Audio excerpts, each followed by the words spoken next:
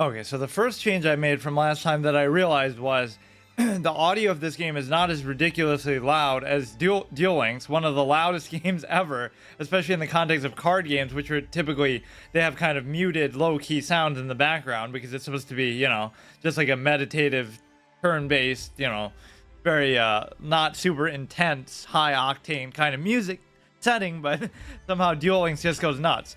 So I raised the in-game sound a little bit on OBS, so that should be good. And then the other thing just that I observed about the game as far as like my first impression is I like the UI and everything, but it's kind of barren in some ways, like with the cosmetics and whatnot. Of course, I can respect that they didn't want to just recycle cosmetics from Duel Links and put them in here, but I might have almost done that if I was them, because they have a lot of good ones, like all the characters.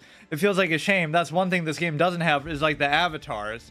Like, you don't get to play as Bakura, or at least not that I've seen anybody do that. You're just like generic, whatever. I'm the lackluster soldier, but not really. So I love that in Hearthstone, just the sort of standard they introduced with the personality of all the characters, where you get the emotes and the, the hero portrait. That is kind of a nice touch that most games don't do. Pokemon doesn't do that. Magic doesn't really do that. I mean, they do have portraits, but they all are missing something. The Hearthstone just does it all, knocks it all out of the park. Duel Links came pretty close to actually capturing that, as far as really showing you all the characters and having voice acting for all of them and all this kind of cool stuff. So yeah, the vibe that I get from this is more that it wants to be taken seriously and played like, the good old school days Yu-Gi-Oh! Whereas, not saying that Duel Links is like casual or meant to be taken less seriously, but that is almost what it's deliberately trying to be. You only have the 3 monster squares. It's much more fast paced. So that's almost how I should play this. The only thing I don't like is that you can't actually restrict all the newer mechanics. So the way that I would almost want to play it, which is why I like using Dueling Book and GOAT format and stuff like that, is the simple fact that you can't remove... I want to remove every mechanic except for fusion and ritual summoning, like the old school 2 mechanics. I don't want to see Synchro. I don't want to see XYZ. I don't want to see Link summon, whatever the fuck. And if I do, fine, I can enable it, but it doesn't let you disable all of them. It only lets you disable like one of them. Pick which cancer new ass power creep thing. And I found it funny how many of these issues they point out. I don't know whether to praise them for their honesty or whether to criticize them for having that many in the first place. I guess most companies would just not even address them. The game is relatively new. I think it came out, I forget when. Obviously this year, I think like March, maybe. But it doesn't even feel like it's been out that long, because imagine if the one time I go to play this in like 3-4 days, it's in the middle of maintenance. Regarding the new season of Ranked Duel, 12-1. Also, we even got silver in that at the end of that season, so now we won't be in silver anymore to show it off, but I have video proof. I was kind of surprised because like I've been playing Magic for a while. I don't think I've gotten to silver once. So it might seem like it's easy, and obviously every game is different, but that does seem like a kind of a semi-impressive thing. Because again, it's not like I use meta decks at all. In fact, I go out of my way. What are the missions like? They do seem to give you pretty good 50 million downloads campaign. Log in once per day. 21 days left. You just have to log in twice within oh, I hate this aspect of also Duel Links, where like they'll give you a reward, and this is true in a lot of games. Hearthstone makes you do that, etc. They'll give you a reward for doing something, but they won't give it to you. You have to go into somewhere and click on it. Protectors depicting a 5-headed dragon. Is that like a card back or what? I guess I don't know what it is. Protectors depicting a gigantic dragon born from 5-way fusion for those who are undaunted by the monster's 5,000 attack and seek to overpower it. I mean, I don't know if that's the implication. You just think it looks cool. A valuable gemstone with a mystifying glow. You can use these at the shop to purchase card packs and accept. See, this game seems a lot cleaner. Where like if you've never played card games before, which one would be more attractive for you? Duel Links, where it constantly spams you with shit, and like there's 100 different currencies, and it's like all this random shit thrown at you, or this one where it's just simpler and to the point. So I do like that aspect of it, but of course that's also part of it being newer. Like over time, it'll probably catch up to that. But that is like a psychological thing I can tell you that at least I experience, and I'm sure a lot of people do. That sort of mobile game cheap feeling of like they spam you with all these ads and notifications as soon as you log in, and there's like all this shit on the screen, like where it's just messy. So this game does seem to deliberately avoid that. Like they do all these things that you can criticize just so that you can praise them for not doing them in the other game. You don't deserve any special credit for it, but lifetime, I got to silver, that proves it. I love that. You get the legendary one. An icon given to duelists when they first reach silver in ranked duels. This proves you are no longer a novice. Yeah, you're only a fucking amateur still. What is all this shit? What was that? Duel slot. The max number of decks can be increased by 1. Normally this sort of thing is never an issue because you can just always save the deck idea, write it down on a notepad, worst case. So I never really care too much about deck slots. It's just a little bit of a convenience factor, sure. So those are some of the cosmetics you won't be able to save for here, or like the hero portrait. Well, there still are, but like I said, they're not as exciting as Bakura and Merrick and stuff. there are going to be card backs and card backs and boards still, I think. I forget actually, but what is that? Banish? You banish your opponent's card 1 out of 3,000. Win in solo duel. Now, how has this not been worked towards? If isn't that what it was? It was obviously a solo duel. This also makes me want to try cross duel, but I'll save that for later. This is still me playing a game earlier than I normally would. I normally like to wait a very long time for some reason. Unless it's something like I'm really excited about, like I was with Hearthstone way back like a decade ago. But yeah, generally I don't like to play stuff right when it comes out. And as I say that, I'm going to do that tomorrow with the Death Knight, but that's fine. So what else is the exclamation? Claim all rewards at once. Well, I kind of don't want to do that because I kind of want to see what they exactly are. So now here's one of those like, oh, you got to build it a certain way type of things because you won't get this many resources. Right at the beginning, they tend to throw shit at you more. You get a car, a vehicle powered. Oh, I love that Dark Necrofear one where it's like the Ouija board, but you can't really see her too much. Powered by a prime mover. Sudden acceleration and sharp turns are very dangerous. Safety first. What the fuck does that have to do with anything? At least it should have some thematic resonance to it. Show us like Pegasus's portraits of a god card or some shit that he threw away because he couldn't handle it. Haribo. They do have that magic cylinder thing. An icon depicting a small fiend who served a legendary king of games. Its hidden ability makes up for its low attack power. It's not really a hidden ability. It's just you discard it and it avoids damage, or other versions of it. Structure deck. A deck that utilizes Cyber C monsters for their power up potential. Go on the offensive, and yeah, I got one of the Cyber Dragon decks just because I like Cyber Dragon so much, not because I actually want to use the fusions and the crazy crap. I just love a turn 2 special summon Cyber Dragon. How old school of a play that's fucking garbage now. Get to duelist level 5. Legacy pack ticket. A ticket that allows you to purchase legacy pack. What will your legacy be? Being dog shit on purpose because I don't like XYZ Black Protector. Card sleeves sporting a designer inspired by the card frame of XYZ monsters. For those, oh no, well, I'm not going to discriminate that much. I don't use the XYZ mechanic, but I still like it, the way it looks. For those who wish to explore the boundless worlds built by overlay networks.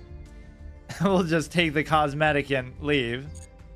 What else is there? Gift box. Please note that your gift box with expiry dates will be deleted. Yeah, there was a lot of that in Duel Links, like with the tickets. If you don't claim it within a certain time, you got robbed.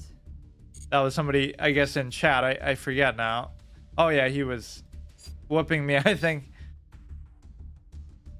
Yeah, there's nothing else I really want to change. I love the crafting system. That's one stark plus over Duel Links. That just made me feel so much more in control right away. Where I already crafted like Jinzo or whatever, I think. I can't even remember what I did, actually. So what you should probably do is buy the... Oh yeah, they were saying buy this too. I have 4,900. So this I don't really care about the deck slot at all because we're going to be using probably like we do in these games, one deck at a time. This is good because it gives you a ton of shit. like, right, 10 packs. I don't see why you wouldn't do that. I almost don't want to do this. Not only am I a free-to-play player, although I do love that they let you buy this with currency instead of, you know, you have to buy it with like real money in other games. I almost don't even want to do it, just in like some sort of philosophical fuck it. The Duel Pass Gold will have spectacular rewards, shooting Quasar Dragon, and Monster Art Marshmallow Mate. Preview. But that is a good feature that you can buy with free-to-play resources. Great idea. Thumbs up. But no, I want to buy all of these because it's just going to give a ridiculous amount of packs. Aside from that, I don't really care too much about the accessories, although these could be fun, but they need a lot more of them because as it stands, you're going to see the same ones over and over. So the mate, what do I currently even have? I think I have one, don't I? I forgot. Duel Field, I won't worry about for now. Volcano is pretty cool. You know, I almost have so many buy cosmetics already. Well, let's see what I have left over. 15-3. I think this is a great idea because what you're going to do is 10 master packs and 1 bonus UR Forbidden Droplet. With Forbidden Droplet, you can have the attack of face-up monsters on your opponent, all of them, on your opponent's field and negate their effects. What the fuck?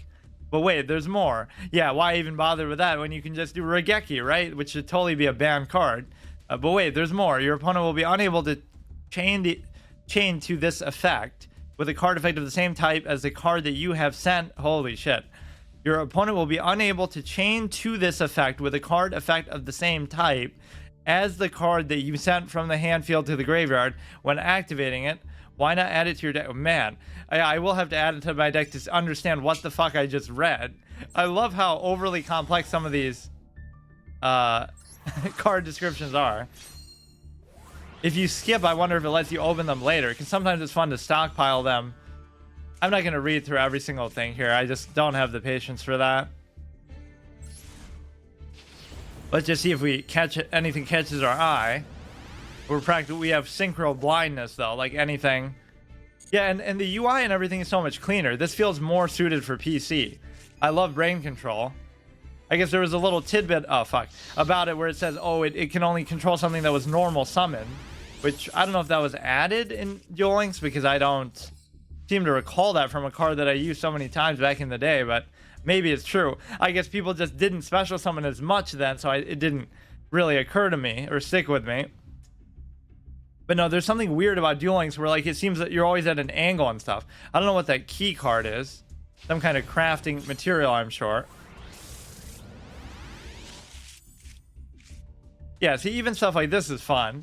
This old school ritual stuff rather than this stupid ass imagine a format like you can only ritual summon one thing per turn. You can only fusion summon one thing per turn. Now is this like a cosmetic thing or gives you a key? That's almost like a wild card mechanic I would think from Magic maybe. Fucking link summoning. I guess I shouldn't be so close-minded to say I'll never try them, but I never really have tried them. XYZ, Synchro, Link Summon, Pendulum Summon. It just feels like stupid. Or at least I would still restrict it and say I can only do one. I just hate like a turn 2 where you summon something crazy. The whole point of it is you should have to work for it. What is that? I assume that's a super rare card that I'm going to get. Was that even the same one? We have a whole bunch of these ticket cards, which I don't even know. I don't even know what it was that just flashed up. Was it this one? It doesn't even really look like the same thing. Like Demise, King of Armageddon, that was always fun, but now they have probably more stuff to match the archetype. I'm not even clicking on some of those. They just kind of automatically do it. So yeah, I could disenchant all of this and then craft whatever I want if that was, you know, at least you have that option here. Even then, it makes the collection too easy to build. It's like, not only do I now mind being a free-to-play player with a new account in a game, I'm even complaining like, oh, don't let me craft because then it's too easy. Then I'll feel like I can just get whatever I want already, and it removes the whole fun of building up a collection over time and having something to work towards. But crafting is a great system, no question about it. So now we look at this one. So we can do this for like another 30 packs. This reminds me of the guy that Noah plays, the whatever, but it's not. Toon Cyber Dragon. I'm the biggest Cyber Dragon. Oh, you get like what from this? Forbidden Droplet, fine. What do you get? Secret card pack. But it's a secret, so I won't even know what's in it. I really don't know. Traditions of Trickery, Piercing Winds. I mean, this guy looks cool. Like the Arcana fucking persona shit. Get powerful cards that fit with specific themes in the card packs. You want Hand of Fate. I don't know. How would I know if I want it? And why does it say secret? What is it? Oh shit, did I lose the chance? Oh fuck, I right clicked. I don't think it'll let me. Oh my god. Not that I arguably would even want that. I'd rather buy cosmetics. Battle Trajectory. What are all of these things? Like there's too many. Okay, this is just a basic pack. Master pack, new legend starts from here. Open the whole new world. I don't know why there's no space there. Is that actually a mistake? Is this like the Coca-Cola moment where I found a typo? Like classic where the factually objectively Alex Botez thing came into being that people didn't appreciate as much this time. But the whole finding a typo that millions of other people miss where it was on the Coca-Cola website. New legend starts from here. Open the whole new world. Okay, so that's just a basic pack I don't want. Cosmic Ocean Selection Pack. The pack contains monsters that support the number monsters, plus Ice Jade and Mars. It's like I won't even play a game today. I'll just look through all this shit and craft stuff. That's kind of what I did, I think, in Duel Links at the beginning, too. We call it like the Witcher syndrome. Like where I started playing Witcher, and out of the first 3 hours or the first 5 hours of me playing, I spent like 2 hours just reading through all the crazy amount of glossary and lore and text in the menu and whatnot just to get immersed in the world. And people kept saying that, which I found so funny. Like, just play the game, lol, forehead, just play the game. It's like, I am playing the game. That's there for a reason, but probably nobody else would sit there and read every single thing available that early on. Imagine if you did that in a game like this, where you just read every single card, even just like what I got. But I guess if you've never played the game before, any form of Yu-Gi-Oh, then it might be justified. But even then, most people wouldn't have patience for it. But no, like with Witcher, it was so good because that's what I don't know. If that was the original Witcher too. So like, I don't know if it's based on like a book or something before that, but it had such a ridiculously impressive amount of lore already in there. So it's no surprise they came up with sequels, and it's just kind of like it had to have some source material to have that much fucking lore from that early on in the game. Battle Trajectory, 36 days left. A ton of new pendulum monsters. So, I don't know. These are like the format, the current format packs, I guess.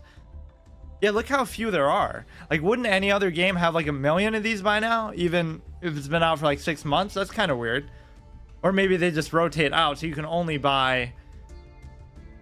Well, that's still weird though. Ton of new pendulum monsters have been released. Paul, I've seen those before. Odd Eyes and the new Valance archetype. Use this power to direct the flow of battle. Alba Abyss. Power technical, hold the line. Oh, here are some other... I don't know why they're secrets, but we just tried to buy that. Like, we should just look through and see if there's any card in there that catches our eye. Because I guess none of these are really all that expensive. Featured cards in this pack. I don't even know really what I want. Yeah, get rid of all the shit that I don't want to use at the beginning. All these mechanics. Thank you. Get that out of the way. And then show me what I might... Dude, look at that. Just the whole thing of stuff that I don't want. Oh, this has all the god cards, though. But then again, you could always just craft a god card. That's how simple it is in this game. Right? You would just have to... Well, ultra rare might be hard to get, obviously. Or you wouldn't want to disenchant stuff too much, but... So I keep trying to right click to zoom in, but it's actually left click. Venominaga, the deity of poisonous snakes. Cannot be... Yeah, it looks like a Dark Souls boss. Cannot be normal summoned or set. Must be special summoned with Rise of the Snake Deity. It's too specific. As a lot of these interactions are. You get the spear mode. Ra had so many stupid gimmicks in the show, right? Just to justify Merrick. It's like just plot armor. That's all Ra is. Like, oh, Mai stole the card. She could just rip it up or just, you know, throw it away. and she would win the duel, but she has to play it, and it has to have some bullshit effect that no other card in the whole rest of the show has, which was you have to read an ancient Egyptian chant. Like, how convenient. So Merrick lost that duel on a strategical level, on a basic level, but that bullshit mechanic is invented just to save him. And then the same thing happens with Joey.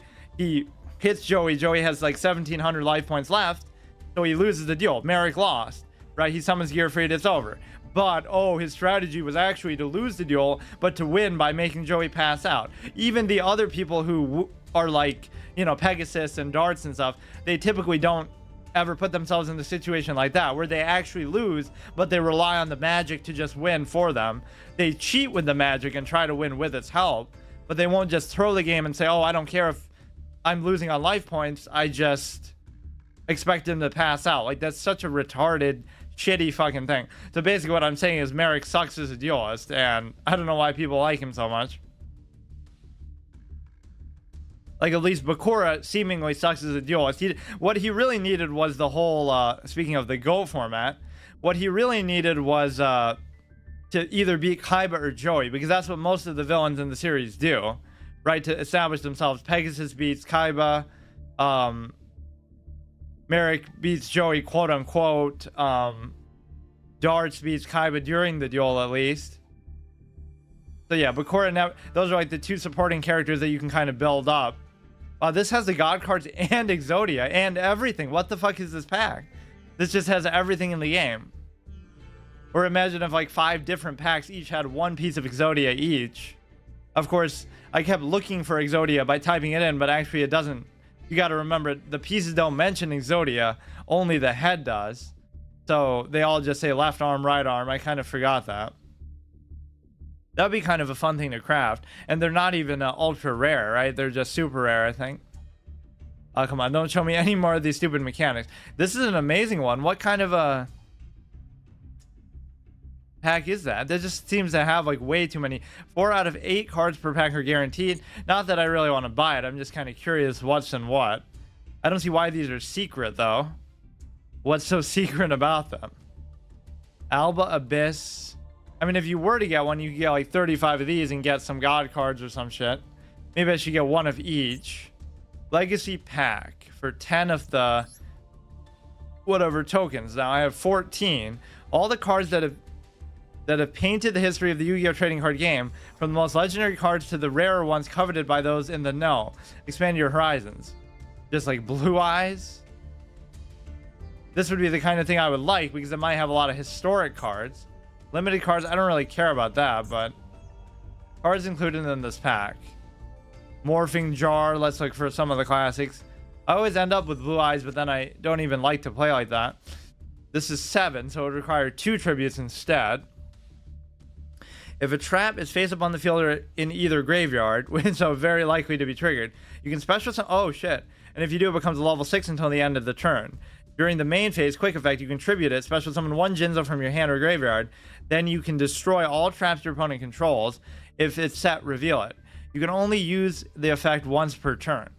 So it won't prevent... Wait.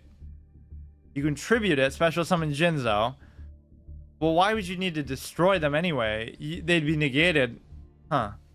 I do like the ability to just special summon. So look how easy that condition is to meet. If a trap card is face up or in the graveyard, you can just special summon it and then use that to summon Jinzo, which almost doesn't serve a purpose because, well, I guess this doesn't negate traps, so that would be, that's almost something I want to craft like right now if I have an ultra rare, which I should between all the fucking packs, right, to be able to disenchant. Don't I have? I think I made one last time. I can't remember now, but yeah, that one set has a lot of good shit in it. The fucking God cards and stuff. Not that they're even that good, but they're kind of fun. And at least in this, see, stuff like that really was discriminated against in Duel Links, because it's, imagine only having 3 monster squares in the first place, and then you have to tribute all 3. That's very different than having 5. So then you can build up, you know, you have 3, then you put a 4th one down. Now they're kind of sweating like, oh no, he might, even if I destroy one, he might still be able to do something like that. Dice Jar, go for the lightning. Speaking of Joey, you can tribute 3 monsters to tribute summon but not set. If special summon this way, destroy all monsters your opponent controls. Yeah, not really worth. That was basically his answer to a god card. He didn't have a god card to compete with everybody else, but I love this chainsaw insect too. Like, I love the high attack 4-star stuff. 4-star frenzy, I called it. Just like get a lot of easy stuff to summon back in the day, and just like the berserk gorilla and this and that. And if they can't deal with it early, it's almost like the equivalent of a Yu-Gi-Oh rush deck, but you don't really see stuff like that too much. Or if you do, it'll still be like a lot better quality. Yeah, these are... Oh, now you're showing me Hammer Shot. Now you're showing me when I was so pissed that I couldn't find it before. Now, how is that possible? Does that mean you can't craft it? Or... That wouldn't make sense. So why would they do that? 10 packs for 10. I mean, I don't see why you wouldn't do it. What else are you going to do with these anyway? I'm just going to get fucking totally loaded on packs. Let's see. Let me go to the crafting and see. First of all, did I make Jinzo? And second of all, I'm kind of confused. Yeah. I thought I did. Okay, I made Jinzo. So let's look for Hammer Shot. I'm very confused as to why it is there. I swear I looked for it. Okay, good. Because I was looking for removal specifically. Okay, I'm going to disenchant a fuckload of stuff. So let me first get a lot of stuff. Duel Pass Gold. Let me guess, I have to click on it. Amazing mechanic. I just wonder if the season ends, if it would deny you that. Like, it just wouldn't give it to you because you didn't click on it. How stupid would that be? You can spend these to generate UR cards. Yeah, so that'll be enough to do, wait, times 3. What does that mean, though? Like, you need 30. I don't get how that works with the... Maybe it just means you can make 3 cards, period. Because, like, it's not going to give you 6. You can earn more by dismantling cards. I'm pretty sure it would mean, like, you get to craft 1 per each of those. Well, this is kind of nice and not something that you would normally be able to do. Oh, shit. Yeah, I wasn't even trying to do that because I'm used to being a free-to-play player in these. So how far could I have gotten? I barely even did anything, dude. I only got to silver in record pace. Okay, so we're level 19, or it's not even level. It's just, you get nothing for level 1. Yeah, all this extra shit for just paying 700, so why wouldn't you do it? I hate how this system is so, down the line in every game, this reward track system. It wasn't in Hearthstone for a super long time, and then they just added it a few years back. I don't really like it. You should just earn rewards from playing normally, which you do anyway, but this just feels like a contrived way to do it. Not that I'm complaining about how... Yeah, see, now it's almost like the whole fun of building your collection is already gone. I could just make a super busted meta deck, I bet, if I really wanted to with all this shit. So, 53 days left. Okay. So I wanted to buy like 1 of each secret pack. I also don't mind buying some cosmetic stuff. There's no reason to buy this stuff right now. I do kind of want to do that too. Structure decks I'm not going to care about. I already bought one too. The one with the Cyber Dragon. I don't know why you'd really buy multiple. I don't know. I don't really care to use those. Yeah, let me finish buying the rest of these. You can buy this 5 more times. I could give less of a shit about the deck slots though. Let's look. What is the ace card in some of these anyway? When a card or effect is activated that includes any of these quick effect, you can discard the card and negate the effect. Add a card from the deck to the hand. Special summon from the deck.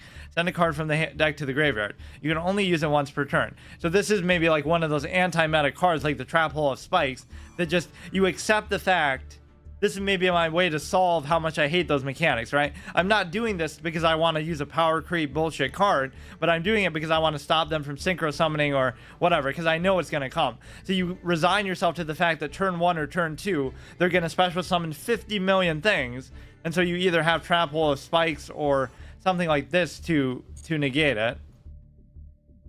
It makes it seem like you're guaranteed to get... Oh, actually you are. Yeah, it makes it seem like it because you...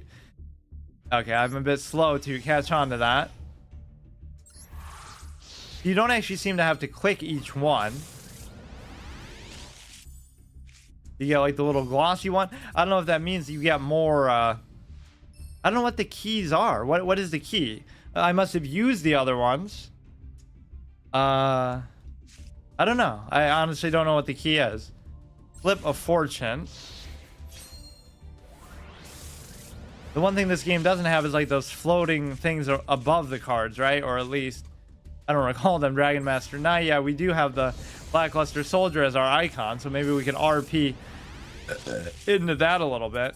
I wish they had a format for like all the anime cards and stuff too. Obviously, they'd have to balance them a lot, but I guess over time they have added a lot of cards that were exclusive to the anime. Like Eye of Timaeus was not a card for a long time, I don't think.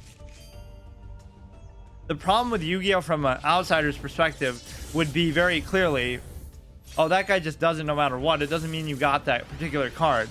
Is that people would say, like, there's a lot of very complicated effects, but a lot of them are just internalized. Like, they only interact with specific cards. So even though it seems like, oh, there's all these thousands of cards with all these super long, you know, paragraphs, walls of text, the fact is they pigeonhole themselves into, they only work with this archetype or that particular effect or other card.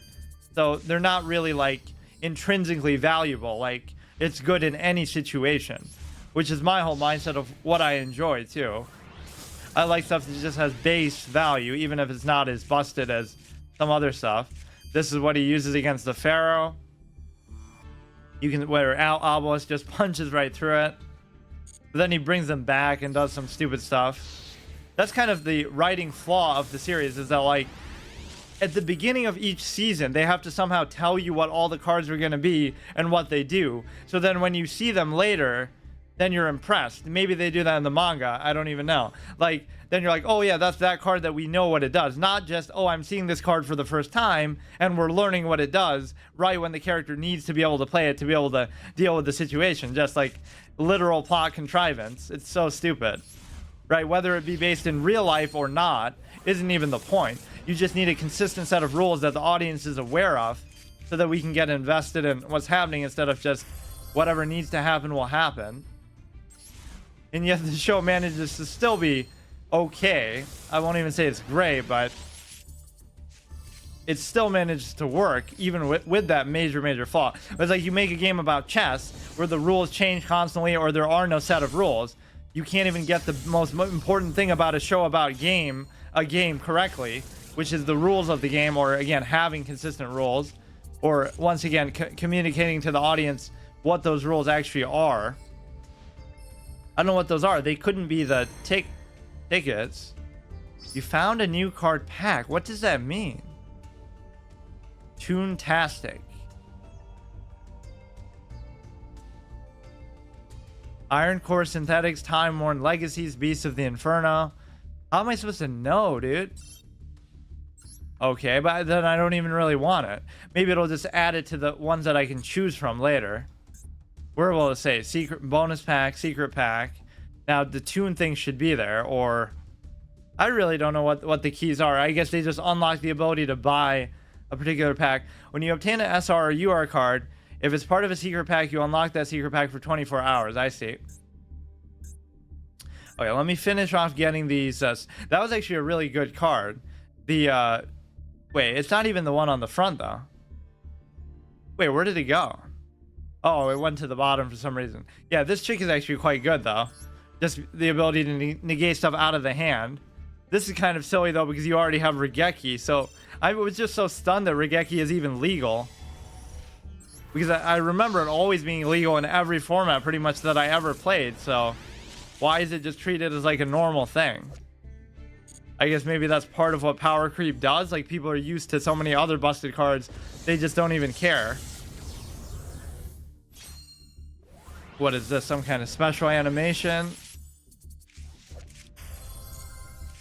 Yeah, that was kind of the game theory argument that we had. Like, you make a show about a game, that in itself is a question and raises some eyebrows. Like, man, how can you make a show about a card game and make it interesting? Or how can you make a show about chess and make it interesting? That's why I criticize the Queen's Gambit quite a bit, actually. Because it's so...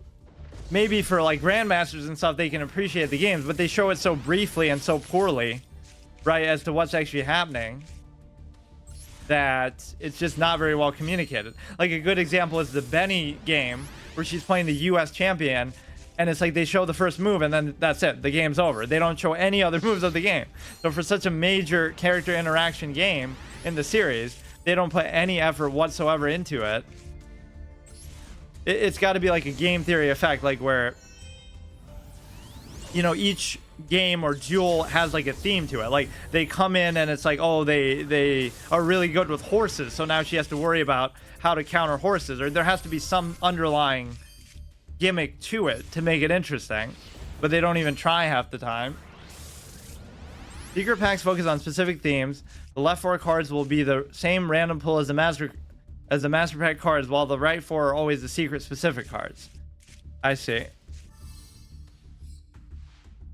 So that's all the keys do, is unlock secret packs, I guess. I thought it was something to do with crafting. Okay, these seem like a really good idea to get, though. Just 10 packs for nothing. Of course, most of these cards I wouldn't want to use anyway, but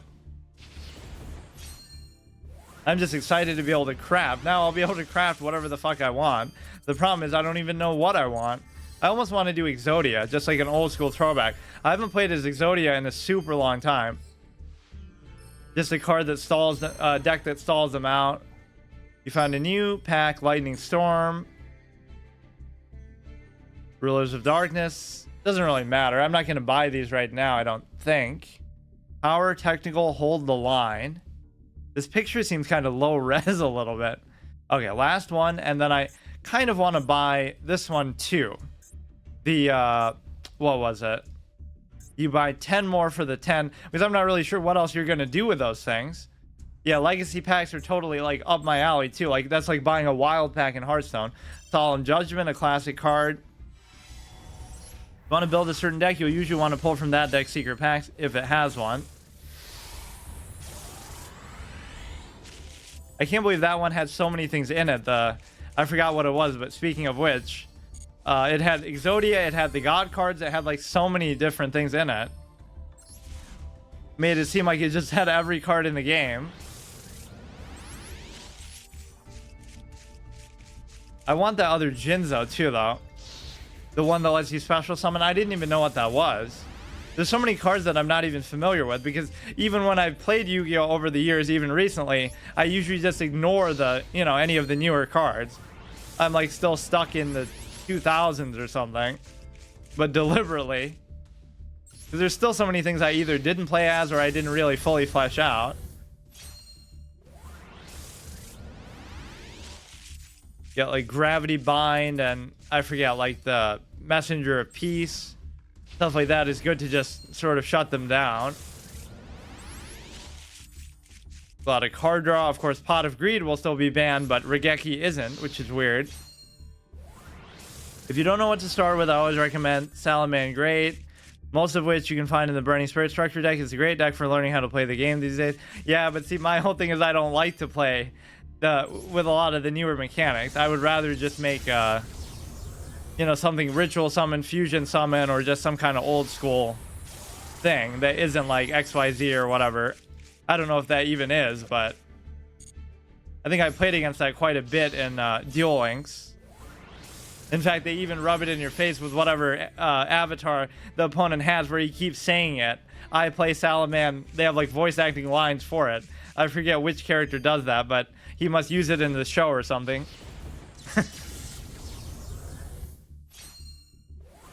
That was one of the coolest things about Duel Links, just the amount of personality that they put into, you know, being able to have those voice lines and stuff.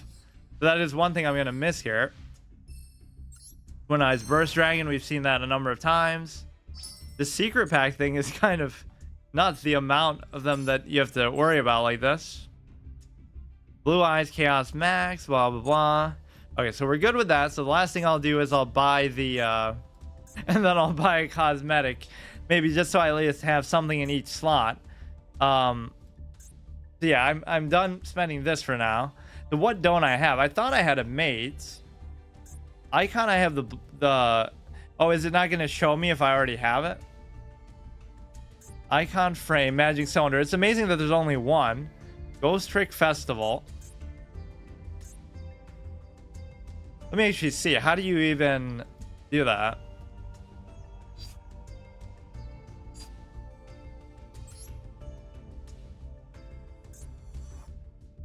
Icon you have. Oh, it's a custom one. I really hated this one, so that was like the first thing I bought. You do have the Karibo one too. That's okay. Beginner's frame. We could use silver. Show off the fact that we already got silver. That's hilarious. I don't even know what the ranks are actually. Like, you know, how it goes to Legend and Hearthstone or whatever. I think it goes like King of Games or something is the last one. Stoic, blah, blah, that doesn't matter. Mate. You do have one. I guess I just want another one to show like, oh, we're getting all immersed in it. Blue Eyes Alternative Monster Art. How did I even get that one? Or I think you just start with it. I guess we'll just buy a different pet just for the fuck of it. Imagine buying cosmetics as a free-to-play new account. Dual Field I also could get. And also a card back. I just kind of want to see how it lets you customize it exactly. Icon. We already have the black ones. Okay, it will show you that. Icon, frame. So now, would this replace the silver one, I wonder? Or would it still give you both? Because that almost feels like a separate thing. I imagine it would be the same thing. What is something that looks cool? Is this the... Wait, didn't I have that one? There was like a black Synchro one that I was complaining about because I don't like even the idea of Synchro, but where would it show me the card back? Huh. Oh, maybe you have to go in the deck itself. There's always a delay when you go back to the screen. That's one little annoying thing about it. Okay, let's look at this. Edit deck. Probably be change accessories. Customization is clearly the most important. Oh yeah, here we go. This thing looks fucking awesome. I even saw this the first day and I was kind of jealous of it. Okay, so we have all this shit. Mate's base.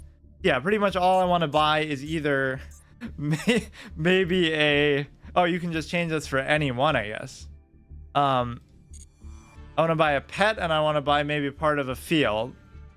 If there's one that really... I like the volcano one. And of course, it probably won't show up to your opponent. Although it actually might. Because we kind of saw that...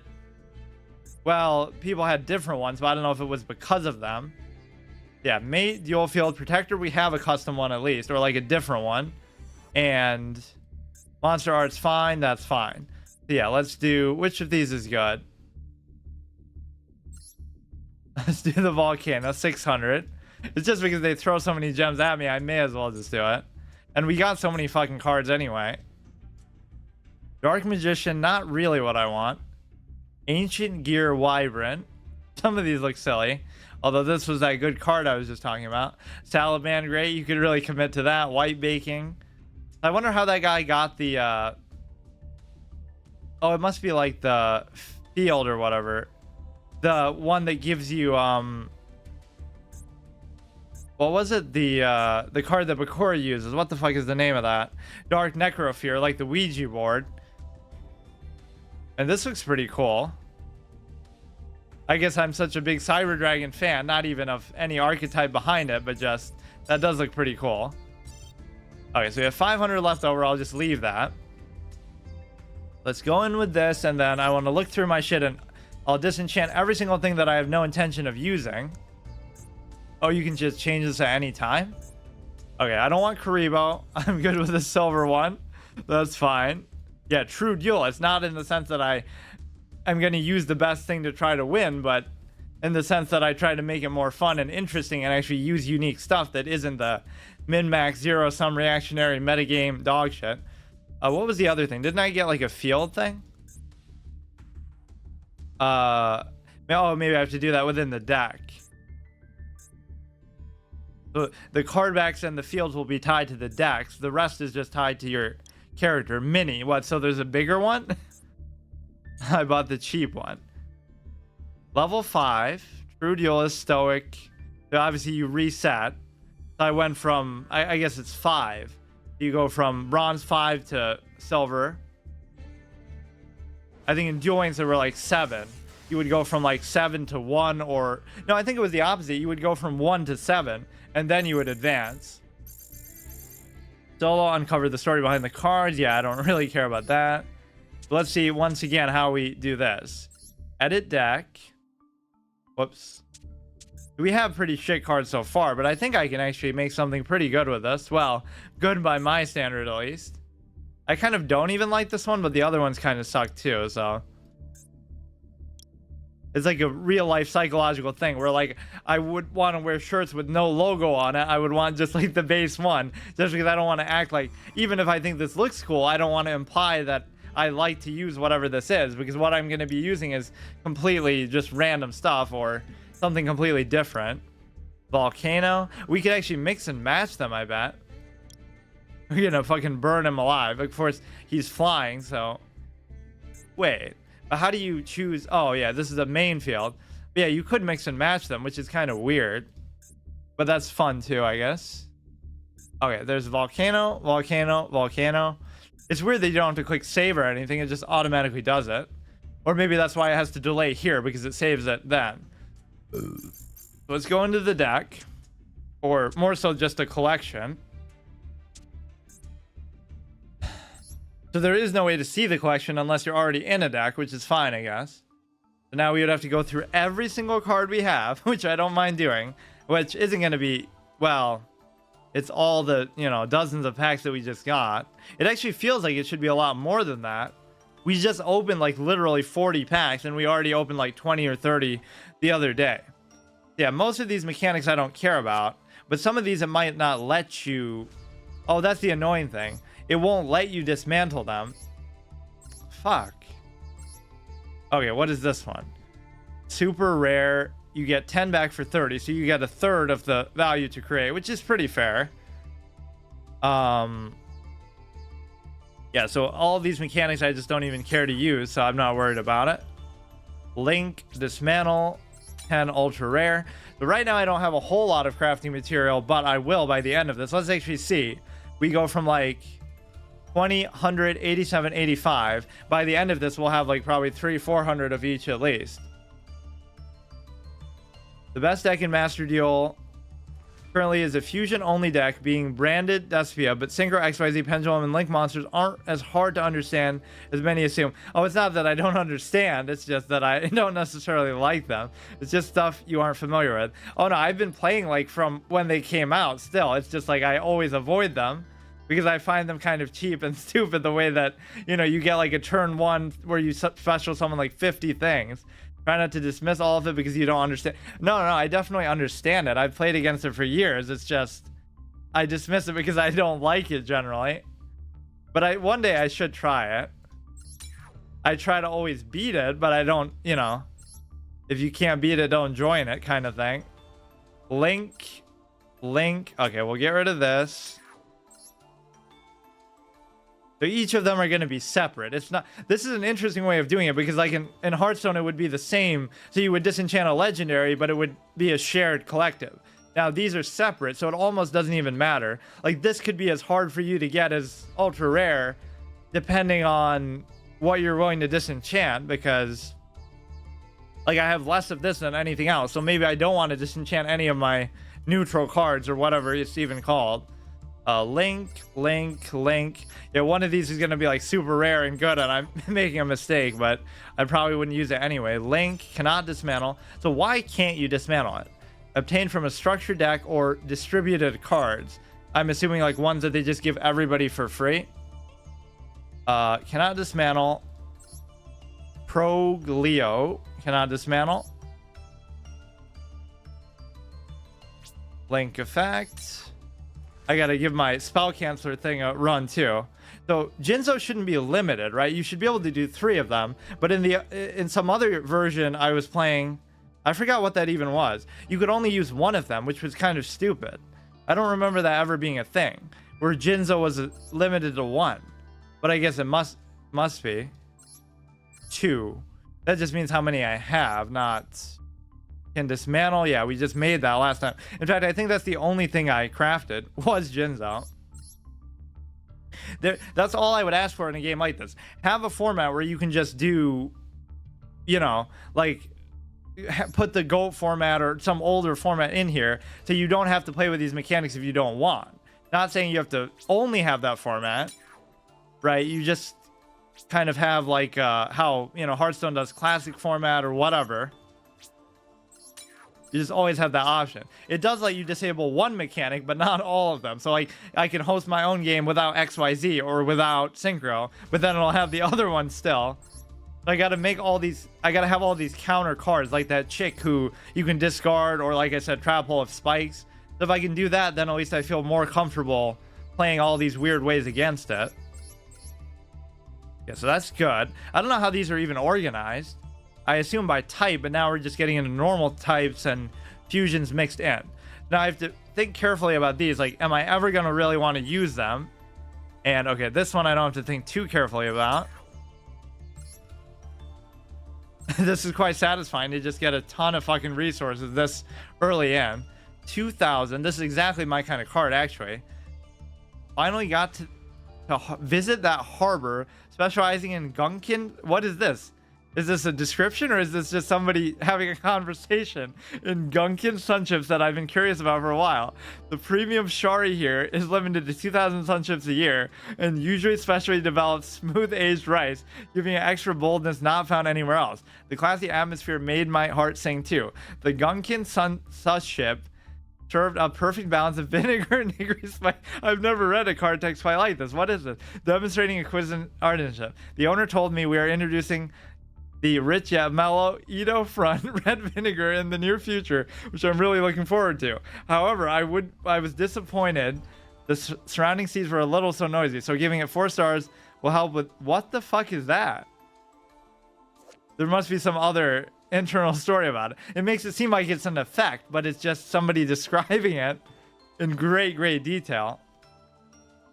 But that is a great value kind of card, like my Berserk Gorilla. Just a 2004 star that doesn't have any. He's just fucking ranting about some food item.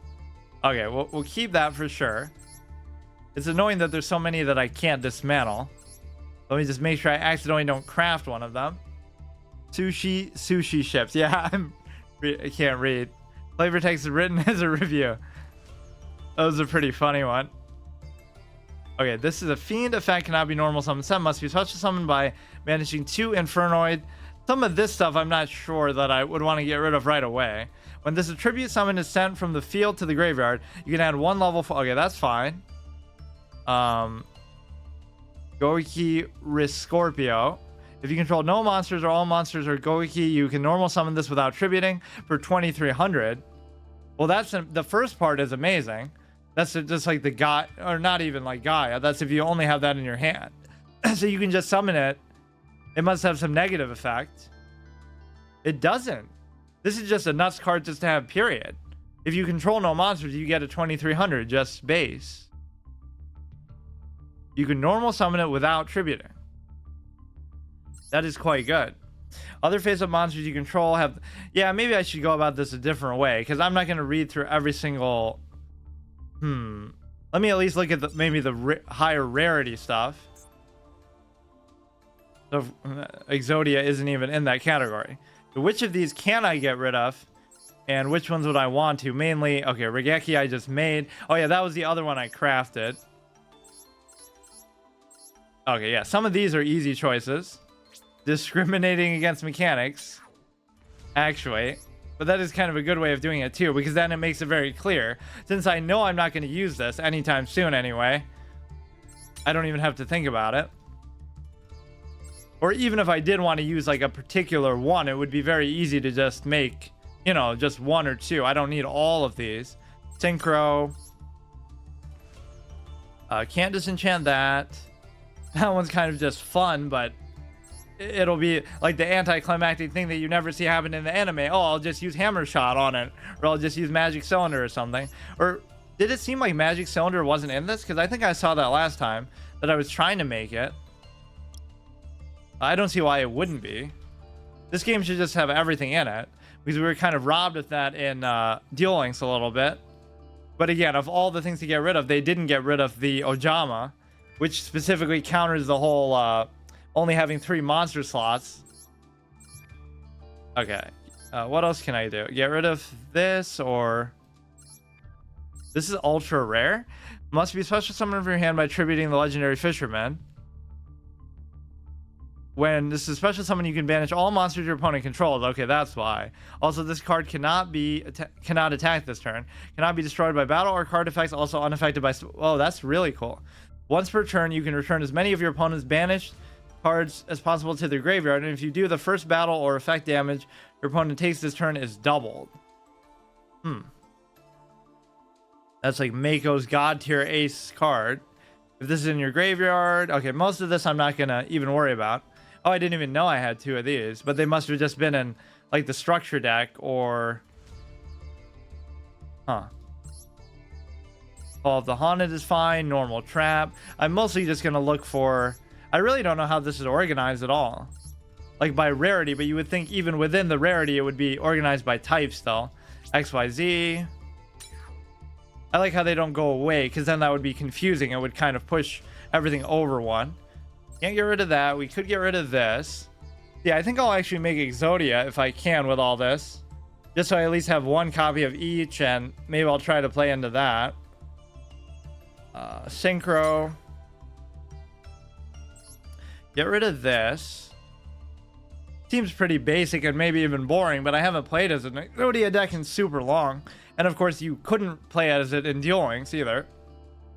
Machine, Synchro, and I wouldn't even mind using some power creep cards to, you know, augment that and do it in a different way than maybe I've ever done before. It'll be like an Exodia Jinzo spell canceller where I just try to lock my opponent's ability to do anything while I, you know, stall them out. Even though that's kind of a very suboptimal way to do it. Spell Canceller is one of my most used cards that is such dog shit value. You have to tribute for it, and it has 1800 attack. And the effect is good and all, but it's just very limiting. Now, I mean, compared to Jinzo, like, it does basically the same thing. It's just, you at least have 2400 attack.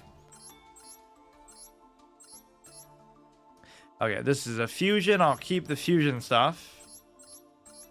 Yeah, what did that guy say last time that was so good that is kind of like an old school idea? It was some fusion type deck. Right, these are all spell cards. I'm not going to worry about that too much. So maybe I won't get quite as much. Look how little of this I'm getting. I guess because most of those are just going to be all the stuff that I'm not reading. Exodia is really expensive to make, and it's really boring. Well, maybe I'll make a different take on it. Dismantle XYZ.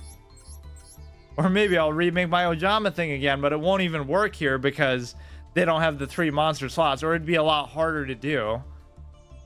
2 level 4 spellcaster monsters, XYZ. I can get rid of this. Synchro, Pendulum. Just have all the descriptions in one. Synchro, Pendulum, XYZ, Link Summon, all together. There must be a card that somehow enables all of them. Okay, get rid of this. Oh, you cannot dismantle. Fine. Cannot dismantle. I'll keep the fusion stuff. Armitile, the Chaos Phantasm. So this is like all the bootleg god cards or whatever. So these aren't the... I forget what they're called. There's the other ones that are also like the Wicked Gods, right? Which is not what these 3 are. Like the Wicked Eye or something, I forget. There's so many different like takes on the god cards. Must first be special summoned from your extra deck by banishing the above cards you control. You do not use polymerization. Cannot be destroyed by battle, but it can be destroyed by card effects. Gains 10,000 attack during your turn only. And okay. I mean, you just go for the kill with it, I guess, as soon as you get it. Yeah, but it'd be a buzzkill. You'll just get destroyed by some stupid trap card. For all that effort. Yeah, all these are just fusion, fusion, fusion, ritual. Warrior Pendulum. Yeah, all this looks good, right? Oh, these are kind of hard to notice sometimes because they almost look like regular monsters if you just look at the top. They're trying to trick me. Save them from being disenchanted. There's my favorite Cyber Dragon. It was just always so satisfying on a turn 2. Right, if you don't go first. If you go first, it can be sometimes shitty. Or at the very least, you go first, you summon something, they destroy it, and then you retaliate by special summoning that back. Just imagine that as like an old school play. You do a turn 2 discard a card, summon the tricky special summon, then you special summon, or you special summon Cyber Dragon, then you do the tricky, and then you normal summon something. So that's 3 things in one turn for nothing, each with 2000 attack, which doesn't seem that impressive by today's standard, but it kind of confuses me with the way it looks, because you have to look for those arrows to see that it's not just a ritual summon. I used to love this game and show.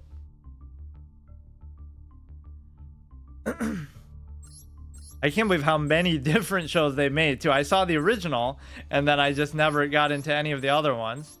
There's GX, there's Exel. They were kind of rubbing that in my face in Duel Links. Like, you go to all these different worlds and I didn't know who any of the characters were or anything. It's like, not that I even care about spoilers, because I don't know if I will watch all the other ones, but they really overdid it with the characters in that, which I kind of like. I especially love all the voice acting that they got. This is XYZ, XYZ, Fusion. Okay, I don't want to do that. Fusion, Fusion, Fusion. Ambulance, Rescue Roid. Must be fusion summoned once per turn when a monster you control is destroyed by battle sent to the graveyard. You can special summon it in defense mode. That's kind of a pretty cool effect, actually. Okay, Paladin of White Dragon, Pendulum, Pendulum. We are really making our own, you know, old school format by force. The problem is that other people don't have to obey it.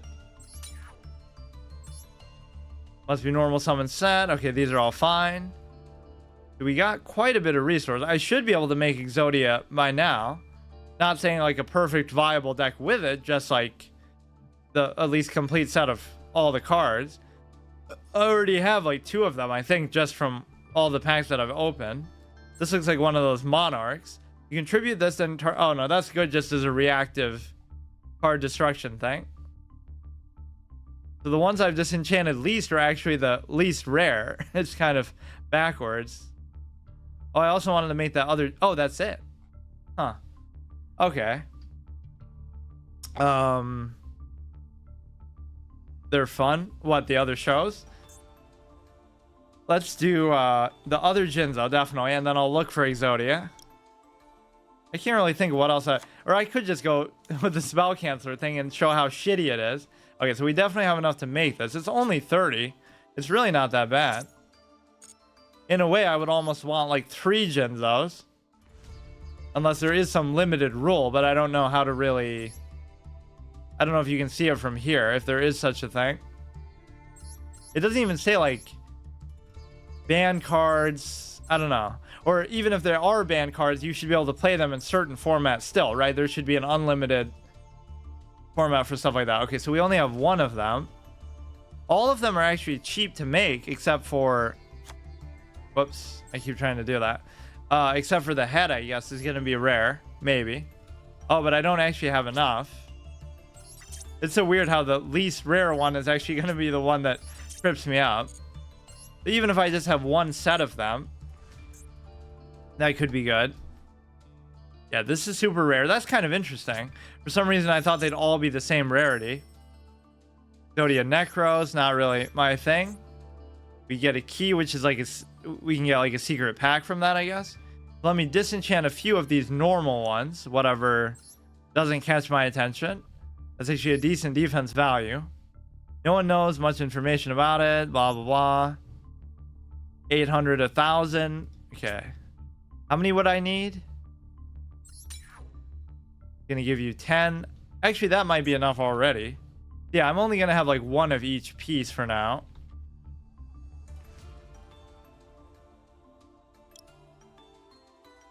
Which is fine. So it's not really like a true Exodia deck. It's just in there for the off chance, which is probably a pretty stupid thing to do, but okay. So now what I want to do is, I guess I'll do Spell Cancer and some of the Trap Jammer stuff. You have unlimited selected top right. Right. So that is something that we can play in though, right? I forget kind of what the formats I feel like it kept saying I was playing in standard, but then it let me use stuff that it didn't feel like was standard.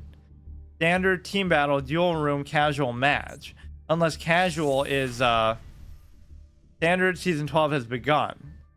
It didn't seem to be restricting me too much. Match history, rewards list. There is no match history. I guess it doesn't matter. I'll just make whatever I want to use, and if I can't use it in standard, that's fine. Casual and ranked, use standard. You can play only in duel rooms. Oh, I see. Edit. Let's see. Well, that could be a little bit annoying then.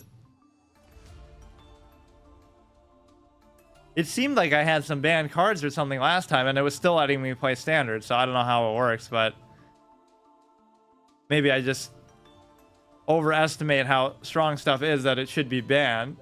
What was I gonna do? Spell canceler. Oh, this is gonna be dog shit.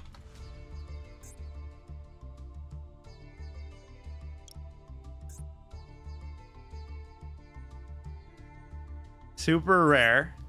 We'll just make one of them. We don't have to overdo it. And we got Trap Jammer.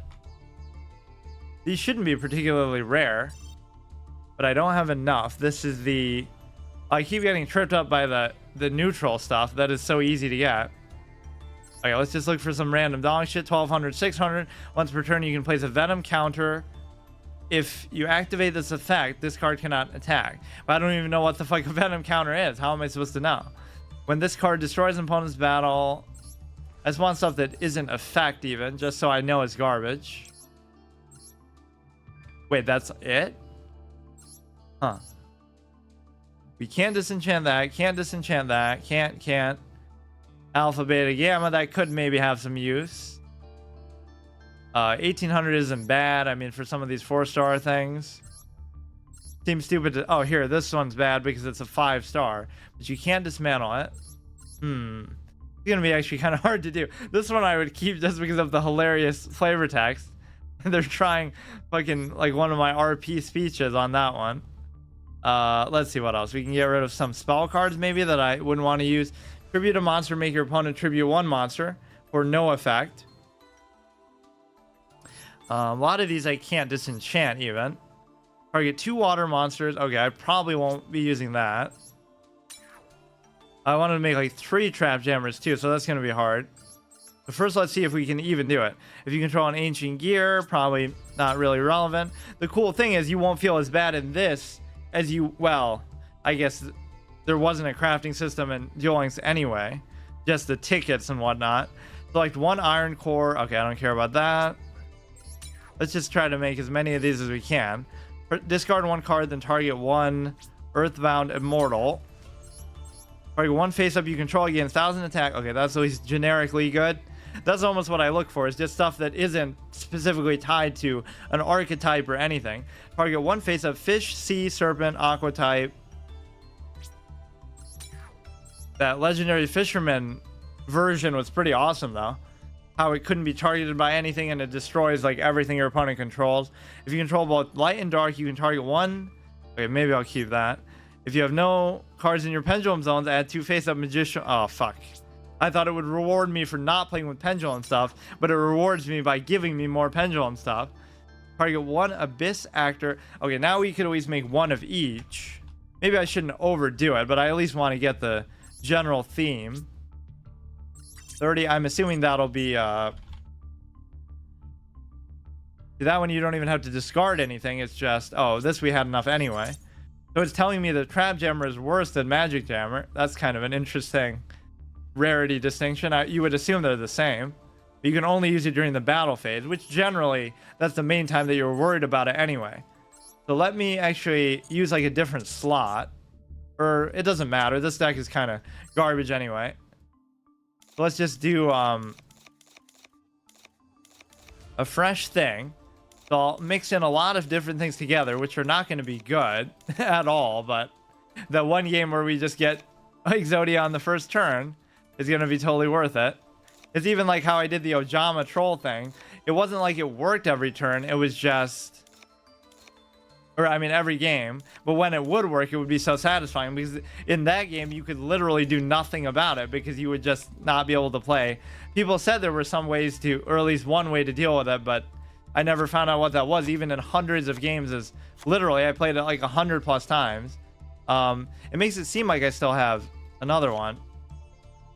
It should like gray it out here too. Okay, so we can do a whole bunch of stuff that just has high attack value as far as a 4-star.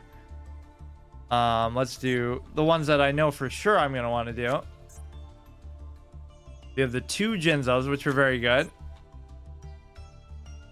Yeah, that's really going to help me find it. This is me like semi-committing to my format, but not really. Magic Jammer, not Spell Jammer. There. You have one of each of those. Now, I'd have to look through and really decide. But first, let me do like a whole bunch of high attack stuff that is all going to be like 4 stars. How would I... Here. 4-star. Or I guess it doesn't have to just be 4-star, but... It's going to go from lowest to highest. Like, even that one that I just said was so good. I guess it's nice having this few cards, too, because it's easy to look through and really see what the best ones are. Okay, so let's look for 4 stars or stuff that has effects that lets me summon it regardless, just very easily. And then you can just set up for a very simple single tribute. Gains 100 attack for each plant monster you control. Other plant monsters on the field cannot be destroyed by card effects. Okay, none of this. 3-star Machine Link. Where was that one that it's a 5-star, I think. If you don't control any monsters, you can just summon it, period. 9 stars. 4-star. When this card declares an attack, its attack becomes half of its original attack until the end step. Now, the reason why this is really good is because you don't have to attack with it. You can just leave it as a shield, basically. The best defense is a good offense kind of card. When this card declares an attack, cards become Armed Dragon, blah, blah, blah. Ignis Heat. To tribute summon this card face up, tribute a continuous spell or trap that you control instead of a monster. Not really what I want to use now, but this would almost go along with one of the, like, Hamon, the fucking, you have to give up 3. It would fit with that kind of deck, because then if you don't get Hamon, you can just do this in the meantime. So that's kind of a fun thing. When this is tribute summoned from the field to the graveyard, you can add 1 level 4. This is kind of good to just reward you for having all these strong 4-star minions anyway. Cannot be destroyed by battle with the monster's same attack. If this card is tribute summoned by a tributing dragon, it gains attack equal to half the original. I'm not going to have too many dragons in here. If this attacks inflict... This is kind of cool, though. It has some good stuff to it. And I'm not going to have that many high attack minions anyway, so you may as well... I like all the different names for creature cards in all these card games. Sometimes it's minion, sometimes it's creature, sometimes it's, you know, monster in this. Very easy to get tripped up with those. Cannot be destroyed by battle with monster has the same attack. If it's destroyed, sent to the graveyard, target 1 monster on the field, return it to the hand. That could be good to sort of cripple your opponent a little bit. If you control no this one kind of is shockingly good. If you control no monsters or all monsters you control are Goriki, you can normal summon it. That's it. There's no downside to it. What the fuck? That is like a power creep kind of card. Because like I always celebrate, oh my goodness, it's a 4-star 2000 attack. At least from the old school perspective. When this card is special summoned by an effect. Oh, it's 5 stars though. This card must attack if able. When this card is face up, okay, these are all 5-star stuff though. When this card is normal summon, you can draw a number of cards equal to the number of face up defense position. Okay, very specific effects. Once per turn, you can target 1 level 5 or higher non-dark monster, destroy it. Now that almost makes it worth it, but not really, because you would rather just have a removal card. Why would you want to tribute, you know, for that? Or even just do soul exchange and tribute into something better. Soul exchange is really good at bypassing a lot of stuff that otherwise wouldn't be destroyed, because you're not outright destroying it. If you have 3 or more Laval monsters, don't really care about that. We'll do the double Cyber Dragon. I don't actually have the Berserk Gorilla here that I always love so much. 6-star, 6-star. These are the same, aren't they? What's the difference? Some kind of glossy feel to it. Heroic Challenger for 2100. When this destroys an opponent's monster by battle sent to the graveyard, you can equip the destroyed monster to this card. This card gains attack. That is kind of a fun effect, but is it really worth... I like it. There was one that I had that was similar to that. I can't remember what it was. Or like even Truckroid, I think works that way, which is like a 4-star garbage attack thing though. And I would actually, I made a deck around that too. That was pretty funny because you would just put like, isn't it? Yeah, you would just put like mage power and like 5 fucking things and get it up to like 3,000 attack, and then you could actually use this effect. Equip the destroyed monster to this card, and you can do that over and over and over. So you do mage power into having 4 other equipped monsters, and I think they count in that way, right? Towards the mage power effect. Oh fuck, I'm gonna lose where I was now. We just put Cyber Dragon. It's refreshing having not only the 5 slots, but also just having a 40 card deck and all this stuff. This feels more like the actual game. You can special summon, although I did enjoy that, it's just kind of... You can special summon this card by sending 1 face-up spellcaster monster or lower level 4 or lower earth monster you control to the graveyard. How many earth monsters would I really control? Doesn't really work. Let's do like Luster Dragon just because I don't have a whole lot of stuff. 5-star, 5-star. This can attack your opponent directly. If this card is... Well, that's kind of interesting. That could be a good way to just finish somebody off. If it's sent from the field to the graveyard, you can target 1 Dragon Warrior spellcaster, blah, blah, blah. Huh. I almost like this as like a final resort. Like they have something crazy on the field, but they're low enough to just... You know what? I'll put one of these in there. It might just catch them by surprise. You can almost think of that as like deal 2,000 to your opponent's face just with a spell card, because you're always going to have something on the field. I need like Spirit Reaper or some dumb shit like that that just can't be destroyed. If a fusion, synchro, XYZ, okay, don't care. If this card is special summon, blah, blah, blah. I think we've exhausted most of these. This one, again, is very similar to... In fact, this is even better than this guy, because it doesn't have a negative effect, besides confusing you with the fucking crazy-ass Sioux ships. I kept reading it like sun ships. 1900. Neither player can activate effects of spell and trap cards in the graveyard. If this card is sent from the field to the graveyard, you can target 1 spell and trap in your opponent's graveyard, banish it. Okay, so how many of these do I really want, though, is the question. This is going to be so fucking dog shit. This is going to be worse than even what I was using last time, because that was still just the bare bones of what I started with.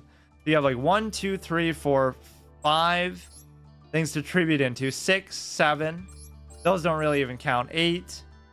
So I want like maybe 3 or 4 more 4-star monsters, or maybe like 7 more, and then I'll have like 5 spells and 5 trap cards. So it'll mostly still fit the mold of what I normally do. During each of your end phases, destroy this card. And okay, I'm not going to do that. 1, 2, 3. You can special summon this card by sending blah, blah, blah. What's funny about it is I'll still do it anyway because I don't care. I'm just doing it for the attack value. Amazement Assistant Delia. You can reveal 1 attraction. Okay. Some of these will throw your opponents off and confuse them because they'll be like, oh, I'm playing against this archetype or that archetype. Oh, I guess I don't have enough effect. Let me actually get rid of her and reconsider this. There are some effect type things that I still want that I was using before. Hold on. Now I can't remember what they are because I have all these other shitty cards. Like tribute this to destroy one of theirs. Even though it has shitty stats, it doesn't matter. Didn't that guy have like 1800 though? Now I can't remember. I shouldn't have just thrown away whatever I had here. There were at least a few cards that... Yeah, this is the guy. 1700 or 1650. Got it wrong twice. This is totally worth it because they'll have some crazy synchro summon, special summon bullshit. At the start of the damage step, if it attacked a face down defense, destroy it. That almost makes it kind of worth it to have. Okay, last one is going to be that one that I always put face down that had some interesting effect as well. Which now I can't remember what it is. Horus the Black Flame Dragon level 4. Oh yeah, I forgot that's even a level up thing. This is kind of good to special summon it back though. I wouldn't mind that either. Just like weird simple value propositions like that. What was that thing I was looking for? It has very low attack. I think I'll know it by the picture.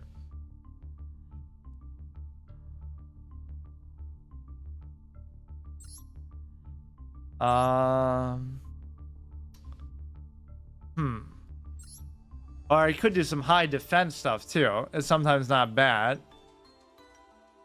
Yeah, what was it now? It was just something with a good effect, which I can't even remember now what the effect was. It's definitely a 4-star or less. This was good for what I was using, I think, but I don't think I even ever got value out of it. So often I have blue eyes in these starting decks and I never get value out of it because, oh yeah, I think this was it. Once per turn, you can target one face of monster. Oh, then why would I put it face down? That must have still been something else. Maybe I don't need 2 of these. Let's try to stick to like 1 of each thing to tribute into. So at least a lot of these have unique effects is kind of the point. Now we'll do the rest spell and trap cards, most of which are just going to be like removal or maybe revival stuff. 1, 2, 3. Wait. Why is it putting... Oh, because I did those at the beginning, of course. Oh, so in a way... Maybe I could put a few more monsters in because I already had that. When a monster would be summoned or spell trap, that's always just good to have, I guess. But sometimes it can be fool's gold because you would have survived whatever they did, but the amount of damage you cause yourself might come back to bite you. Otherwise, you want the trample of spikes for sure. That was one of my favorite cards in Duel Links, just to shut down whatever kind of bullshit summons that they were guaranteed to do at the beginning. One of those.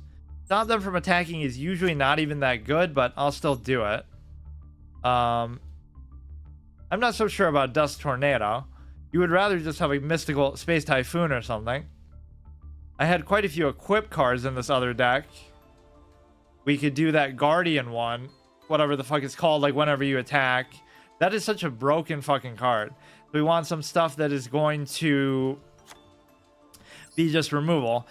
With the highest defense, which usually ends up working out anyway, but Hammer Shot kind of... Wait, that's it? That's all the spell cards I have? What about Regeki? How am I missing that? Oh, here. It's the fucking first one. We could do Hammer Shot, and we could do... What was the other one? I guess Hammer Shot and Mystical Space Typhoon. First of all, those are cards you'll never regret having, because they're always just good value anyway. So will it fill up there? Okay. Hammer Shot, Mystical Space Typhoon. I like how this is the poster card for one of the decks too. In Duel Links. Like this is the first card that shows up. Like you get this deck for this card. Like it's obviously a good card, but you don't think of it as like the ace card in a deck. You're totally gonna win the game because you have Mystical Space Typhoon. I do have quite a bit of resources left even after that, after creating this top tier, clearly meta caliber deck. So if we think about it, Exodia is trash in this because you have no way to stall out the game. I have a lot of good attack 4-star minions for what that's going to be worth. This is a pretty good effect that can come into play. This is okay to special summon it back. Some of these I don't really like. They're just like, they're there just for the stat value. Can I not find like another effect that would be... In fact, even rather than this, I wouldn't mind putting like a high defense. I don't know. No, I think I'll leave it, but this has a good effect. This has a good effect. This just has a strong straight up value. Where's that 5-star one that you can just summon? This one. That's got to be the one that shocked me the most, kind of. A lot of these are tribute into. It can just kind of throw off even sometimes really good decks. Like, they wouldn't expect you to have this card because nobody ever uses this card probably in the history of the game. We have the double Jinzo thing. So how many things do we have to tribute into and how many things that we actually summon? And I won't count Exodia towards that. Although there might be times where we just put it face down just for the fuck of it. Because you're not really playing for that condition. It's just kind of in there for the fuck of it. Tribute. The 1, 2, 3, 4. That technically doesn't count. 5, 6. I won't even count that. 7. Because you're mainly going to do that reactively. You have 7 things to tribute into, and 1, 2, 3, 4, 5, 6, 7, 8, 9, 10, 11, 12, 13. So only 13 that we can just summon outright, which is actually fine too. Trying to think if there's any other monster effects that I was really... Negate the effects of your opponent's field spells. Oh yeah, is the Seal of Orichalcos in this too? For some reason I don't think of it always as being in these games because it does seem like one of those anime type cards that I guess it did just become part of a regular format after all. But all monsters you can control gain 500. Of course, that really suits my style with respect to the fact that, first of all, I don't special summon stuff a lot anyway. Destroy all monsters. You cannot special summon monsters. You cannot special summon monsters from the extra deck. So that is a way to reward yourself for like, oh, I don't synchro summon, I don't XYZ, I don't do all this bullshit. Although I wish you could still fusion summon, but I don't do any of those mechanics anyway, so I may as well get the 500 bonus. In fact, it kind of makes me just want to do it. So what would I get rid of for that? I mean, you probably should just replace Exodia with literally anything else in the world.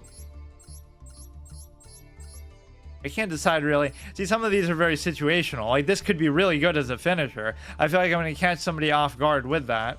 You can special summon this from hand or deck. I feel like I'm not going to have enough stuff to summon, though. Or rather, most of it is going to be contextual, like reactive. So if I replace these 5 in truth with like just other 2,000 things, like replace 3 of them with the Berserk Gorillas, that would be kind of more up my alley. So how many things would I actually summon on a given turn? 1, 2, 3, 4, 5, 6, 7, 8, 9, 10, 11 things I could just put out there, period. 12. So that's not too bad, I guess. Save and return. Okay. Or let's do the cosmetics of it too. I think I already did those though, right? Ultra rare. So I still have the ability to make a lot of other stuff. That's the whole good thing about it. I'll just play like maybe a couple games with this. Today was mostly just me, you know, getting immersed in all of that crafting and stuff, which was pretty fun. So it's going to let me do this in standard with no problem. So the whole unlimited thing didn't come back to bite me after all. What is that, fucking barrel? We're at the bottom of the barrel, I guess you could say, with respect to always go second, because we always get the Cyber Dragon in our starting hand. That's like a meme. Like literally every single fucking game that I ever play, we always have it in our hand. It's never not happened in my whole life. This is the first game where it hasn't happened. So the only problem with this is you do need Jinzo, the other Jinzo in your hand, right? You can special summon 1 Jinzo from your hand or graveyard. Both of which are very good. Now you could brain control and tribute it, I guess. You don't have to summon this with the effect, or no, wait, you can't summon it with the effect anyway. You're summoning the other one with the effect. So yeah, I would have to just tribute. Cannot be destroyed with the same attack. If it's tribute summoned by a dragon type, it gains attack equal and it inflicts piercing damage. I could do Magic Jammer. I wonder if it'd be worth it. During your main phase, if you normal special summon an ancient monster, you can target one of them, add 1 monster with a different name from your deck to your hand. I don't know, but I'll jump the gun and just do it. So I guess I'll do that one. It doesn't really... Or wait, oh fuck. He's 7 stars, so the brain control won't work. I forgot about that. You always think of Jinzo as 6 stars. That's a mistake, but I'll probably draw into something anyway. I should have done it the other way. During your opponent's turn, target 1 face up. I could still just do it, but I should probably wait. We could also do like a magic cylinder. No, let's wait till we summon something bigger. But then as soon as they do, that's what people would always say. Well, that's going to be immune to it. So you can't wait. But then if you don't, then I don't know what all this shit is. So if your other Ancient Warriors monsters effect, I feel like I negated his spell card, but he still just keeps going. Nothing seems to... Here, I'll destroy that one because I'm scared of it. But then it's not going to matter. He's still going to just keep summoning more stuff. You just can't shut him down. Okay, so we're a little bit low on life points here, but not the end of the world. So we're going to tribute into whatever we draw. Fuck. I can, though. Damn it. If only you were 6 stars. Wait, we can still do it. How? What is the effect? If a trap is face up on the field, you can... Oh, no, I'm thinking about only the second part of the effect. You can special summon this card from your hand, and if you do, it becomes a level 6 until the end of the turn. During the... Yeah, which doesn't matter for this purpose. During the main phase quick effect, you contribute it to summon Jinzo from the hand or the graveyard. So you would do that just for the trap effect, I suppose. Like, if you think about if I did brain control here, you would be hitting him for 44, so he would almost be dead. Or you could do smashing ground. The fact is, I don't really have to do anything. Let's just kill him, and that should be fine. But yeah, that even with 8,000 fucking life points, so I'm assuming I'm going to be going against pretty shitty decks myself. So yeah, it's a base to the thing that was actually the Ouija board. I don't actually know how you would get that, or it must be some time thing that isn't available anymore. Manage 3 cards. Well, now I won't have the spell canceller thing, or I mean the magic jammer. You can try to finish him off with the brain control effect here, but it's going to be hard to do. Gonna summon some crazy infinite synchro loop here.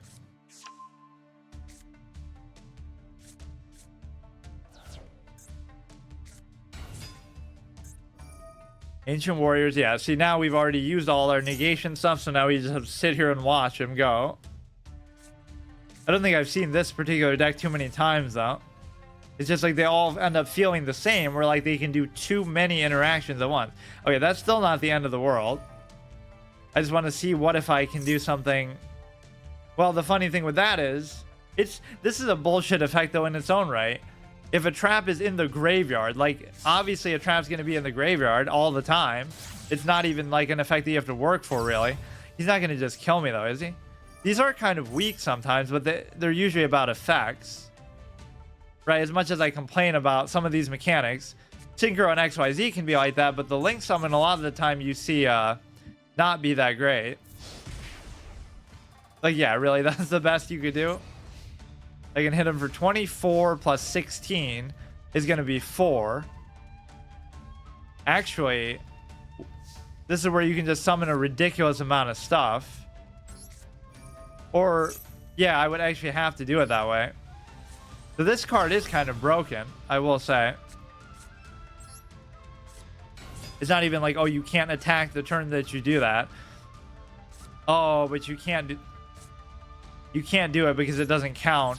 It has to be normal summon, the kind of thing that I just talked about as far as like something I didn't think of for it. Target one thing, return it to the hand. Well, if you return Jinzo to the hand, I can just I can redo it, but wait, yeah, this is where the main phase 2 comes into play. Or no, you can only do it once per turn, right? Fuck.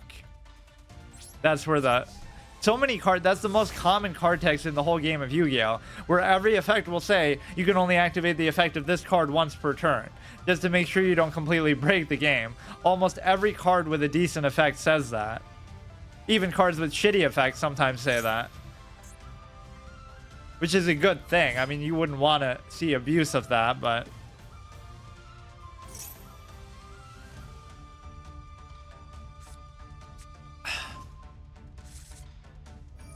yeah, unfortunately, brain control isn't as good as we're kind of assuming, because most of these things are not going to be... that can be normal summoned or set. It doesn't even mean that they had to normal summon or set it. It just means that it could theoretically be. Right, like this would count, I guess. Wait, am I just dead? Ah, fuck. Alright, that wasn't too bad, though. But imagine Exodia coming in there and cucking us. I would love to see it. Watch, the next game we're just going to get Exodia on the first turn. And it's not even like you have to get it that early to make it justified, but imagine if I get it during the course of the game like that. It's just like it's such a bricked hand then. Win and you'll gain a rank. Yeah, you're going to get the silver again. Okay, let's go second so we get the Cyber Dragon, which, like I said, that was a rare occurrence of not getting it. He's got a fucking roller skates instead of a badass Cyber Dragon. Okay, we have Mystical State. We do have it. I mean, we have 2 of them in there, to be fair, but this is at least good. We can react to a lot of different stuff. What we don't have is any kind of card draw or any way to stop him from hitting us, like any of the Gravity Bind type stuff, or Messenger of Peace. Even at these low levels, it can be fun if you don't min-max. But on the same hand, the same people who complain about the state of the meta are the people who make a point to play the meta stuff all the time. It's like you can do it for a while, but then it gets old. Right, you'll end up playing the same repetitive stuff over and over, which, to be fair, I tend to do that anyway, but mainly because I'm always like a free-to-play account in these games, so I don't have much of a choice. Whatever I make is what I'm stuck with, but I don't really feel like that here too badly. So I can't do much about that. So the aura means that you haven't seen it. You may as well just go for it here and see what he does. Neither player can activate spell or trap cards in the graveyard. Oh, this would actually have been good to just destroy whatever's face down. Assuming we would even need that. Just let him do whatever trap. Oh, that's the worst case scenario where it has exactly 19. Amazing. Maybe that's why he didn't activate his spell or trap card. Oh no, it's out of his hand. Of course, how can I play around that? I don't know what he's doing. He's destroying it, or he just... Wait, what? Oh, reduces attack to 0. How nice. And it just stays there permanently. Or no, it doesn't. Oh yeah, that's the other card that won me over in Duel Links, was a Nitwit Outwit is really good. Especially with having all the high attack stuff that I tend to have. I should recreate my legendary bronze deck in... Or no, I got to silver in that too. My legendary silver deck in fucking Duel Links. Whatever garbage it was. And then we got the Ojama just for the final send-off day. Yeah, I played it originally on my phone, and then I didn't play it again for several years. Oh, look at it. It's flashing, too. That's exactly what I need. It's good if the game goes on for, like, a super long time. Which, presumably, it's not going to, but there's at least a better chance of it. Now, wouldn't his effect trigger? Or I don't understand my own effect? Why did I take 1,000 anyway? A face down defense position. Am I missing something with this card? Like, why the fuck did I take 1,000 from that? Who cares? Okay, do that. So I do have the Seal of Orichalcos though, after all. You know, I could destroy the field spell. What does it even do? Any damage to... Oh, that's interesting. I guess that's not so bad. But I could destroy it, like, sneakily next turn. I could just destroy everything, in fact. I need like a heavy storm, or we do have that other card that kind of works like that. That the picture kind of looks like Regeki. We got it in one of those 10-pack sets where that was the guaranteed card. I forgot what it is. But you can just destroy all spell and trap cards that your opponent has. Cannot attack unless you control adventurer token, which you do not. So, I mean, the expectation is we're not going to go against crazy decks all the time. But that's one thing that Duel Links didn't have, right? Was a main phase 2. What a crazy concept. 2,300. So that alone will just work to kill him. Alright, no problem with that. Then we go ahead and put Ring of Destruction down. You may as well... You know, this is a bit of a greedy play that I don't have to do. Because I could just settle for lower damage and save it for something more valuable. But I don't feel like it's going to matter much. I'm just going to whack you with the Arm of Exodia the way it's meant to be played. Look at this. We're going to win with this dog tier deck. Where we're actually self-sabotaging. Almost as bad as Grandpa's deck, where you just have to wait for the 5 pieces of Exodia. And he only has 1 copy of them, obviously, because... when it gets thrown away. Imagine when Weevil does that. He's like, oh yeah, I just have 2 more. Then I'll have to play with 2 sets of Exodia instead of 3. Woe is me. That would be a hilarious thing they could have done in the abridged or something. You can tribute into this, which doesn't really have much relevance, but I'll do it anyway. Or maybe just as a moral thing, I should I should troll him with this. But see, now we might end up losing. Attack with the Arm of Exodia first, just to make him scared. So Exodia was part of our victory strategy. How could you possibly question its presence in this deck? Rank up bronze tier 4. That's the first game. It doesn't seem to require you to win very many of them. Like 1 game is a rank up already. Maybe I should try to get to silver again. But no, I think I'm satisfied with the amount of crafting I did. That was a good thing. Now I'll just kind of make random stuff that I feel like on a whim. would be fine with me. Your opponent's choosing, I'm going first. It's like he's playing around my Cyber Dragon because he knows, he knows that is my ace card. And not even the one that I have. Yeah, imagine your pet is stronger than your actual deck. Give me like a Halloween vibe to the song at the beginning there. So this is good because if it dies, it comes back. So we could use it to tribute, assuming that there even is anything to tribute. Ring of Destruction is really good. Just to destroy whatever wild shit he summons, and it can also end up killing them. That is one of the classic ways you can get a draw, though, because it'll hit you both at the same time. I like that guy who beat me with only spell and trap cards, who didn't summon a single minion, which might be what we end up seeing sometime soon here. 2 out of 5. Fuck. You could roll with like 3 of them if you really want it.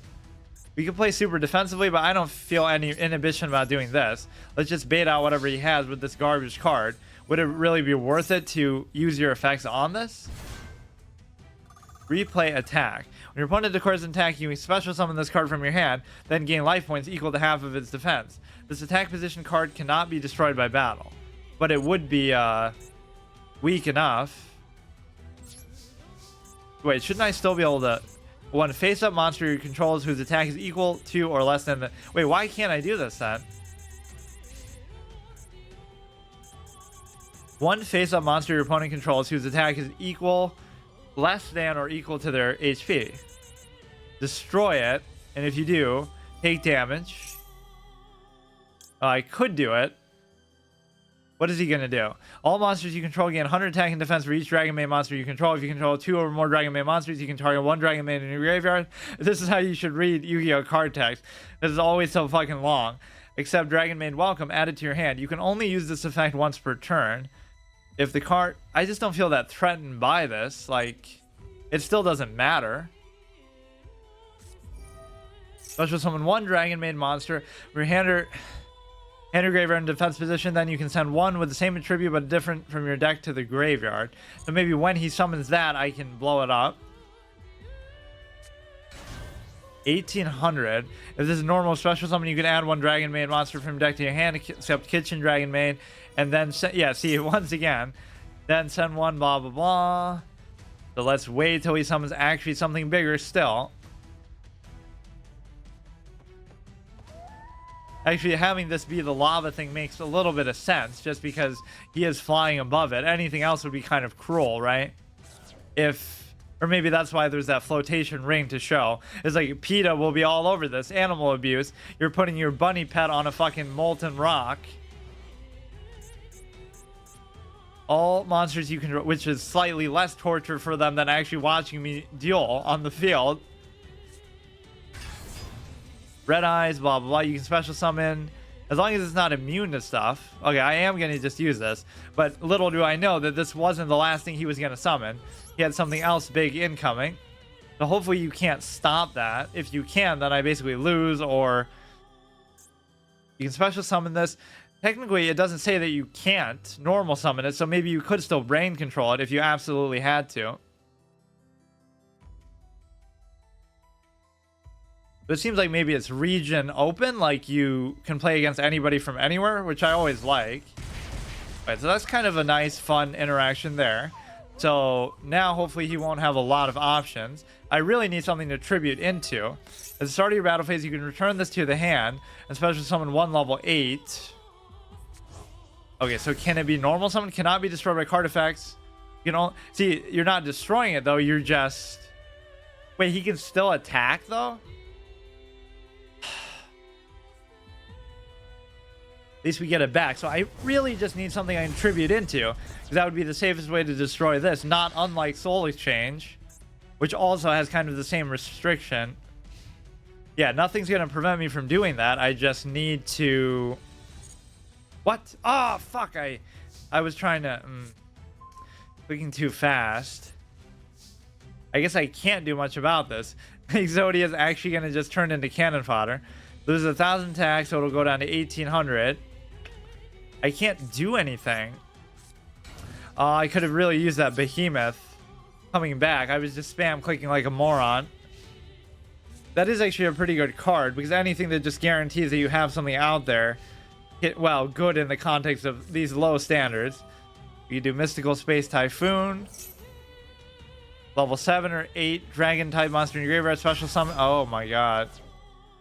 You could use one to destroy the other, and then I'm probably just gonna die right here, and then tribute it in the main phase 2, which normally you wouldn't be able to do. Kind of like how Pokemon works. Like, as soon as you attack or do an ability of your Pokemon, the turn just ends. You don't get to do anything after it, which does... It can be both a positive and a negative. It removes some of the strategy that you would otherwise have, but it also, you know, prevents you from... I think it's better, though, to be able to do something after still. Because then the act of doing whatever ability you did could enable other strategies. Best use of Exodia ever. Now, for all he knows, I could have a way to get that back. Or maybe I'm doing Exodia Necros. I can't do the effect now. So my best hope would be, yeah, give me something I can tribute into, and it might not actually be that bad. Literally any of, like, the 10 cards I think I have that can be tributed for. Please? Taking a long time. But I think you can do... He cannot be destroyed, but it doesn't matter. And actually, he doesn't have a fusion monster anyway. Okay, dude, just let me have... Give me the fucking... Don't give me the other Jinzo, though, because even though I'd be able to special summon it, I wouldn't be able to tribute, because it requires 2 tributes. Fusion summon, so maybe I should have put this face down. For some reason, the quick play spells were often played out of the hand, I feel like, either in the show or in some format, but maybe you can't do it. Okay, this can't be normal summon. You won't be able to deal with that no matter what. Or wait, it can be normal summon or a set, so maybe... Okay, I didn't even get what I needed, though. What the fuck? That doesn't matter. 3,800. Look how many things they can just summon just like that. That's what I hate about it. At least one of those I can understand, but...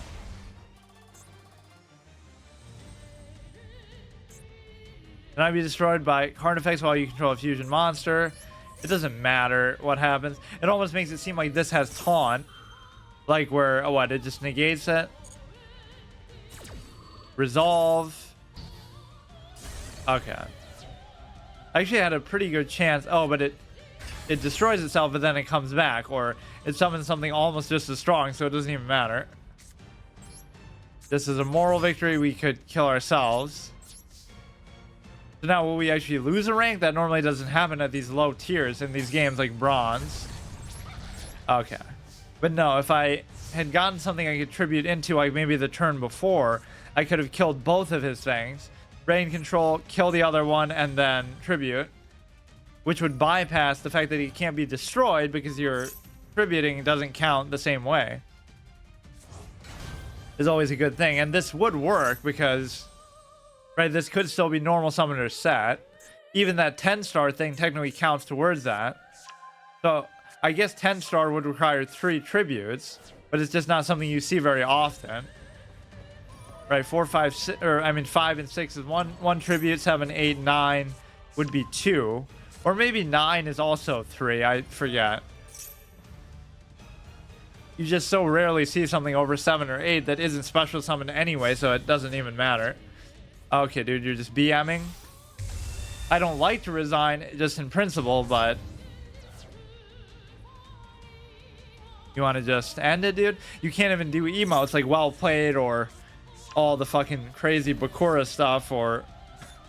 You're a third-rate duelist with a fourth-rate deck from Kaiba. That almost sounds like a fan-made kind of line. I don't know where he ever says it. In the show, I don't think he does. At least not the original show. Look at what he's showing, though. The endless fucking special summons. I need a field card that just says, like, nobody can special summon, or you can only special summon once per turn, and this card cannot be destroyed by anything ever. Which would be fair, because I'm giving up my ability to special summon too in doing that. Look at how long. Like, I'm gonna let them have their pleasure. I just want to see this. Thank you. They did every possible thing they could do. Imagine BMing somebody a bronze. Like, what the fuck are you trying to prove? Yeah, that's all good and fun. No problem. Okay, last one. Just try to get the fucking Exodia first-hand draw. I don't think I've ever gotten that before specifically. Like on the first turn.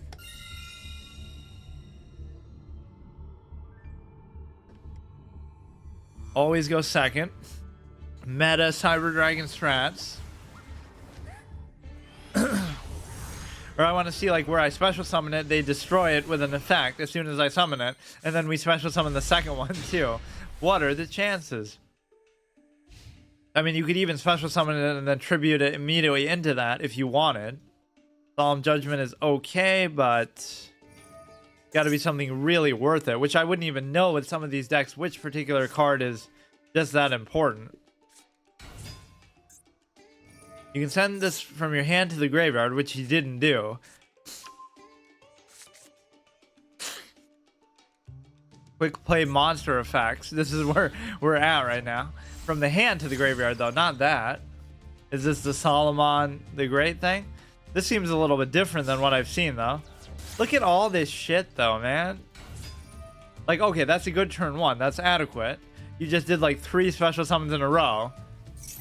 Like, who thinks that this is a good idea? Who thinks this is fun? Like, I know people will be just fanboys and defensive. Like, who really thinks that the beginning... It's not even me saying it. It's the game saying it. Why are you only allowed to normal summon 1 monster per turn? Why? Because, oh, it would be bullshit if you could just spam normal summon, of course. But with special summons, it's okay. You can special summon 1,000,000 times, but you can only normal summon 1. Like, the game started with that idea. Now, Trap Hole of Spikes won't be very useful unless he gets greedy and special summons something even more. So I won't actually be able to do anything about... Oh, you know what? We have a sexy interaction here that we haven't seen yet. We can special summon... Oh, he's not a dragon, though, even though there's dragon in the name. A dragon type. I always forget it's a machine type. It should be like both, you know? That's very confusing because it has dragon in the name.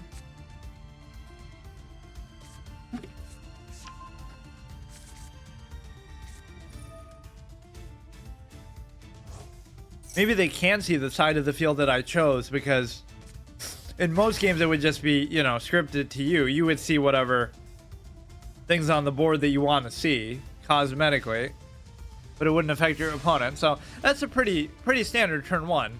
You know, no big deal. You just special summon 1,000,000 things. It's all good. 3,000 defense. So you wouldn't be able to do anything with this, unfortunately. So what you might want to rather do is, I don't know. Oh, I could do this. Like, we'll do it just as a static play, and then we'll use this to kill this thing, I guess, but he'll have a response to that too. A lot of these stuff out of the hand can be annoying. During either player's turn, you can send this from your hand to the graveyard. Each time your opponent special summons, you immediately draw 1 card. Yeah, really. Because I'm really going to be special summoning a ton of shit. Put this down, put Solemn Judgment down. Now, with this, when a monster would be destroyed, they have your life points, negate the summoner activation, so it has nothing to do with combat, though. You can just tribute it, period. I do kind of like cards like this, so you just treat this as like a spell card that destroys a opponent's monster. And if he's immune, I can't do anything anyway, so I'm just fucked. And then we can destroy this, and then we have to wait on that. He's going to be immune, and there's nothing I can do anyway, so forget it. Right? I didn't even read it. Once per turn, spell or trap or monster effects activated. Quick effect, you can send the same type from your hand to the graveyard, negate the activation, banish the card.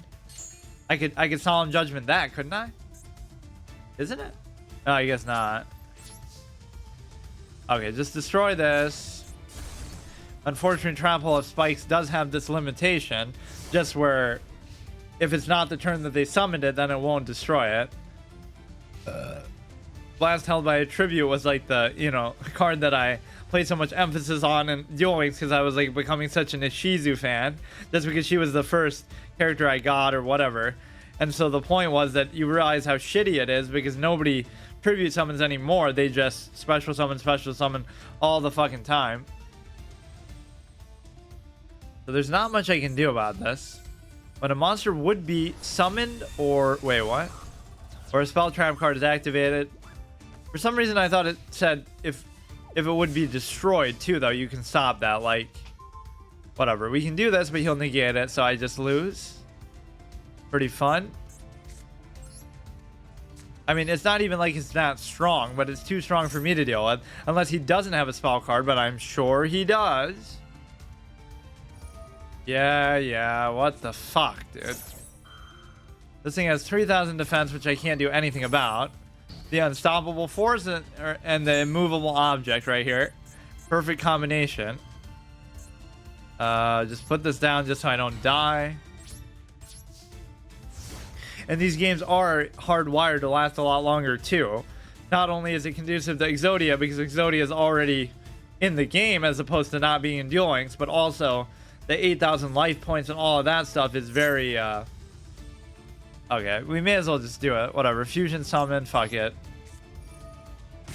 Not gonna last much longer anyway. I just don't know what I can do to it. I could maybe brain control it because it wouldn't destroy him, so... Oh, it wouldn't matter though. Whenever something's activated, so he'll just have another spell card. No, but brain control doesn't work. That's what I keep forgetting. I negate the effect, but he just does it anyway, so that isn't that fun. Fun and interactive, million mechanics of the same fucking type. At least that one I could do Trap Hole of Spikes. Maybe, but he'll negate that too, I bet. Once per turn, when a spell or trap card or monster effect is activated, period. So it all just depends if you can burn out his hand and make him not have the correct card anymore. I would like to Trap Hole of Spikes this. And then I would like to do something when it says normal summoned or set. You know, technically a lot of these cards can be set still, even if you choose to special summon them, but obviously it means like, I don't know, just set traditionally. Or maybe I can't do that. This is removed from play and this is graveyard. It doesn't really give you any indication of it. Like, you just have to figure it out. Yeah, am I just dead? So even Regeki didn't work. This is one of the first really strong negate effects that we've just been cucked by completely, though. We haven't run into too many of those here. 2,000, my favorite flavor text. Finally got to visit that. I haven't seen a Yu-Gi-Oh card text like this. Usually it's like a little flavorful description, like, oh, this beast lurks in only the darkest corners of caverns or something. It'll say like that. Like, it doesn't tell you who's saying it or anything. It's just a random non sequitur quote. I love it. Finally got to visit that harbor. What the fuck does that have to do with anything, though? It should say it in quotations at least, like said by this person. I just love the bold-faced nature of it. It does later. The owner told me we are introducing rich yet mellow-scented Edo front red vinegar in the near future, which I'm really looking forward to. However, I was disappointed the surrounding seeds were a little noisy, so giving it 4 stars with hope for improvements in the future.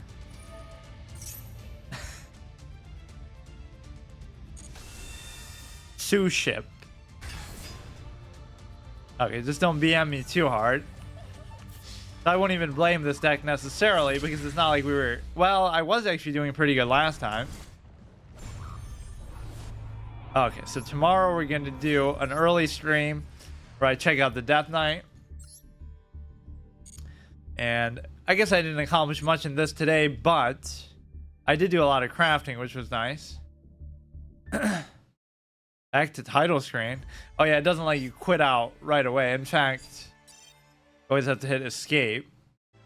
Okay, so after getting immersed in the whole crafting system last time, now we can actually just try to see what we can do. We did get to silver that first episode, which was surprising. I guess that's just a little bit easier than most games. Oh, of course, I love having to do this as soon as you come in, but at least it's short.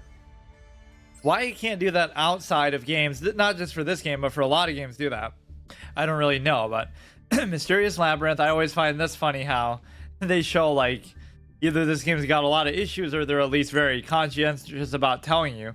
The Duelist Cup is now underway. New cards available. At least this is a good way to spam you with stuff upon entering the game. Better than Duel Links, where they put a prompt right in your face and fucking whatever. So I like how you can buy the reward track for, you know, free to play in-game currency instead of most games force you to pay real money for it. That is a good thing. How much you want to bet they'll change that though in due course? A green frame icon is what? Reminiscent of forest trees. Cannot help admiring the hidden vitality of nature. Like you have one of those that you get for each rank that you get to, I guess, silver and whatnot. So that is kind of a good system. Although I normally don't like reward tracks in general. It seems kind of like a contrived thing. Just give people rewards for just playing, but it doesn't have to be, I don't know. You just give it to you after a game. The Duelist Cup. Wait, so I can't tell if no, I haven't gotten any of these. 50 million downloads or whatever. Wait, so why did I get this now when I didn't get it before? How? Oh, I should have read actually what it said. I just don't know. Not that I'm ever gonna use. Maybe I will make a point to try to use something suboptimal like that. I just love like big statted stuff, but of course it's always too easy to destroy. I should have read whatever flavor shit it has. Good thing I have it on video. I just find this stupid that you have to click on stuff in such a way. A soccer ball. What it has to do with Yu-Gi-Oh! I don't know. 50 million downloads appreciation campaign. Claim all rewards at once. Gem, secret pack, secret pack. Okay. It's not even that, oh, it's annoying to click it. It just feels kind of like, why not just give it to you when you achieve that objective, right? Instead of making you go into a different menu and do it. So I got all the special stuff that would allow me to get like 10 packs each. So I actually have a decent collection. Since I have so much money to spare, I may as well just do this. You can get an additional slot where you can save your new creation in the deck editor. You can use this additional slot to save a work in progress or to save an additional deck to switch in and out of on the fly. I don't know how many I even have now, but 4. Oh, you can buy a whole bunch too. I don't know if I want to spend all my money doing that. We did buy like a little couple cosmetics like the volcano and the so this one's actually new, festive ornament. Now I wonder if this will only be available temporarily. You would think it wouldn't be, but I guess these don't really cost too much, so I'll just do it. Icon in the frame of a circular decoration which can be seen in a certain region as the year draws to a close. They are hung with sincere joy for happiness and joy in times to come. Seen in a certain region.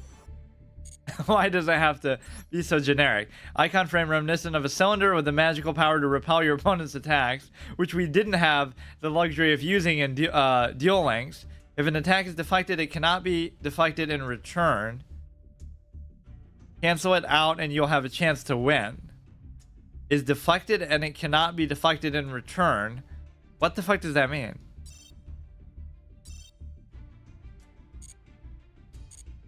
And then it's almost like the Yu-Gi-Oh! Ouroboros symbol, or just the never-ending loop. Every universe has its own version of that, I guess. None of these really caught my eye, but I do have the Blackluster Soldier. It's kind of cool. It just feels like this game is kind of limited on cosmetics.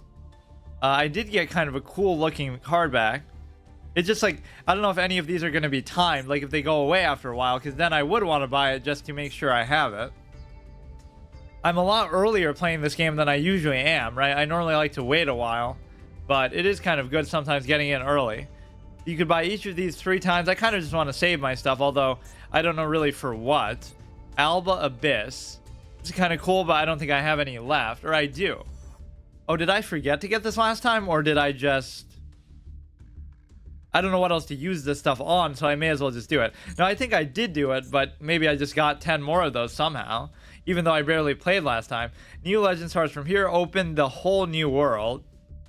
So these are just basic packs, which I could get quite a few of, but maybe I should buy like one special pack, hidden pack. Do you have to open it right then? Because even if you skip it, you can't really save them to do a big pack opening all at once over a long period of time. Like with different expansions and stuff, you would have to just either open it right there or buy like a lot at once, I guess. For pack opening streams that, you know, big streamers would do. That's kind of a disincentive. get powerful cards, but you can't buy this with one secret pack to another secret pack. I basically just have a bunch of stuff to expend. So what I should do is try to keep up with the whole disenchanting aspect, right? But I'm kind of too lazy to worry about it now. So I crafted a bunch of random stuff like Exodia and Jinzo, but with no real synergy. Why does he keep doing that on an endless loop? Secret pack to secret pack. They're all different ones.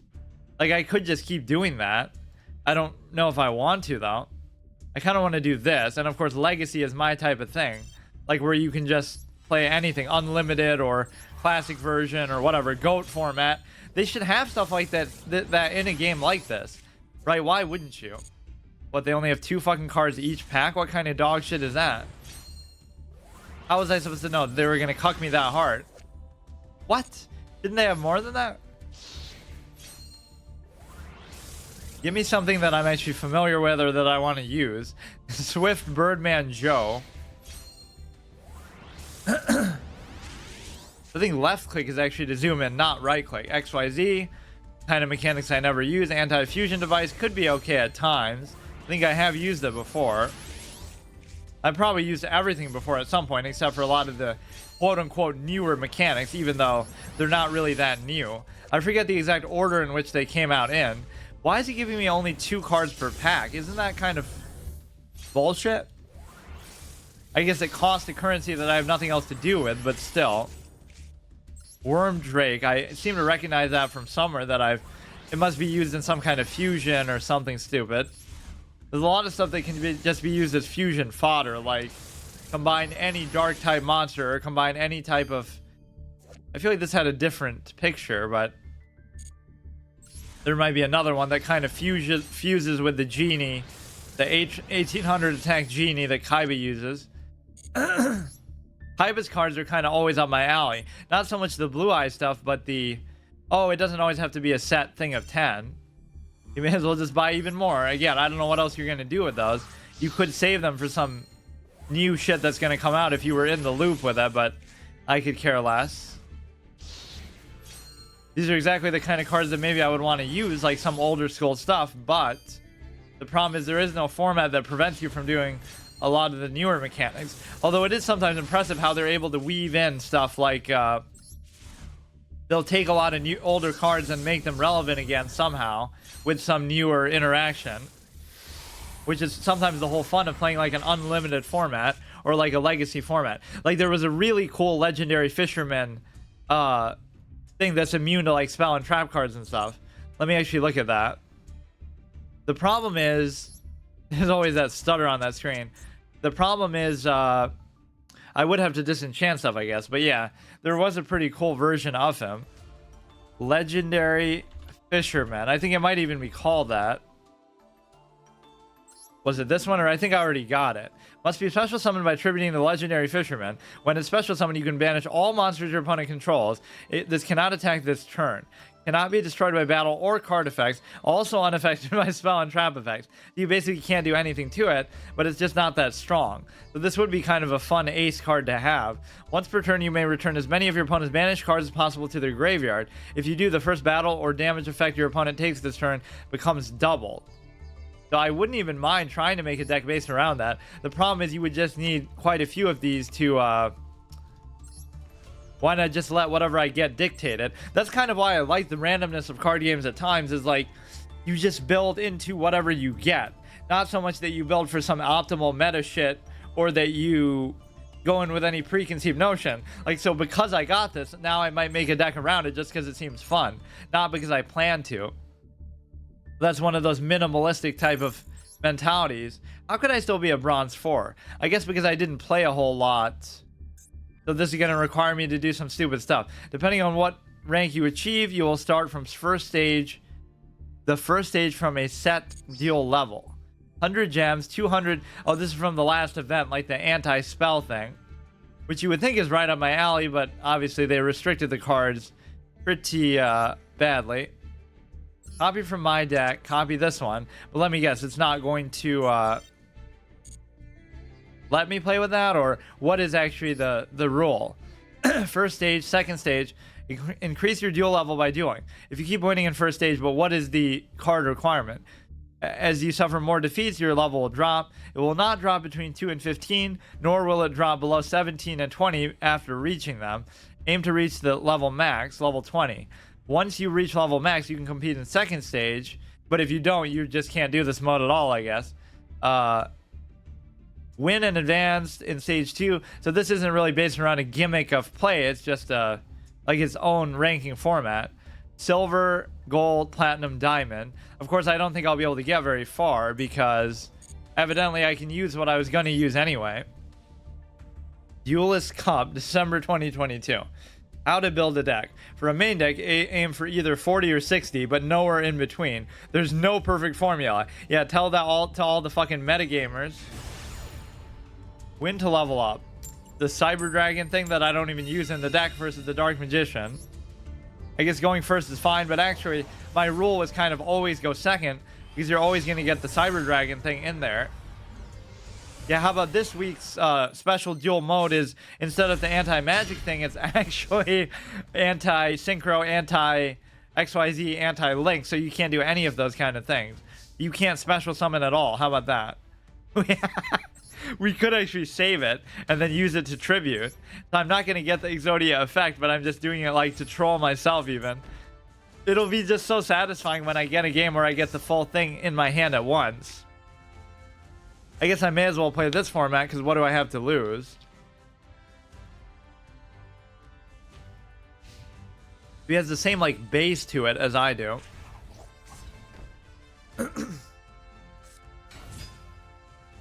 1600, but I can stop him from when it's summoned. You can add one spell trap to your hand during your opponent's turn. If you activate a spell trap card, you contribute one thing, add one thing.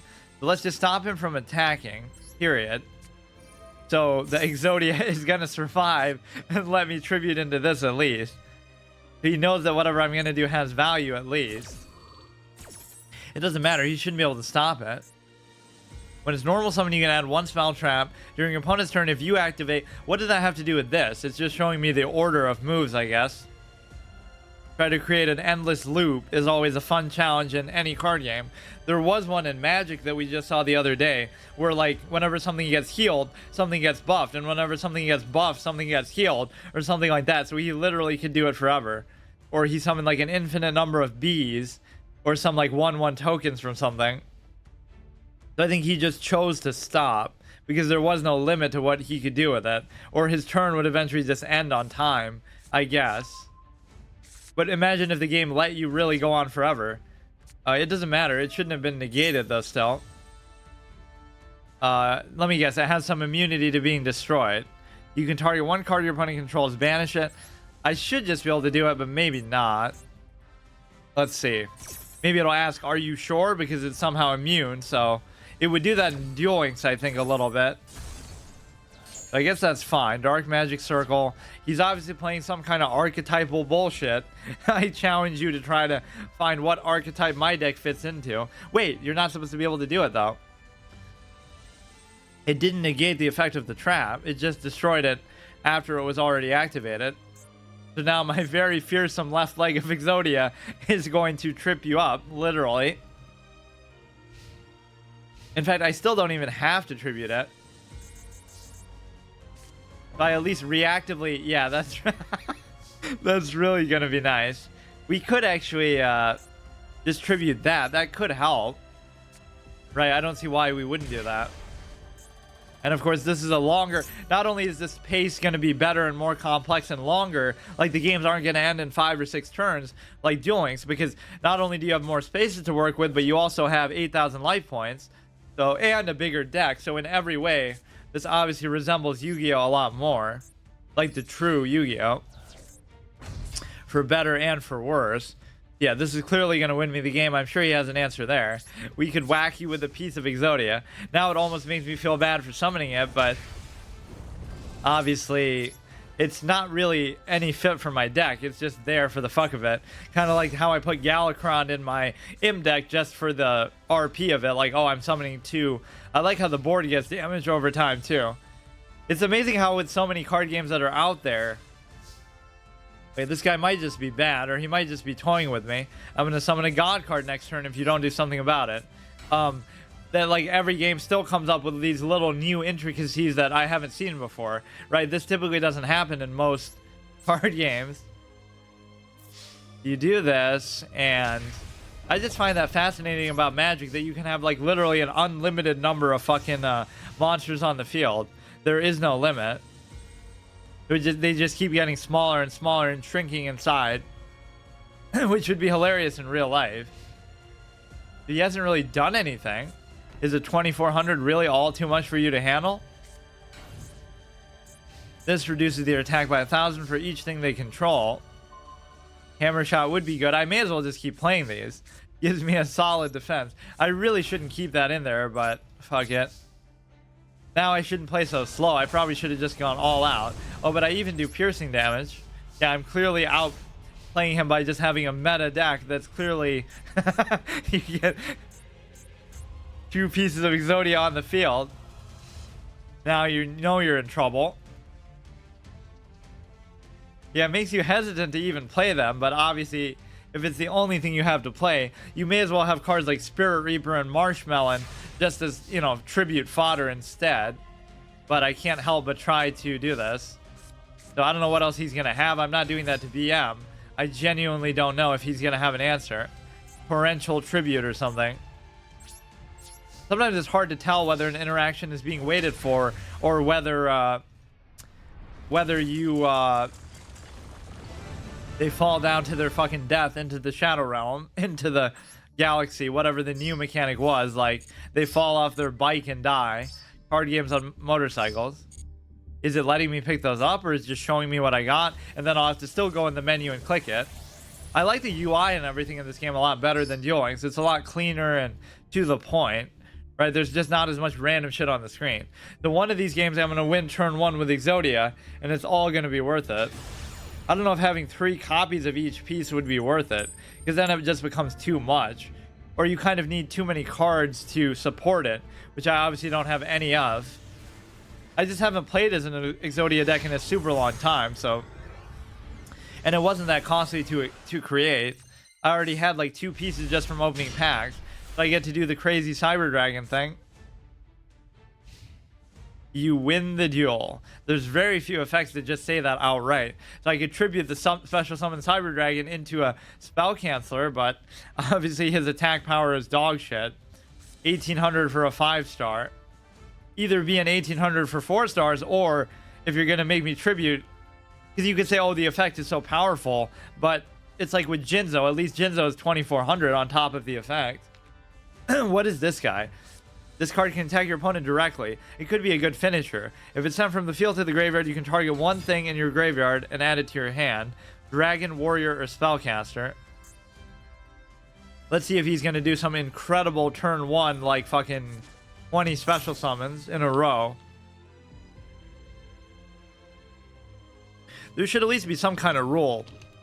Like, you can't do Synchro summons XYZ in like the first couple moves. At least make them wait for it, or make them work for it. I know people will say, oh, well, people used to special summon, you know, Blue Eyes Ultimate Dragon or something in the first turn. Right, but the likelihood of you having those cards is different than some of the XYZ stuff, which you can do so interchangeably and whatnot. We can do the Cyber Dragon. It doesn't seem like these opponents are particularly impressive, though. To start, at least. I kind of just want to normal summon something. 1700 here. So that would destroy a face down defense position thing. He doesn't put anything down on the field either. So that's just a good old school power play of summoning 2 things with close to 2000 attack in 1 turn. Wow, amazing. I should have the Tricky too. Those are the kind of cards I would like. You know, you can special summon to 2000 for discarding a card, or you can do obviously Cyber Dragon for nothing. Outdated strategies that probably weren't even considered that good even at the time, because it would still be some more insular metagaming dog shit. This guy's having connection issues. TTV Silk, or no, Sick Ario. I hate how I have to put the number 1 in my name instead of just typing it out, but there's some stupid character limit on here. Although his name seems kind of longer than mine. maybe I had one more character I could use, but not two. So I could do on Quiet Gamer or NE Quiet Gamer or I don't know. It just wouldn't work. Activate this card only if you control no monsters in your main zone. Yeah, I kind of don't even like the existence of these spaces at all. It's kind of annoying. But you can put like fusion stuff there and whatnot too. I don't know exactly how that works. Right, I think you see very few ritual summons actually. That might be something I want to do, like Demise, King of Armageddon and whatnot. So this game definitely has a better collection of cards than Duel Links, which was missing a lot. I could actually do the Ishizu build I wanted, but all the way. Like, sometimes these simpler plays are more enjoyable. Just summon something normally, tribute it, just play the long game. But, you know, like Magic Cylinder, Blast held by a tribute, Trap Hole of Worms or whatever, Spike Trap Hole, all things that do damage to your opponent for stuff like that. I don't know what happened there, but what, he used my thing to summon something? What is that, dude? Using monsters on either side of the field. What the fuck? I guess he probably wasn't allowed to use that for some reason, or why wouldn't you just use this instead? I could tribute this, just summon it and tribute it to kill this. Discard a fusion summon, you can discard one fusion summon, blah blah blah. For the rest of this turn, this card cannot attack. You also cannot special summon monsters from the extra deck, except fusion monsters. You can only use the effect once per turn. That's kind of a bullshit effect, though. You can use fusion monsters from my side of the field. It just happens to have to line up, I guess, with something. One dark monster. So it's my fault, I guess, for not playing around that by not summoning. Because even this wouldn't count, because it has to be one dark monster plus that. I don't think I've seen this. You can discard one card, fusion summon one fusion monster using monsters on your either field, including this card, but you cannot use other monsters you control. So yeah, you would just have to not have whatever conditional things would be required there. Yeah, you put it here first, then you put it here. Like, I don't get how that works. I think you have to put link summon stuff here no matter what, though, or maybe not. During your main phase, you can what? You can move this card you control to another of your main zones, and you can destroy all other face-up cards in this card's column. That's very rarely a situation that happens. You could even destroy the spell or trap card if I had it there. That's kind of a unique effect. But why didn't it happen then? If your opponent controls a face-up monster that was special summoned from the extra deck, it's not from the extra deck, though. I should be able to tribute this shit, and he has kind of burned out his hand, so maybe it's not such a bad spot. What? He's just doing it to troll. Yeah, I like some of these effects. Like, for the rest, you can do some crazy effect that destroys the opponent's monster, and for the rest of the turn, you can't attack with this monster. But then they'll summon something else with it, so it doesn't matter that that one couldn't attack. The next one will be able to, right? Just with these unlimited fucking special summons. So I should be able to do this. What's funny is you could actually special summon this back and then do it again, too. Not that I have to. Once per turn, blah, blah, blah. You can target one face of monster. None of this stuff is going to stop me from... You should be able to tribute it like anytime you want, right? I'm kind of taking a chance by doing this. But like, I should still be able to do it. Give me a main phase 2. Yeah, see, this is a new interaction that you couldn't do in fucking Duel Links at all. Assuming he's not immune, which I don't think I read that he was immune anywhere. Now he's completely naked top decking with a 40 plus card deck, interestingly. Now I can special summon something and then tribute into either the spell canceller or this guy. This can attack him directly. Or I could just special summon this in general and just use it. But yeah, this is actually a pretty good card. Because think about if you had like two things there, I could have tributed it, brought it back, and still tributed it again, right? It doesn't say, or does it, once per turn. No, this is one of the few effects that doesn't say that. That's the most common card text in all of Yu-Gi-Oh! Like, you can only use the effect of this card once per turn. So you don't do some busted ass shit. What happened? He's just AFK or what? Waiting to draw his card. You obviously can't see what's in there. The graveyard and the remove from play stuff is kind of weird. I'd rather just see what card is on top than have it be like a portal to another dimension. But this board is much better too than the Duel Links one. Like, it's a lot more zoomed in. There's not as much empty space around the outside. Or in like the Pharaoh's throne room or the torture chamber or something. If you have a fusion monster that mentions it. But I thought this was the same thing. No, it's a different one. It would force me to trade with or tribute into it. So I played into that by summoning the dark type monster. So could I bring one of his things back? It doesn't say it can only be summoned by that. 25, or the other one just got removed from the game or something, I guess. Or I don't know what happened to it. During your main phase, you can move a card you control to other monster zone. So why wouldn't I just be able to special summon it? It's not even that strong, but it's at least stronger than anything I have. Blah, blah, blah. As long as it's not immune to stuff. Being very slow. I just kind of want to do it at the last second. If your opponent controls more monsters than you do, blah, blah, blah, you contribute this to special summon one Sword Soul, blah, blah, blah, from your hand or deck. I'll wait till like the battle phase to do it, I guess. Unless he has a way to destroy or negate this. See, waiting could hurt you though if he does like Jinzo or whatever. I always forget how cards like that work with like this card with Premature Burial or Jinzo with Call of the Haunted. It doesn't say, it doesn't leave the field, right? It just gets negated and it stays there. So technically it shouldn't destroy. It's not like in the show where Jinzo just laser beams with his fucking eyes on the trap cards, right? That's not quite as dramatic as this. Okay, dude. As long as you don't bring the one back from the graveyard, which I don't think you are. It says hand or deck. Look at how long and how many interactions he has this turn. This is why people don't like Yu-Gi-Oh! Even if it's not that good of a play.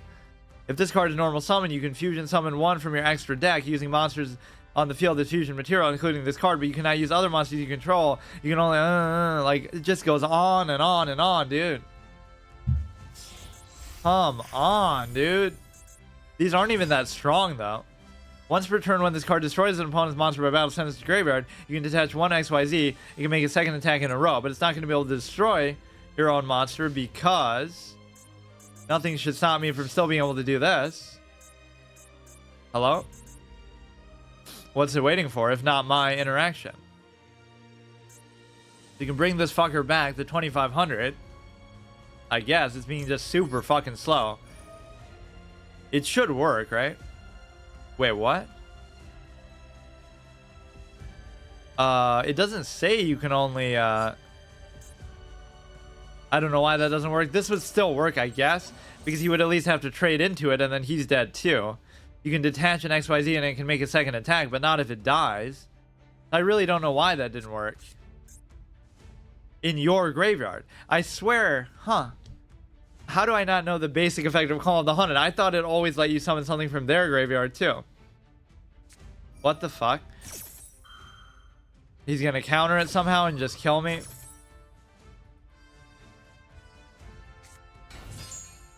Or maybe not. It just allows him when a monster declares an attack, so it has nothing to really do with it. You can destroy the monster that declared that attack, but that would not be me. Gains attack equal to something in the graveyard, blah, blah, blah. So he's afraid to do this. Oh, but now I have to be worried about declaring an attack. Let me see. Luster Dragon, this guy can attack him directly, which wouldn't be enough to kill him anyway. You can special summon this card from your hand. If you do, negate that attack, but it wasn't that attack. Or maybe that is why he stopped attacking. You can destroy the monster that declared the attack. That's only relevant to the one attack that causes it to be summoned. So we can just destroy this. He shouldn't have a way to stop it. We can destroy this, and then he's in top deck mode again. So this guy's kind of the bad example of all these mechanics that I'm criticizing. It's like he's doing it with such suboptimal monsters that it doesn't seem that good. But just the sheer amount that he's been able to do with that is insane. Right now, he might finally burn out. I'm just going to whack your fucking face with Exodia at this point. Look how bad these people are, though. I'm beating them with a literal dumpster fucking tier deck. I'm actually just gonna face summon Exodia, literally. Imagine losing to this, because everything else requires a tribute, so it wouldn't have worked anyway. See, now if he summons like a 5,000 attack thing, I could tribute the other one and then just whack him in the face with this and still kill him. So that's where this can actually be pretty good, and I don't think I've gotten the chance to really use it that way yet. I want to see like some impenetrable board he has. He has Slifer, Ra, Obelisk, fucking 5,000 attack dragon, Blue Eyes Ultimate Dragon, and I just attack right through them. Except Slifer would, in the context of the show, he would hit him for 2,000 and kill him, or whatever, lower his attack because of, whatever, his second mouth effect. Don't you just love when they can just do that? Yeah, now it would still work, but I would need something to summon first, which I'm not going to get. I have so many fucking subpar cards in this deck that don't fit at all together, at least. Like, this is so garbage. It's not going to help me here. Maybe there is some restriction in this mode, though, that prevents a lot of cards that I'm not using anyway. But we're not seeing the kind of same decks that we normally see. It's just very slow, dude. Why is it so slow?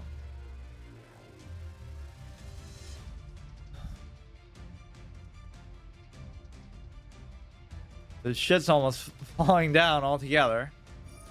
Sent to the graveyard. You can set this card to special summon more shit. So now you should be able to see it because you know what it is, but left leg. I really can't do anything, so I might just lose now. Or I need some way to get rid of this. He's not going to do piercing damage or something, is it? Extra, blah, blah, blah. For the rest of this turn, it cannot attack. You can special summon except fusion monsters. You can only use the effect once per turn. Once again, that most common text in any card. I just need some way to destroy this, like a hammer shot or something. Otherwise, I'll just keep setting these up for him to knock him down. I could replace the 5 Exodia cards with something that's actually useful. It's really there as not even a gimmick, because you know it's not even gonna be that amusing. Like, oh my god, I would have had like 3 pieces. You would think this would almost be what Yugi would have done, since he didn't understand how the card worked. He would just put it down as any other, but I guess because they're so weak, he had better stuff to play. But imagine if he just does that. He doesn't realize the effect, so he just puts it to protect himself. And at that point, I forget, you couldn't attack directly, so you would have to put something down or just resign, because you can't. It's like Pokemon, where you can't just have an empty board. This is like a Kaiba-esque moment. He just keeps knocking my stuff down with the blue eyes while I wait for the next piece of Exodia or whatever. But now, yeah, we're going to have all of them in the graveyard. What the fuck? This is unbelievable. We're getting all the pieces, but obviously I can't just let myself get hit in the face. So we would have had 4 out of 5 pieces already. 1, 2, 3, 4. And then there'll be a card that like bring 5 normal monsters back from the graveyard. So it wouldn't work with the regular Exodia, but it would work with the hands and stuff, because they just have flavor text. So he's kind of letting me survive for a while by not summoning anything else, but this is like the final boss of the game. If I can just beat this, or actually have something to summon. That's not going to work unless he summons something else. So he might get greedy and just try to overdo it. Holy shit. So we actually saw 4 out of 5 pieces of Exodia, but we can't be using them to face tank like that. I might actually just replace that, because it's so stupid. You would rather have literally anything else but that. Spirit Reaper, Marshmelon, Magic Cylinder, just anything, dude. At least if he uses this as material for something else better, we could maybe Trample of Spikes it. Or we could use it on here, but I wouldn't want to. When it's normal summon, you can special summon 1, 4 or lower from your hand, which you can't do. Not gonna do it, but that kind of telegraphs what kind of card it is. But he has no fucking fear in his heart. Come on, give me like a hammer shot or something, which he probably would be able to counter by now, but any kind of removal. Smashing ground with the highest defense, so obviously that is going to work. Let's see if he's able to prevent it. I still don't have anything I can fucking summon, though. So, see, the fact that it happened that quickly without him even being able to resign doing an effect or decline means that there was no card he had that can counter a spell, right? So that's kind of where the telegraphing is bad. In real life, you wouldn't know because the guy's not going to have like a prompt that pops up and says, oh, do you want to use this card or not? You would have to actually just manually do it. So that's what Magic kind of allows you to put a button to bluff that you have a prompt up, even if you don't actually have a play for it. I can do Trample of Spikes on that, which I almost don't want to do, but it's like the only thing he has now, so I'll just wait. Although it could have potentially killed him if he summoned something bigger. Oh, that could have been a mistake. I didn't know it did that much. I thought it did only a quarter. That must be something else. So if I could just get something I can actually summon, that would be nice, but it's just never going to happen. What the fuck? The only thing I get is Exodia, too. We'll get the final piece and just lose with style. We may as well just do this like right away, or maybe I can survive this turn. So maybe I should save it. Look at this, turn 21, a new world record. You've never seen this in fucking Duel Links. That's very rare. But it's for all the wrong reasons, because we both have shitty fucking decks. This card is destroyed by battle. I mean, I can survive this turn, so I guess I'll just wait. He's gonna keep fucking asking me too. And no matter how fast I click, he's gonna know that there is something I could potentially do. So what could all these cards be if they weren't a way to protect his big minion? So I do have a lot of cards in here with decent attack values that I can summon, but they just don't exist right now, so I just give up. This is actually super bad luck. Like, never mind the Exodia stuff. Like, most of this deck is just 4-star minions with like 2,000 attack and stuff. Why the fuck am I getting cucked so hard? So he still can't kill me. I could just wait. I'll have to do it next turn, or again, he might summon something big. I probably should have saved the Trample of Spikes, but I guess I wouldn't really have been able to. Yeah, I'm just waiting to play Magic Cylinder, and that would even win me the game here still. Or I would just need to be able to special summon something and I could attack directly with this. But for all I know, he might have some crazy crap for that as well. Hammer Shot, not really the time. In fact, I'll even just save it. So I'll just do Threatening Roar, right, which I have to do. And then I'll see if I can't. All I would need is a monster with like 1200 attack or more. Like, it's not that big of a deal. You should be able to do this anytime that you want, though. Why can't I do it now, for example? It only lets you do it like reactively. You contribute one Fiend monster, then target one Dark Dragon Synchro monster in your graveyard. Special summon in the defense position, but negate its effects. You can banish this card. Okay, dude. That would have been good for Trample of Spikes. Or it might be good for Hammer Shot, assuming it's not immune to stuff. 2100. See, all the stuff is at least weak. Special summon, blah, blah, blah. During your main phase, except this. Send to the graveyard, banish this, and target 2 Resonator monsters. Special summon them both. So that's obviously going to happen if Hammer Shot works. But you still can't attack.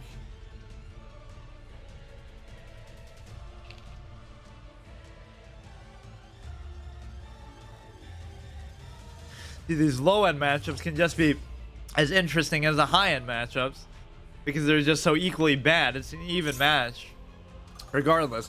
That's a very unfortunate encounter, though, because I was so close to just killing him with anything else. But look how many dead turns I had. If any of those Exodia minions were actually... I'm definitely going to get rid of that for now, but at least I have it. Or one copy of it. Holy shit. Well, anything you do this turn is going to be meaningless because you still can't attack. 3000 becomes Red Dragon Archfiend. You can destroy as many special summon effect monsters on the field as possible with attack less than or equal to this card, other than this card. Then inflict 500 for each destroyed. Once per turn. So that would almost be enough to kill me. Come on. What would I have to do? I just need some way to... summon something strong enough to kill this. I could always do Hammer Shot in the next phase too, but like in main phase 2, that's the whole meta that you got to get used to here, is that it's not like Pokemon or whatever anymore, like Duel Links, where you can only play stuff in main phase 1 and as soon as you attack, the turn is just over no matter what. This is one of the longest games, not only just in terms of turn length, like how many turns, but Just how long we actually got the full Exodia with like half the deck left, which is just hilarious. 200, 300. I just can't do anything though. I'm not even gonna blame Exodia. I'm just gonna say like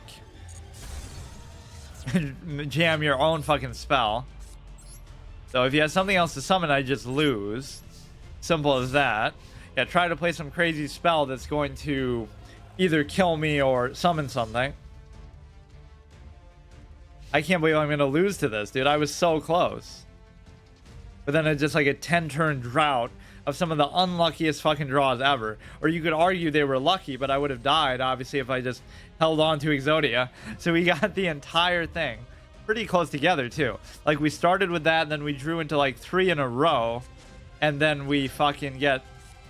Wait, I don't know how this is organized. Doo-doo warrior. So 2300, I still can't do jack shit. I'm gonna put in some of those can't be destroyed type of monsters, whatever they might be, just to stall it out a little bit. I can't believe you might think, oh, this is too top heavy in that way, but it's really not. But I guess when your low end is cucked by 5 different pieces of Exodia, that is so hilarious, though. If I had stalled the game out, I would have actually been able to win like that. So I'll either put more removal or I'll put monsters that just can't be destroyed to sort of serve the purpose of stalling the game out. And just Spirit Reaper can be kind of bad because he's too easy to target with an effect. If you target him with any effect at all, he's just automatically destroyed, even if it's like a buff or a positive effect. Final blow, dramatic, but it'll say that even if you have a way to counter it and stop it. It was just a theoretical final blow. Okay, so that was a very very shitty quality duel. Let me go ahead and change. Actually, you can probably just change it from in there. I wouldn't have to change my other one.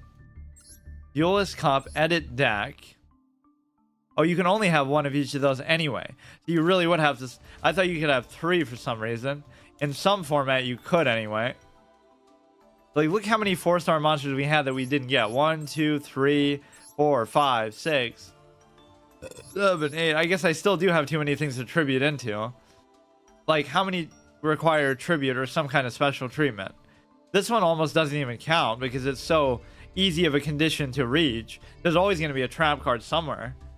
1 tribute, 2, 3, 4, 5, 6, 7.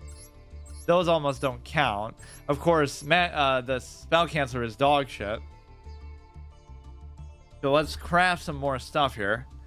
Marshmallow. Go ahead and create that, no problem.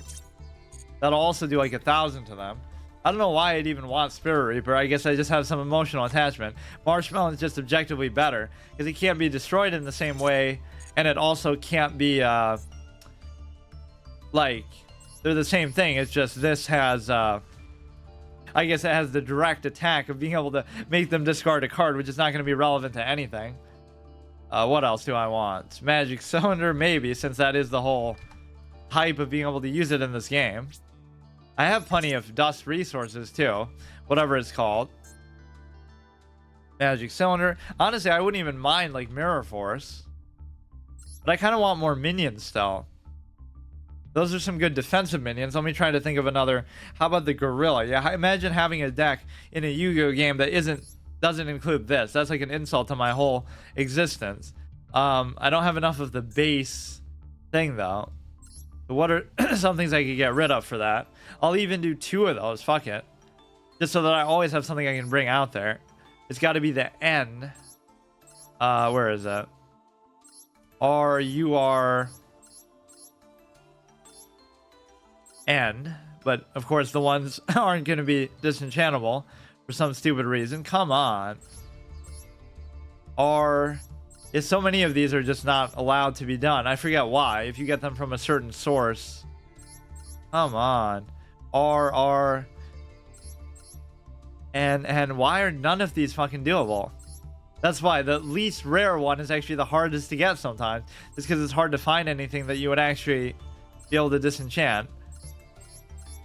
I don't have like a single one. What the fuck? Cannot generate. Why is this so hard to do? What the fuck? I don't know if there's a way to tell, like, disenchantable or not. I don't think there is such a category. I'll just look through this. Summon, cut in. Oh, whoops. There's gonna be N. So none of these can be disenchanted. Not a single neutral card, normal card can be disenchanted. Not one in the fucking game. Look at this, dude. Oh no, I'm looking for generate. I'm stupid. I kept... Oh, never mind. I forgot how this worked. So which ones would I actually want to get rid of? Some with high defense are actually okay.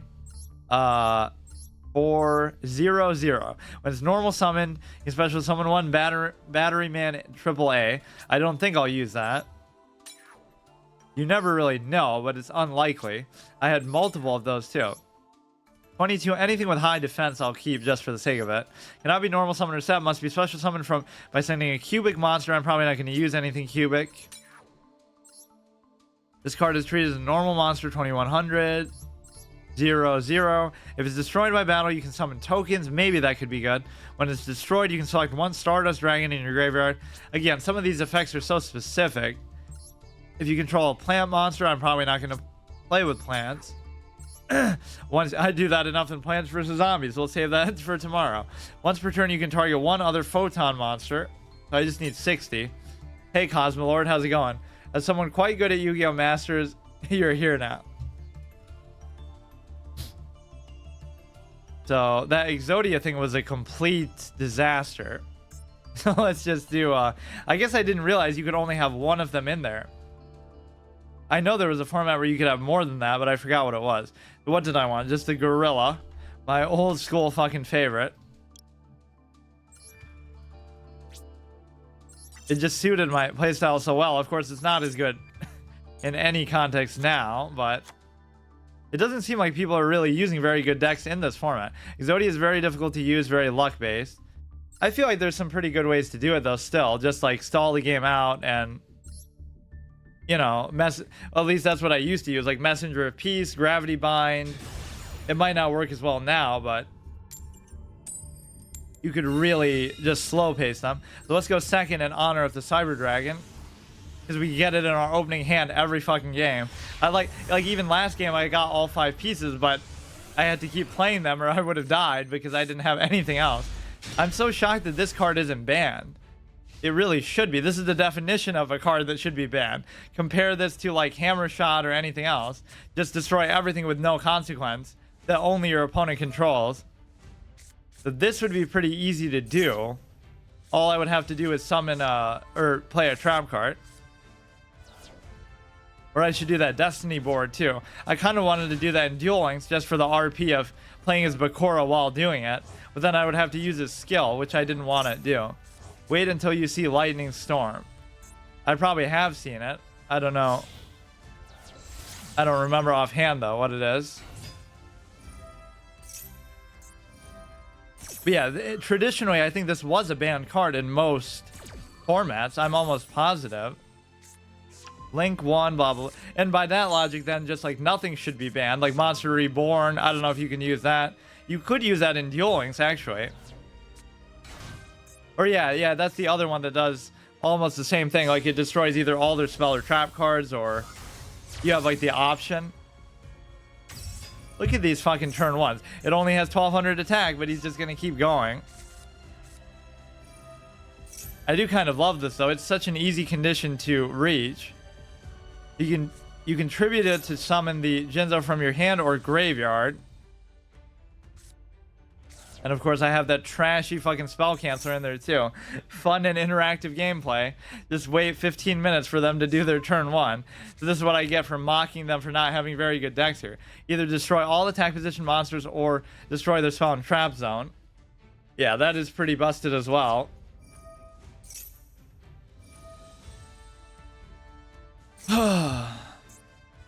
All rocket monsters gain 300 attack and defense. That's oddly specific.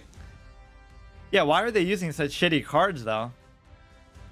We haven't seen, like, an attack value over 3,000. That's normally what I expect. Like, just give me a turn 2 5,000 attack with can't be targeted by anything. 2,100, but of course he can just summon as many things as he wants. Fun gameplay. Like, look at this, dude. Who wants to play like this? Apparently a lot of people, because this is all we see. They limited normal summons for a reason, but I guess special summons, they can just do whatever the fuck you want.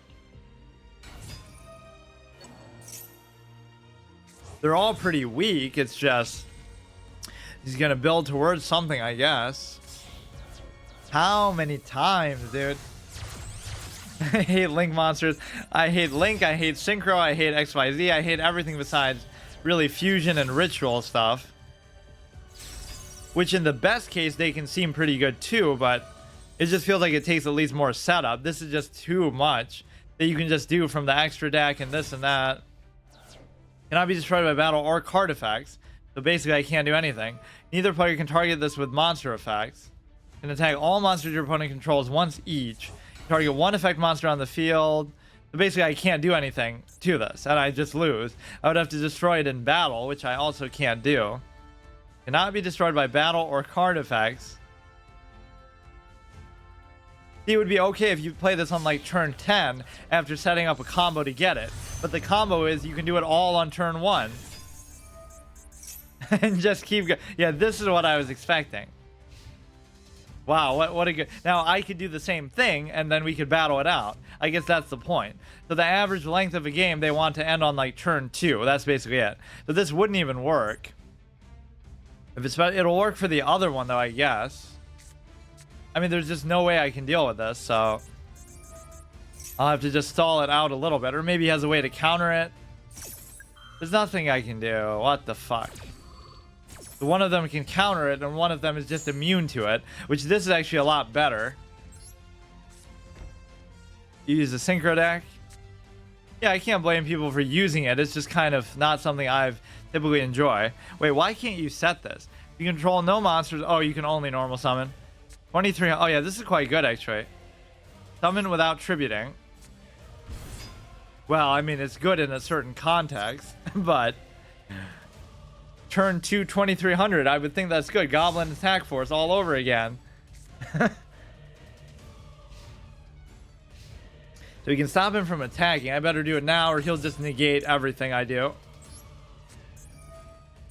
Boral and Dragon. That was about the 20th special summon that he did. On your opponent, you can remove one Boral counter from the card. So how do you get those again? You can equip one Link monster from your graveyard. If you do, place Boral counters equal to that Link monster's Link rating. Gains attack equal. Okay. But I guess it didn't matter because I should have still been able to do it, right? Or no, he just negates it. Never mind. It's not like it just destroys it. So his Boral is Savage. Dragon can equip monsters linked to it as a spell and gain attack.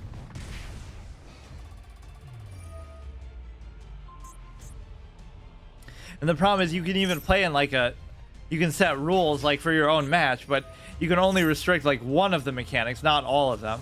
Actually, Link summoning doesn't seem as bad from my general experience as sometimes Synchro and XYZ can be though. Or maybe I just haven't seen enough of it. But usually I've seen like those crazy Synchro monsters on turn 1 and turn 2 that are just impossible to deal with. But it's the same kind of concept, just special summon like literally a million things and negate you basically every time. Yeah, those are my favorite ones. Like, just play around the fact that it can negate everything. The only way to do that would be to like beat it on the board, I guess, just to summon something stronger, which I don't even have. Like anything with over 3,000 attack. I can get like 2 to 3 negate monsters turn 1 usually. How fun. In a way, that's kind of a good thing, because then you're forced to play on the board more, but it's just in a very convoluted way.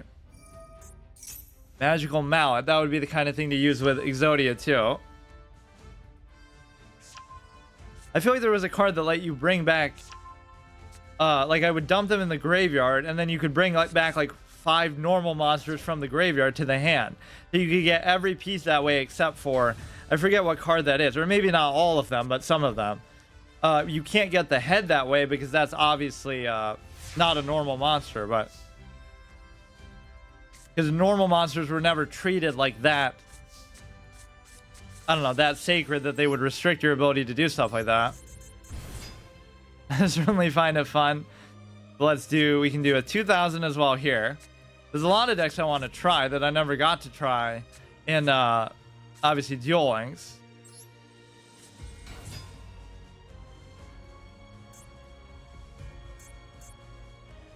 You just go here. See, now this is more what I like to see. Just where, like, he played basically next to nothing, and he's just gonna get hammered on here. I don't know what that means. S means you're, like, waiting for him to play something. That couldn't be telling you it's a spell. That'd be kind of unfair information. Oh, he might even be playing that. Because that Witch of the Black Forest would allow you to get a piece of Exodia, I guess. We'll attack with this. Or is that like his timer? But it's not really going down. Oh, maybe not. Oh yeah, Pendulum too. I forgot about that completely. It's like I've played the game on and off in some form, Yu-Gi-Oh, like since the early 2000s, but I always avoid anything that came out. I forget when even the first of these mechanics came out. But I've always avoided them, and I've never like played as them myself. Hate Pendulum. Doing the solo games and getting loner decks can be good. So what is this? If you have no cards in your extra deck except for this, you can destroy this card, then draw one card. You can... Wait, what? Well, that's kind of not a very impactful effect. Cannot be special summon or set. Must be special summon. You can only special summon one, blah, blah, blah. Yeah, can you use Pot of Greed? I'm pretty sure you can't. It's just weird what cards they choose to ban and whatnot. Like, Regeki to me is at least as good, if not better, than Pot of Greed, regardless of what crazy combos you can set up. Regeki is fucking insane. I don't remember ever using it either, unless it was in some kind of special format that just let you use like anything you wanted. You can activate one of these effects. When it's targeted for an attack, you can banish this card. You can target one face-up monster you control and this card, banish both of them, then draw two. You can target one card in your graveyard. These effects aren't really that good, but I guess he's obviously searching for something. Pot of Greed was way better. I mean, they're both really kind of broken cards, though. At least Pot of Greed requires like a secondary expectation that you're playing for something, right? Like you have a certain deck that is built in a way to really reward you for cycling through it, which honestly right now doesn't even seem that important, because if you can just special summon a million things on turn one, why would you even need to cycle through your deck? You would have to tribute for that now. Why don't we just do this? We don't even need to go defensive with the Marshmallow yet. I do love the fact that it does 1,000 though. That was sometimes what would actually kill somebody. The final 1,000 that you need. Regeki used to be limited, but now it's semi-limited. Not that I'm complaining, I would be using Lightning Storm instead, pretty much. Which still wouldn't be nearly as good because it doesn't destroy. You have to discard a card and it won't destroy their face down stuff. It should at least be like destroy your monsters too, like a Twisting Nether type of effect. Then I could understand. Just destroy everything on the field. And then the alternative would be like Lightning Storm, where you have to make a compromise.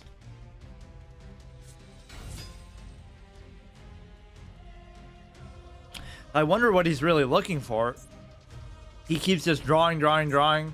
It hasn't been Exodia because obviously we just saw what he got with Witch of the Black Forest. So you can remove it from the game and just that has the highest defense. I mean, I could just do this to make sure that we don't get cucked by anything.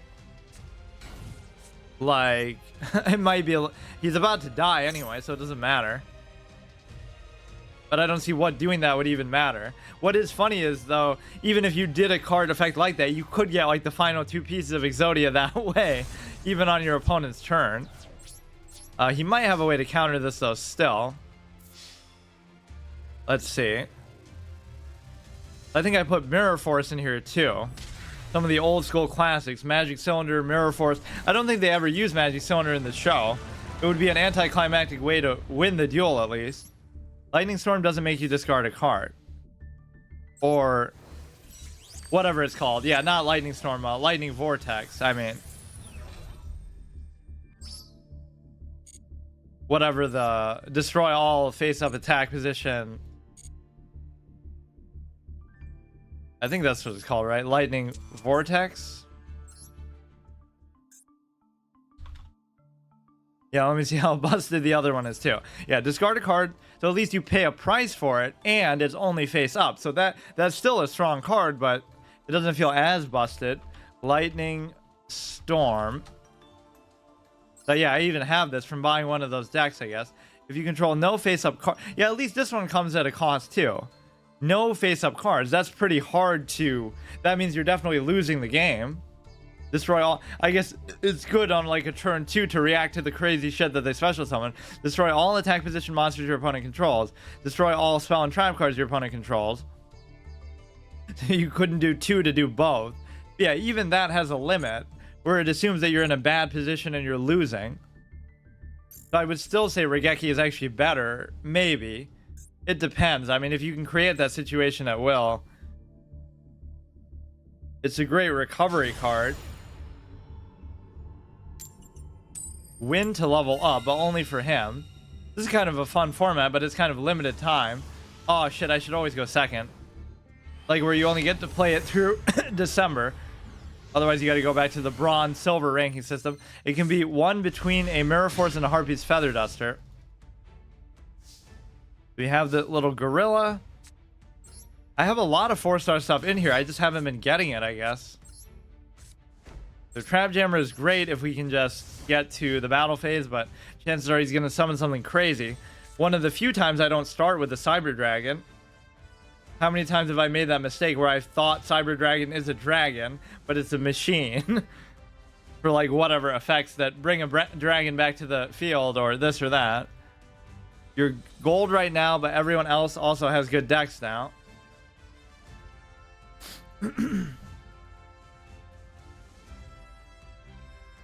Would be interesting to see like how high I could get with something that it doesn't involve any of those mechanics. That'll be my hard mode challenge. I can't use Synchro, I can't use Pendulum, I can't use XYZ, I can't use Link.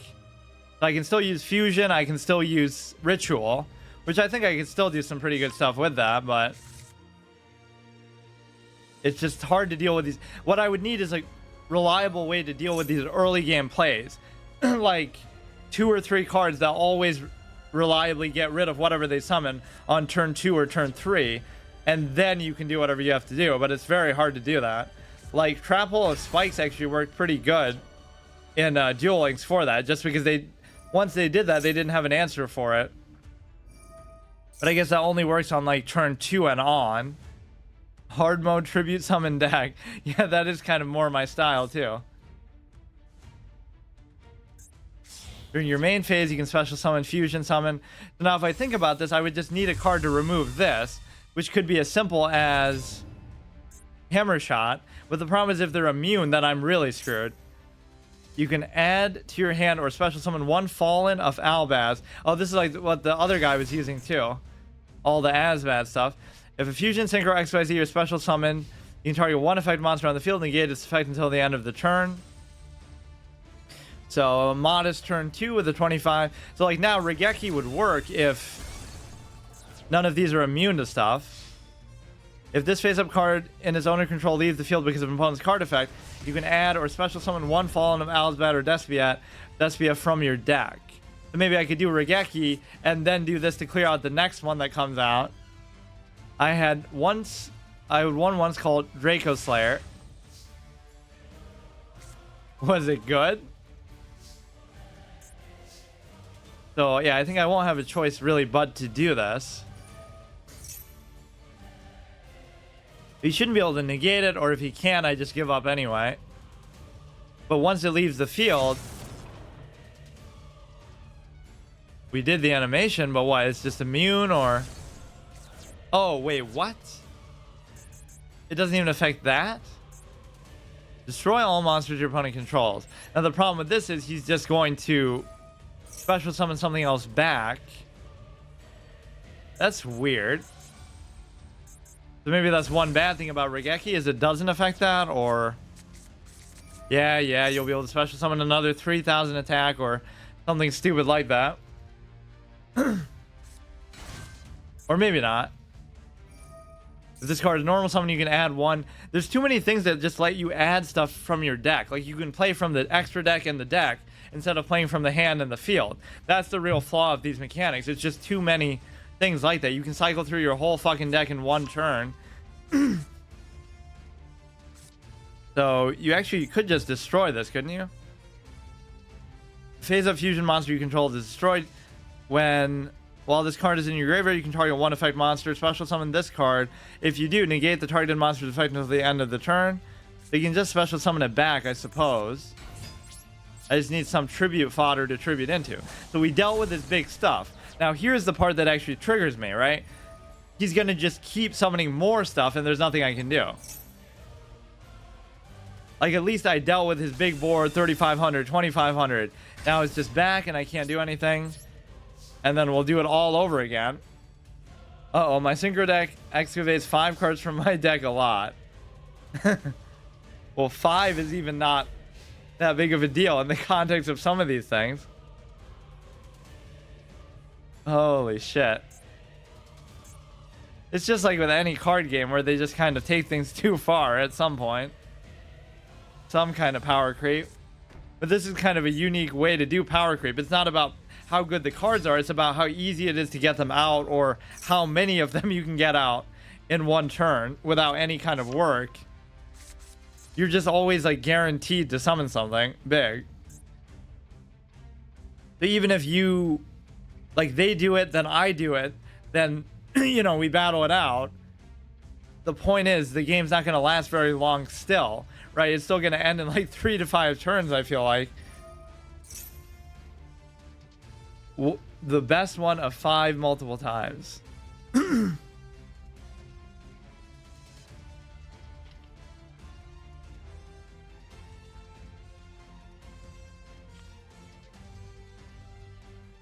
They beat a couple of those first people super easily. They were using like really shitty decks. And then I lost to somebody who was using a really shitty deck too. I like the anti-spell format. That was pretty fun.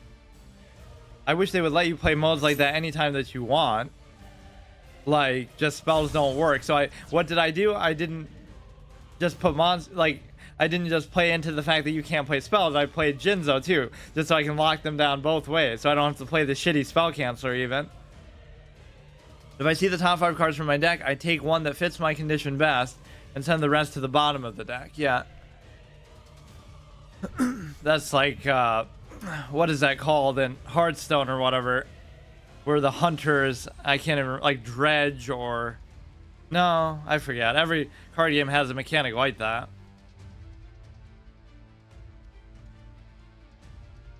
Uh, 2,500, so I'll still get it back and I'll still be able to tribute. The problem is I'm like 100 attacks short. So it wouldn't be completely over if I could still just deal with that. I could get brain control and... Oh, maybe he'll negate the effect, but not really, because it'll trigger in the graveyard. Should be fine. So now I would need like another Regeki and another, like, yeah, Mirror Force or something. Oh shit, I almost just spam clicked the wrong thing. So it's only turn 4. I mean, that's the shock of it. I have about 5 monsters that do that and about 2 spells with that one purpose. It's evil, but I love it. Oh, that's a pretty sick animation.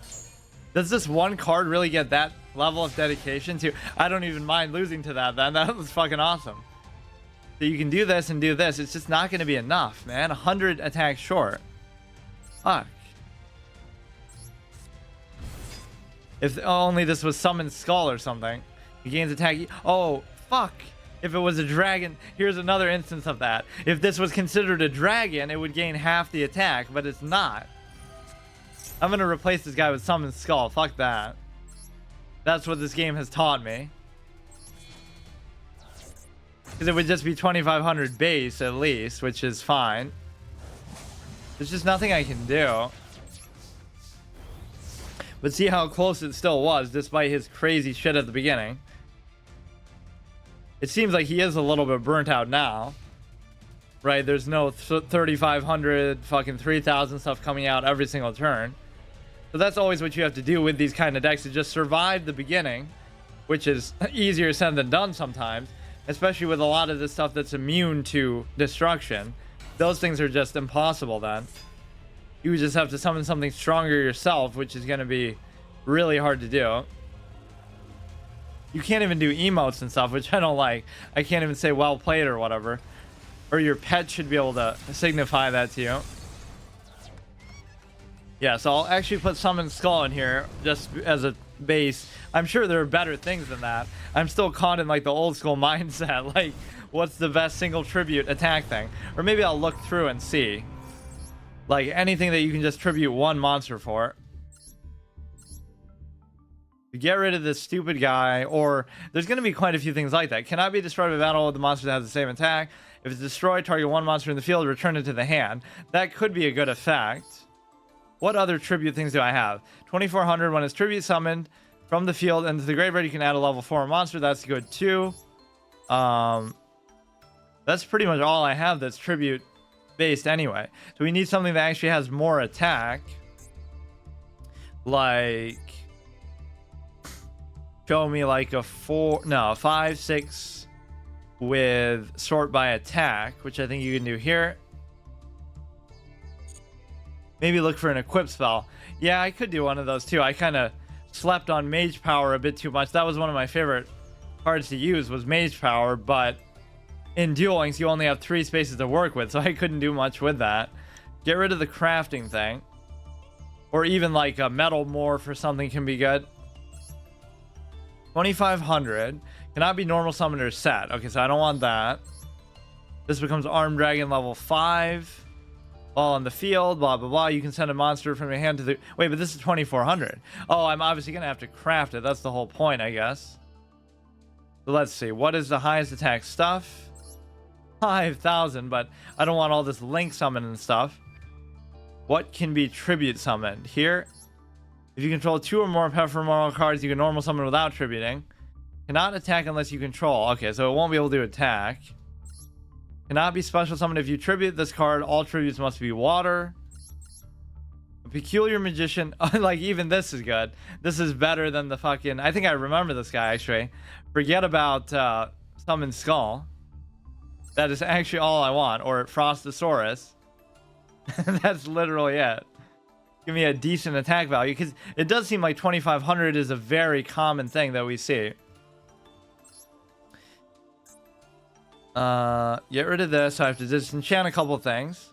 Maybe I'll make both of them. I love the crafting system so much. That makes it so much more flexible. Let's see. We would have to get some normal stuff. I kind of don't want to get rid of trap cards. So let's just look for only the... Wait. Oh yeah, the rarity. The thing is, you're trying to compete with archetypes when you only have base monsters with low level effects. Pretty much. That's my pretty much Yu-Gi-Oh experience. But I do that even when I have better collections. I just like playing like that more. Yeah, some things can be crazy. Like Metal Morph would definitely be worth having, I think. Metal Morph. I don't want it to be this neutral thing though, because this, for some reason, this is the hardest one for me to get. Or like, let's look at Mage Power. Is also going to be normal. Wait, they don't have Mage Power? What? That's not right. How do they decide stuff like that? Come on, that's a fucking iconic card. What, it's going to be too strong because you have 5 spell and trap spaces like always in the game? What? You can use Regeki, but not Mage Power. It makes perfect sense to me. Or maybe I'm just remembering the name wrong, or maybe they changed the name. Oh, shit. Yeah, maybe you're right. I forgot to turn that off. My bad. I was going to say, there's no way they don't have that. Yeah, I didn't want it to be a normal, in fact. There it is. So this is like a rare or whatever. So make one of those, and then make one of the Metal Morph. So I need a ton of dust still. They have to go back to normal. And get rid of this. Let's just dismantle all of these that I don't want to use. Cannot be normal summoner set. Must be special summoned by sending 1 or more machine monsters to the graveyard. That could actually be okay. That does so much. Once per turn during the standby phase, if your opponent controls a face-up that was special summoned 3,000 defense. Oh, but this is like a 7 cost. I don't know what I want to disenchant here, really. If there's some theoretical chance that I might want to use it. Cannot be special summoned. You can send one fairy type monster. Okay, I probably won't use that. Cannot be special summoned. Cannot be targeted by trap or monster effects. Once per turn, you can banish. It's 3,000 for a double tribute. I don't know. During the main phase, you can... I like stuff that just mentions an archetype at the very beginning. So you know, gains 100 attack for each plant type monster you control. Other plant monsters cannot be destroyed by card effects. I don't think I'm going to use plant stuff. And so, let's see. Fusion. Elemental Hero. Blah, blah, blah. Although I might use fusion stuff at some point, so I don't really know. I like the whole Truckroid thing. Alistair the Invoker gains 200 for each card your opponent controls. Can attack all that's kind of cool, actually. This is special summoned by the effect of an evil-like monster. Probably not something I want. I only need like 60. This card must attack if able. 2,200 single tribute. When this is targeted as an attack target. If field spells are included, 3,000 damage bonus. Yeah, that is actually pretty good. And that's a super old school card that you could use, you know, way back. When this card destroys an opponent's monster by battle, sends it to the graveyard. Cannot be destroyed by battle, blah, blah, blah. Each time your deck... I don't know. Most of these I don't really want to disenchant. All other Cyber I can't disenchant that. Too many of these are just generic effects. Once per turn, you can send a spellbook card deck to the graveyard. Okay, I probably won't do that. Okay, last one. When this card destroys an opponent's monster, you can special summon one level 5 with 1,600 or less attack. This card is treated as a normal monster on the field. While equipped with a Noble Arms card, you can target one Noble Arms, destroy... Okay, I don't care about that. So I want Metal Morph, and I kind of forgot. Now, what the other thing I said was...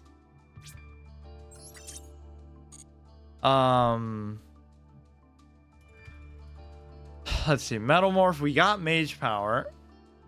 And... Huh. Maybe I would just look through every card in existence. See if anything catches my eye. Not actually all that many. We already got Mirror Force. I always used to like these trap monsters, but it's kind of pointless at times. But it does count as a special summon. I heard the words Evil Light, Monster, and a Dismantle sound, pretty much. Not that I even know fully what some of these things are. It's just like if it's super archetype based, I almost don't even want to mess with it right now. Unless it's something I really like, but even then I'll just put like weird stuff in there too. This is just every card in the game, or at least every card that you can craft. It's possible there'll be something that you can only get from certain special packs or whatever, like the secret packs. There was something on the tip of my tongue, but now I forgot what it was. I probably won't recognize it just from the picture. We got Metal Morph. We got Mage Power. Oh, it's that stupid ass thing. The Power of the Guardians. That's so cancer, and I hate it so much, but...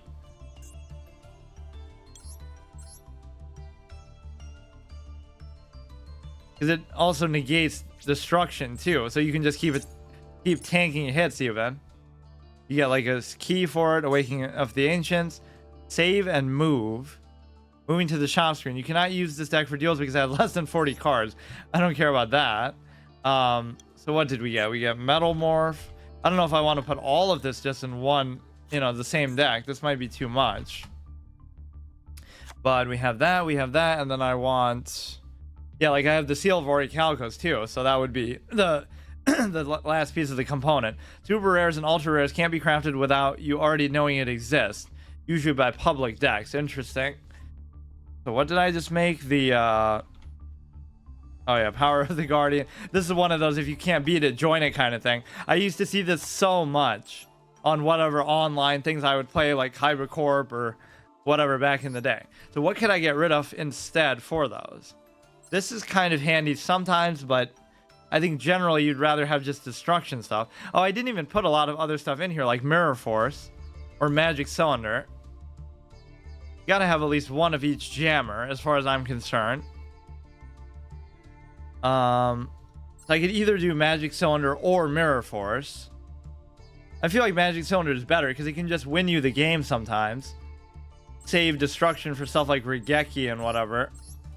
Smashing Ground, Hammer Shot, Regeki. You can have 2 Regekis. Don't mind if I do, since I'm complaining about how absolutely broken it is. So what do I get rid of? I do kind of like the number of monsters I have. Maybe I could get rid of 1 Cyber Dragon, but I always love that as an opening play. I have to get rid of 2 things. This is good, this is good, this is good, this is good. It's almost like Magic Jammer and Trap Jammer haven't come into play too much, honestly. As much as I like them. Or like Spell Canceller is fucking dog shit, but just in theory, I like it. It's such a bad card. Neither player can activate the effects of spell and trap cards in the graveyard. I mean, it's just a 1900 4-star. At some point, you got to settle for those. This is kind of bad, but I kind of need that many 4-star monsters, at least, that I can summon. So even if it wasn't that, it should just be something else. I guess I can get rid of 1 of these. I really like Trap Jammer, but I haven't even seen a good use of it so far. So I don't have Mirror Force, though, still. So how many monster destruction things do I have? 1, 2, 3, 4. I guess I could replace like 1 of these with it, just to kind of scare them a little bit. I do have a couple good equip cards. I don't normally even run Mystical Space Typhoon. It feels kind of bad not having it because it's just so good. Oh, I didn't even make it. Oh god, I can't even make it. I'm 1 short. I won't worry about it. Yeah, I've had a harder time getting the normal resource than the actual rare ones for some reason. Just because I'm, I guess, more reluctant to disenchant them for some reason. I guess because I was just disenchanting all the mechanics I don't like. And they tended to be higher rarities like, you know, Synchro and whatever the fuck.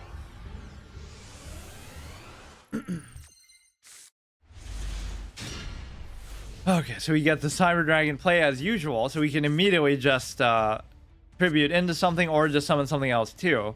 But let's see what kind of crazy Synchro play he does. Discard a card, send 4 reptile at least this is like a very specific thing. I like that. But it'll probably lead to the same place. Right, reptile archetype. We don't see that too often. 3,100, how much you want to bet he's just going to bring it back? He just fucking disappears. Yeah, that's why it was humane to use the lava. Wait, why aren't I... Oh, I guess with every deck you have to specifically customize the backgrounds and stuff. Even the card back isn't... I don't know if it'll let you change that in this mode. If this card is sent to the graveyard by card effect, you can special summon it, but banish it when it leaves the field. You can only use the effect once per turn. Need like an automatic queue for whenever that line is there, because every card is going to have it. You can only use it each once per turn. King of the Feral Imps. Oh, don't remind me of my Hearthstone Imp times. I love that so much, how people always doubt me, like, oh, this Imp deck's not even that good in Wild, and then I get to Diamond 3, like, okay, if that's not good, then I don't know what is. I should have been able to get all the way to Legend, in fact, but it was close enough. It's so stupid, though. That is like a basic fucking deck recipe, basically.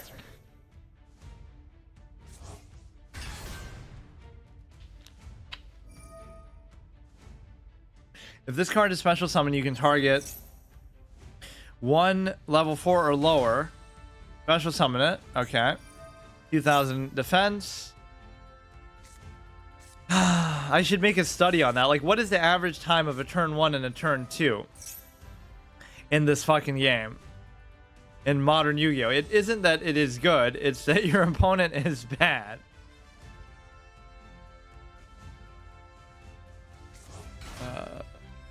Yeah, summon a fucking god card while you're at it. That would be fun to try to do too. but I think Obelisk is the only one who's really good. Slifer is kind of bad in even a deeper way than I originally thought, because it's like it discourages you from playing cards. Even if everything goes right with Slifer, right, you have 6 cards in your hand, so he has 6,000 attack, but then you're afraid to put any down or to play any because you just have to hold it. So it's such a bad effect, truthfully. I had my turn ones go from 300 seconds to 60 seconds. What is this? At least this is different. At least if I'm going to get my ass beat every game, do it with a little bit of style. Phantasmal Lord Ultimate Bishbalkin. Cannot be synchro summoned. Must be special summoned from your extra deck by sending 2 monsters. 2 level 8 monsters you control with the... But it's not enough. He had like a 10,000 attack thing, but it wasn't enough for him. He's going to keep going, dude. Oh my god, dude. That was enough. Or he's just gonna bring it back from the graveyard and fucking do something else. Reptile.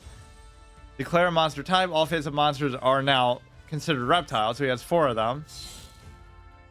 Which I'm sure are required for whatever mad shit he's about to do. I like some of these animations, but I miss the floating images above the cards, which Duel Links had for some things, or I think for pretty much everything. Oh my god. Like, I would have been happy with that thing, dude. You had like a 10,000 attack monster there. Why did he get rid of that? This card gains 1,000 attack for each monster on the field. Once per turn during either player's main phase, you can special summon the same number of tokens on each player's field and defense position. So as to summon as many as possible. Also, this card can... This is almost as good as the Ojama thing, too. Well, I guess these can be tributed, though. Just lock down their fucking spaces. Unchained Abomination, good luck. Just forfeit now. No, I'm interested. I want to see it. I don't think I've really seen this too many times. If a card on the field is destroyed by a card effect, except by this, you can target 1 card on the field, destroy it. When another monster is destroyed by battle, you can target 1 card on the field, destroy it. During the end phase, you can target 1 card on the field, destroy it. I like it. He knows what he wants to do. You can only use the effect of each effect, so you can do all of them, though. When a monster is destroyed by battle, when a... Well, what it doesn't do is negate itself from being destroyed, though.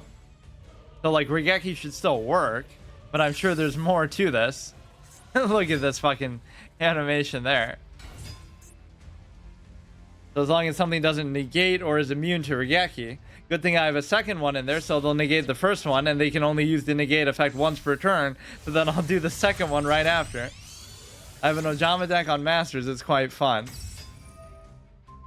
It won't be quite as fun as Duel Links, though. I love that so much, where they only have 3 monster squares, and you can just completely troll the shit out of them. It's not even about winning or losing. It's just so satisfying to do that.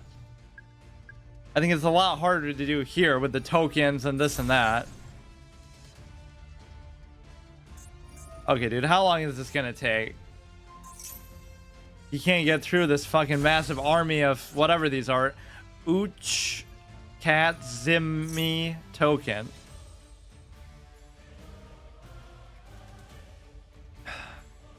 I wonder how much of this shit actually appears in the show. Like, does a character actually use this in one of the... Probably, at some point, in one of the various new series that they have. Yeah, I've only ever seen the original series, and even that was almost too much for me. There's some really good things about it, but it's almost an achievement to say, like, imagine making a show about a card game where it doesn't even follow the rules of the card game or any sort of consistent set of rules. So you have a show about a game that doesn't even accurately represent the game, but it's still entertaining at times just because of the characters and the scenarios to an extent. So I guess that's an achievement, but it's kind of also like a bad premise. Like, why would you do that? Either represent it very accurately or just don't do it. But and there are still some really epic plays that you could make. Like the diffusion play against Noah is one of my favorites because that's a real play that you could make. Of course, it's preceded by Card of Sanctity, draw 6 cards, which is not a real thing. But like, he summons Ultimate Dragon, he attacks, and he's like, oh, it's not over yet. And then he plays Diffusion, so he gets the 3 blue eyes, all with 3,000 attack. You attack him at once. So that's a pretty epic, organic play. that could happen. Of course, you still have to cheat with Card of Sanctity to do it, but just like a real play is all I ask for. Oh, come on. Look how long, dude. I'm turn 1. I'm just sitting here discussing reviewing the whole fucking anime episode by episode. What is this? You can just watch this whole fucking show before this turn is done. Yeah, we get it. You're gonna win. Just do it. Now, did any of those effects prevent him from attacking this turn, I wonder? It's like too many effects for me to even read. Like, you just have to know these. But it doesn't matter. Destroy as many monsters your opponent controls with 0 attack as possible. So there must be something that reduces stuff to 0 attack. I would rather lose like to a turn 1 Exodia than to sit through this shit. Even though I know I'm gonna lose anyway. It's like, at least make it quick and painless, dude. Still turn 1. That's the biggest troll. It's possible he could have won some other way. Target 5 monsters in your graveyard. Shuffle all 5 into the deck, then draw 2 cards. I mean, in Pot of Greed territory. A lot of pendulum stuff. Of course, all the fucking same one. Free monster limit, by the way. How the fuck did that even happen? I'm not even paying attention because I don't care. Like, this is all just like too much stupid shit. At least the principle in any card game is like, you can still do crazy shit like this, like the World Tree and Magic or whatever, you know, but it at least takes some work for it. There's no scenario where you can say, oh, turn 1, you deserve to do this because, you know, sure, you can say, oh, you might get a turn 1 Exodia and it's just dumb luck, but this is something you can do like every single game, even if it's not exactly this one thing. Just some kind of endless synchro, link summons. You're doing it just because you want to do it. There's no, you know, can he negate Regeki? Because if he can't negate Regeki, or I mean, if he can, I can't do anything anyway. I have no option but to play it, so I don't even need to look at the cards to see what they do. If he negates it, I'm fucked. If he doesn't, I'm still fucked. But slightly later, maybe. He has more cards in his hand than he started with. That too. So there's no cost for anything. You can just do whatever you want, as much as you want. Although I can't complain, like I do get to use this busted ass card. I don't even have a spell to fake him out with. I just have to try to do it. Imagine after all that, he wouldn't have a way to negate this. I'm sure he does. Or maybe not. Oh, wow. I should have probably done Cyber Dragon first then. That was a misplay, even under the circumstances. I was just assuming he wouldn't be able to do that. Or that it wouldn't work. Fuck, I should have played my ace card, Cyber Dragon. So does he really not have another way to just do that all over again? So sometimes Regeki does come through, though. Pretty awesome. What do some of these things do? Once per turn when a monster... Now he's going to do it all over again. Another 30-minute turn 3 now. You get to send 1 monster from your hand to the graveyard. Hand or field to the graveyard. Target 1 reptile monster in your graveyard with a different original attribute than that monster. Special summon it. If everybody was like me, the game would be more fun to play. Because even if I had a complete collection, I wouldn't really do stuff like this, honestly. I've had that in other Yu-Gi-Oh games. And I still do, obviously, better stuff than what I'm doing now, but not like this. Is he gonna just... I'm surprised he didn't get more out of that. Just like some sort of immunity or negation effect. I judge a deck by how many cards they have on the field, graveyard, shadow realm, hand by the end of their turn. It should really be about 1 or 2 on turn 1, but... They need to institute a rule. Like, okay, you can only special summon 3 times per turn. Or you can't synchro summon or anything in the first 5 turns or 3 turns or something. You just have to wait. Special summon a monster to the field. I guess. So maybe he just can't get through that and he'll deck out. 31 versus 34. I would just add like some older formats in these games too that you could play, and I would rotate it. So start with GOAT format, then go through over the years until you catch up with all this dog shit when it was first introduced. But even when it was first introduced, it probably wasn't as overpowered. I kind of forget, but I was playing on like Kaiba Core virtual duel system for back in the day.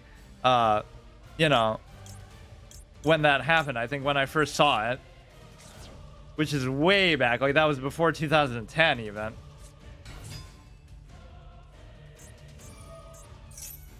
I kind of owe that game a certain credit for getting me into it. That was because it was just so convenient. I never really played the physical game at that time. Then I did later, but it was just like a fan-made online site that had all the cards in the game and even some from the show and stuff, and that you could use in certain custom games and formats. It was kind of sad that a fan had to put that together, but I don't think there was a better way to play it.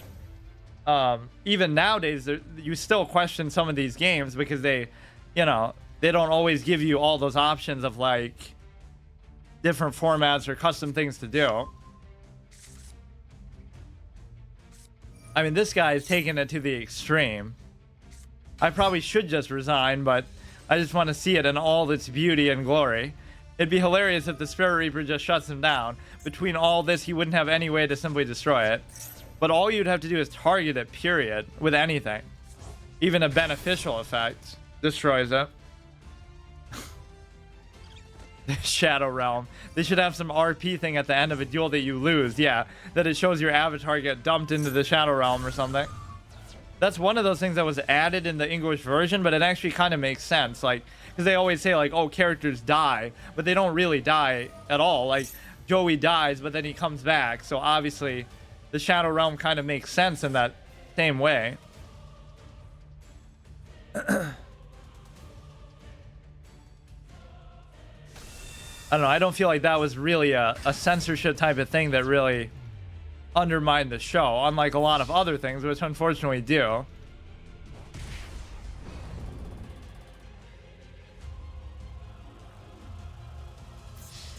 And it does kind of look, you know, like, oh, you're going into this dark fucking aura place every time you duel, like a shadow game. So I don't see why it's too much of a stretch to call it the Shadow Realm. Okay, dude, you had your fun. You would think he would get bored of it too. Like, why do you want to just sit here? What are you trying to prove? Like, you're obviously going to win. Just do it. Ivan Ryan won. The longest fucking game in history. Only lasted 3 moves. And again, how long did I play versus how long he played? I played for like 30 seconds. He played for like 10 minutes. I can't defeat strong opponents, it says on the bottom. Mephisto with that fucking genie picture. I like this guy's aesthetic. If only I had played my Cyber Dragon, surely that would have won me the game, right? Fuck. Just, that'll be the new, just mitigate the damage. Like when you get one shot in a game, you should have just hit the action command. You should have just done this or that. It's like you should have just played the Cyber Dragon.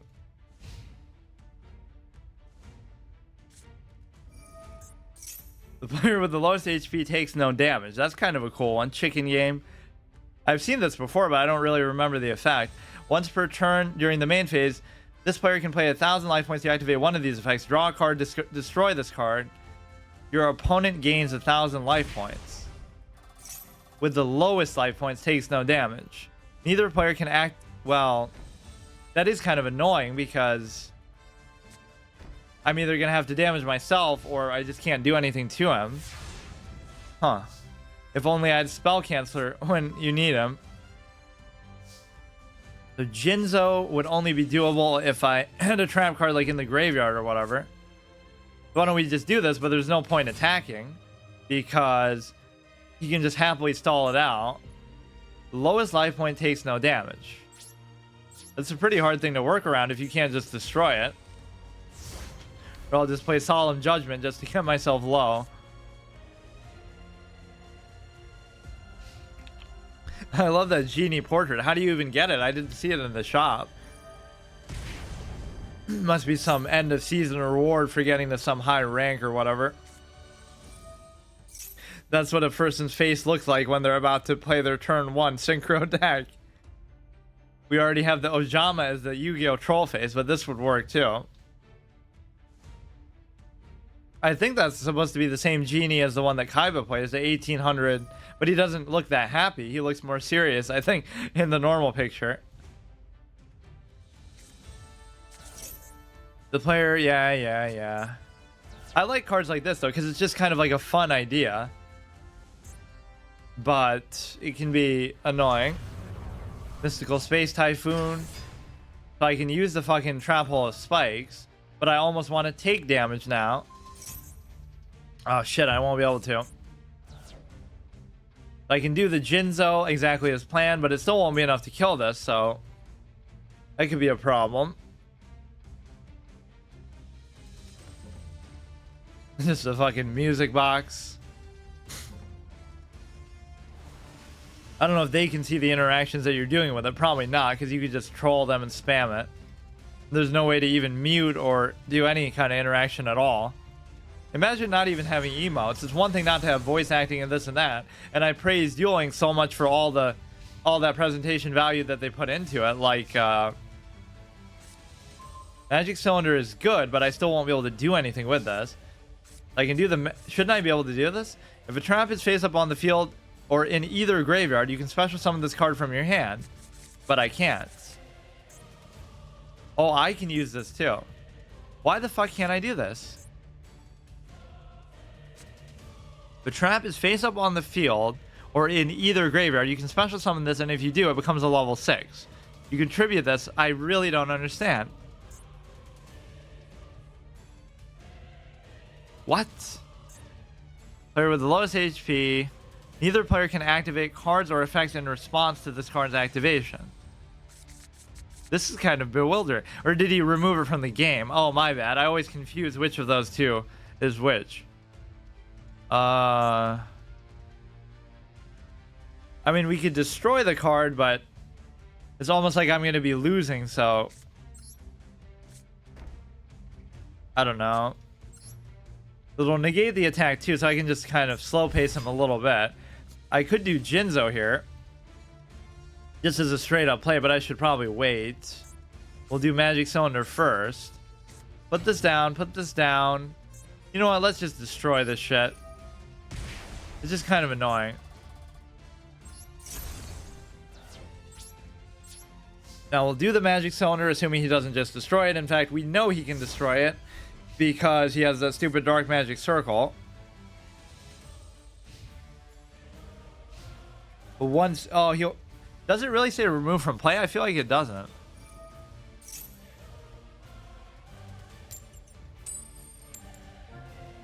You can target one card your opponent controls banned. Oh, it can be anything. So I can destroy that with my... Sometimes in the show they play quick effect stuff from their hand. So in this case that would be a good thing, but... you can't actually do that. Or I feel like in some format before I have done that, but... Maybe we were just cheating, like we didn't know the difference. Fusion summon one spellcaster fusion monster from your extra deck, banishing fusion materials from your field or graveyard. Well, I have some good stuff here, but it's going to be hard to deal with any sort of immunity effect. If a spell or trap card is activated, you can draw one card. If it was a spell or trap, you can set it. If it was a trap or quick play, you can activate it. If this is destroyed, you can special summon both one Dark Magician. I'm surprised you didn't just destroy that. 2,800 right there, and we can buy some time. If a spell or trap is activated, blah, blah, blah. Special summon Dark Magician and Dark Magician Girl from your hand, deck, or graveyard. The Regeki is going to have its limits here, I think. But do we finally get to fucking do Jinzo now, too? In fact, I could just tribute for it, but what's the point when I have the special summon effect? This is obviously a power creep thing as well. So, why don't we destroy this first? He'll be able to get his Dark Magician and stuff back, though, anyway. Maybe I should do Jinzo first, just in case he doesn't summon do like a stupid trap card. Yeah, we'll bait that out now. Not that it really matters, but... The problem is I still just won't be able to do anything. Or, in fact, we could get both Jinzos out there. That's what's so hilarious about this. You wouldn't have to choose one or the other. Not that the other one's effect is particularly compelling anyway. Or wait, I'll just be able to kill him then. I don't even have to worry about. Or can I like not attack this turn for some effect? You won't be able to do it. Oh yeah, you'll be able to do fucking Dark Magician though. I keep forgetting. Fuck off. Yeah, Ryuki's not gonna win you the game this time. And Dark Magician Girl, he may or may not even have. He does have. Oh, I can always hit that then. Go ahead, hit it with this. I just don't have a way to deal with this. Like, I'm not gonna change it even to defense mode. We'll just take it like a man. What is his effect again? I forget. You can obviously special summon the other Jinzo. I guess nothing else really. Of course, he doesn't negate trap cards. That's why you would want to get the other one out. But that is such an easy special summon condition to meet. So you'd think he would destroy the proper yeah. So I do have some of those equip cards and Seal of Orichalcos and like a million different things. But how much you want to bet we're not going to get one? He really likes field spells. If you only your opponent cannot activate spell cards. If only you control a spellcaster monster, your opponent cannot activate spell cards. If you control no spellcaster monsters, you cannot activate them. We can just resummon this dude anyway. That has nothing to do really with that card, but special summon, face up attack. So we really just need some kind of equip card or whatever. Destroy a card. Wait, what? Wait, I don't even know what that was. Destroy all traps your opponent controls. Oh shit, I guess I didn't know they were all traps. And it wouldn't even matter, right? Because you're just negating the effect anyway. Oh, here we go. We're not going to be able to do anything, though. Tribute one monster, no. Oh, then I can't do it. Fuck. I think I'd rather save that just for a net summon. So obviously we don't have a trap card either to use. We have so many spell cards that could like... Well, I guess I wouldn't be able to though then. This is a spell canceller dream come true, but not really. Well, it's easier to have a spellcaster monster than to have the spell canceller specifically.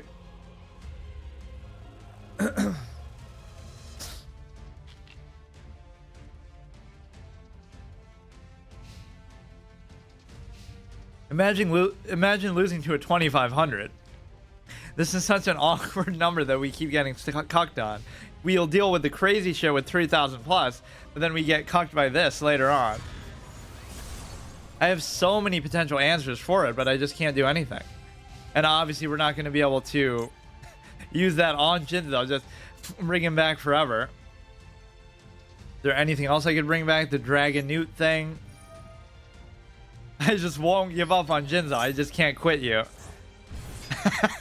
But even if I get a spell card, it won't matter because... Yeah, I can't even use that. That's so stupid. Fuck.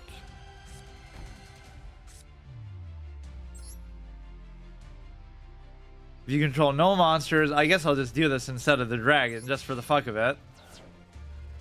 I do like that you can choose where to play stuff too, more so than in Duel Links and stuff. Most of the time it doesn't matter, but it's nice to be able to do it. In fact, I think there's even an option to turn off and just skip it altogether. I'm going to lose to just a straight up 2500 Dark Magician, mainly because of that. Because if I don't have a spell card that I can play, there's nothing I can do. I would have to destroy this straight up first. So this is going to be like, what, the 50th time that Jinzo gets fucking killed here? Like a Jinzo permadeath. If you don't have Jinzo out for 2 turns straight, you just have to resign the game. Come up with your own win and lose conditions. But obviously the win condition wouldn't count because they'll... Well, you could just win in a metaphorical sense, but the lose conditions you can always enforce, like in Magic with Sarkhan. If I lose Sarkhan, I just have to concede on the spot. They won't know why, but... This is at least a more interesting game than the other one where he does like a million different things, but I feel like I'm actually just getting unlucky because I always have so many answers to stuff and then I just don't get them. It's not like I don't have stuff in this deck. Okay, so now he's going to do something else. Of course. Dark Cow. I love these fusion things that can just use your opponent's monsters as fusion material. What a great concept. Now, a trap card would actually work. Of course, this counts as a spellcaster too. Wonderful. Give me a, oh, that would work actually. Unless it's immune, but if it's immune, I can't do anything anyway. But as soon as the turn starts, I should just do it. But won't that just kill me? It'll be a draw. This will be our first draw. During your opponent's turn, just do it. Just do it. Please don't negate it. Don't do any shit. I don't care. It doesn't let you do it unless reactively. Like, I should be able to do it now. Like, normally you would be able to. What the fuck? What? Wait. I guess he negates trap cards? I won't even be able to read it. Dark Cavalry. Why the fuck couldn't I do it? That would have been an epic draw moment. Maybe this game's not allowed to have draws, so it would know that would happen. Dark. Gains 100 attack for each spell and trap card in the field. If a card attacks defense position monster, inflict piercing damage.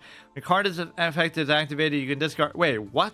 He would have been able to negate it, but why couldn't I do this? Target one face-up attack whose attack, oh, less than or equal. So it was greater. So you could still kill them with it, but only exactly. That's interesting. I forgot about that aspect of it, I guess. Yeah, if I think about it, you have 1, 2, 3, 4, 5, 6, 7, 8, 9, 10, 11, 12 things that you can just summon. 13, 14, 15, 16, maybe even too many. So these are fine. 16, 1, 2, 3, 4, 5, 6, 7, 8, kind of like your ace cards. And then you do have a lot of these buffs and stuff. This is what I'm not understanding, how I've gone so many games without getting any of them. Even like the seal. I don't think I've even seen the seal once in like 50 games of, well, maybe not 50, but in like 10 plus games of playing this. I just haven't seen it. But that was kind of a really tough spot to be in, where he was just negating the spell cards and stuff. Duelist level 5, really? I feel like I shouldn't have even gotten that far. You have to get to like Duelist level 60 by, I forget when even. Oh, by the 18th, which I probably won't do. Especially with the kind of competition that we're going against. It's kind of stupid in a way. Then you advance to the next thing, and then you can do some kind of tournament where you're going to have to use some kind of crazy synchro stuff regardless. Too many people are using this Dark Magician, Pat. It doesn't even have to represent your style of play. It could just be something that you like. Right, like, I like the Cyber Dragon, but it's not like I'm using an actual archetypal deck for it. One of the few times I don't have a Cyber Dragon in the opening hand. This guy's picture is kind of cool.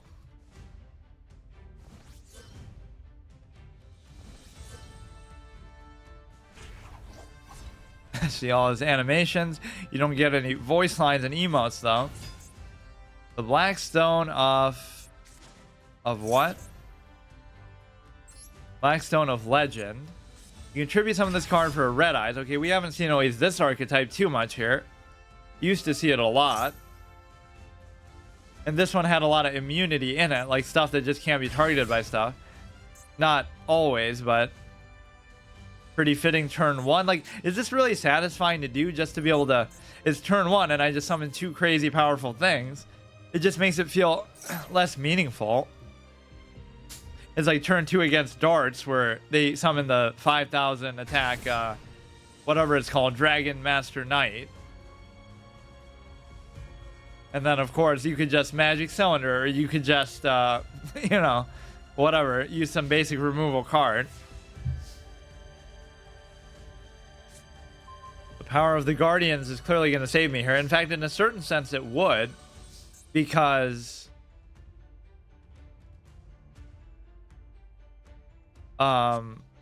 you can tank the first hit, and then it'll keep getting stronger, kind of, I guess, with each one. Like, first of all, you can destroy something here, and then when he gets attacked into, you should probably do the 2500, in fact.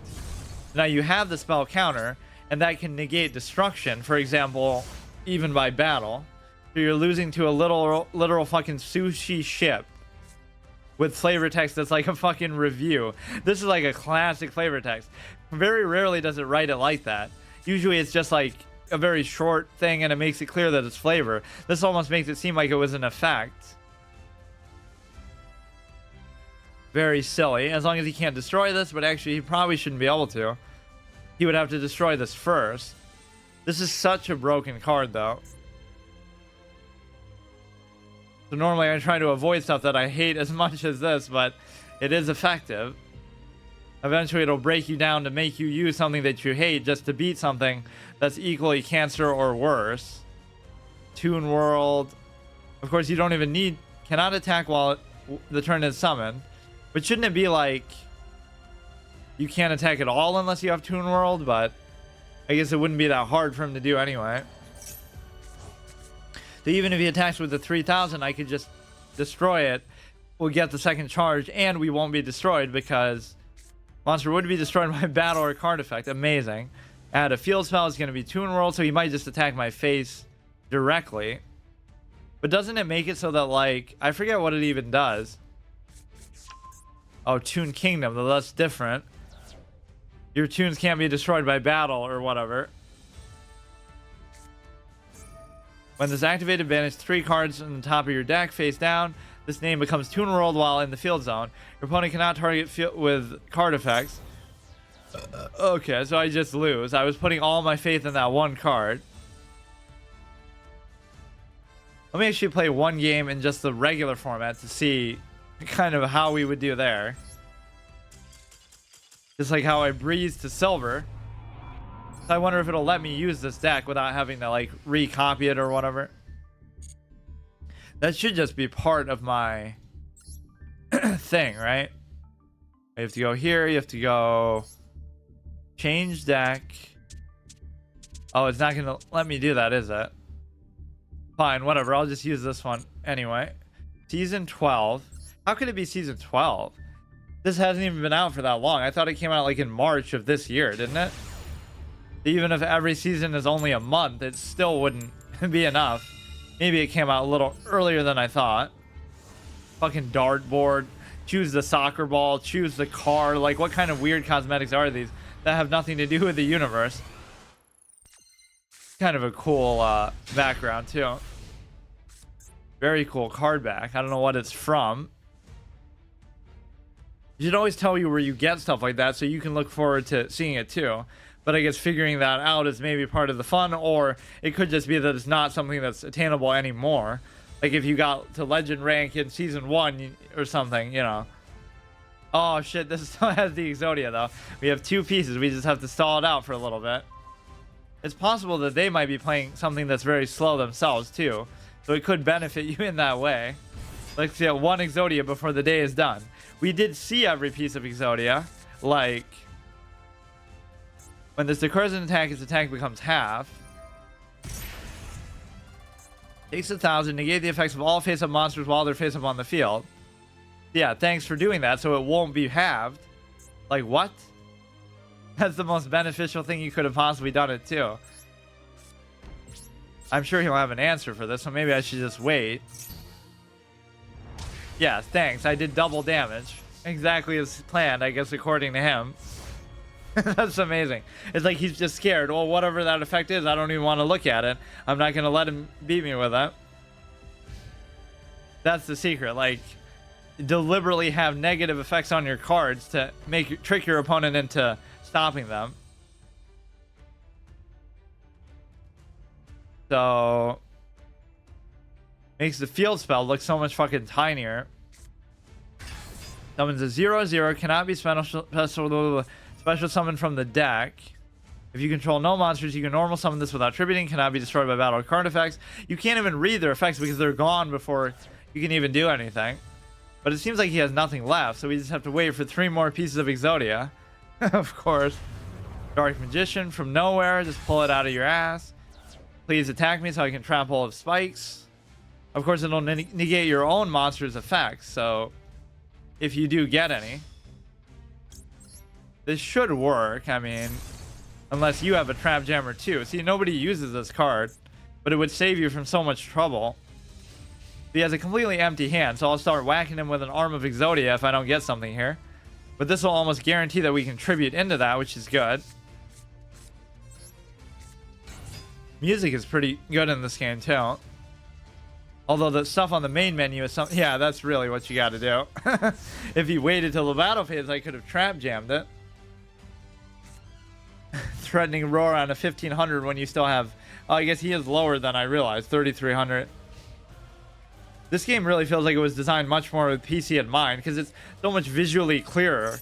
There's something very jerky about Duel Links where it's at a weird angle, you can't see half of the board, or it's like the outside is too big. It almost feels like it was designed for the phone, which obviously it was. Okay, so this is going to be hard to deal with. We'll get this guy back and then we'll still be able to tribute it, but... Oh, it will be a dragon, so actually we will get the beneficial effect, the ultimate combo. Look at this, we'll get it just in time to, even if we get like 500 attack bonus.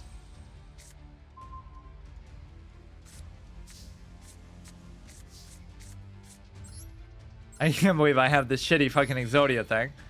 Yeah, you gain half its attack back, I think, something like that. Oh, I'm making fun of that the whole time. He's strategically using only normal type monsters so he doesn't have to suffer from that effect. Shit. Well, there's nothing else I could have done there though anyway. Gonna keep... At least what he had wasn't that good. Like, he's not doing as much synchro crazy shit, which I appreciate.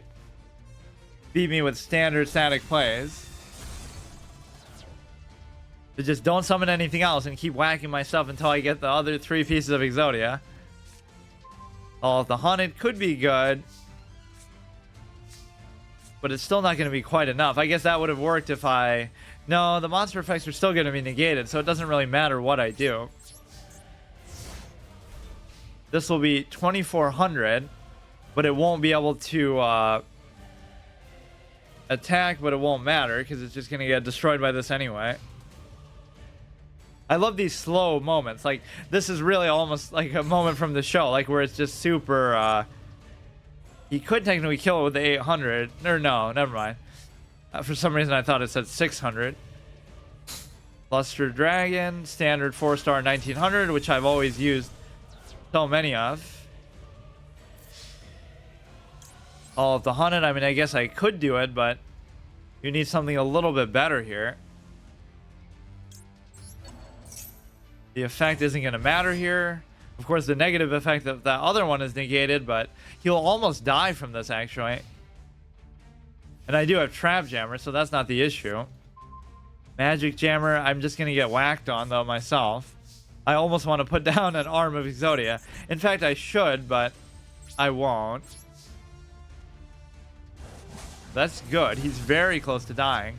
If I just got that 2000 thing that I could hit him in the face with, I forgot what it's called, but it can just attack them directly, period. And even a trap card wouldn't save him. So many times I've been cucked by a 2500 where I'm just like 100 short, because 2400 is such a common value, at least for me. Like Jinzo and stuff that I typically use has exactly 24 but never 25. Yeah, please switch that guy to attack mode so I can just kill you, possibly, with like the gorilla. No, even that would be like 50 short. Yeah, I like some of the equip cards that I made, but I didn't get to see any of them today. I just got unlucky with not drawing them, I guess. Or even the... Oh, that's a risky play to make with only 1750 left. Trap Hole of Spikes would do 400 to you. This is a very vulnerable card. Surely I wouldn't have something that can do the difference. If only I got fucking... if only I got... I was going to say the Cyber Dragon, but actually that wouldn't work. This will do like 1500. It's going to be very close to killing him. And again, he won't even be able to stop me with a trap card. So you're playing very dangerously. 250, but I'm not going to have a way to actually do it, unfortunately. Oh, how can you get so close and still lose against such a garbage fucking deck? I just have nothing that can deal with this monster of a fucking thing. Literally a monster. 2500 is too high for me. I don't even have anything in the deck that's stronger, or I think I added that one 2600, but that might have been to the other deck. Or Magic Cylinder. Like, there's so many things I could possibly do. Forget about Exodia. 1700. This attack to face down defense position, destroy it. I should probably have even saved that, because in case he brazenly summons something else with low attack, right, how he just did, he would open himself up to just get killed. Turn 15, at least that's kind of refreshing. I'm just surprised how shitty my luck has been, I guess, but part of it is the stupid way that I'm designing some of these things. Rigeki. Yeah, I can't afford to take that much to my hand. Or, I mean, to my face. Okay, come on. I can still do it, but I don't know exactly how. Some kind of crazy equip card, or magic cylinder, or trap hole of spikes would be pretty good, because, you know, almost anything would kill him with it, because it would do half the damage back. It wouldn't work on this, though, of course. Is he gonna have the balls to try to summon something else? You can always do it at Mage Phase 2 now, too. Oh yeah, I could really have used that fucking before. Like, that's nice and all, but if this card is activated, destroy all special summon monsters you control. So I would need something with like 2,000, and I could always sack into it, which I do have, like the gorilla. That still wouldn't be enough to kill him, though. Is he really gonna... I've lost a number of games like this where I just don't have an answer for something that's not even that threatening. Not even like one of those crazy synchro type summons. Send one card from your hand to the graveyard. Change the battle position of all monsters your opponent controls. Okay, I guess. That is gonna do basically premium damage. I have so many good things in here. Oh, I don't think I have the gorilla, though. I used the older deck, unfortunately. Oh, look at this. It's teasing me. It's trolling me. I keep getting all 5 pieces, but they're all just dying one at a time. I didn't mean to actually use this one, to be fair. But like, even Cyber Dragon, I should have another one. Or I don't know if I even played one. I think I did. No, I didn't. So I have 2 Cyber Dragons in there. Oh, here we go. Wait, what? He just destroyed his own thing by playing the Seal of Orichalcos, because he's actually fucking... What the fuck? Now I'll whack you for it. This game is destined to go on forever. I almost don't even want to do that. So he's just stupidly did that. It's almost like he wanted to lose on purpose. I wish he had a trap card to save himself. He just gets trap jammed in the final play. That would have been clutch. So you can make even these clown level games interesting and intense, just because of... It's very easy to rank up in this too, because like you get one thing per, at least at this low level.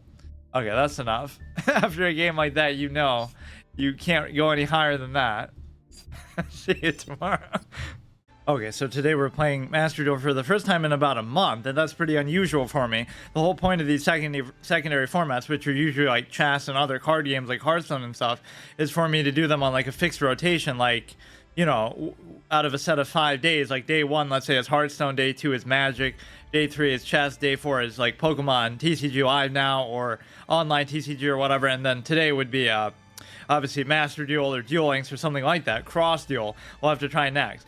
But I was doing my permanent chess challenge last month, so I kind of put it on the back burner, but that's fine. That's just a temporary thing. Maybe I'll do a challenge with this, like, oh, if I can't get to King of Games rank, I have to delete my account here. So there's always some consideration like that I suddenly decide to do. But I will take this game kind of more seriously than I do with most of these. For Yu-Gi-Oh, I normally just kind of dick around, but I'll try to still maintain my purity. Like, I'm like a Synchro virgin, XYZ virgin, what else? Pendulum summoning. I've never really done any of those. Link summoning. So I'll still try to do it using purely fusion and ritual summoning and all the base mechanics, but I'll try to actually rank up and see how far I can go. Of course, it'll take a long time, but what makes me really want to do that you couldn't do in Duel Links is the fact that you can craft. That's a great, great addition. And today I get my first chance to show off my art for Yu-Gi-Oh! From way back when, which was... This is from my old debate format, but it was such an amazing... This is one of my favorite arts that I've ever had. Because it's like... It takes the scene, like, let's look at the Yu-Gi-Oh part first. It takes the scene, the badass scene from the English dub. Actually, I forget what he says in the Japanese, but this is the one kind of lapel in the favor of 4Kids, where he says like he Panic loses the duel and tries to burn Yu-Gi-Oh with the fire. He tries to just straight up kill him, and it's kind of a good plot justification. Like, it's kind of showing why Yu-Gi has such plot armor, right? Why can't you just kill him? Why can't you just kidnap him? Because the Millennium Puzzle will obviously protect him.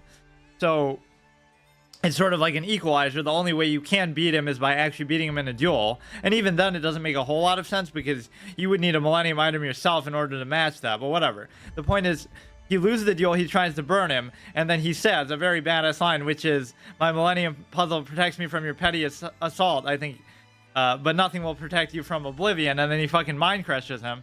So I use this in my debate as like a, you know, long form postulate we've talked about as a term. It's just such a cool kind of overlap.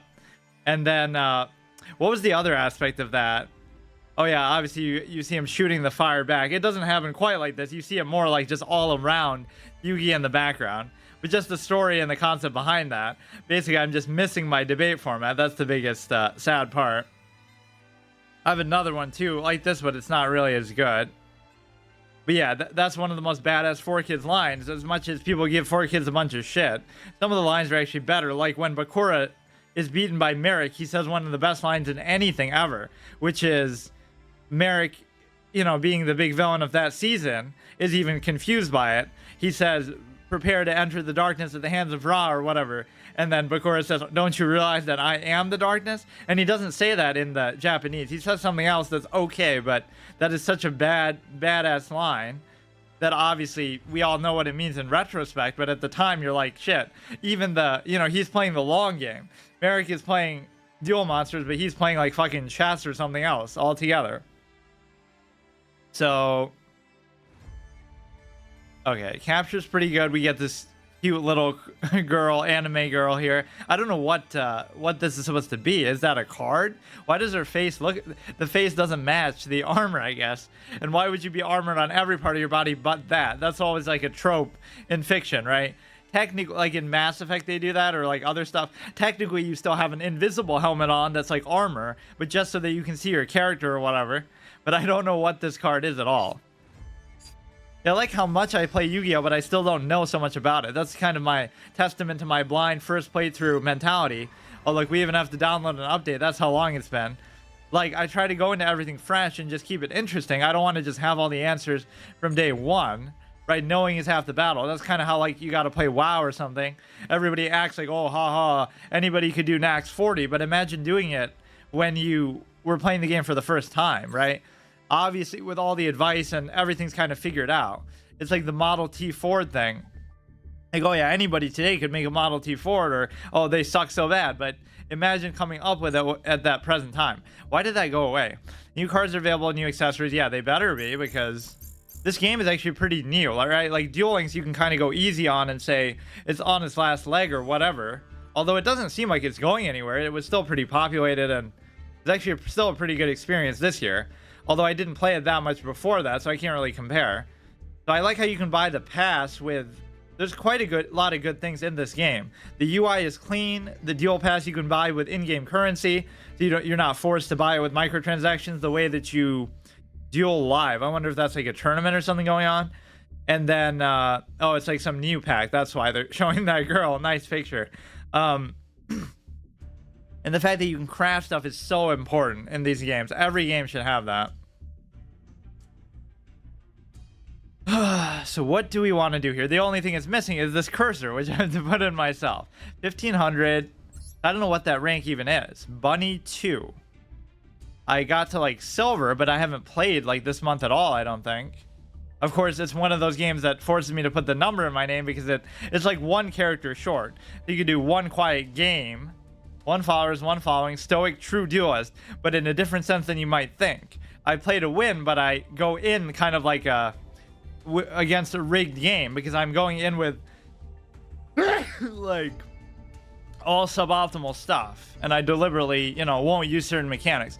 I don't see how you can argue against that either. Like these turn ones that last like fucking 5 minutes, nobody likes that, but yet they still do it.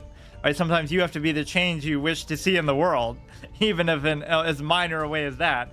When Gandhi said that, he surely thought about somebody in 2023 playing Yu-Gi-Oh! Master Duel and not using Synchro summoning or XYZ or Link summoning as a result. That's what his whole message was about. He's a real prophet. Game settings. Okay, none of this I need to really worry about. That is a good change, though. Just even the amount of shit that it spams you with. And I don't know what that rank is. The green. You start at bronze and then go to silver, but now all of a sudden I'm just somewhere else. Maybe it just means like you're inactive. Receive all. I kind of want to see what I'm receiving, though. Pack opening. Free to play pack opening. Generate R cards. So I do like this, and they're even separate, so it almost makes it seem too easy to craft the rare stuff because it just all depends what you disenchant. I guess I never have that problem in these games where I feel like, oh, it's so annoying being a free-to-play player building up a collection. It's more so just variety that I seek. I never feel like, oh, I'm at a disadvantage or I want to get the best deck right away. That would be boring, right? Anybody can just make a meta deck pretty quickly. I've already crafted a bunch of suboptimal stuff. I crafted Exodia just for the fuck of it. Receive all. What else am I receiving? Normal and, oh, of course, the gold stuff. 1, 2, what is that? Like a frame, green frame. Yeah, they didn't have very many cosmetics when I first started playing, which was only like in November. Just the idea that gold 50, 75. I don't know what that means. Those are like the rewards that you get if you get that far. How fucking far does this thing go? Yeah, 50 you get this, which is what? Monster art.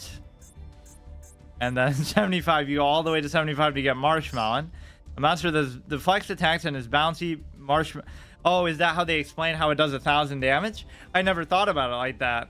When you hit it, it knocks the attack back at you because it's so... I get it. It may seem harmless, but many strangers have tasted firsthand just how painful their careless attacks can be when it strikes back. Interesting. You just take so many things for granted, like, oh, that's just its effect, just because. Oh, okay, so that goes away. The solo stuff I don't want to do. So mainly you want to keep that pass up to date. And then beyond that, I'm not really sure. Gift box is empty. I assume that's like what you get if other players give you stuff. They're pretty diligent about giving you a whole bunch of updates on bugs and stuff, which either makes it seem like the game has too many bugs or, you know, it's new, so they're just trying to show that they care or whatever. Introducing some new handy features. I kind of don't want to read any of this, but I also have like an OCD thing where those red things are going to bother me, so should I? Dual screen, dual log. I thought they already had a dual log. You can open the dual log by searching the notes in the bottom of the dual screen. Dual info, pressing the I, selecting the I mark. I like card games that have keybinds. Like, you're supposed to play these games on phone. That's what they're made for, technically. So there's no such thing as a space bar, or like Magic has that, right? Like where there's a couple hotkeys to like bluff a card or something. I like this music on the main screen too. Some important notes regarding data transfers. You can choose to transfer your game data so you can play your current data on another platform. Yeah, speaking of which, welcome to Master Duel. They thought I left for good because I didn't play for like a month. New Gates added a solo mode. So yeah, Duel Links was kind of a series that I ended arbitrarily for no real reason. Just like I felt like I enjoyed it, I played it for a bit, and that was enough. But it wasn't like a permanent challenge. I probably should have done something if I can't get to gold or whatever. But that's fine. So we can always go back to that whenever I want. Duelist Cup is announced. There are kind of like these competitive little formats you can do. I just want there to be a format that you can play. Maybe they did add one. Team battle has been added. So why did people say there is a team battle mode last time? I feel like we have added updated rewards. Maybe these are things that have been there, but no, these are... Oh, wait. Oh, yeah, these are old. But I don't remember them having the red thing before, because that would have bothered me just as much. So never mind, I take it back. They were right. There was double battles before. I just didn't look at it. Upcoming forbidden list update. Apparently Regeki isn't forbidden in this, which is like the first time I've ever seen that be the case in any Yu-Gi-Oh game, I feel like. Right, that was always considered such a busted card. So you gotta look introspectively at the game and say, Is it that the card was never overpowered and it deserves to be played and it's fine? Or does it mean that the game is just so broken and power creep now that it's okay, right? That's no longer considered such a great card because everything else is just so broken anyway. That's why. New gates added to solo mode. Not quite the same as the adventure mode where you get to move around like in Duel Links. Although I wasn't the biggest fan of that. There's a certain disconnect that I feel with games like that where there's so much shit on the screen and like all these random things and NPCs. It makes it feel kind of farcical, right? Sometimes less is more. Just like give us a nice clean screen and 50 million downloads campaign. That's pretty good, I guess. Token of our gratitude. So it's only been out like a year, or maybe not even. I think it came out like in March of last year. Secret pack, not anymore. You're fucking announcing it to the world. Special gem discounts. Whenever they give stuff to everybody, they may as well give it to nobody because, like, you know, it doesn't feel meaningful. Inflict damage to your opponent 8,000. Declare. Wait, what? Fusion. Oh no! Don't fucking force me to do those because I'll never do them. Regarding the yeah, it probably is true that I've never done them because I've never played his decks like that. Unless you just have to get through a tutorial or something. New accessories added. The one thing that you kind of miss in this game that I thought was so fun in Duel Links, if only they had just moved it over, it wouldn't have hurt as an option, are all like the avatars and the characters. You get to play as Bakura or Merrick or Pegasus or something and say all the voice lines. Kaiba saying you're a third-rate duelist with a fourth-rate deck and stuff. That is very fun. So here they wanted to just be more like you're just this anonymous generic duelist, which is fine, but there's a certain amount of good flavor to that. That's what'll always happen with these different versions of the same game. They'll add one thing that's good that they didn't have before, but then they'll remove something good that they did have before. So it's like when they release a new phone, they'll remove a feature and add another feature. Why not just keep both? So then you feel like you have to keep both, or let's remove the feature like iPhone 7 to 8, they remove a feature, then 9 they add it back. So you have to buy the 9 just to fucking best of both worlds. There is like a real marketing principle like that, right? Like they'll release one feature at a time just to string you along when they have like 10 features already done, right? So they already have the specs for iPhone 18 ready, but they're still only releasing 15 or whatever fucking stupid shit. Duelist Cup. New selection pack is here. Regarding inquiries during the New Year's period, customer service will be available through New Year's. However, depending on the inquiry, our response may be after. Oh, fuck. Will be available depending on the inquiry. So basically, if we don't give a shit, we'll wait till the 3rd. You don't get to do that. Like, fuck, dude. We won best multiplayer game. Really? What the fuck? In what category? Oh, awarded in Japan. I was gonna say, in like the overall. Not saying that's too surprising, but it is refreshing just to move on from Duel Links. Not that I even played it that much, but I almost want to try Cross Duel too. But see, that's what I just wonder. Shouldn't Cross Duel just be like a game mode in this? Why would you split the community and make a separate game altogether? Season 13? Oh, that's why. It's been out for like almost a year. I guess that makes sense. It just sounds like it's been out way longer. I don't know why I'm even doing this, just to get rid of the red things and see if there's something interesting. We bought like the volcano for the backdrop and stuff. Cards included in Singular Strike Overthrow have been updated. I just want like a simpler format sometimes. Give us like a classic. And I act like all these mechanics are so new, but they're not really that new. It's just something I never really got into. So even though I've played the game through those periods a ton, right? Like Synchro, XYZ is the same thing. Link summoning, pendulum summoning. What else am I forgetting? I don't even know all the mechanics. Link, pendulum, synchro. There's another one. Maintenance, notice, blah, blah, blah. 11. So just to get an idea of when they do it. 11:25, 12:06. They kind of do it every like 2 weeks, kind of. 13:20. I don't know. It's kind of hard to predict. Yeah, these are all just random shit. Let's try to get back to silver from whatever we're at. We're at like emerald. I don't know why we would be. Somebody hacked my account and won a few games for me to get me higher up. But it wouldn't preserve where I was at anyway. Maybe it doesn't kick you back to bronze, but I don't know. Issues patched, blah blah blah. Display issue. Therion monsters effect not displaying correctly. Issue with the card effects applied to Gunkin Sue ship.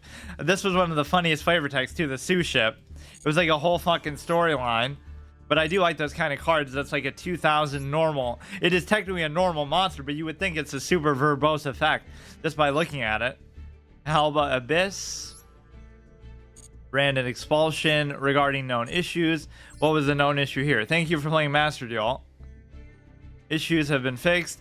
The issue will be fixed by updating the game to the... I like how it has updates that were here before I even played the game, right? Or maybe not. It feels like I only started playing like sometime early in November, so...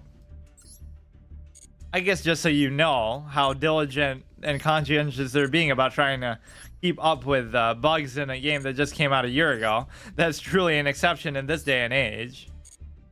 I like how betas, so often developers just throw their hands up and say, I don't fucking know what to do with it, kind of. That's why it's beta, the ultimate excuse.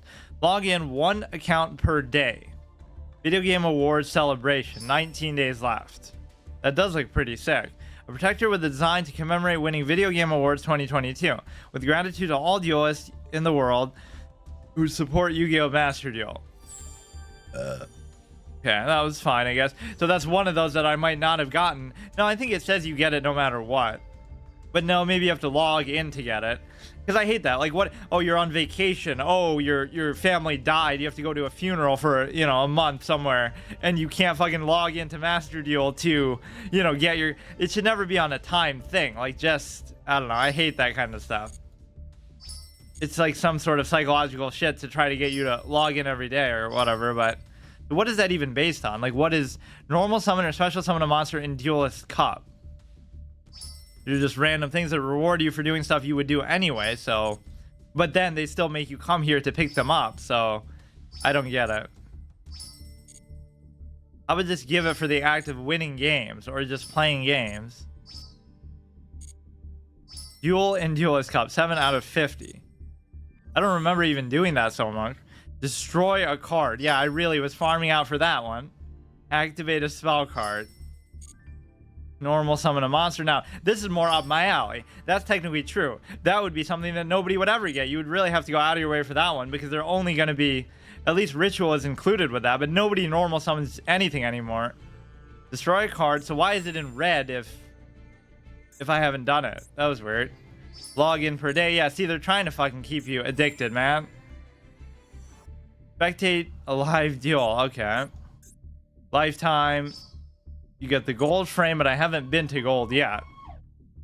It's funny though because I got to silver like my first day playing the game, whereas I didn't get to silver in Duel Links for actually a pretty long time. Not saying that I was trying to, but I wasn't necessarily trying to here either. It's just like either it's just easier or whatever. Summon a monster from the graveyard. Monsters on your opponent's field are destroyed. That sounds like a card effect. It's telling me what the card does, not what to do for the goal. Inline skates. Shoes with wheels attached to the bottom, allowing skaters to glide freely. Yeah, do you get to walk around and actually use these things? The first things any skater should learn are how to brake and turn. I like how random these are. Just a car. What the fuck? A vehicle powered by a prime mover. Sudden acceleration and sharp turns are very dangerous. Safety first. Makes it sound like you actually get to drive it. That would be a fun thing, like an MMO style thing, right? Like I think they did that with a Pokemon game before, but maybe it didn't do so well, or I just missed out on it. Video Game Awards commemoration. So why is it even still there then? I certainly didn't vote for it, but I guess it's one of those qualification things. Like you would have to play every single fucking multiplayer game in existence that year to, you know, really have an opinion. So let's get the we already have this 15 days left, so that actually makes it feel like a good value. How could it be that long? It's certainly not a month by month thing, right? Because I didn't even play this month at all, so how could... It must be for a much longer period of time. These bundle ones are pretty good, but I already got them. That's why you can just get kind of as many as you want. What do I actually want? I almost kind of want to look at some of the other cosmetics. We've seen this. This is pretty cool. Of course, I'm a big fan of just the regular Cyber Dragon because I always used to do that as like a turn 2 play, right? Like you summon a 2000 on turn 1 and then let them kill it, but then I get a 2100 for free. Just like simple plays like that, they used to actually be good. 2 toads, a parent and a child. They have skin as white as a rice cake, and they have they have a tendency to bring back various things from nowhere, like the orange on the child's back. Bring back various things from nowhere, kind of explaining the. This one's kind of cool. I like the Ouija board one. The imagine if they had one of these for every single card in the entire game. Right, that's kind of the above and beyond effort that you like to see. Like, why choose? Just do all of them. Or like more so, how do they choose?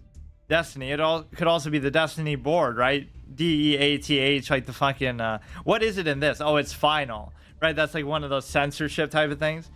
A stand which sends a signal of the heroes who are said to surpass the power of the elemental heroes. Its guiding light will shine through even when defeat looms. Mate's base. So how did that guy get the Ouija board thing? Where you get to see like the dark necrophere pop out of it and stuff. It must be some limited time thing or for getting to a certain rank. That was pretty badass. But you can only see her at the beginning, it seems like. Field parts based on the contraption that seals away things that appear from a magical circle. Getting out of it is a lot harder than to get in it. Field parts based on a contraption. So all these we've seen. We bought the volcano. Mutant Evolution Lab.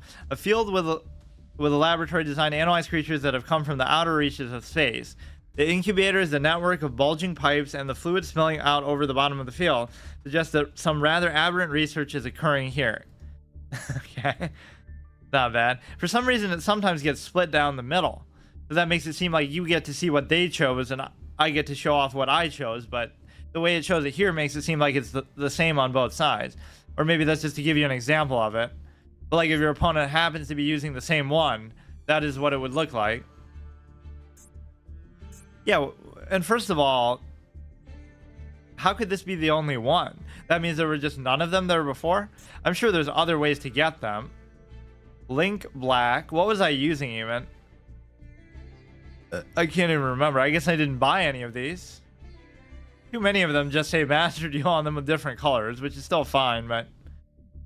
so these are the only new ones. Protectors that depict a group of fairies preparing to paint weather patterns. For those who treasure their tools and are consistent with their care. Does it say that for all of them? No, why does only... Yeah, they're all for people who value their tools and fucking... What does that have to do with this one in particular? Protectors with an image of dinosaurs marching through flames in a world far more advanced than our own. For those with an indomitable will who are determined to overcome even extinction. Protectors with an image of a lion construct that continues to fight in the Iron Country's Coliseum. For those who are worthy of the title King who strive to maintain their formidable rank. Some of these descriptions are actually pretty good. So if I wanted to customize... I don't even know what I have. Let me look at... Because I don't think I bought most of these. What is this? Monster art. So this will just go on the front page. What is it now? I guess I don't even pay attention. Oh, it's just the blue eyes. But that's the alternative White Dragon, I think. I had that in Yoink the first time I played it, and then I could never get it again. See, in this, you could just craft it, so you would never have to worry about stuff like that. Structure deck, accessories. But this is always fun stuff to customize. What even are these? Like, that doesn't look that cool. Just to mix it up, because we've seen that blue eyes for a while now. Ghost Trick makes me think of that game that the Phoenix Wright people made, or something like Capcom or whatever, right? That it was like Ace Detective, whatever it's called. Festive Ornament Magic Cylinder. Apparently I did buy these. Magic Cylinder is such a great troll kind of card sometimes. White Relic of Dog. I think those were the only two new ones. The although I don't remember some of these. The Weather Painter, an icon depicting another form of the fairy who harnesses the 7 colors of the rainbow to paint the sky. Even at night, a rainbow shining under the moonlight is a message of compassion that bestows blessings to the world. Icon depicting a virtuous woman from a dogmatic nation, newly appointed to her station. With cold eyes and a faint smile, she walks alongside the funeral procession. I don't remember seeing this one. A young man whose right arm offers glimpses of another universe. It's unclear as to whether this arm will connect the cosmos or lead to its destruction. These might be characters from, like, I think they're mostly just cards, but I wouldn't know, like, if one of these is actually a character from one of the many series that I haven't seen, because I've only seen the original series. An icon depicting a young girl bestowed with magical power of controlling water. The rite she performs will call forth an adventurer from a distant land. Icon depicting a tribe leader that protects the sacred mountain. Its huge physique and sword are the best proof of its continued protection of the sacred mountain. I think all of these were here before, beyond that. So I have 2,300, so I could either buy packs or I could just wait. I almost just want to save it for something, but I don't know what exactly. Heroic Warriors, 56 days left. Recollection of the story, beginning of turmoil, mysterious thing. Master Pack. Open the whole new world. I don't really get sometimes what, because I never really know what I'm looking for. New archetypes are available. Try out either Therion, which focuses on equipping yourself before battle, or Libromance. All these are going to be new things. See, it mentions XYZ summoning, right? Recommended for duelists, solo mode, synergize well with their deck. Monarch. I mean, I don't know how much of that there's going to be in here, though. You tribute summon this card by tribute summoning blah, blah, blah. It doesn't seem to rub that synchro stuff in your face quite as much as the other ones. I think I'd rather just buy generic packs that might just give me anything. A lot of the older cards. Tuner. Holy shit. New archetypes. Labyrinth, which deploys normal trap cards. Runic, which relies on the quick play cards to banish cards from your deck. Predator counters. It doesn't mention synchro stuff at all, so that's already won me over a little bit. I don't like all these time limits on stuff, though. What does that mean? Draw the very card fated to be in your deck from among the thousands available. I do like the sound of that. Like wild format, even though there seemingly isn't even one. Cards included in this pack should just be all of them, right? 7,000. Pretty good for... I mean, I guess they don't plan to release too much... I guess they didn't hold anything back. Like, they might have just started with only, like, 1,000 cards. I don't know how they did that with Duel Links. Like... They kept adding even some of those mechanics over time that I like so much. Guy Strikers bring spell cards and link monsters into their own, and Math Mechs deal massive damage in one blow to blow with synchro monsters. These powerful archetypes have the power to overturn a battle with just one monster. Unfortunately, we'll probably be seeing a lot of that then. Duelist Cup rewards.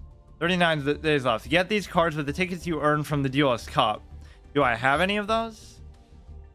I have exactly 2. I guess I don't know what else to do with them besides that, so I guess I may as well do it. Guilty Gearfried, the Magical Steel Knight. I like how many versions of the same cards and archetypes they have. Like, they really kind of overdid it, right? Like, they won't give up on some of them. Million versions of Blue Eyes, million versions of Dark Magician, this and that. Like, it is a little bit lazy at a certain point. 2 packs.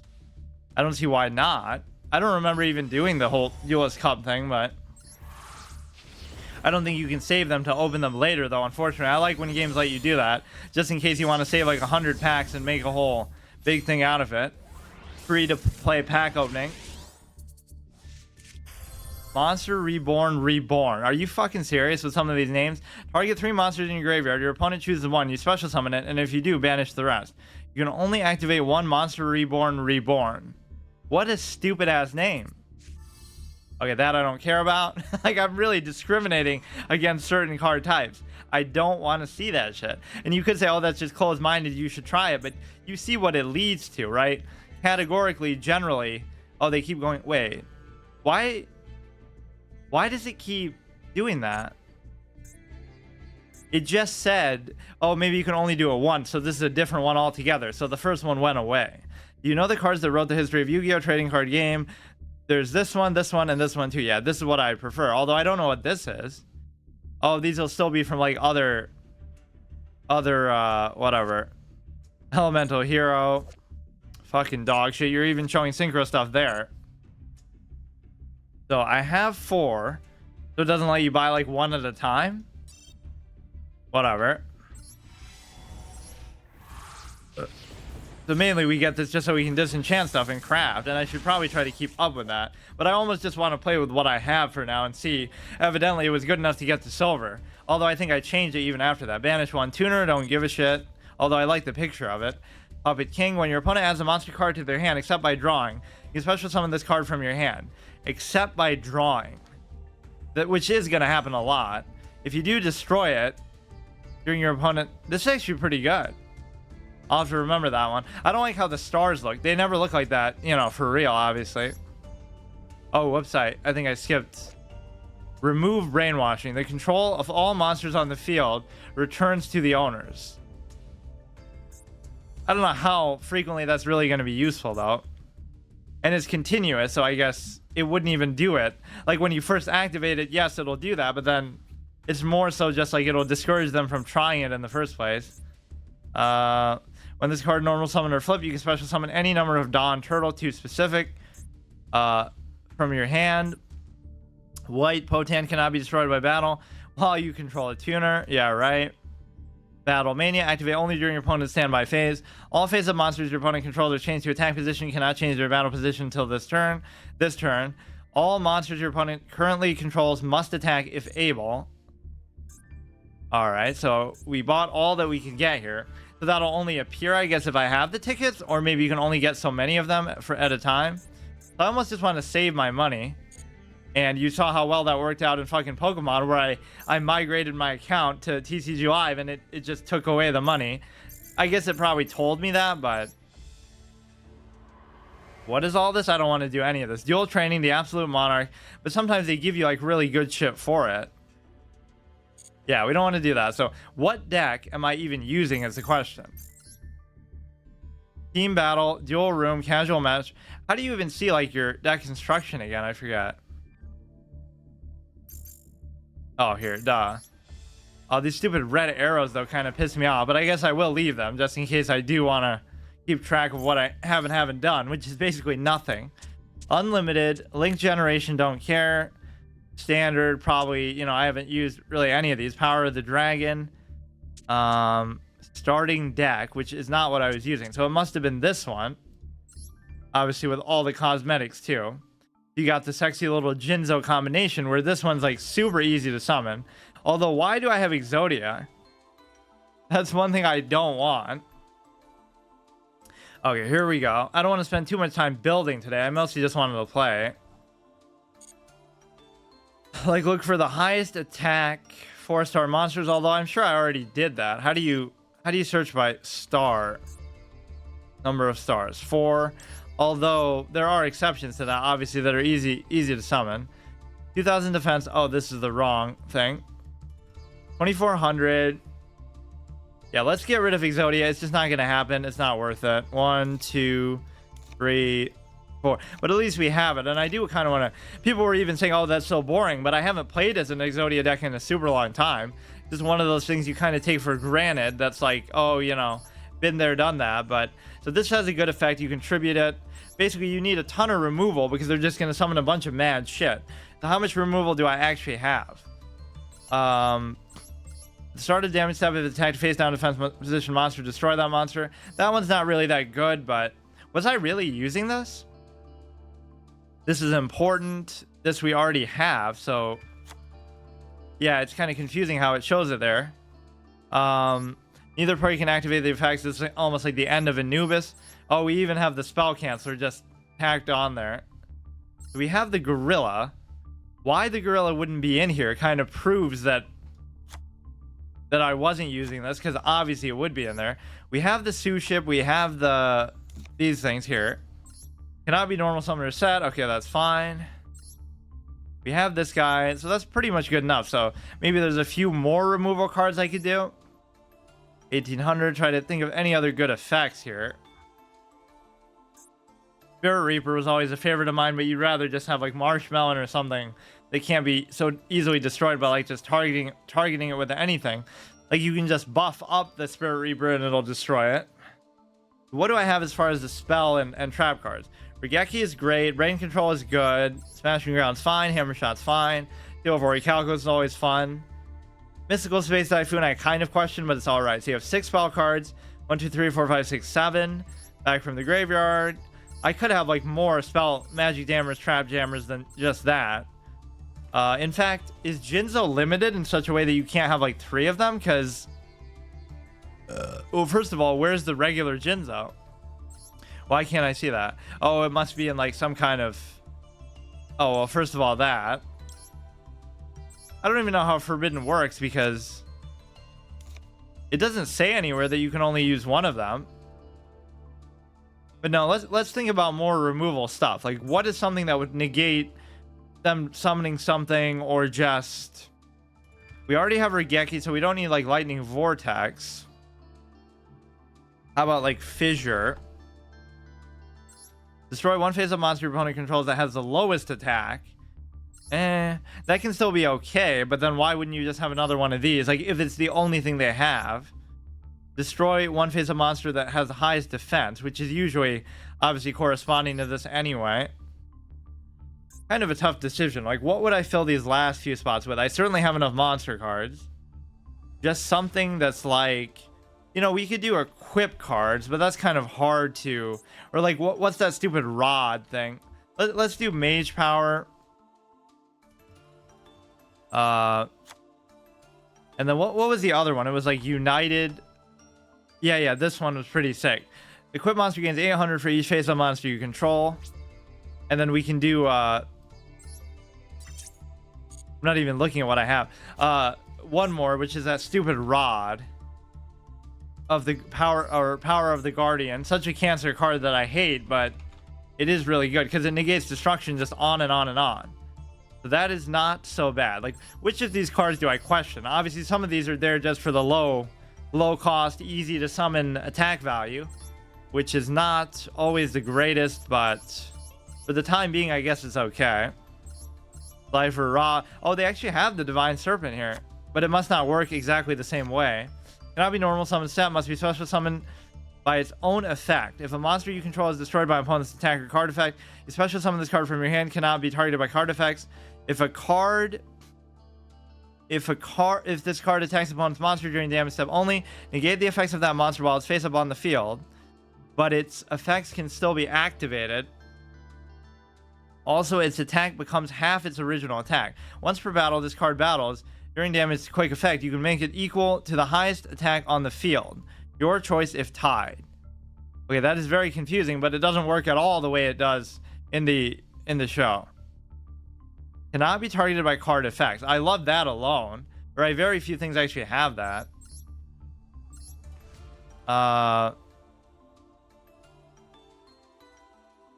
If this card attacks during the damage step, negate its effects. Its effects can still be activated, but only not during the battle phase. Also, its attack becomes half the original.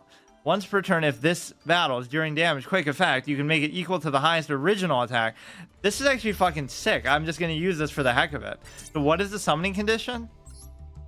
Must be special summoned by its effect. Half your life point, special summon it from your hand. That is fucking awesome.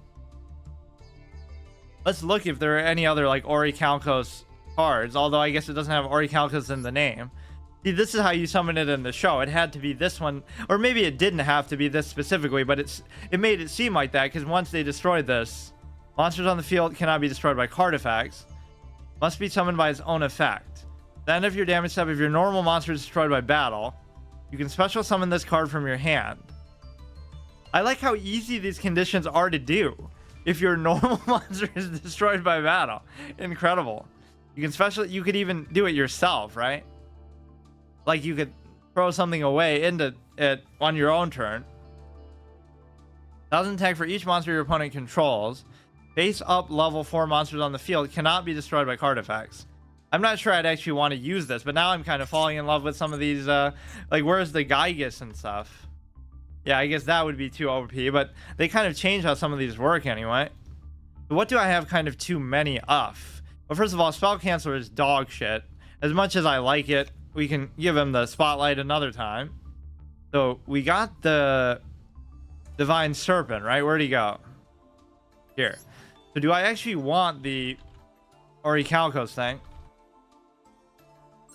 Let me look at it again. Must be special summoned by its own effect. If something is destroyed by battle, you can special summon it from your hand. It gains 1,000 attack for each monster your opponent controls, which hopefully won't be that many, so that won't even be that strong. So, how many 4-star things? No, I don't think I actually want that. So that'll be fun just to try out. The Divine Serpent. Let's see what other formats and modes they have this time, too. Like with the Duelist Cup and whatnot. What the fuck is this rank? It doesn't even tell you. Emerald. I never saw that before. Currently open. Team battle. Duel room. Casual match. Create a team. Join a team. Event duel. Oh, there is no event duel, so it's even more encouraging me to do this. Standard. Season 13 has begun. One more duel till rookie tier 1. Oh, so maybe this is even below bronze. Event duration until the 31st. Fine. Match duel where you fight for rank, compete with rivals around the world. You can duel during and outside of the tallying period. However, your rank will not change and you will not receive any rank rewards. Outside of the tallying period. Okay. So this should be the same one that we just looked at, right? Like, which of these would I question? Like, I just want those high attack values. This is fine to be able to tribute. How many things do I have to tribute into? These don't really count because you're just trying to special summon them. So we could have a lot of stuff that we could special summon just for very easy conditions, right? Jinzo's super easy to do. This is super easy. These are easy. What is this? Can attack your opponent directly for 2,000. I mean, that in itself is fucking sick. That is a finisher. Okay, let's just go.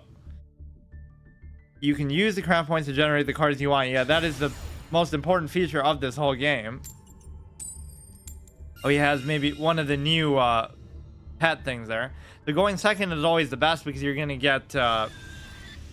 first of all, you'll fall asleep during their hour-long first turn, which is so fun and interactive. But you'll always get the Cyber Dragon. Because I just have some weird thing. Yeah, every fucking time in the opening hand I get the Cyber Dragon, so I feel stupid for... So imagine this is a turn 2 play. You get a 2,000 and a 2,100, and then you can even upgrade it further to like a 3,700.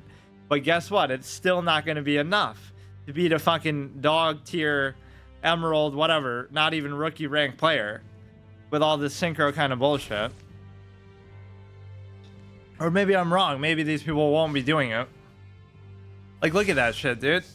It's going to be something that's immune or whatever, Cyber Jar. I mean, there's no reason to hold back anything. I love these easy special summon conditions, though, especially like the Tricky could be one. Something out of the hand. Oh, yeah, I know that card. Okay, so we can put a couple of these things down. I'm usually not a fan of doing this where you just spam stuff, but it is always should be fine. So the Sue ship thing should be okay to just take out the thing anyway. I doubt it's going to have more than 2,000 defense. It doesn't. And so we hit him for a modest 3,700. Even that's kind of a loaded, busted turn too. But compare that to all the synchro stuff that they do, and it seems like nothing. That's still below average. 37. That's like a god card almost on, you know, obelisk on turn 2.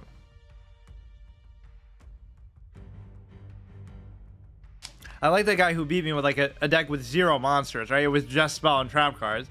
That's the kind of fun stuff I like. You know, how can you say like, oh, I'm bullying all these bad players because like I just fucking started playing pretty much. Rank up, rookie tier 1, next bronze tier 5. Oh, fuck, man. It's gonna make me go through all that again. Like, not that I don't expect to have to do it, but at least let me start at bronze. That's just kind of a waste of time. Why did I start at bronze the first time then? He's got the fucking car. You know you're playing Yu-Gi-Oh! When you see a red car, of course. That's so intrinsic to the universe, right? They run out of ideas for cosmetics, even though the game just came out.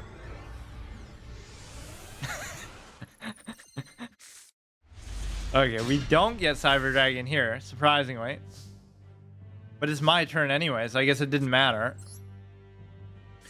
This is going to be important, and Regeki is going to be important too, because he's obviously going to summon something fucking crazy.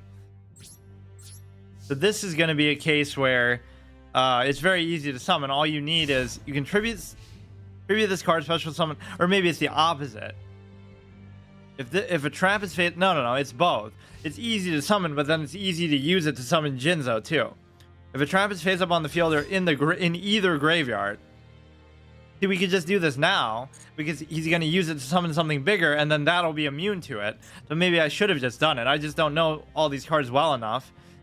Zodiac Ram. Some of these names are fucking stupid. See, now if I do it, will that mean that it'll stop his chain of summoning a million things, or probably not?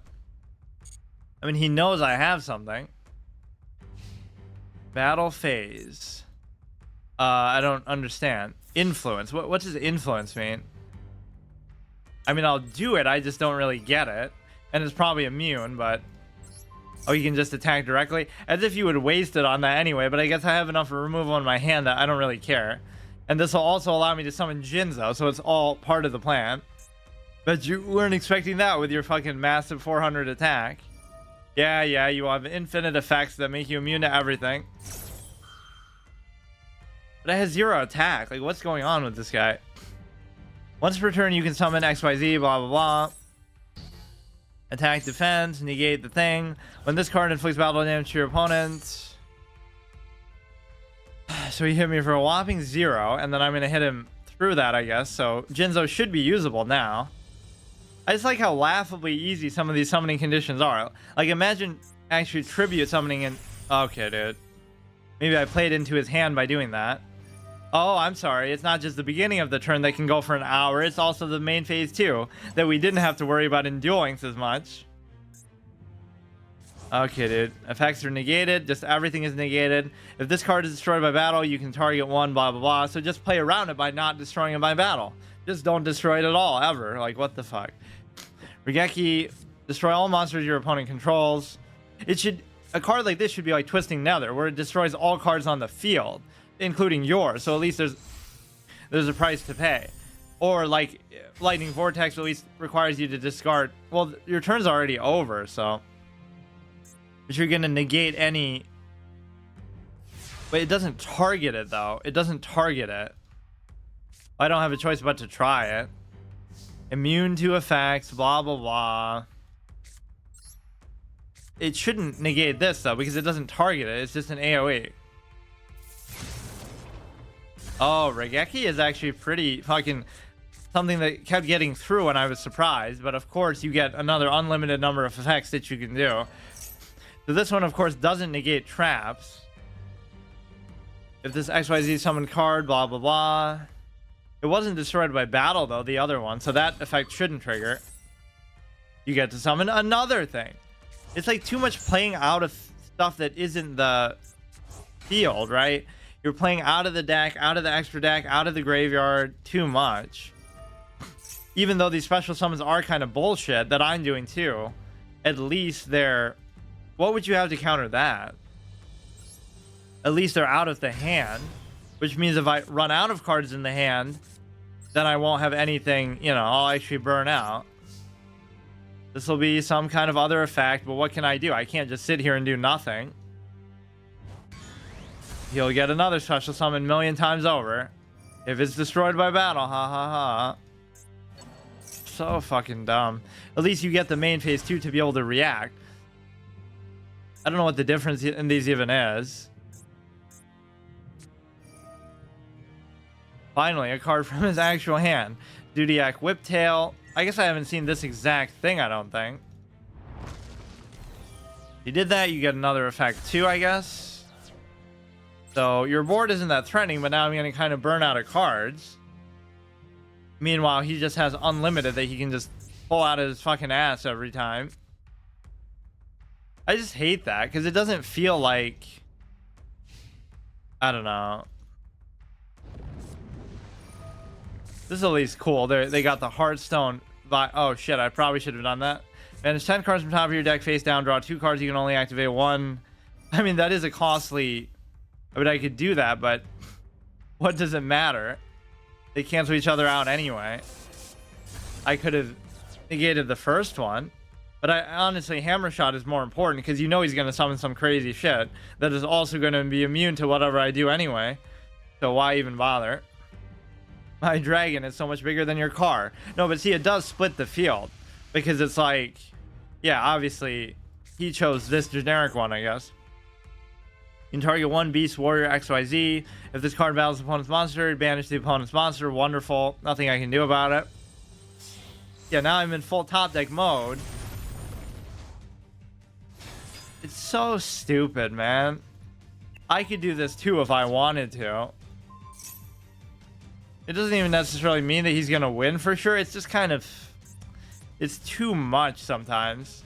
Imagine trying to win the game just by actually having high attack values and just doing, you know, more basic stuff. Like I do. Even for me, that's kind of too much, right? Just how easy that is to special summon and stuff. These all have like low attack values though, at least I guess to be fair. Normally these will have like 5,000 and do all these same effects too and all this crazy crap. Once per turn, blah, blah, blah. Like, why even read the effect? It doesn't matter. It's just going to keep summoning more, summoning more. Who thought this was a good idea in the fucking card game? Look at how long these turns go on for. Who wants to do this? Oh, it's so complicated. He's so smart. He's so skilled. Like, dude. I get that they try to introduce new mechanics and keep it interesting, but this makes it less interesting to me. It's not the player's job to try to... Look at this dumb shit. Something with actually high attack so I can use Hammer Shot. I already wasted Regeki on a pretty dismal board, so I guess you could say... But how am I supposed to know, like, what he's gonna do? Then he'll take that dismal board and summon something crazy with it. Just keep going, dude. It's a one-player game. I'm not even playing. It at least took him a lot longer to, yeah, turn 4, by the way, to get to that point. So whatever I do, he'll just negate it. Thankfully, they're all low attack, but then he'll just attack into it and banish mine or whatever. So I can't do anything. Blah, blah, blah. You can detach one material to target face-up card on the field, destroy it. I mean, I don't know what else to do. Like, I'm wasting all these removal cards that I shouldn't do. Gains attack, blah, blah, blah. Let's do this one since he can destroy anything on the field. Then I'll try to destroy this, which I won't be able to do. So just play around it by doing absolutely nothing. Gains attack and defense equal to what? Attack and defense equal to all of the attached to his material. You can detach one, target one thing, blah, blah, blah. It should actually work. Imagine winning with a 1700 attack monster. Look at that. Amazing plays, but he'll get another effect infinitely. Maybe I should have attacked the other one instead. Who knows? Now he'll just use it to summon more stuff. The only good thing to say about this one is at least that everything he's summoning is pretty weak. But yeah, the presentation of this game is pretty good. Although Duel Links was pretty great too. Actually better just from the avatars and the character aspect of it. I like a lot. You can auto duel too. I wonder if it'll be smart enough to be able to figure out how to use these fucking complex synchro effects and whatnot, clearly. This card can attack directly, doesn't matter. Yeah, this also happens, like, even if you have a good position, you'll just run out of cards before they do, because what's in their hand doesn't matter, right? The hand does not exist anymore in this game. You literally just do whatever the fuck you want.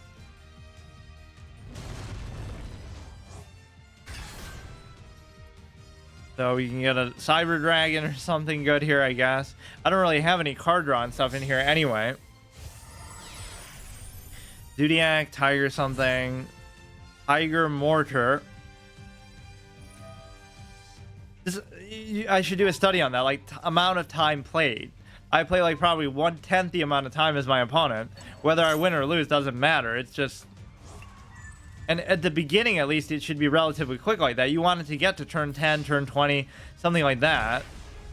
The point is, you'll destroy these and they'll just keep coming back and destroying yours for, you know, free, cheap effects.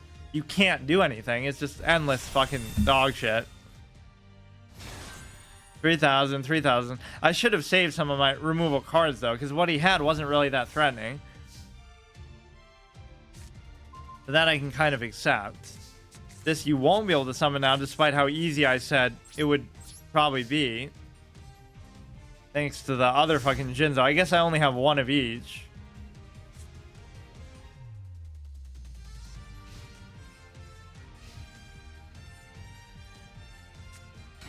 Want to try Demise King of Armageddon too. All these old school things I used to do. So I'm just dead. Can you even emote in this? I feel like you can't. Just kind of stupid. So you go from having one of the best emote systems ever, where it's actually a character from the shows who gets to say like an iconic line of dialogue or something like that, to just absolutely nothing at all. Why not meet in the middle a little bit? Give us some generic lines at least. So clearly this is what you should be rank up.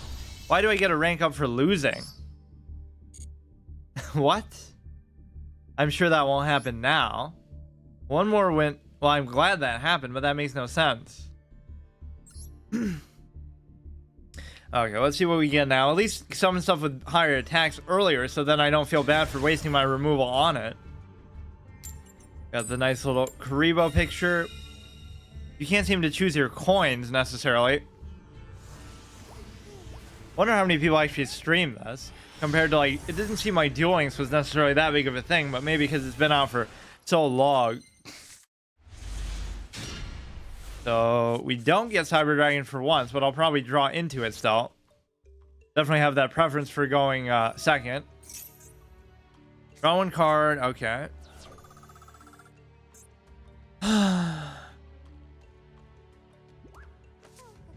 Sweeping. Oh, is that the Dragon Maid thing, or maybe something else? Pot of Desire. Oh, here we go. Pot of Greed is too good, but you're willing to do this. Now, what if you lose a really important card in the process? I guess there is no such thing as an important card because you don't really give a shit. You'll just be able to synchro summon a million things anyway. If you control no monsters in your main monster zone, add one Sky Striker from your deck to your hand. Wait, but oh, here we go. You don't get to see what they even are, though. I feel like that's unusual. You probably should be able to. Or does it say that in the card? Face down. Oh, okay. Normally you would be able to. So even they won't know what they are, I guess. You can tribute, which is kind of a... I guess you would just do it without looking, yeah. You can tribute this card, special summon, blah, blah, blah. Okay, dude. That was a good enough turn. You put 4 things down, you drew 2 cards, but you just always need more, huh? Put a 3 special summon limit rule. That would still be pretty good. Alright, so you can summon the tricky Cyber Dragon and fucking something else. And then still normal summon something.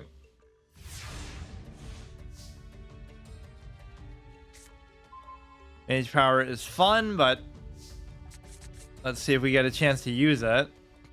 I mean, I could just use it right away, but there's no point. You control no monsters or all Goki monsters. You can normal summon this card without tributing. So it's a 2300 that you can just summon without tributing. Normal summon without tributing. That's unbelievable. There's really no downside at all. Even with the 2000 attack, it's fine. I love cards like that. Like even the 2300, there's like some chick, but you can't attack the same turn that you summon it, I guess, which makes it perfect to play on the first turn. A 4-star. Oh, you didn't use a trap card. Clearly, this means I'm playing the Go-Uki archetype, right? That's what it must be. That'll be the thing. Like I'll pick the best cards that work outside of the archetype from each archetype and make a deck with just that. So there's no cohesion except the idea of just good value, easy to summon, well-statted monsters. But by today's standards, I guess not even that. Shouldn't I be able to do Solemn Judgment? Target one spell or trap on the field, banish it. I mean, there's no point because it's going to equalize itself anyway. You already paid the 1,000 life points. So, you really going to struggle to get rid of a 2300? I'm sure not. I do miss the little animations above the cards that you would get in Duel Links, though, right? Like where it'd be kind of floating. You can tribute some of this card, strike your ace, blah, blah, blah. Link monster destroyed by battle leaves the field card effect. You can special summon it. You only use the effect once per turn. This will be good too. This I can't do. Cannot be destroyed by battle with the same attack. If... Oh, isn't this what he uses against darts? Like where somehow it kept evening out and not dying because of that? Conveniently. Hayate, that's the name of fucking Riza Hawkeye's dog in Full Metal Alchemist. I don't know what Hiromu has done since then. He made like some medieval style show that wasn't too successful. It's always interesting to see what people do after some kind of crazy success like that, though. Like I forget his name, who made Death Note. Like, what has he done since Death Note? Oh, here we go. We get to see that sexy portrait at least. Will it be immune to effects somehow? You can target one, blah, blah, blah. As long as you can just use this on there. But maybe it doesn't even count as a monster. Since it's a link summon, you can't even target it with stuff. I feel like that happened with something one time. But yeah, a 2300 4-star just base drop is beautiful. If you control... No, I guess you can't use Cyber Dragon plus this together. Right, because one would cancel out the other's effect then. Clearly a question that every Yu-Gi-Oh player has to ask themselves. At least you don't gain the attack from it, I guess. What? Or maybe you do. You get to attack. Oh, I take it back. So Hammer Shot has to save us here. No other choice. Or maybe it doesn't. You could put it face down and then attack. Oh my god. So that effectively destroyed mine too. But why even bother when you had a 3000 attack thing? You can target one face-up monster on the field, vanish until your opponent's next end phase. You can't even read the text of the last card before they summon the next one. Shizuki, 100 attack, each spell in the graveyard, blah, blah, blah. As long as it can't negate effects, I don't even really need to destroy that. But it's not going to stick around, is it? This is like a troll, dude. Whoever designed these whole fucking mechanics to work this way, I don't know. But yeah, all we can do is summon this. There should be an old school format like this, though, 100%. That's not even like a preferential thing. That's just like... I kind of don't want to put Hammer Shot down, though, because... yeah, I want to equip it to his. Oh my god, I'll just sack it into there. Negate its effects, but it's not the monster's effect. What? I thought it said the monster's effect. Negate its effect. Then if this card was set before activation is on the field at resolution, oh, all other effects in this column are negated. In this column. Does that mean... oh, wow. So if I put it over here, what the fuck? Is that actually true? I don't really care, though. I'm still going to attack into it. And it's not going to work, but there's nothing I can do. If you control no monsters in your main monster zone, target one monster in your opponent's graveyard, banish the monster. If you have 3 or more spells in your graveyard, special summon a monster to your field instead, but it cannot attack. Yeah. Wait, what? Why did I lose randomly 100 attack? Sometimes you can't cancel an attack in situations like that. Now, it didn't say just till the end of the turn, so that actually made it worth it for me. Because clearly he's not going to be able to get through a mighty 1900 here. Imagine using Mage Power as a single power-up. It's obviously not a good card that I should have here, but because I don't even have that many spell and trap cards, and most of them are just reactive removal and stuff, right, that aren't going to stick around on the field. He gives it back yet again. He's really playing around with that fucker this game. He took control of it with the 3000. Now he took control of it again. Once per turn, target one other card you control. Send that to the graveyard. Also, your opponent cannot activate cards or effects in response to your spell activation for the rest of this turn, even if this card leaves the field. You can only gain the previous effect once per turn. Once per turn during the end phase, you can set Sky Striker spells with different names from your graveyard up to the number of Sky Striker spell cards you've activated. Look at how long the... oh my god. I mean, I don't mind complexity, but sometimes it's so insular. It's not even that it's complex, it's that it's reliant on like an archetype and very specific, very, very specific conditions. So this must just be the... oh, no, this is the log. So what did they change with the log? Because it looks pretty much the same. It's almost too small.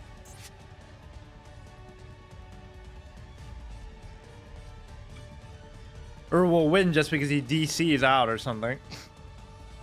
So are you going to be able to deal with this mighty fucking 2500? I can't believe if that column thing actually came into play though. Never place your spell and trap cards in the same column as theirs. 3200. But of course that's not enough. Keep going. Or you'll be able to attack with my thing too, so you'll just kill me. As we've seen before. If only I can get hammer shot off, but then I can't do much with these anyway. Yeah, see, getting the silver is actually impressive after all, considering the dumb shit we have to deal with. You just need like infinite removal. Get rid of all your monsters and just have... Honestly, that's what I should do, because you should have like a million... I should try a deck like that. Just a million spell and trap cards that are just endless removal. And eventually they'll work and they'll get frustrated. Oh, I thought you would summon something from my graveyard and hit me with that too. I thought that's what this did last time. Yeah, at least I shouldn't die here, but I probably still will. Yeah. Still the battle phase. Okay. I mean, you just can't play like a normal fucking game, can you? Just with none of that shit. Or even... Oh, whoops. Even if you do special summon stuff, do it like I'm doing, right? Just a couple here and there, not like fucking a million. There is no other mode to even do, so... This is really the only thing we can do. Let's try to get to silver at least, but the fact is I'm not going to be able to beat a single one of these players because they're all going to use this dog shit. But then how did I do it last time? Win and you'll gain a rank. It was so easy somehow. He's going to go first or second. I hope he goes first. He's like a new player because he has that little bunny thing, or he's just choosing to use it. Oh, I can change my frame too to like, I forget what it was. We have the Sue Ship and the Cyber Dragon. That's an epic turn to play. We can even use this to destroy the whatever crazy 5,000 attack minion they're about to summon after 10 minutes of special summoning other stuff. Average Yu-Gi-Oh! Turn 1 experience in 2023. Probably not even, I could say, like, you know, in 2013. It's been like that for a long time. I just don't know why they don't learn their lesson, or at least, again, offer us a different mode that doesn't have all that. Because then nobody would be upset. If you don't like it, just don't play that mode, right?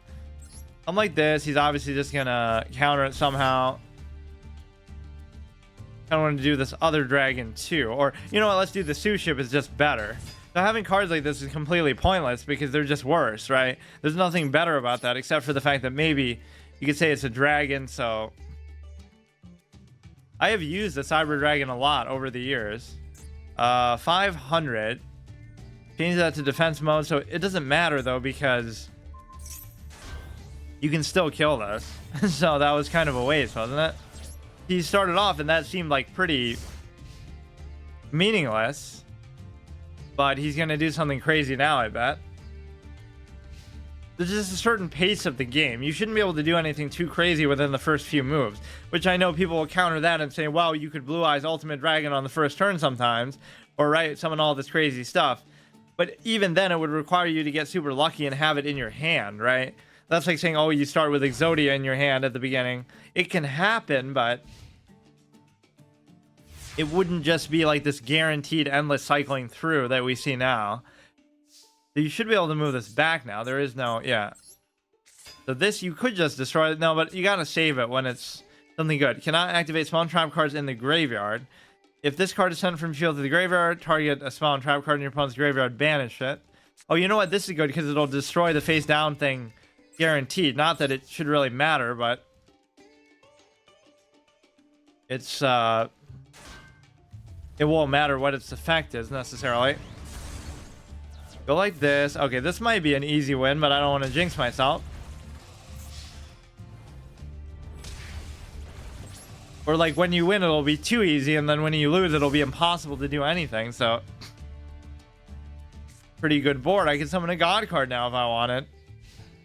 Yeah, the crafting system is just so fun though, because now I feel like I can just play as whatever I want whenever I want, even if it'll take a certain amount of time to get there. Duel Links, you just felt kind of helpless because, you know, you just have to keep opening packs endlessly forever and just hope you get something you want to use. And the majority of the cards in the game I don't want to use because they're all fucking very specific archetypal stuff. You could jam that, but I love how all the spell and trap card destruction is just destroying something that could only counter it in the first place. Like even Solemn Judgment. I could use Solemn Judgment to counter what's going to destroy Solemn Judgment, or I could just let them destroy it. It's the same result. It just saves me life points. Kunai with Chains, his favorite card. This guy is Joey Wheeler in the flesh.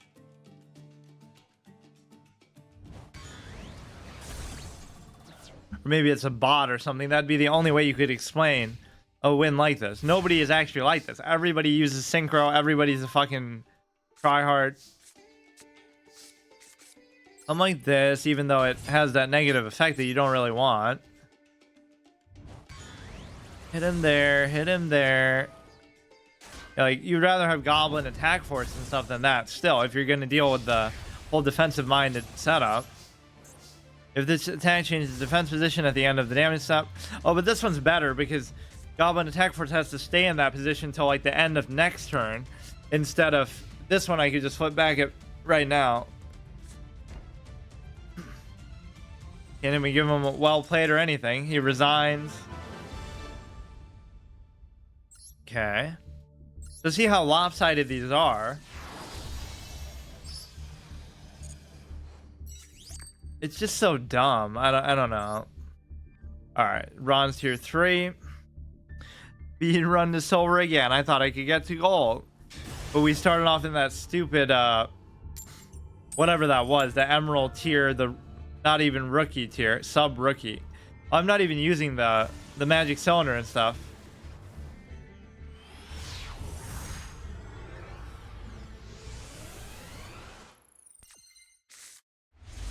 You get Magic Jammer, you get this. So what is the downside? When it declares an attack, it becomes half. So this is mostly there just to use as a tribute fodder, right? So you have a 2400 on turn 1 that they hopefully won't be able to deal with. And so that's okay. So I should be guaranteed to get this. Cannot be destroyed by battle with a monster that has the same attack. If it destroys, sent to the graveyard, target one monster on the field, return that to the hand. Which can be really good. Whatever destroys it is going to be something they can't just resummon with ease.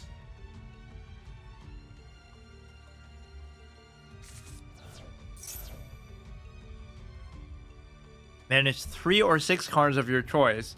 How many of these pots do they have?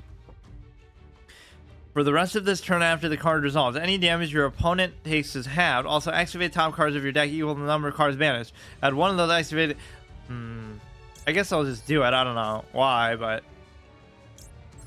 we'll save Hammer Shot. I don't think I've gotten the Seal of Orichalcos once, and we haven't seen the Divine Serpent either. But I guess it's only fair because these games only last an average of like 2 turns anyway.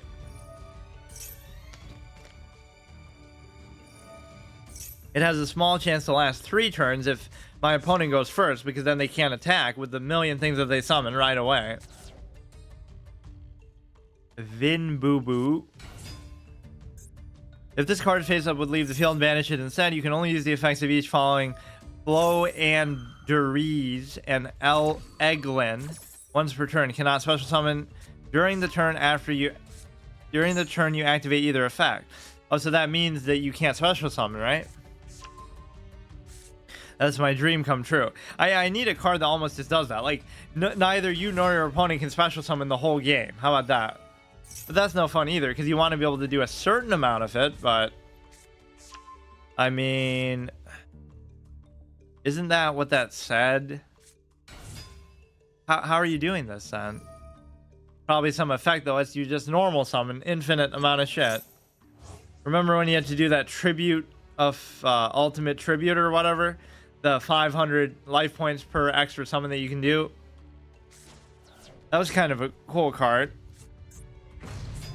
Ultimate offering or something. 2700, there we go. Now I'm not going to be able to summon the Kaiser Glider or whatever. It just keeps going. It never stops. Now turn this into a 3000, then turn that into a 4000. Like, there's nothing. The rate of success and frequency of these things happening is too high. That's the thing. It's not that you couldn't theoretically get the same board and setup in a game, but this happens like 100% of the time. No matter what the deck is, no matter what the specifics are, right? Just everybody does it all the time. It's not even fun. I could do the same exact thing, but look at how it's just messy and ugly. Maybe what I'm doing is a little bit too simple, but it is only turn 1. The early game should be simple, and then it gets more complicated as it goes on. That's really the objective mistake that this game has made, right? Yu-Gi-Oh! In general. You're getting rewarded for nothing. It's turn 2, dude. We can use Hammer Shot on one of them, and then I'm just dead. I need like 3 fucking magic cylinders, and we can just try to kill them like that, but I'm sure they'll have effects that... Are they laughing because I'm getting hit? This guy's a fucking sadist. I think that is actually why. What could I possibly get? Call of the Haunted is going to bring back the 2400, which wouldn't matter. But I guess it might stop me from dying, but I don't even think so. Assuming they don't summon anything else. You can return that card to the hand if you do negate the activation, if you do destroy it. But then how is it returning it to the hand? That doesn't even make any sense. Wait, what? You can target one of your own. Well, it would negate the activation anyway, because it obviously had to be on the field to work. So I could special summon that thing back. Oh, maybe I could special summon their thing back. Oh no, I always forget. Like with brain control, it can only take control of something that's normal summon. Right, or normal summonable.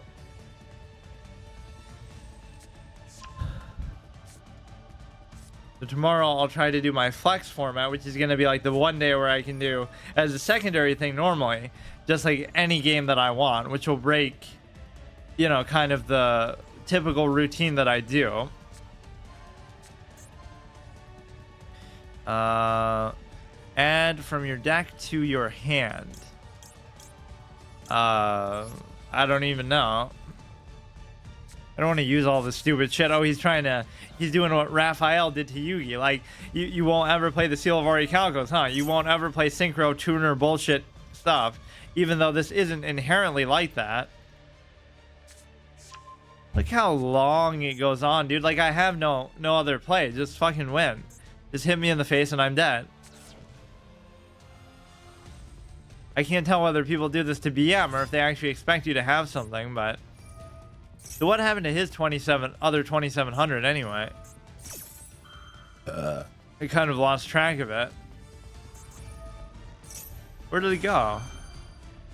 It's not one of the ones that's face down. That's weird. It just kind of... Oh, he returned it to his hand, actually. It's got to be in my graveyard, the best of which would be a 2400. Which means I technically still wouldn't die. 13, 14, 15, 16...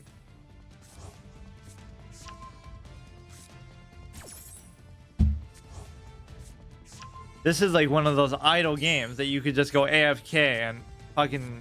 Oh my god. Turn 4. Yeah, I mean, it's not just a Duel Links problem, like, oh, where that's even faster paced because you only have 3 squares to work with. This is a bronze level too. But there basically won't be much difference because everybody will be using the same wild shit. So when one of these decks goes up against the other, the difference in the game is just like very minute then, I guess. But like, I have absolutely no chance to do anything. Nothing in my deck can deal with this. I can get Regeki, he'll just resummon stuff again and again and again. A lot of those cards I haven't seen though, actually, like Monster Reborn. I don't know if some of them are newish or not. I like how your side kind of cracks as you take damage. Although this doesn't look too bad considering it's like the Pokemon Y thing where like if I lose, I sink into the lava and fucking just die. They always come up with these conditions in Yu-Gi-Oh! And stuff like that too. Right, like not just, oh, you lose your soul or whatever, you go to the Shadow Realm. But like you actually drown in the fucking water, right? The duel with Joey.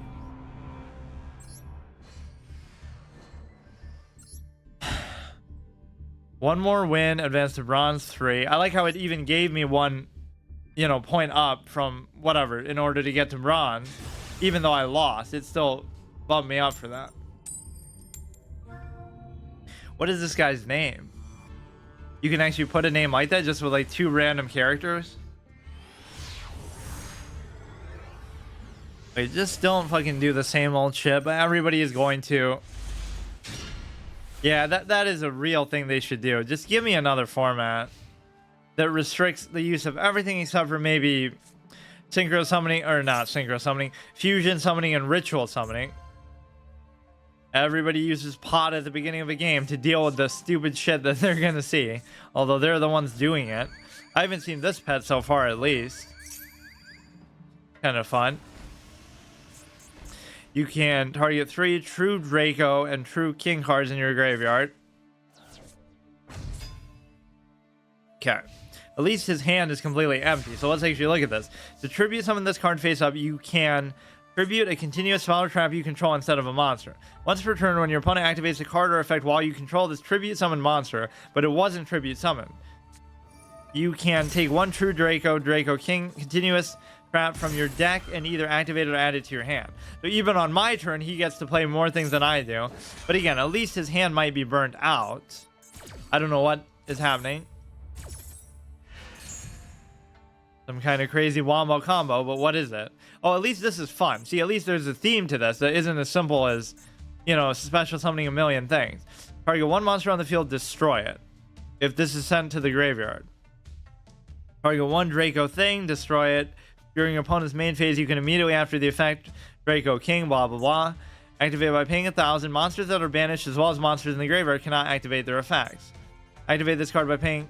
Negate the effects of all face-up monsters while they're face-up on the field, but their effects can still be activated.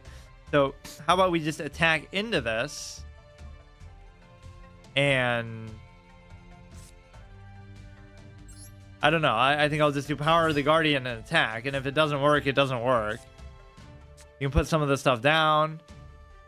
I at least like seeing my opponent's hand empty like this. So even though it is like it's a hard commit in the early game. So this won't destroy mine because you'll have a spell counter. But it won't destroy his either because he'll have like a million effects that I just looked at. Oh yeah, you don't gain the attack until you attack. The Gorilla, one of my favorite cards ever. Remove 1 spell counter from your side of the field.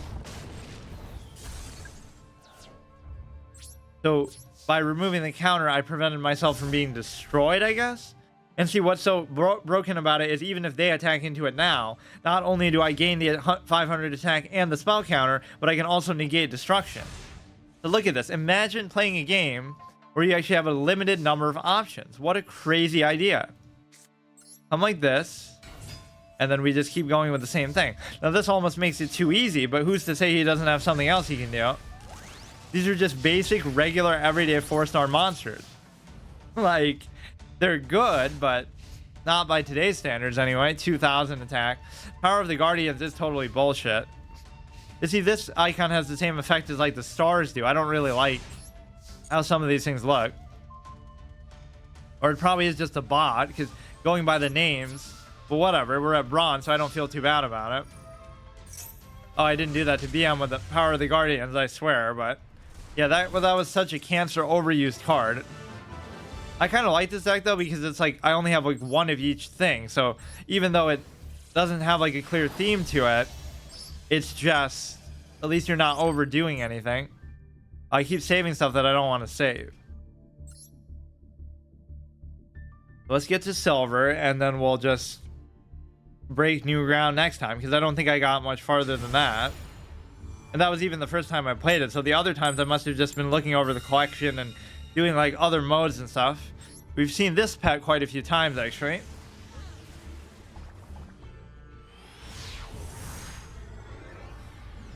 So we'll get our Cyber Dragon 100% chance on turn 2 every single game. Oh, maybe not. First time we're seeing Seal of Orichalcos today. We haven't seen Divine Serpent Gea though. I kind of wanted to. Yeah, the way it works in the show is you don't pay half your life points, you pay 100% of your life points, and then if it dies, you sort of just lose the game. And also, that was one of the biggest writing mistakes of the show. Yugi equals the power of infinity, and then he attacks into the serpent. But then he says, oh, I surpass infinity. You didn't have to do that, because the knights aren't your ace card. The Dark Magician girl was. Like, right? Like, if the Dark Magician dies, girl dies, Yugi loses. So the knights weren't that. So the knights should have died fighting the divine serpent, and the act of them equaling the divine, like what happens in Yu-Gi-Oh when you equal and attack into something, they both die. So the knights give themselves up to kill the serpent, but the act of killing the serpent also beats darts. So you wouldn't have had to do this stupid thing like, oh, a power greater than infinity. They took it one step too far, right? It would have been fine even without that. So Yugi actually BMs darts for no reason. Okay, here we go again. Pendulum summoning. At least we're seeing like different forms of the same problem occur. That's the whole thing. Like, I wouldn't even want to play like this. I guess that's not too bad attack-wise, but they have like probably a million effects. While you have a pendulum, blah, blah, blah. Your opponent cannot activate monster effects until the end of damage step if it's normal summon, blah, blah, blah. Okay, none of this really matters. Your opponent cannot activate a spell or trap or monster when it is summoned. Okay, so none of that really matters. Add one face-up pendulum from your hand. Increase the pendulum scale. If you control something, something. None of that really seems to stop my ability to just attack into it. Now, this is unfortunate because he's going to change to defense mode, so I'm actually not even going to do it. But I will do the Seal of Orichalcos. And that'll also destroy his field card. Or it won't? I thought you could only have one field card out at a time, first of all. Okay, that's not too bad. I really got to get rid of the Axe Dragonute thing because it's just not good. Right, like the negative effect. There's other things better that have 2000 attack with no downside. Or higher. Like the Gouki guy. I'm just making a point to try not to use doubles of anything, but at some point, you probably should because they're just better. Or like that chick who has 2300 but can't attack the same turn you summon it. It's okay because the whole point is to try to guarantee a tribute. So if you do that on turn 1, well, then it's perfect no matter what. But the presumption is, oh, you do it on turn 2. They can't get rid of a 2300 that easily, huh? But obviously they will be able to. 2900 defense, though. During the main... It feels like a lot of cards in here we just haven't seen at all. Like Fissure and stuff. Or no, I don't think I put Fissure in here. Destroy one card your opponent controls. 2+. Draw 2 cards. Oh, wow. This card is as broken as Pot of Greed. You only have to get 3 counters. Of what? Tribute up to 3 fairy monsters. Totally worth it for the same effect as Pot of Greed. Or banish like 10 cards from the top of your deck. 2100 again, but that's still not enough. So what are you going to do? I'm confused as to why that didn't destroy the other field spell. Yeah, that's all you would need to defeat the Seal of Orichalcos. Just play any fucking other field spell in the whole game. That's hilarious. If this card is activated, destroy blah blah blah. Once per turn, this card cannot be destroyed by card effect. So you would need 2 of them, I guess. But it wouldn't even be destroyed by a card effect in that case. It would just be destroyed by the simple fact that another card is played in the same slot. Okay, so now you're going to hit my face a whole bunch. Basically, I'm in a little bit of trouble because this will be able to attack in and kill this, but then it'll die. So this is clearly a weak link. I'm going to get rid of it right now, in fact. Do another Sue ship and read that fucking flavor text again. So if we get Jinzo, does that mean I can... All you need is like a trap card, first of all. Or even this is better. 2800 4-star with no downside. Yes, obviously. I don't even care what effects he has. I just can't do anything. I have to just attack into it.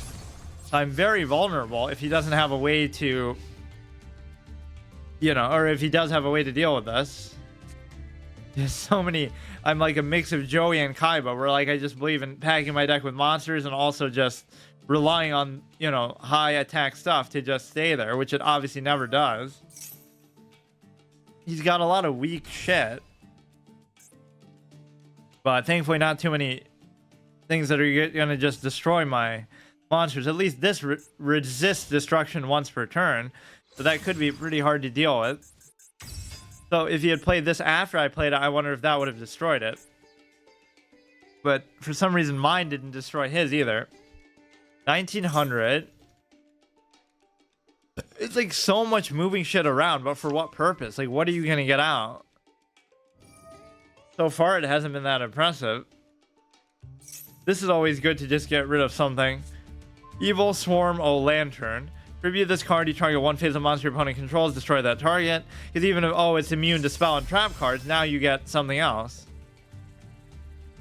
Always a cool animation, I will say that. I feel like we didn't see Pendulum summoning that much even in dueling. If this card is normal summon, you can add one spell trap card from deck to the hand.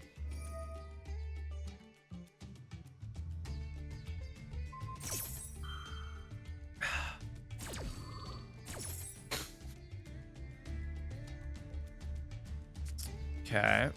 This guy's deck hasn't been so bad so far, but I'm kind of just waiting for it. He'll have an effect that just destroys my 2800 thing. Give me a fucking classic format, please. This is an option. It doesn't even mean like, okay, if you enjoy this style of play, fine. Maybe I will sometimes too, but you should never force it on somebody like that. 16, 19, 21, 19. So they didn't have these spots there in duelings for a super long time, right? That's what kind of ruined the Ojama thing a little bit. But now it's even worse, because not only do you have this, but you have the extra 2 spaces here too. So the Ojama King may rest in peace. Yeah, there we go. That's it. Just dead. It was all worth it. At least he didn't summon like one thing with a ton of attack. But you see how vulnerable I am. I just can't do anything. I have like one play, and then if it doesn't work, I just lose. Oh my god, I gotta stop doing that. Add one more win for bronze tier 2. So let me get rid of the Axe Dragonite guy. And we can put in like more removal, Mirror Force, Magic Cylinder, whatever. Mirror Force, generate. You'll never regret having it. I mean, evidently we just need a lot more removal. We just can't deal with any of these boards. I have a lot of these cards, but for some reason I was just choosing not to use them. Like, how many monsters do I actually have that I can just summon? 1, 2, 3, 4, 5, 6, 7, 8. But even these are bad. Like, why not do the Gouki guy? All it requires is you don't have anything on the board. Like, which of these is a bad monster? Even this is fine, because it can hold down the fort for the time being. I'm actually happy with most of these. I love this. It's just a 2000 to the face that you can just do. Even if they have a crazy board, if they're low on health, that you just bypass it. That's quite as strong. Remember when Noah was getting so happy about, oh, I have this bunny that can hit you for like 500 per turn directly to the face. Amazing. I guess that's in the context of 4,000 life points, but still.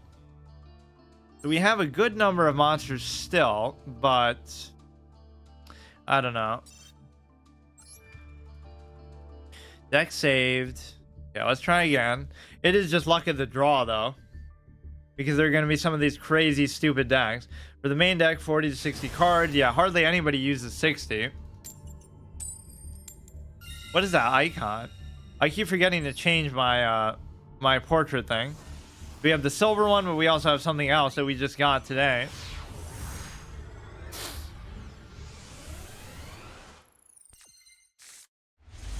We get the Seal of Orichalcos, we get the Berserk Gorilla. We don't get the... So what does it do with special summons? If it's activated, destroy all special summon monsters you control. You have to be careful to just play it first. Like if you have the Cyber Dragon, play it and then do it, and then it won't destroy it. So it's really easy to play around stuff like that. At least for me, right? That goes against the whole principle, I guess, of synchro summoning and stuff. But you could always just do it after. Look at this, man. So if these were all special summons and stuff, you could just fucking summon a god card. Never mind all this. Red Rising Dragon. Nice turn 1 play. At least he can't kill me right now, but I wonder if Magic Cylinder is even going to be that good, because you still got to get them low for that to really be valuable. You'd rather have something that just destroys their stuff. Speaking of getting them low, look at this fucking stupid ass shit.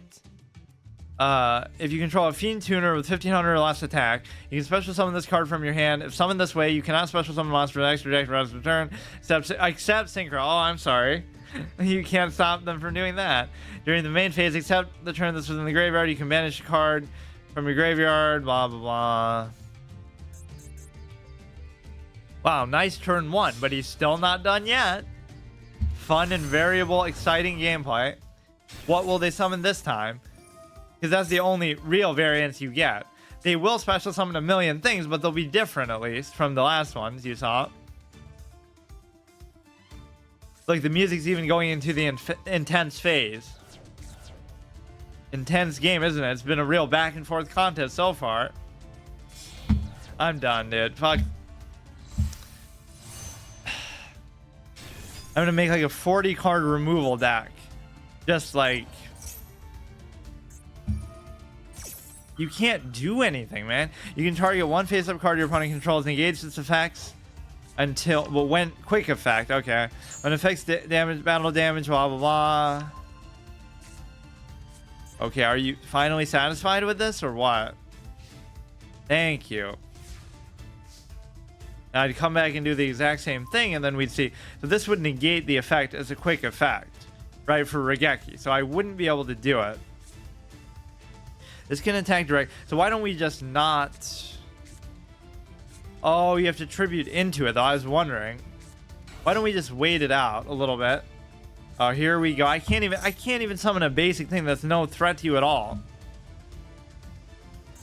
You control level 8 or higher, banish all monsters on the field except with the highest level. Also, the remaining phase of monsters on the field are unaffected by other card effects except their own until the end of this turn. Let's just do that, and then we can just wait. We can do a Magic Cylinder play at least to buy some time, but again, you'd rather have something that could destroy it.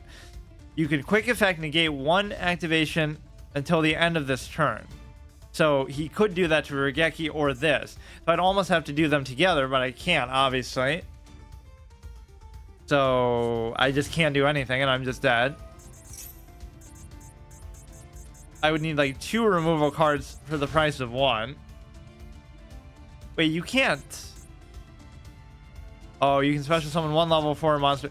You can't summon stuff in face-up defense position like how they do in the show, right? They technically cheat with doing that. Not that it really matters a whole lot, but just so that the audience can see it, they often do that.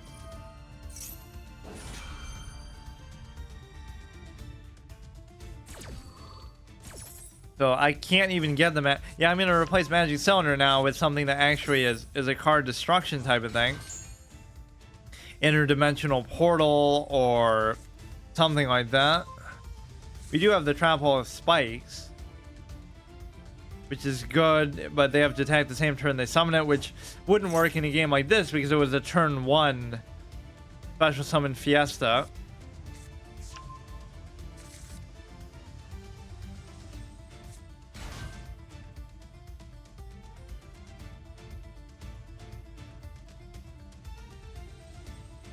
Yeah, the early game turn should not be this long, and you shouldn't be able to do this much stuff, at least not on a reliable, consistent basis. Because if you can do that, then it becomes an absolute clown show like what we see now. But this isn't going to work. It's just not. So I'm just... yeah, quick effect, negate anything that you want. Regeki's not going to work either, because then the effect will be next turn. I can't use them both together. I would need another, like a hammer shot. He would negate that, and then I would do Regeki. That would be the perfect... You get a bonus for doing that too. Like, please at least let me do that. Give me like hammer shot, and then... I'm not technically dead.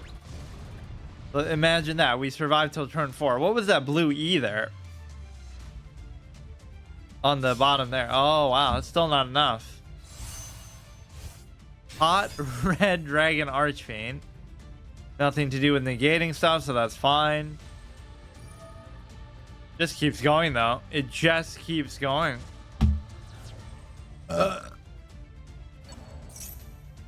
Do I become what I hate and just start using? I actually might, but no, I should still try to use like, I'll use like a lot of fusion and stuff that can still be bullshit, but not. Oh wait, maybe he made a mistake there because he got rid of the negate effect that was so quick effect. Oh no, never mind, it's the same thing. So we could do brain control and he might negate this effect, but it's not going to work on anything but this. Is he going to negate? He'd be a moron to do it. Do it. Because clearly, this is going to win me the game if I take control of this. Like, why wouldn't you just let me have it? Just in principle, he wants to troll me with his negation effect. If he doesn't do it, I just... Oh my god. Yeah, do it. You're so stupid, man. 3. Oh yeah, genius level plays, dude. You shouldn't be able to negate this one now. You do an emote. Oh, you fucking... Red Rain. Banish all monsters, blah, blah, blah. Unaffected by... He's unaffected. At least I can survive a little bit here. It still does have 2100 defense too, so that's really a good card by all accounts. But that was still a good bait play for Regeki. But again, you need unlimited removal to even have a chance. He's got 13,000 life. He's running a little dry on cards in his hand, but too bad the hand doesn't matter in this game. Ever. 800, so I still wouldn't be dead, or he could have summoned that in attack mode. Or he'll just destroy my thing with another effect. It's just too many things, man.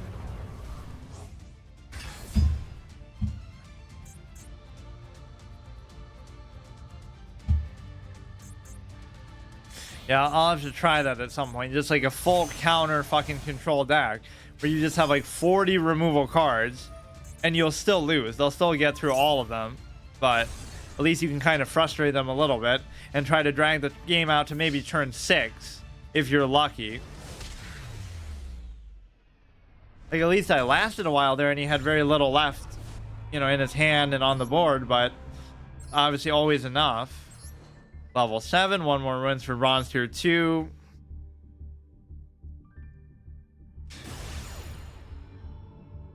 Oh, that's a pretty sick head there. Going second.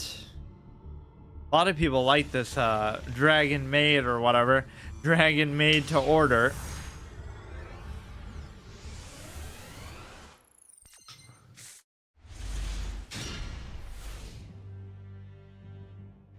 Reminds me of Octavius or something. Look at that animation. We get to see Divine Serpent. Yeah. If a monster you control is destroyed by an opponent's attack or card effect, pay half your life points, and then it can't be targeted by effects. If it attacks an opponent's monster, negate the effects, it reduces their attack by half, and then its attack is always the highest on the field. So that can be kind of a crazy card, but we just haven't seen it really. Normal summon, so that's a pretty simple turn 1. We've been seeing some of those, thankfully, but then it just goes into pure madness after that. Go like this, go like this. So if he does destroy it, right, at any point, I love how easy some of these summoning conditions are. You take no battle damage this turn, your monsters cannot be destroyed in battle. Now that's not very... Why? I always wonder about cards like that. Why not just have like interdimensional portal or something that's going to destroy mine, right? Or like that samurai armor one that, you know, when an opponent's monster attacks, destroy it. It would have served the same purpose by you wouldn't have taken damage, but also get rid of it. Even like Magic Cylinder is kind of bad in that regard because it still stays around unless you can finish. Okay. But even Fissure is kind of a suboptimal card. Yeah, let's see how you deal with this because it can't be targeted by effects and stuff. But it's well worth the 4,000 life points. Let's see if we can outdo their cancer decks with my cancer card here. His attack should always be the highest of anything on the field, right? Its attack. If it attack, oh shit. Once per battle. Oh, maybe I'm misunderstanding. It's not going to work because it only works if I attack. Maybe that's the way to make it more fair. So if he attacks me, it's not going to do anything. And of course, he would know that because everybody just knows every card, right? I guess. I don't even know myself how it works. Activate the effect. Or at least that was still worth it. Must be special summon. If a monster you control is destroyed by a thing, pay half your life points. Summon this card from your hand. Cannot be targeted by card effects. If this attacks an opponent's monster, negate the effects, blah, blah, blah. Also, its attack becomes half its original attack, which didn't happen there. Once per battle, if it battles, during the damage step, you can make it... Okay, so that still made it worth it, though. When its tribute summon card is sent from the field to the graveyard, you can add one level 4 thing to your hand. Let's just do this one. I could do United We Stand, but I almost don't see the point, right? Let's just wait. Although 2 of these things I would have to tribute into. So we still got good value out of it. That wasn't the best case scenario for it, but even just to trade into the 2700 was nice. And now they're clearly going to be burned out and not be able to do it again, are they? Wink, wink. Oh, shit. We can do the behemoth, so we'll play a little bit like slow pace now, I guess. There's no point tribute summoning into something. Let's just get... And this is always good, because even if you destroy it, then it guarantees that I can tribute summon something on the next turn. Probably attack with the other one first. Look at that, dude. You had one big monster, and then you're done for. Never seen that happen before. Oh, maybe I could have done... No, I wouldn't have killed him, though. United We Stand. So now I can tribute something out. 2400, 5-star. And when it... Okay. Yeah, the Divine Serpent was definitely the MVP there. Because without that, he would have just been off to the races and I wouldn't have been able to do anything about it. So it was a one-off card there. It wasn't like overpowered or busted. It was just good.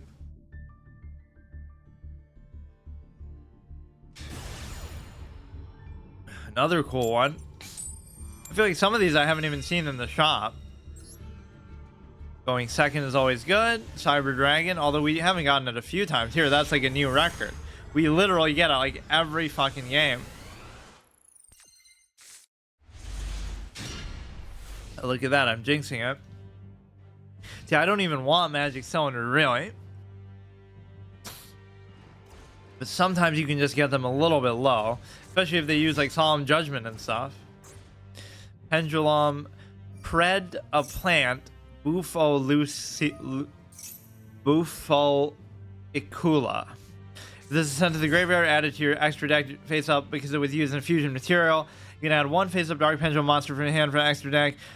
This is how you should sound when you read it. Monster does a predator counter because by the time you get halfway through, they'll fucking summon something else with it anyway. So it doesn't even matter. So will I have a way to do anything about this? Whatever big thing he's gonna inevitably summon here. Like maybe it's just me, but I find that weird. Like the whole idea of summoning stuff should be about summoning it. A monster's effect should never be that, oh, it summons something else. That's the whole point of playing it in the first place, right? Or like, you summon something that lets you summon something else, that lets you summon something else in an endless loop. 500 attack, 2500. Monsters your opponent controls lose 200 attack for each hero in your graveyard. Some kind of negation effect, though, I'm sure. Now, we won't be able to use the trap hole, but we might be able to because he'll combine them again and summon something else. So we can attack into the little thing here, which I'm sure he'll negate, and there's some counter to it. Even with the reduction of my attack, it's no big deal. I'm sure we won't be able to do it. Destroy one card both you and your opponent control. So I guess that's just to save you life points because... Wait, why would you... Okay, I guess we can do that. Remove a card from its graveyard or whatever, which probably isn't going to be too relevant. Card is destroyed by battle effect. You can special summon something else. And I still won't be able to use that because it's not on his turn. Or I guess he didn't do it. He might go for the magic cylinder to destroy it. We're just using that as a bait. And then we'll destroy him with the trample of spikes. That is the one drawback. But obviously if you could use it anytime, then it would be too strong. The whole life point loss isn't really that big of a deal, honestly. And you know I have like that Shizu ideation where I like to, you know, blast held by a tribute type of stuff. Let your opponent destroy themselves. Quick effect, you can destroy one card you control on the field. If this card... So I should try Magic Cylinder first, and then once that is negated, then I can do the other one. Right, because if you do it first, he'll... I guess he doesn't have to destroy this one the way he did last time. I'm kind of confused, actually, why he did that. But some of these have good effects even once they're sent to the graveyard. Which you really can't play around stuff like that either. Right, like, oh, just don't destroy it. Just don't attack them. Oh, look at this. Magic Cylinder might actually be pretty close to a win condition here. He's kind of letting it slip. But I'm sure he's just going to destroy all my fucking bound trap cards anyway. I like that guy with the continuous traps. That almost seemed like one of the other god cards that you special summon with by tributing 3 continuous spell or trap cards.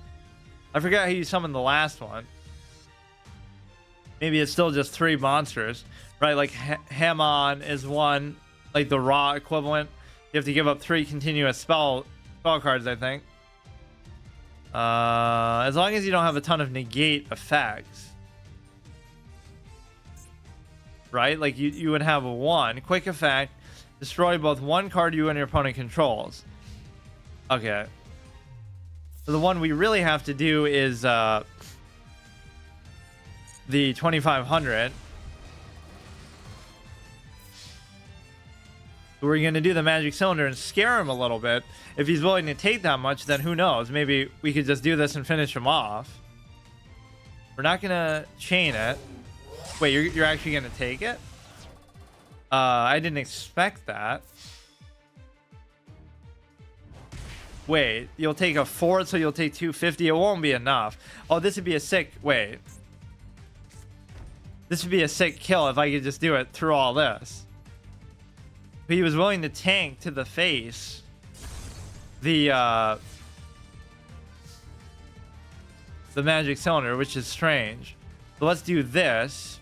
Never mind the fact that I could just attack into that. Oh no, I can't do it even. Look at this. Look at this play, dude. We're gonna special summon Jinzo so that we can do this and then attack him directly. We don't even have to worry about... Now, it probably won't work, but... Let's see. 1800. So a lot of his effects might negate me attacking his minions or something, but maybe not. Look at that, look at that. Oh, this guy has won me a couple games, actually. It's oh, I forgot about that. Well, oh, no, you're right. Fuck. How would I have been able to... You know, we can still normal summon something. Can't we? Wait, oh no, we tribute summon that. I guess I'm still not technically dead. We could use Call of the Haunted to bring that back. Or we could use this, like assuming he doesn't kill me here, which he might not be able to. We could do the Trample of Spikes, which will still destroy. In fact, he'll just be able to destroy whatever he wants, quite frankly. Oh, we would have to do it this turn. So we try Trample of Spikes, it won't work. And then... shit. That's 49, 54, 60. Oh, I'm dead. Oh, I'm definitely dead. Damn, that would have been kind of a cool moment. Maybe I overdid it by trying to go for the special summon aspect.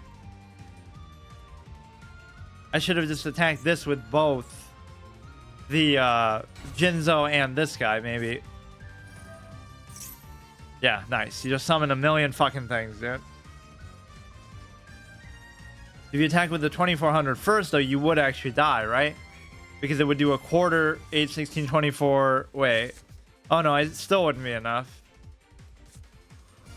It'd be just short, right? 6, 12. Yeah, summon something really strong with all your shit, and then just die. We got pretty close there. Unless he's really stupid, he should be in good shape. What are the other thing? Call of the Haunted won't really help. Although it will be almost strong enough to withstand anything, so... But he'll just be able to destroy whatever I do. Yeah, attack with that first, you fucking dumbass. Like, people have a real tendency to defeat themselves that way. They'll do the most suboptimal thing just to show off or whatever. And I can't even get to silver today when I did it so much easier before. I wonder why. If this card is special summon, I don't think you even lose ranks at this level, but maybe you will later. I don't know how it works exactly. I didn't get too far in dueling system either. So the 3300 is a real consideration. The problem is I can't really bluff him out with this because he has to do it or he'll die. Right, the quarter damage that it does will kill you. So negate it with this, and then... Wait, what? Are you retarded? Or maybe the act of destroying the card wouldn't have stopped the effect from still happening? Okay, that's an unusual one. Blast held by a tribute, by the way. That is like the new version of it, because nobody ever tribute summons anything anymore except for me. I'm the only person in the whole history of the game.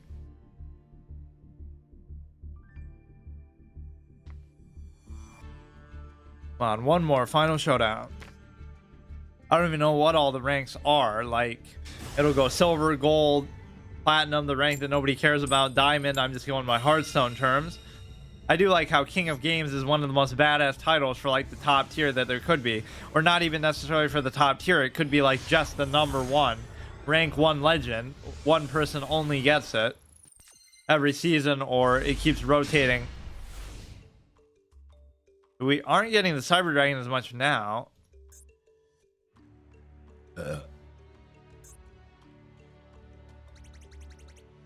He could be a new player who just made his account because he has the bunny, but he's going to have some synchro mad shit. I might actually use it, though. I'm getting kind of pissed about it. I'll try to use, like, fusion and ritual stuff first, but even then I won't look up meta decks and stuff. Although it's hard to avoid just copying something that you see. So if we see somebody using that, something like that, I'll just do it myself. If this card attacks a defense position monster and inflict piercing damage, too bad it only has 1500 attack. So this is from the same Dragonute family as the one that I just was complaining about. I like how positioning can be such a relevant factor too. Although not too many cards typically mention that. I could brain control it. And then tribute. No, but there's nothing to tribute even into. Go like this. Go like this. We'll hold off on mage power for now, I suppose. Try this, which probably won't work. But look at that turn 1. That at least makes me happy. Like, it wasn't a crazy over-the-top thing. What is that? During your damage calculation, make the damage you do 0 if you do draw a card. We have brain control, which maybe isn't as good as I think, because a lot of the stuff is going to be immune to it because it can't be normal summoned, right? It can be normal summoned or set. Which sounds like a pretty broad and generous condition, but not by today's standards. Ooh, I like that picture. What is that? I don't think we saw that on the shop. 2400. Solemn Judgment cannot attack directly. Cannot be destroyed by battle with monsters in the extra monster zone. That sounds like my type of card. That might be worth it, but he might do something else instead. It is certainly a costly card. Cannot. Yeah, I want to see that in the show. Like Kaiba summons his Blue Eyes White Dragon, and then you saw him Judgment, and then he's like, "Oh fuck." Like that's his, he wins like every single duel he wins in the show with just the blue eyes. So it's almost like, does the duelist make the card, or does the card make the duelist? Evidently, what would he be without the blue eyes, right? Just give it to Rebecca or somebody and see what happens. So the trap card should be relevant, right? We come like this. Too bad this Jinzo doesn't negate trap cards, otherwise we wouldn't have to worry about anything. Oh, now it feels like I'm the power creeped one, but at least I'm doing it more conventionally. We also have the Call of the Haunted, which I could bring back precisely nothing right now. I like the pace of this type of game, though. See, now if you Lightning Vortex or Regeki and he still wins, I'm perfectly fine with that. But at least you didn't special summon a million things, so you can actually play the game out. A game that ends on fucking turn 3 to 5 is not proper. We have Mage Power as well, where we could just easily go for the kill, but maybe I shouldn't push it.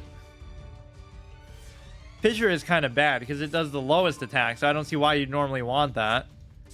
Let's just do a safe normal turn where we just attack in. 1900.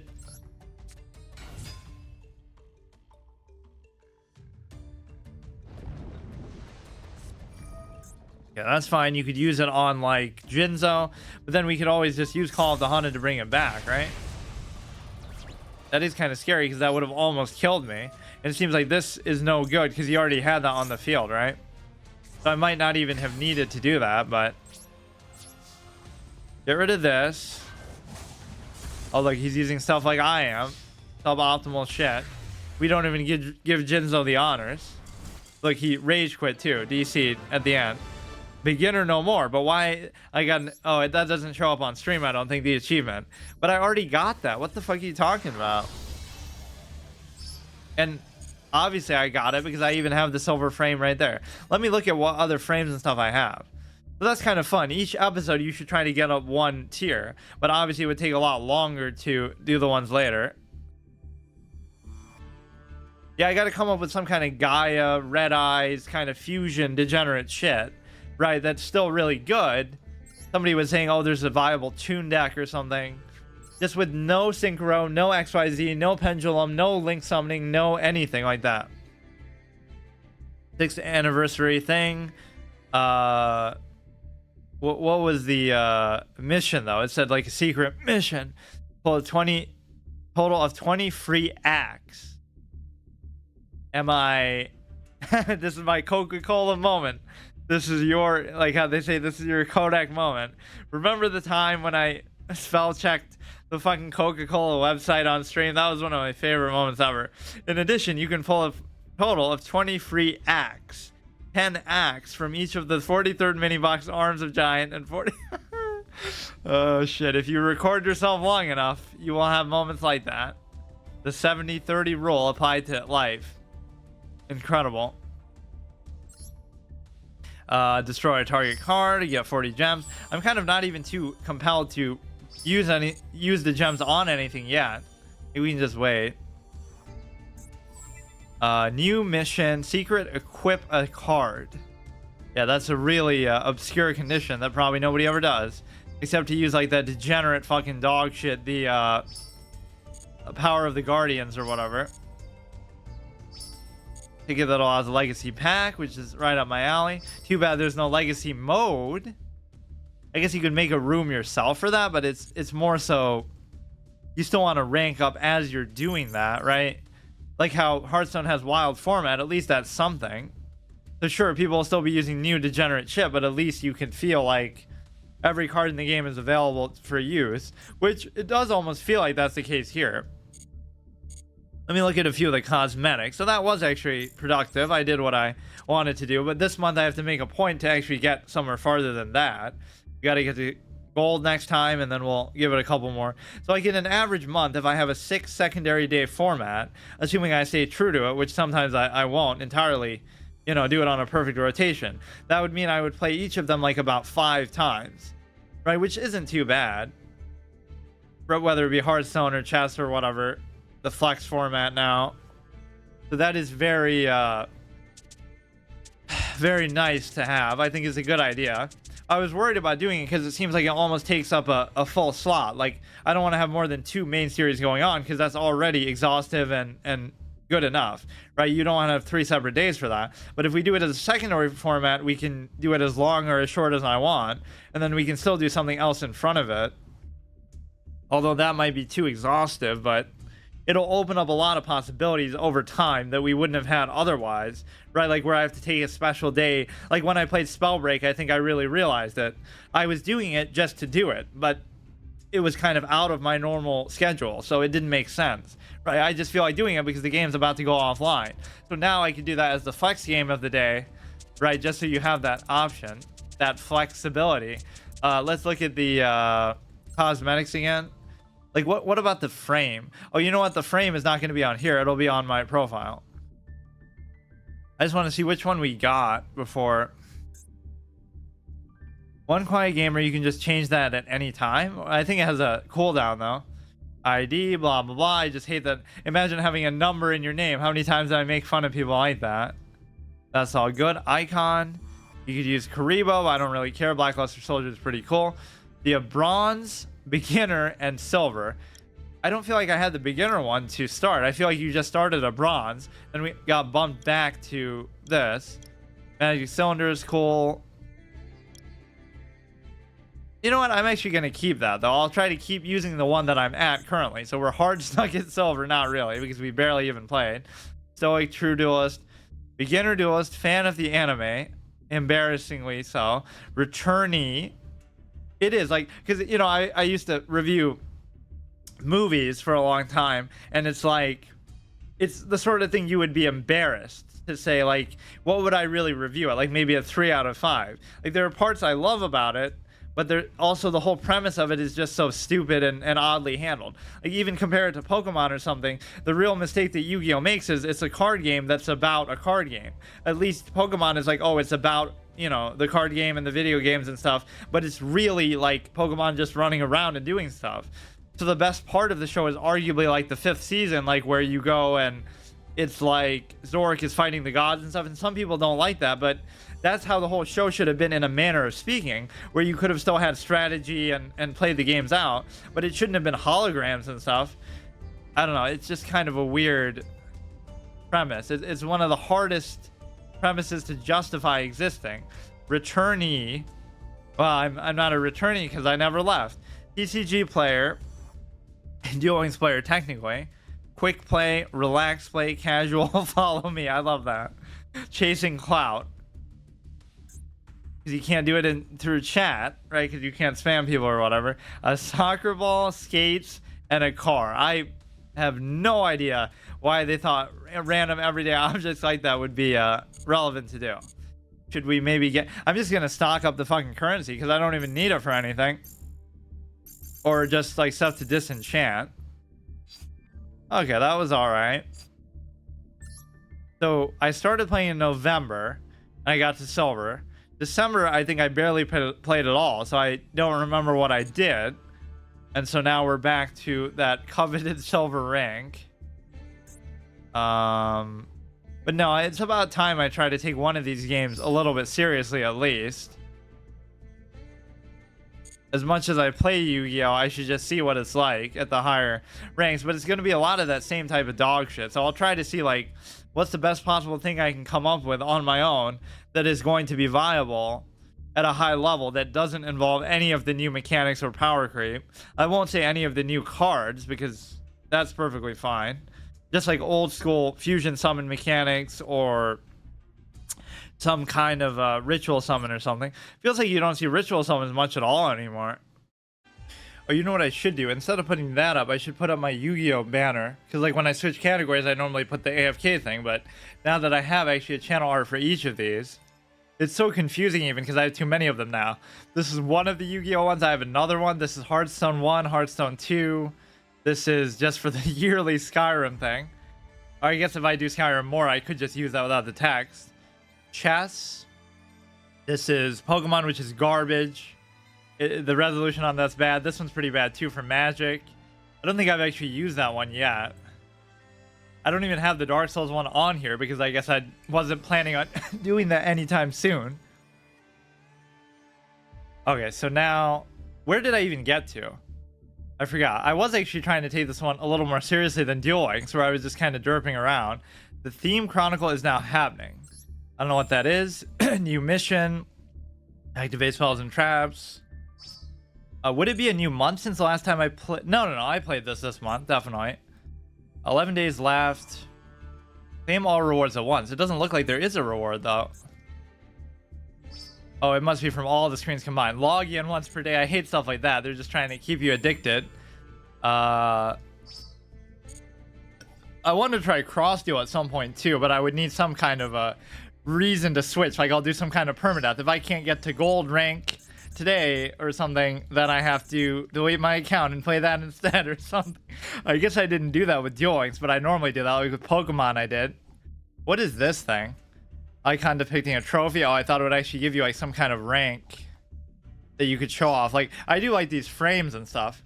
The ranking system here is pretty good. That doesn't look very gold though. It's got that red and shit. They won some kind of game awards in Japan. I saw that last time. Yeah. What else? It made it seem like there was something else to collect here. Whatever. There's some stupid cosmetics like, oh, it's a car. Oh, it's a basketball or something. Like they should always have something to do with the universe, I guess. Notice regarding revision selling price. Don't really care. What is the theme chronicle event? Duel in the event to gather medals. The more medals you get, the more awesome rewards you can earn. To participate, press the duel menu button to the lower right of this notice. I assume that's like the anti-spell one. Those are kind of fun. That's like a tavern brawl. The only thing I wish they had in this game is like some other old school format, like where you can't use Synchro, XYZ, Link Summon, any of the new stuff, Pendulum Summon, just as an option. I'm not saying it should all be like that, but it's kind of stupid to force you into this. Like, sure, I could use a deck that doesn't use any of that.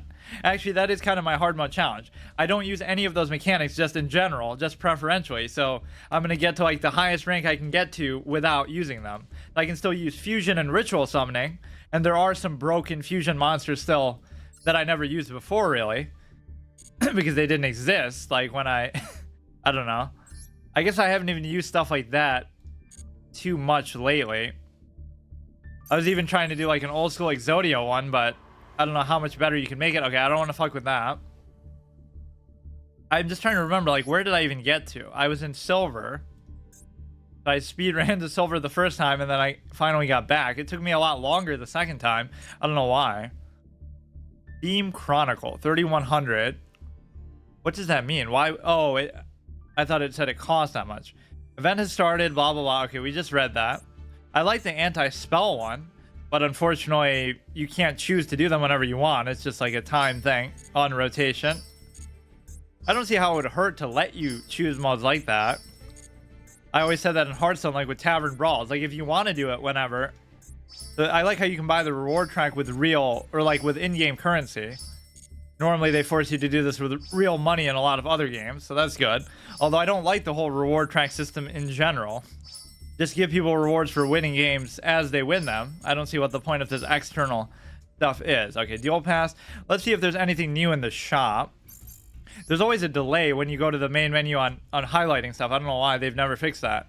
Master Pack is just going to be... that's going to be like a newish one, or where's the one that said... Oh, I think this is the one. Legacy Pack, but there is no Legacy format, so what's the point? Cards that wrote the history of the game. We have 7, and there doesn't seem to be anything else to do with these. Even this shows synchro shit. I guess I'm just stuck in the dark ages with this. Like, whenever I say that, that's not even a new mechanic, right? That was in, like, late 2000s. But just to me, it'll always be new, and I'll fucking never use it. Or one day I might, but I just don't want to. And why do they only have 2 cards per pack? Isn't that kind of a jip? Because it doesn't matter, because I'm just getting them basically for free, but... Queen's Bodyguard, Card Trader. That's an iconic picture that they use for a lot of things. In fact, that's even the NPC, right, in good nostalgic cards that are actually trash, though, in performance. Like, nobody's ever going to use any of these. I guess Mystical Space Typhoon isn't too bad. But still, hardly anybody uses it anymore. You can use a lot of cards that I thought were banned though, like Rigeki apparently is perfectly fine. Yeah, so all those are trash, but whatever. This is some special thing, I don't really care. Yeah, I should try to build some kind of crazy fusion thing, like a Red Eyes. I remember those being really hard to get rid of. Like, they had a lot of negate effects built in. I was always on the receiving end. Like, I think that was fusion and didn't require any synchro stuff, but some kind of special Red Eyes that... Actually, let me look it up in the crafting thing.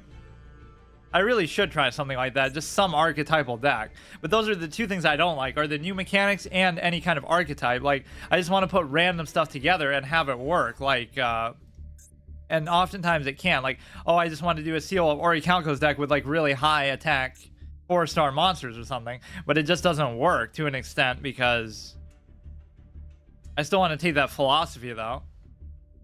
I like how Pokemon TCG Live kind of one-upped me with that. Like, they start you with a theme deck that is exactly like the ones that I would make. The Blissey one. And it actually works pretty well, too. Like, just where it's one tanky fucking thing, and you just have a whole bunch of heals to try to sustain it.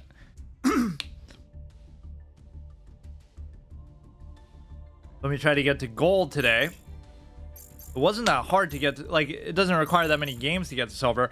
I wonder if you can lose rank, though. If you start to lose games now. Normally at the beginning they protect you from that. I'm assuming it was this one that I was using. So let me look for... I love that you can craft here. That's the biggest change that's very important and necessary. Because then you can feel like you can do whatever you want, really.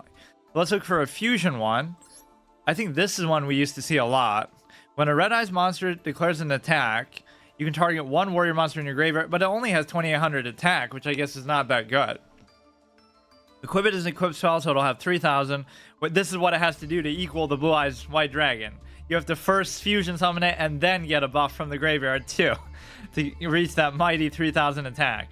When a card effect is activated that targets the effect you control, send one equipped card to the graveyard, negate it, destroy that card. If it's destroyed by battle or card effect, you can special summon as many monsters from your graveyard as possible that were equipped to this card. Target one warrior, declares an attack. So every turn you could theoretically do it. I guess it's okay. And really, some of these resources are so easy to get. Like, I like how they're split up. It's not just like a net dust thing where like, oh, this will cost 1600, this will cost, you know, they cost a fixed amount, but they're just different rarities. Thing with chain, because Joey liked the kunai with chain, I guess. I like how just the simple fact of a character using a card early in the show makes it forever associated with them. Like, kunai with chain is just some random trap card that anybody could use, but I think he was the first one to do it on screen. I don't really want to make a whole thing just based around that, though. What is this? Or maybe I should try the Demise King of Armageddon thing again. You can ritual summon this with Red Eyes Transmigration. Once per turn, when a card or effect is activated, except Lord of the Red, quick effect, you can target one monster on the field, destroy it. Once per turn, if card or effect is activated, you can target one spell or trap card on the field, destroy it, but it won't negate the effect that's being activated. Yeah, see, even Demise is one of those general cards. Like, you don't need a Demise deck. You can just do Demise. Like, what does it require again? Ritual summon any of these. Tribute monsters from the field who level equals that. So why don't I just, like... How do you copy a deck, even? If I want to copy this, and then I'll just add this to there for some reason. Because I do have some pretty good 4-star stuff that would be easy to fit into there, right? This is 8 stars. Everything is either like 4 or a single tribute 6. Does it have to equal exactly the amount? Yeah, that might be the thing that's a problem. Tribute monsters from your hand or field. I've even forgotten how basic ritual summons work. What is this one? Supreme King of Armageddon, Cycle of the World. Card's name becomes Demise. While its ritual summon is on the field, ritual monsters cannot be destroyed by battle. If all monsters used to summon this were ritual monsters, you do not pay life points to activate its effect. Once per turn, 2000 life points, destroy as many other cards on the field as possible, inflict 200. So this is too complicated, though. Like, Cycle of the World. So you could give up. See, then you would have to commit to it. This one's just straight up. And you do have 8,000 life points in this game, unlike a lot of them where you only have 4. Card of Demise, which doesn't work anything like in the show. Draw 5 cards, and in 5 turns I discard my entire hand. He says that like as if it's he's trying to justify the effect, like, oh, it's such a big price I have to pay because it's clearly gonna last 5 turns when everyone loses their shit over Pot of Greed. I can't even make that. Maybe I'll wait, but let's see how we do, because I feel like this is okay, but it's just a bunch of hodgepodge random stuff. I have the Seal of Orichalcos in here too, and I love it, but... Oh, maybe I should try this. So what is it anyway? Team Chronicle Herald. What is the restriction? Collect medals by dueling. Event will have exclusive rules to promote. Cards from the archetypes in solo mode scenarios, such as Monarch, something, something. Let's just see if we can use my deck. Oh, it'll force me to use that, or... Copy from my deck. This deck cannot be used for duels because it does not meet... So it should tell me exactly which cards are prohibited. Right? Basically just this. You can have 2 Regeki. Wow, what a what a sacrifice. You know what? I don't mind if I do, but I don't think I'll have the resource for it. So stupid. As if that's a limitation. Oh, Yugi Man, what a throwback. Yeah, I can't believe how many shows they made of it. I've only seen the original, and I probably only ever will see the original. So this I can actually do. Not saying this is a good deck, but at least it meets the format, just to see what it's like. You can use craft points to generate the cards you want.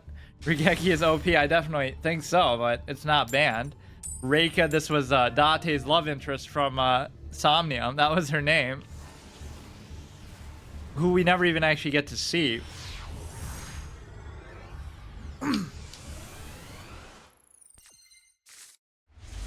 So Luster Dragon is kind of garbage. Like, you always want these things to have effects, but I'm happy with just the 1900 amazing value.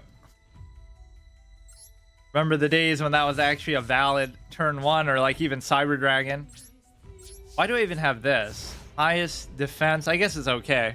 Fissure is kind of bad, right? Because that does the lowest attack or lowest defense, which it can work if they have nothing else on the field, but is just, why not just have 3 hammer shots and this, 3 of these, 3 Regeki in a normal deck? I guess it's not restricted. I don't know if you can use Monster Reborn, actually. I haven't seen it. 4-star 1900 attack, that's pretty good. It used to be. It was once, but now we have to deal with all this crazy shit with a million effects. You can send 1 cubic card from your deck to the graveyard. Even the way they show it in the original show, with all the crazy stuff that happens, it's usually still about playing on the board. I hate all of this playing out of the hand and out of the, or I mean out of the deck and the graveyard and the fusion deck and stuff, extra deck. There's too much of that. So you can never run somebody dry on cards because they'll just summon 100 things from all these different places. And look how long these early turns go on. This is so fun and interactive, isn't it? How about they try a different format for this special mode? Instead of anti-spell or this, they do a mode where you can't use any of this new shit from the last 15 years, let's say. Like, GOAT format, even. That would even be more than that. You take no battle damage from attacks. 5400 turn 2. That's pretty good, isn't it? Yugi definitely feels unbalanced, but it's fun.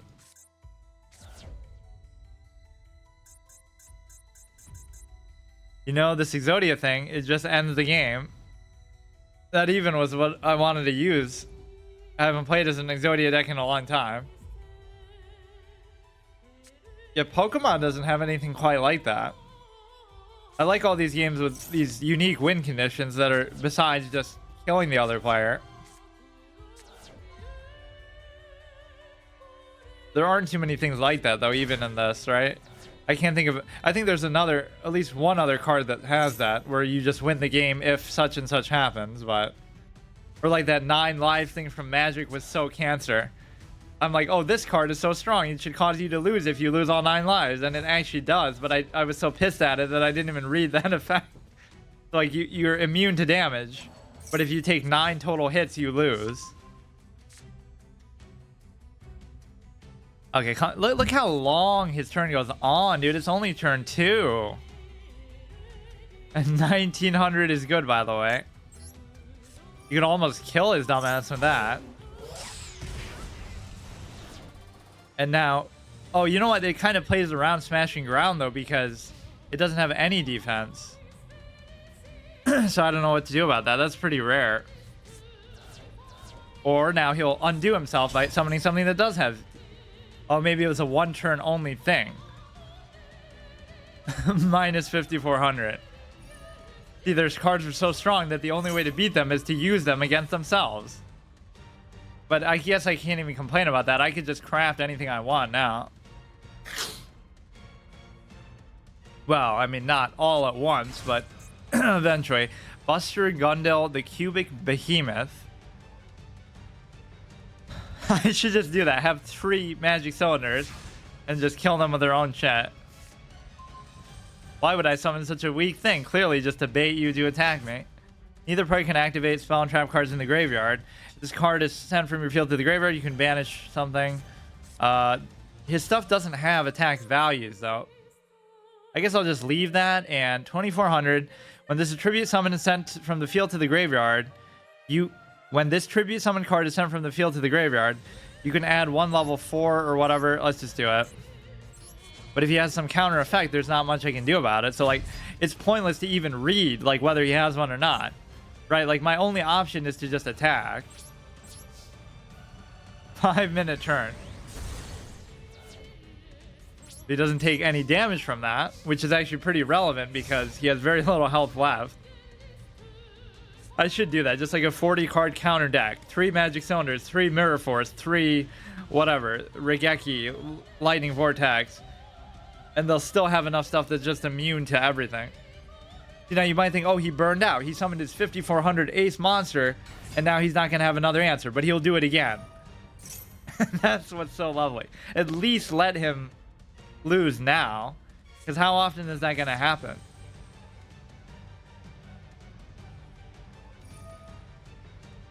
Turn 4. Yeah, I should time that. It's just like a meme. Like, their turns take about 10 times as long as mine. Whether I win or lose doesn't even matter, but... Average Yu-Gi-Oh! Experience, but I guess most people would play like this too.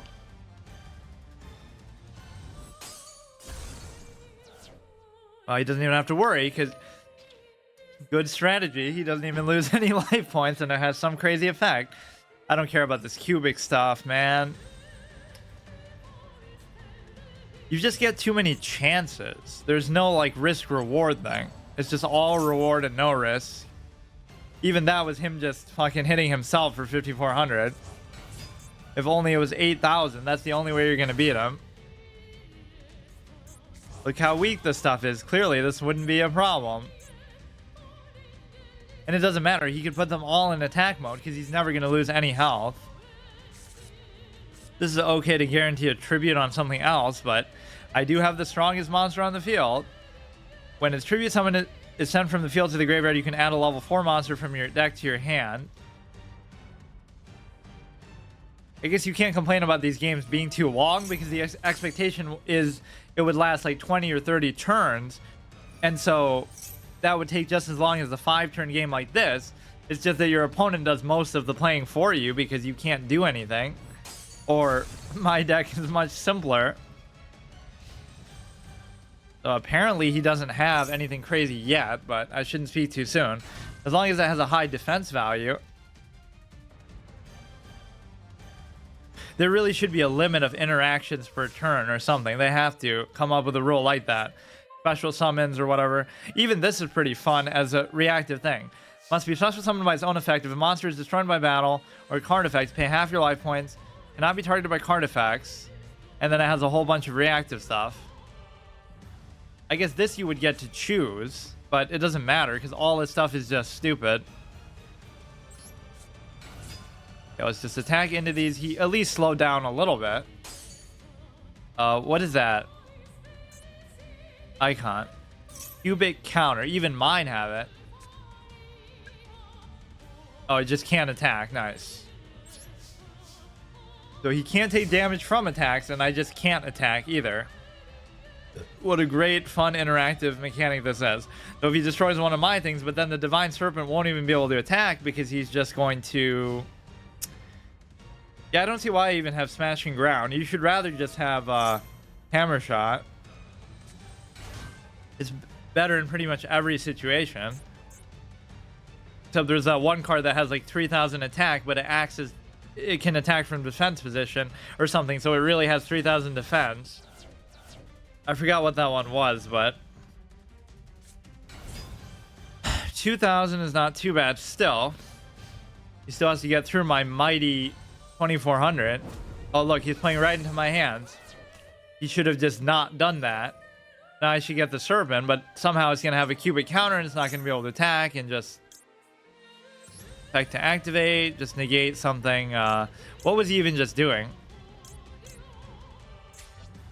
He was trying to activate something that has nothing to do with anything. I don't know. This is pretty good, but... I forget exactly how it works. So, like, when they attack, you can gain more attack than them. They can't be targeted. That's always my favorite piece of card text. Cannot be targeted by card effects. So there's nothing they can do to it except for, I guess, just attack into it, and then I'm forced to sack it. Also becomes original attack once per battle. If it battles during damage quick effect, you can make its attack equal to the highest attack on the field. Your choice if tied. But yeah, there is going to be some stupid cubic counter aspect here.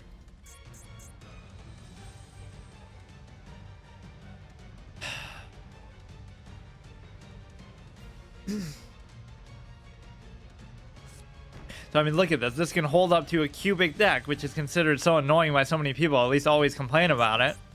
That's how good it is. Now what's he gonna do? So I'm gonna fucking God card. Even that's too much of a commitment these days. People don't like to normal summon stuff. It's gotta be some kind of crazy special summon. He's not even using his extra deck at all.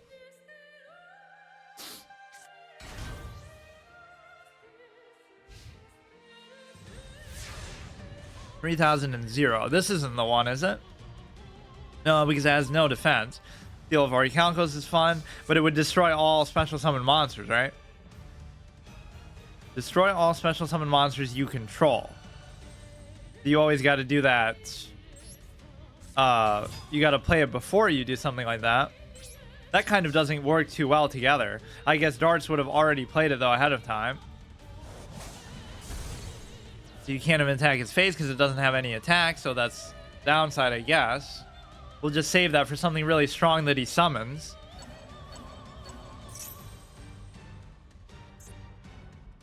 If any monster you control is destroyed by attack or card effect, you pay half your point summoning card. Cannot be targeted by card effects if it attacks an opponent's monster during the damage step. Only negate the effects of that monster face up on the field.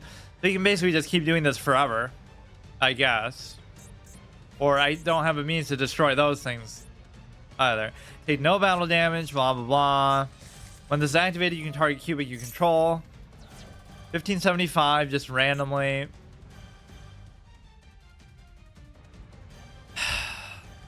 If I get Regeki, I could just hit him in the face, I guess. Shouldn't I be able to do this?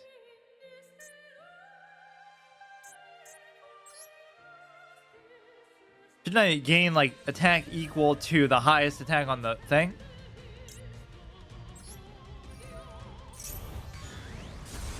$24. Oh, it automatically does it. Yeah, that's not too bad. Normally, you expect that somebody just attacks into it and then you trade. Right? That's kind of how it worked before. During damage step, negate the effects. Its attack becomes half of its original attack. Or why did that happen then if it becomes half? Whatever. But I can't play the seal yet. That's kind of ironic because this is Darts' card. But you can't play them together in this order at least. You fucking played the seal 3 times. Those cards don't even exist. Like the second and third layer of the seal. I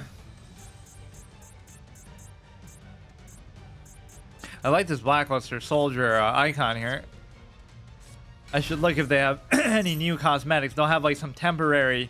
They'll have one for like Valentine's Day or something. All these stupid theme things these games do. Like even Anthem had like the Christmas lights and stuff up in the main hub area. Some of it just feels so out of place for the universes.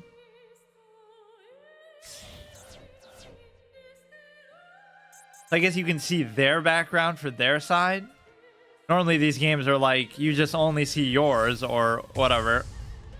Crimson Nova, the Dark Cubic Lord. Okay, 4,500, but my guy should still be able to negate. Oh, but he'll just kill me first. Fuck. If only I had another magic cylinder. Because it's not even a destruction effect, so a lot of the stuff that negates the destruction wouldn't work.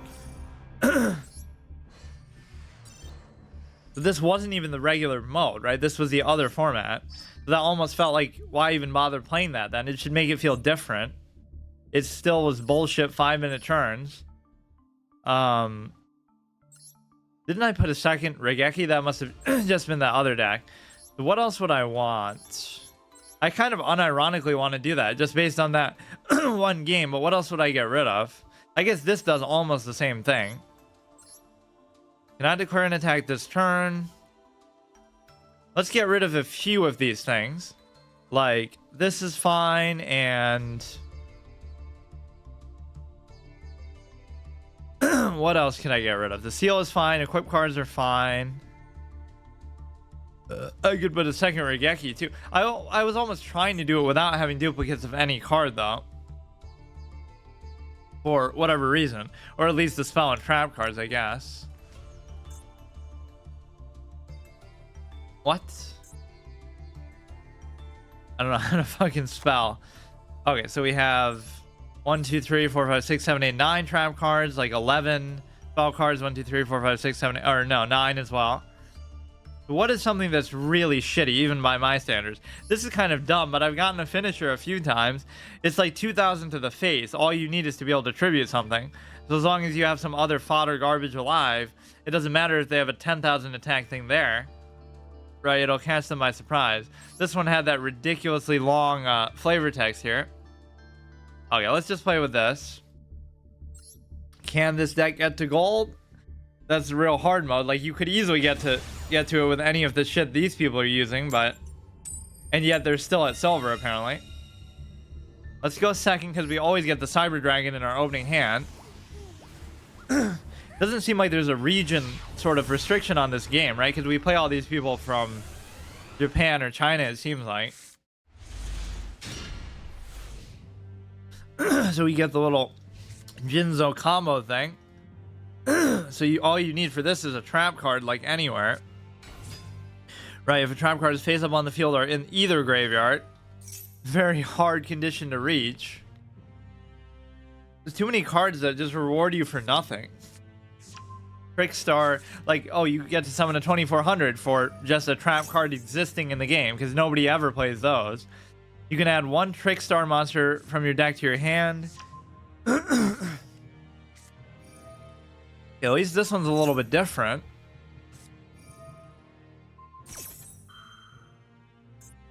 I guess I wouldn't even know how new some of this stuff is, because like I haven't seen fucking half the cards in the history of the game, or at least I haven't used them myself.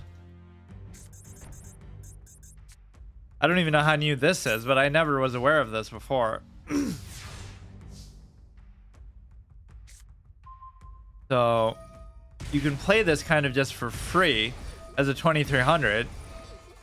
That's a fun turn too. Nothing I could do to prevent that. It only did 800 though, for all the dramatics of those animations. Like, there's at least a lot of interactions going on, but at least it wasn't that long of a turn. At least they were pretty efficient with how they did it. Banish your opponent's entire hand. Fun and interactive experience already. Oh, see, we have to get the Cyber Dragon. It's faded. Okay, look, dude. Look. I guess I don't know how often this would happen. You could always look at it and say, oh, you could get turn 1 Exodia. So, like, maybe this is just an ideal situation, but fuck, dude. Hurry up. I just can't even play. I literally, I haven't gotten to do anything yet. Can you just stop? Typical Yu-Gi-Oh experience. Turn 2 and you're dead. So stupid. Yeah, now we get the Mighty Cyber Dragon. How much you want to bet this isn't going to work? You just do this too, I guess. I mean, at least if it dies, we get the Serpent, which is pretty good. Yeah, so now the trap card aspect is going to mean absolutely nothing. So, you know, you might say, oh, play around some effect, but it's like if I can't do that, I lose anyway. I have to do something. I always hate that. Like, oh yeah, haha, they have an attack. They have an effect that negates attacks and effects and everything. So just sit there and do nothing and just die.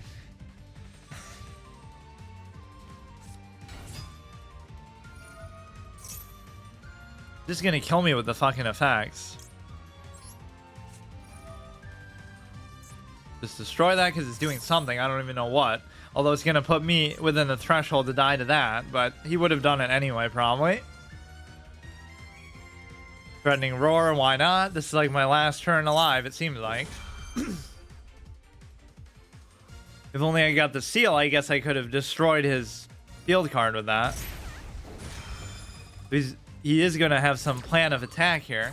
But little does he know, I have Mirror Force too, so that's the ultimate bait. He'll attack, and then if only it was Magic Cylinder, because he's not... I keep getting these people low. Right, just with Magic Cylinder and some of these other effects, but... Wouldn't it just be this effect that could kill me? Yeah.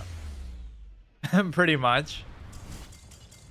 At least that was a different deck, and it was certainly faster paced.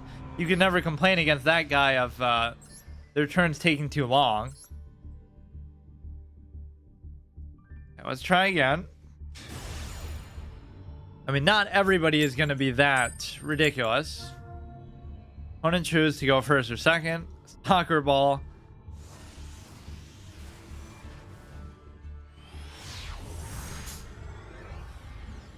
I need some stuff that can't be destroyed by battle too, like Marshmallow or whatever. That at least seems to slow them down. So for once, first time ever, we don't get a Cyber Dragon. How much you want to bet we draw into it? Because I only have like 2 of them in here. It's not like I have 3. Fast Turtle. I didn't even know you could put some of those symbols in your name like that. I hate when they give you this character limit though. Every other game I can type out O-N-E. Pretty much but this. Or maybe Duel Links was like that too, so Yu-Gi-Oh! Just keeps cucking me like that. Amazoness monsters can't be destroyed by battle. You can reveal 1 other Amazoness monster in your hand. Special summon this card from your hand. You can only use this once per turn. When this is destroyed by battle and sent to the graveyard, you can target 1 Amazoness in your graveyard, except that. Return it to hand or deck. Okay, so you get a 2400, which isn't that big of a deal, but... Couldn't I just brain control and tribute? That would be kind of a fun play. Still pretty basic, but... You can add something to your hand or this. You can return something to their hand once it dies. So I guess whatever 5,000 attack crazy shit they're about to summon would be good for that. And I could do like Mage Power and stuff, but let's just wait. This is the kind of card that feels perfect in this game because you couldn't use it in Duel Links very well because you only have 3 spaces to work with. And one of them is going to be taken up by itself, so... You know, it just doesn't feel viable. Some cards were better, like the Ojama stuff to block out their very limited space, but... You could just do that if you felt like... that's going to be the link that triggers... I guess if you knew these summoning trees a little better... You would know which is the high-risk stuff to try to stop. Like, the act of doing that might just shut down his whole turn, but it probably wouldn't. I like how Summon Skull used to be such a big deal. Like, oh, a single tribute for 2,500. Now that's such a normal thing that they come with all these crazy effects and fucking... Nobody even tribute summons in general anymore. I wonder if they can see that. Probably not. There are no emotes even. So he's not really doing a whole lot. You can try the Gorilla. I don't even really have to use Mage Power, so why don't I just hold back? For now, who knows what he's going to have. I do have Solemn Judgment to negate whatever he might do. If he does do Mirror Force or something. We already knew he had that, but who cares? Use the effect. What effect? 500 attack until end of turn. If you're battle a monster while this card is already face up, you can banish that opponent's monster. I don't know if that's really worth doing, but I guess it's okay. I should have probably waited for him to summon something else.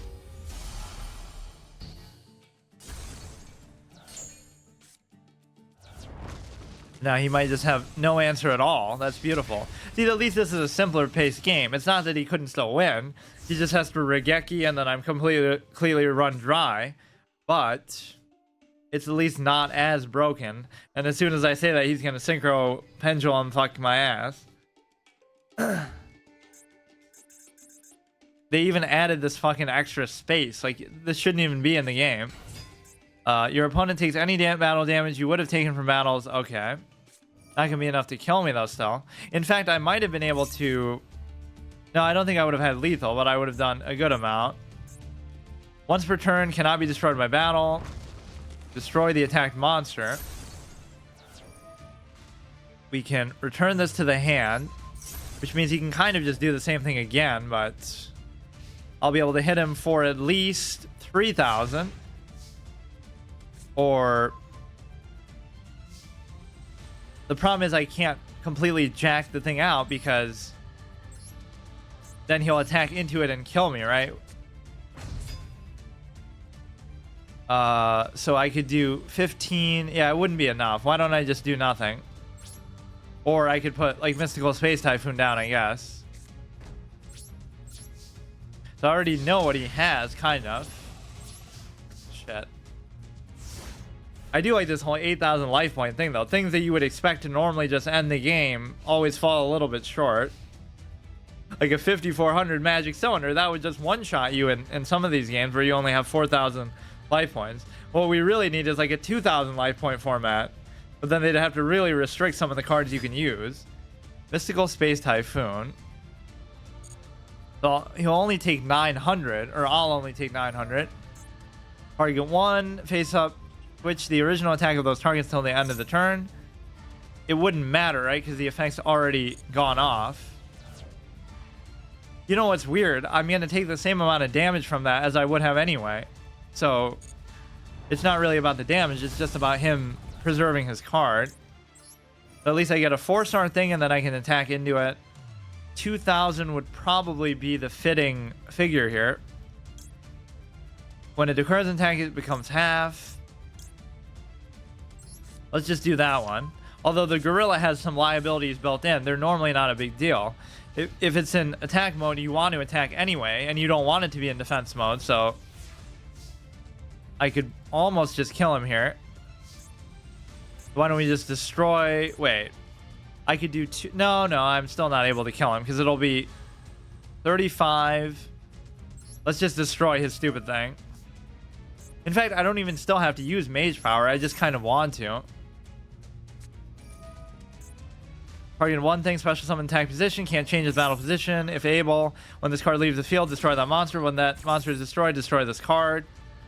Well, wait. Yeah, that accomplished absolutely nothing. Yeah, maybe I should hold back. Maybe I'm making some kind of good... Or you know what? Oh, you know what it is? Your opponent controls. Just do this and then kill him with the single mage power. I keep trying to overdo it. There's the lethal. See, at least the pace of this is good. Even if he was to have killed me there, it's fine. Actual turn 8 didn't take like 10 minutes per move, although to be fair, that last person didn't either. Get a whole bunch of those tickets for like the legacy packs. So how many games do you have to win? One more to silver 4. I think you might start losing ranks though now with every loss, so that's what makes it really hard. Because you're gonna win one, lose one. You're never gonna string together 10 things in a row. So I always want to go second. Because clearly the Cyber Dragon turn 2 play is so fucking good by today's standards. 2100 special summon for free.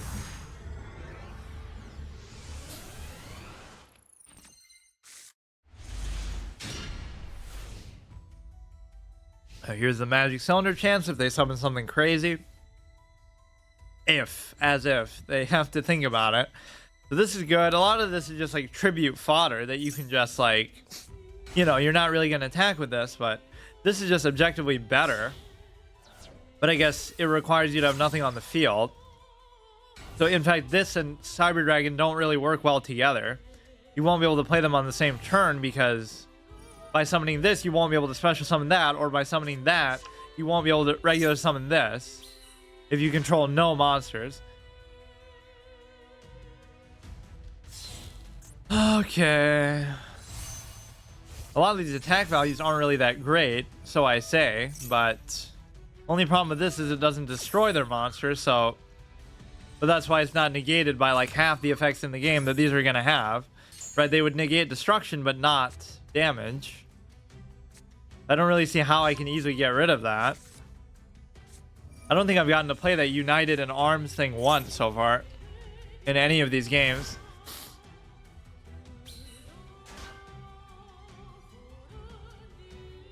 Why does the song always have to be this one with the vocals in it? I don't mind it, but I thought there definitely are other songs. Baron Day, 3000 attack. Typical turn 1, am I right? Actually, this might be a weak one. No Cyber Dragon either, imagine that. Well, this will be 2400, but it won't matter. Like, in fact, I can't even attack with it. I basically just lose. We can kill the 1000 attack thing. A lot of effects don't affect these either because it has to be like in a monster zone or whatever. Like I tried to target one of these with an effect, but it ended up not doing anything. I forgot what it was. At least one of these we can make him take the damage back. Other than that though, I'm kind of screwed. I could get Regeki. For all I know, he has some kind of negation effect built in. You can target one card on the field, destroy it. So he should probably do that before he attacks. Yeah. Or he might do the monster instead. I'm just going to have to use one of these myself, actually, if I want to rank up. It's so stupid. I'm trying to overcome, you know, great odds or go against opponents like the last one who were using a deck that was kind of like mine. Just in the sense that it's suboptimal, but come on. This is too much. It's not even too much, it's too fast. Like, how often would this kind of board have been possible, right? Throughout most of the history of the game.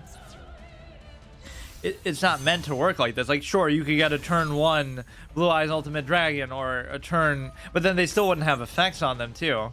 Or you could get, like, a turn 1 Exodia, but this is like a guaranteed thing.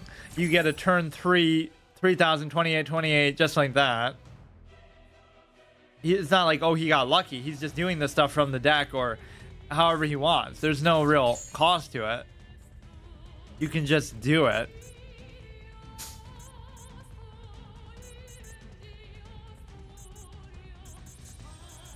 I just gotta look for some crazy effect of something that can't be targeted by stuff. Either it's fusion or ritual summon and just try it.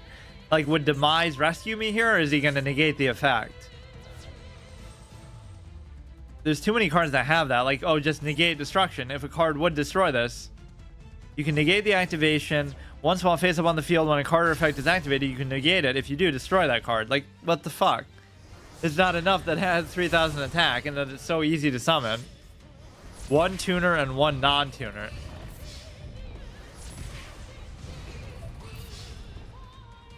Yeah, even like with my Blue Eyes analogy, even then you would need specifically the 3 Blue Eyes in your hand. It wouldn't be like, oh, you could just fuse any 3 dragons. Over time, obviously, there's stuff like that, but... I don't know. One opponent makes it feel like you at least have a chance, and then the rest is just stupid.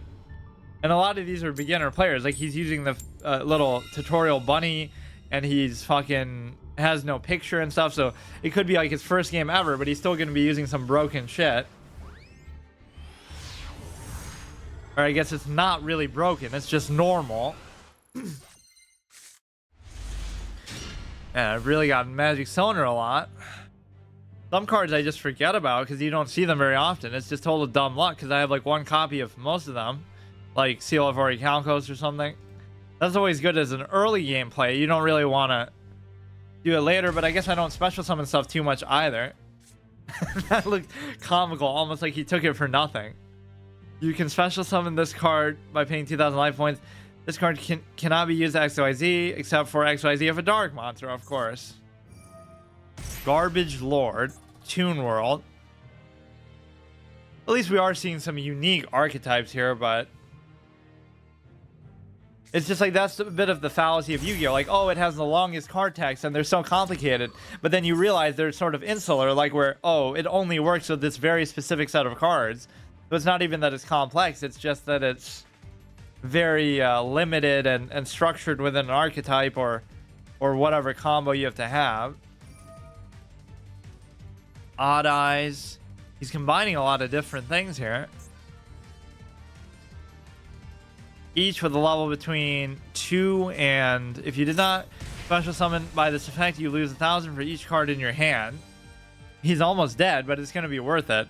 Although the magic cylinder might just finish him off. I can live with this. Or I could just attack into this, but I'm sure he's going to use it for something. What? Kind of a... Wait, he doesn't even have anything. He's just dead.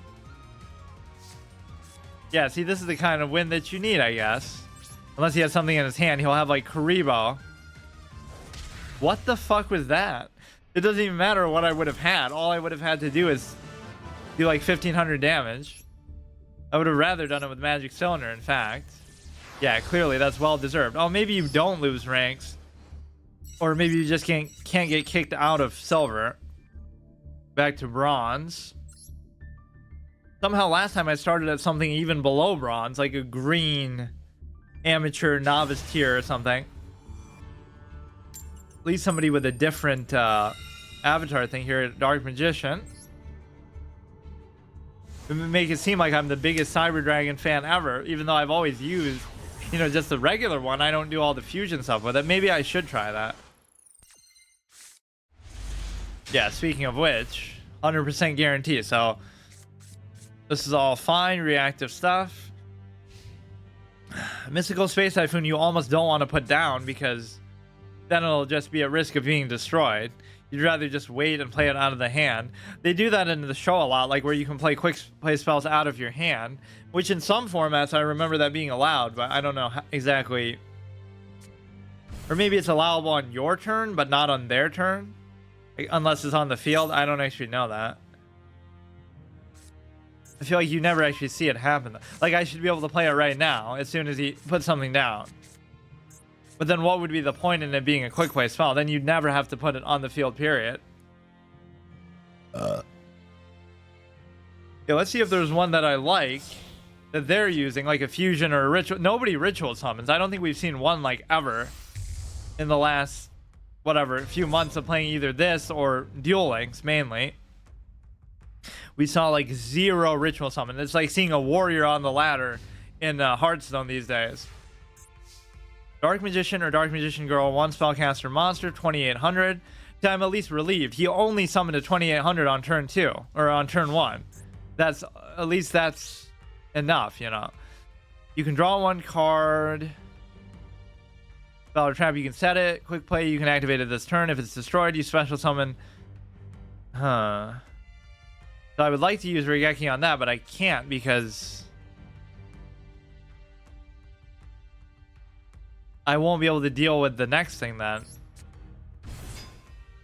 That's kind of a tricky decision. In a way, you almost wish he did that on turn 2 because then you could have used Trap Hole of Spikes, but now I can't.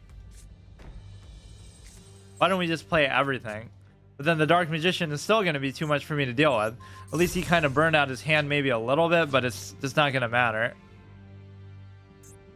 He can use some kind of stupid effect, set a card, blah, blah, blah. Just go all in with your whole hand, and then I just have no means of ever killing even just the regular Dark Magician. Unless I draw into something good. So I'll be able to kill the Dark Magician Girl at least. Or it'll get some kind of buff, though, actually, from the presence of the other thing, right? The fact that a Dark Magician card is in the graveyard. Actually, I could have miscalculated that. But there's not much I can do anyway. Trap Hole of Spikes is going to be useless because it's going to be next turn. Yeah, so by destroying a strong monster, he gets 2 strong monsters back. Amazing. Like, you only lose 300 points for that. Or maybe it doesn't get an effect. It at least makes it seem like my traps are scary, but I'm sure he has a way to deal with them. 300. Oh, wow. Amazing, isn't it? Shouldn't I be able to change? No, it's the same turn, obviously.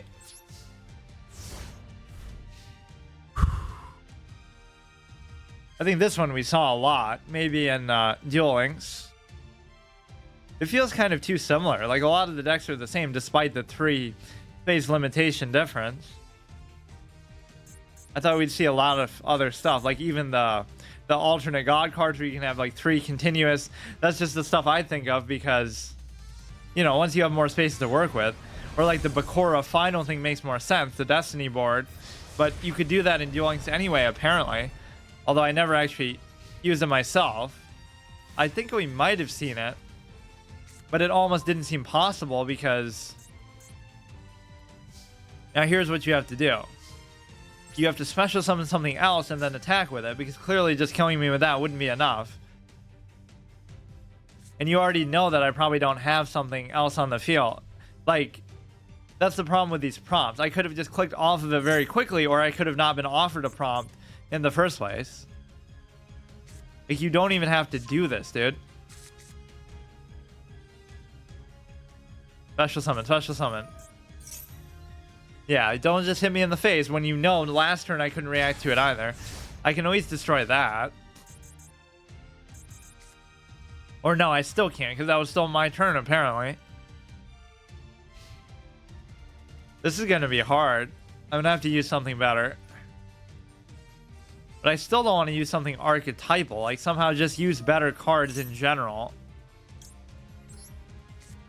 Yeah, I'll make this seem really valuable. Even discarded my invincible fucking serpent to do it. I like how they made some of these anime-only cards real cards, but they don't work anything like the way they actually did. Come on, special summon something using these 3 to just get destroyed by the trap hole of spikes.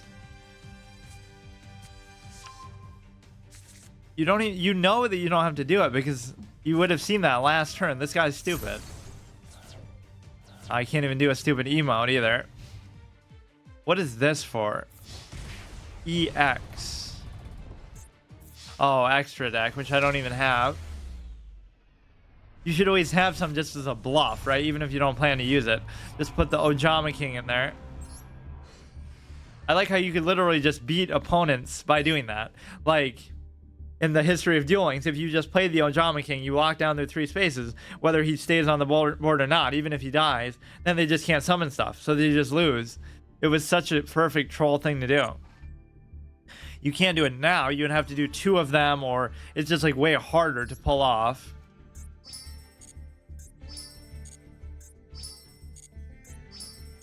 What should I do? Let me look at this and see, like, what really is just not good, period. Like, these you should replace with some kind of effect monster. I should just go, like, in order. Right? Like, that's fine, 1900 attack. What is something that, like, can't be targeted? Really? There's nothing in the whole game that says that?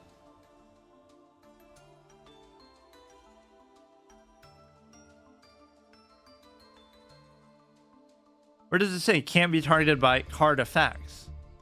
Cannot be targeted by card effects. Cannot be targeted by card effects. Oh, there's a lot more of these than I would think. So how about like a ritual monster? 2, oh shit, they bait me with the blue, but they're not actually ritual monsters. Yeah, they just completely, wait. Oh shit. Wait, but this doesn't actually say that. Verbatim, at least. Unaffected by spell effects, cannot be targeted for attacks. What if you want it to be exactly that? Maybe that's why there's so many more than I thought there would be. Okay, this doesn't work that well. Like, even that's what made the God cards so special, right? They can't be targeted. You can't just fucking use, like, Hammer Shot or something on them. Although Regeki would still work because it doesn't target them. Or, I forget. Shouldn't the God cards appear here, actually? Of course, it works differently in the show than in real life. Normal summon cannot be negated. When normal summon, cards and effects cannot be activated. Once per turn during the end phase, if it was special summon sent into the graveyard, that was an attack, blah, blah, blah. It doesn't even say it can't be targeted by cards. Only when it's summoned. Wait, what? I was sure they said it just can't be targeted by card effects. Or maybe only this one. Neither player can target this card with card effects. But you wouldn't be targeting it, right? With like an AoE thing. Or raw. It's weird that Slifer doesn't get that. Other effects cannot be activated. Also, maybe it's only Obelisk. Other cards in, so I mean, you can guarantee that you can summon it, but then once it's there, they'll just use the fucking anything to destroy it. Interdimensional portal or whatever it is. I guess I'll try a few more like this, but I think I'm very clearly realizing that this is even worse than I thought. Even again, oh, it's the same guy. What are the chances of that? But this might have been the guy I just beat. Maybe this game isn't as populated as I thought. Or at least not at these low ratings. Silver and bronze and shit. Everybody's try-harding with some synchro shit at the top level. Oh yeah, I was gonna go like one by one and try to replace these cards with the same idea behind them, but just a better version. At least then, if that doesn't work, then I can say, okay, I have no choice. But like, you can't say that Luster Dragon is the best 4-star. You know, it's just stupid. The problem is I don't have enough material, so I was hoping to just not even worry about it for now and just save up. But I do want to get up at least one rank each time, which is probably not going to be possible, especially later. I like how much damage they do at the beginning. It almost seems like this guy's a bot who's just trying to lose as quickly as possible just to farm points. Because last game he set himself up to die so easily. So I'm okay with farming him, but it's not by choice. Yeah, I'm totally timing my Qs in sync with him just to totally fucking win trade.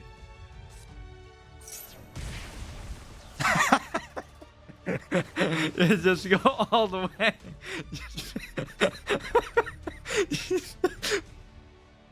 That's one guaranteed OTK. Just do it to yourself. All your cards just do infinite. The way this guy. Oh my god. Just how robotically he does it. Like, he didn't even summon anything. He didn't do anything. You lose 6,000 life points. I think I'm right. He's just not even trying to win. He's trying to lose as quickly as possible. That's actually impressive. He does 7,000 to himself. Just like that. You can toss a coin 3 times if it's heads. Draw 3 cards. It doesn't matter even if he's over. That guy is such a clown. He's actually just fucking trolling. I guess you get a certain amount of rewards even for losing. So maybe that's why he's doing it. Maybe I'll get on a Q loop with him. So I'll get to gold, but on a technicality. Oh, maybe there's a lot of bots because this guy's name is weird. That's a good way you can tell, like in Hearthstone, if it's just a bunch of random letters. Who would actually name themselves this? And then he has the bunny and stuff. Oh, don't tell me this game's gonna have a bot problem. And he has the default thing. It could just be a new player with a weird name, but I hope he's doing the same thing as the last guy.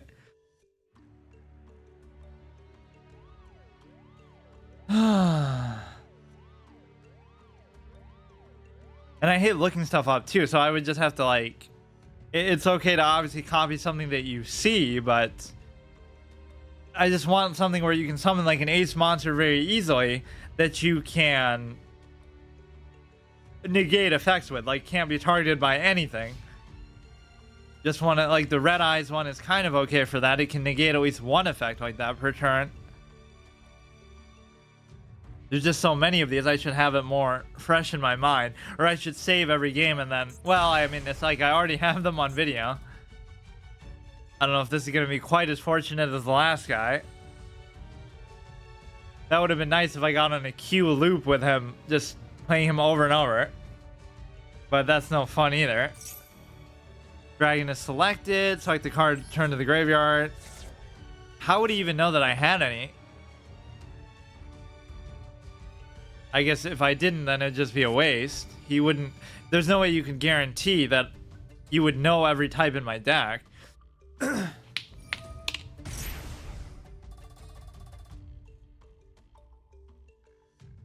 Is that actually what this is? Just like a botting issue, or they use a whole bunch of cards that cost themselves life points just to try to lose as quickly as possible?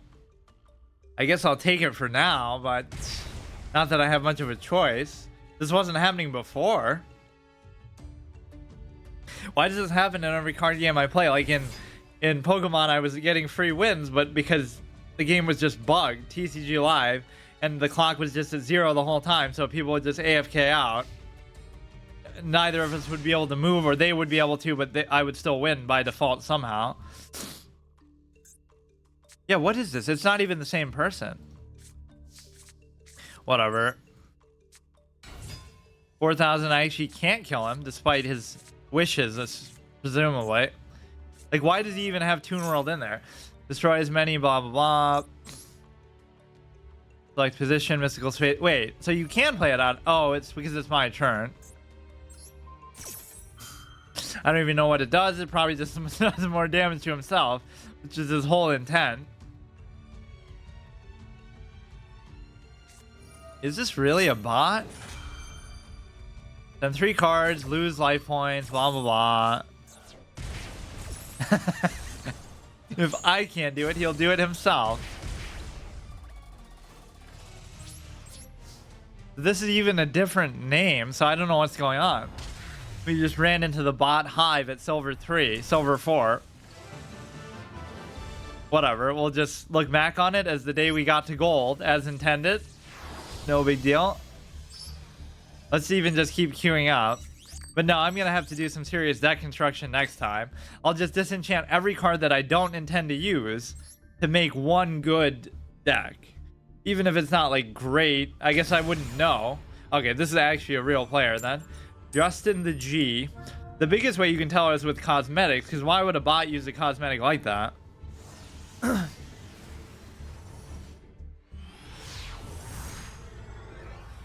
That's what we saw a lot of in the classic format in Hearthstone, because they're too stupid to rotate it. Like, it's one thing, oh, we want the classic, like how it was at the beginning of the game, but then you don't just leave it like that forever. You go through every expansion again, and all you would have to do is just change which cards are allowed in it. To go through Goblins versus Gnomes, next Ramus. That's all you would have to do. Just check a box. Like, why are developers so stupid?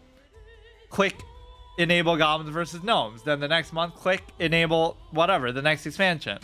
And then once you catch up, which would take forever, first of all, it would take like, well, if they're doing it on a month-by-month basis, I guess it would be a lot sooner, but then you can reset, rotate again. There's so many great modes and ideas that these games flirt around with, but then they only let you play them for a short period of time. Like even, you know, like the Halloween Arena, where you get to mix a hero power with whatever, and then they force you to play it. Why not just give you more options? Or like Wild Arena, more options are always better, but somehow people are stupid. It's like the kind of person that would say, oh, you know, you'd rather watch TV than videos on YouTube, because then you get kind of distracted and watch too many because there's too many choices. But you have to have that level of self-control.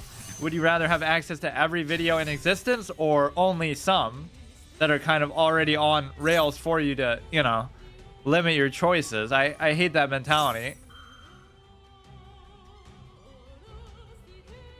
So this is typical turn 1. You know what? I'll say those games against the bots are more interactive than the ones against real people, because this is what they look like. So I guess I can't even complain. Does this have a negate? Like, I should just copy one of these people. Let's just use this guy's deck, which might not even be that good. But no, I'm not going to do Synchro. I'm going to only do Fusion or Ritual. And it seems like Ritual is completely dead. At least there's a few Fusion monsters which seem good, or which we see sometimes. I don't think I've seen Ritual stuff at all, dude. Add 1 Sword Soul monster deck to your hand. If you control a Synchro monster... I mean, if that's not power creep, I don't know what is. Like, they introduce a new mechanic, and if you don't... Not that it's new now, but if you don't use the mechanic, you get fucked. That's it. You can't win. Like, you have to do the same shit that he's doing, or you just lose. And by the same, I mean, there's a lot of different decks to do this, but still. Sword Soul is one of the top 3 decks right now, really. What are the chances? What are the other 2? So, and why is this guy at silver then?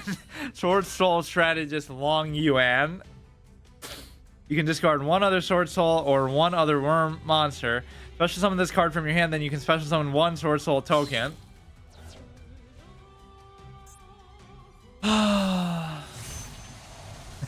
Oh yeah, we did just see this, I think. It all just kind of blurs together with these Synchro summons. 5-minute turn 1s. Branded Despia and Mathmech. 1 worm monster from your hand or graveyard. Target other effects monster on the field. Negate its effect until end of turn. Only use 1 effect per turn. And only once that turn. So if they're not immune to just basic effects, once per turn you can target a card on the field and destroy it. Something's still happening. I guess I don't have much of a choice but to try to do it anyway. That one actually has quite a low defense value, oddly. So if he can negate it, there's not much I can do anyway.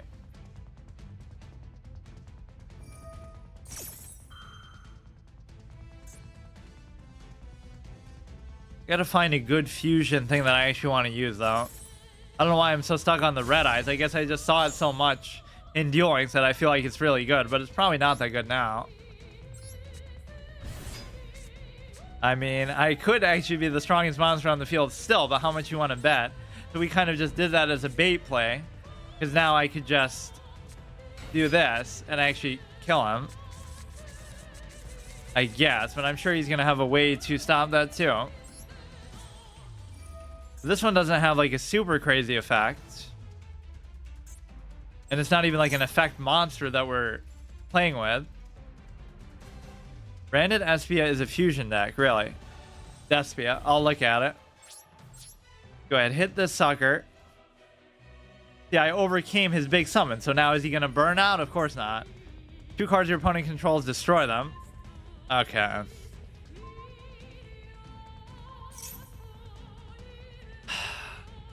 I've won like 2 games and they were both against bots, or maybe a couple other ones, but still.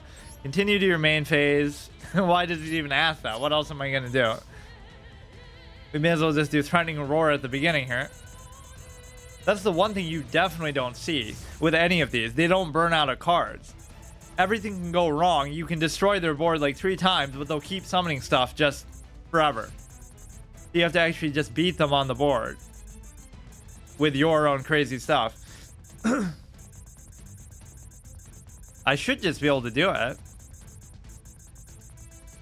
Like, at any point. Actually, that's weird. It doesn't require an interaction for it to happen. You can just do it. So if I get Regeki, maybe I'll have a chance. Once per turn, you can target a card, but that wouldn't stop it from happening. You can negate the activation.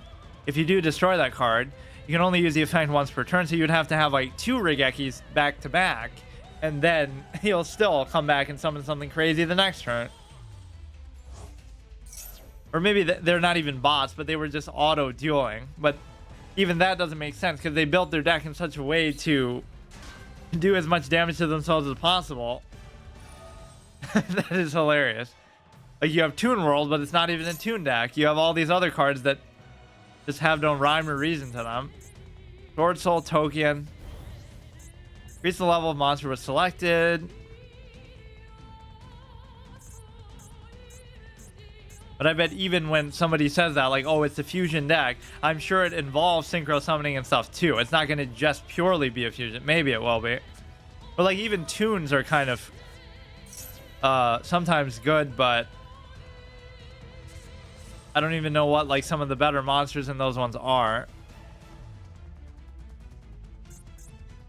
I wish you could do emotes in this. I don't know why they wouldn't have that feature. It wouldn't be as fun as obviously in Duel Links where they have all the different characters and voices and stuff, but that's the biggest loss from that game to this, is they just got rid of all that.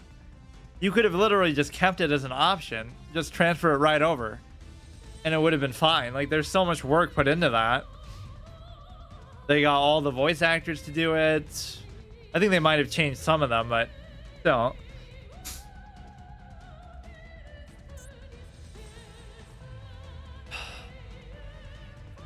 You can do 48. There's not really much I'm going to be able to do here. Any effect like this is just crazy. You can just negate whatever they were going to do for no cost. You don't have to discard anything. You don't have to pay any life points. You can just do it.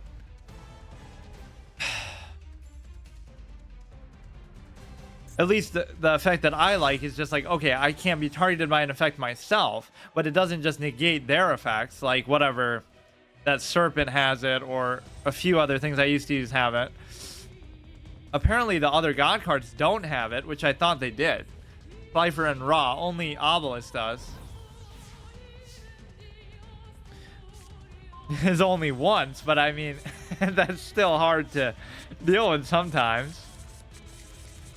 I mean, for a deck like this, I'm just too, I kind of burn out too quickly of the amazing cards that I have. Like, yeah, you can't just do a simple Mirror Force. But yeah, there are a lot of cards like that. You can banish, blah, blah, blah. You would have to do some kind of other bait first. I don't know if it's lagging or if he actually has some interaction here.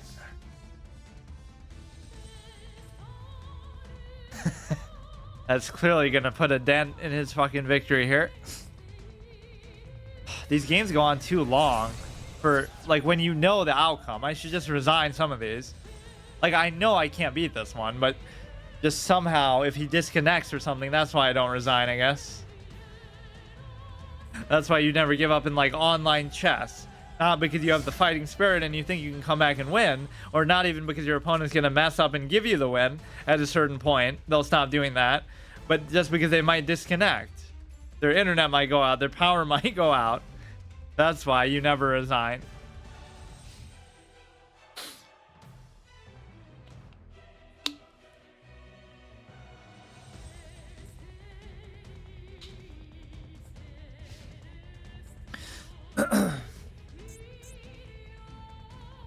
One day I should just relent and try these, but it's just so...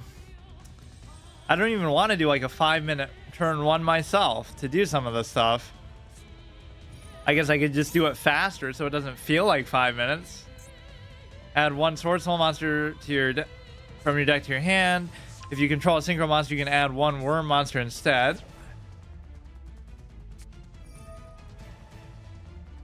What does he think I have that like he needs to do all this? Like, you could just kill me with the 3000 flat. I'm not going to be able to deal with that even if I try Mirror Force, he'll just negate it. So even if I do Regeki and then try Mirror Force, it's not going to work on the same turn. Or is it like once per game? No, once per turn.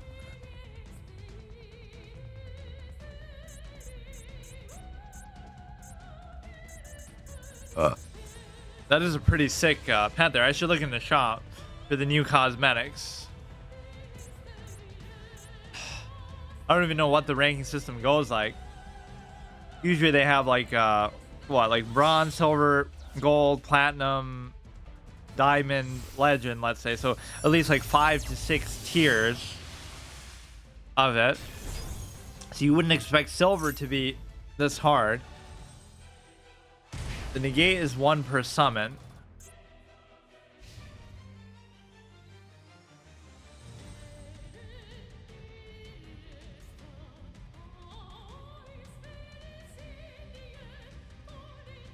Mirror Force is not going to work, but I don't really have a choice anyway.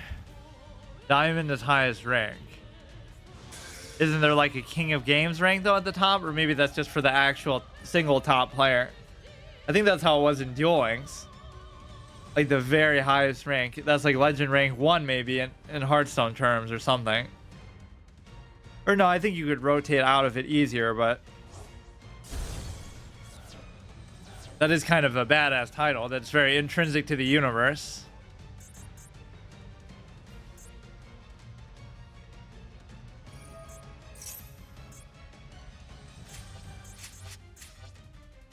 Does the backlog actually go the whole game? Oh, that's nice. Most of these don't. Nothing like that. They don't want to split the player base.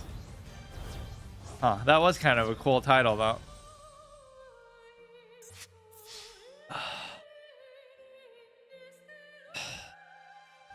I guess he got rid of the thing that had the negation. Does this have it? If this card would be destroyed by card effect, banish one card from your graveyard instead, so I can't catch a break even if I get Regeki. Berserk Gorilla, that's gonna save me. Okay, I'm gonna look through just a whole bunch of stuff now. Trying to even kill myself, but he won't let me. It does seem like he's lagging. He couldn't always have something to activate, or he wouldn't take this long every single time, clearly.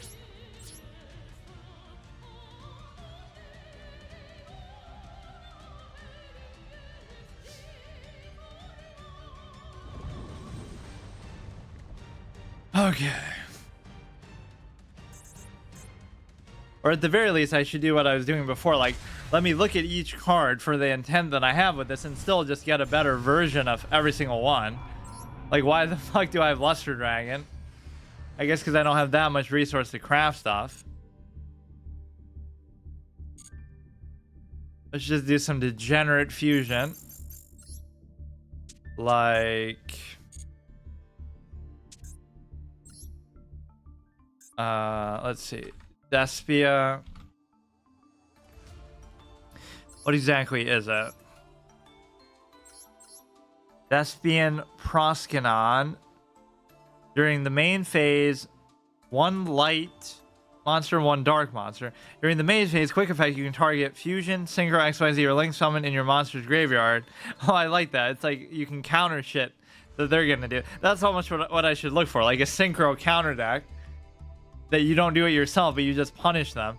Special summon it to your field. Oh shit, use their own ones against them. When this card destroys an opponent's monster in battle, 3200, you can inflict damage to your opponent equal to that monster's attack and defense. You can only use the effect once per turn. I feel like there were a few cards like that that I was using in Duel Links, but now I can't remember what they were. Like... it does more damage against a Synchro monster or something like that. Why don't I just make a new one altogether? Create new. Based around branded fusion.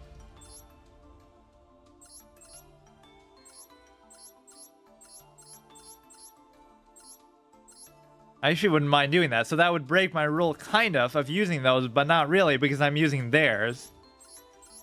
Branded opening. Is that actually a card name? Dreams of the Brandon, Brandon Red, Brandon High Spirits. It is. Yeah, I really don't have... You know what I ought to do first? Let me just look through everything and like, if I don't intend to use it, let me just disenchant it. Although a lot of these can't be disenchanted. Beast King, once per turn, start damage tab. If your monster battles opponent monster same column. I don't like all this column based stuff. But in fact, in some of these, you don't even get to choose what column to put stuff in. It's just by default. So that wouldn't even make sense. Return any cards. You can only activate basically anything that has an archetype. I guess I can get rid of. Once per turn, card is activated. You contribute one Dark Magician. I don't know. I do have a lot of stuff I could get rid of, and then I don't want to regret having it later. Like, I don't intend to use the Dark Magician, so let's just get rid of it. Or no, I don't mean to do that. I do love that you can do this, though. All XYZ you control, I'm never going to use that. Once per turn, shuffle all 3 guys. Don't know what that is. When you have 2 DD. I love that. Like, if in the first sentence it mentions something specific like that. Affect monster. If summoned this way, tuners don't want it. It does kind of simplify the aspect. It's almost like in Hearthstone, like you pick one class, like, oh, I want to play as a warlock only. So then it makes it easy for you to disenchant stuff. You can just disenchant every other class card and commit to that one collection. Or even in like Magic, although you can't really do it quite the same way there. But you can like only craft for green or whatever. Once per turn, opponent declares direct attack, negate, special summon. This is something we see a lot of, actually. The Param Fopol shit. I don't know. That might actually be important for something, but who cares? Once per turn, machine XYZ, don't want it. Top right menu has a dismantle option.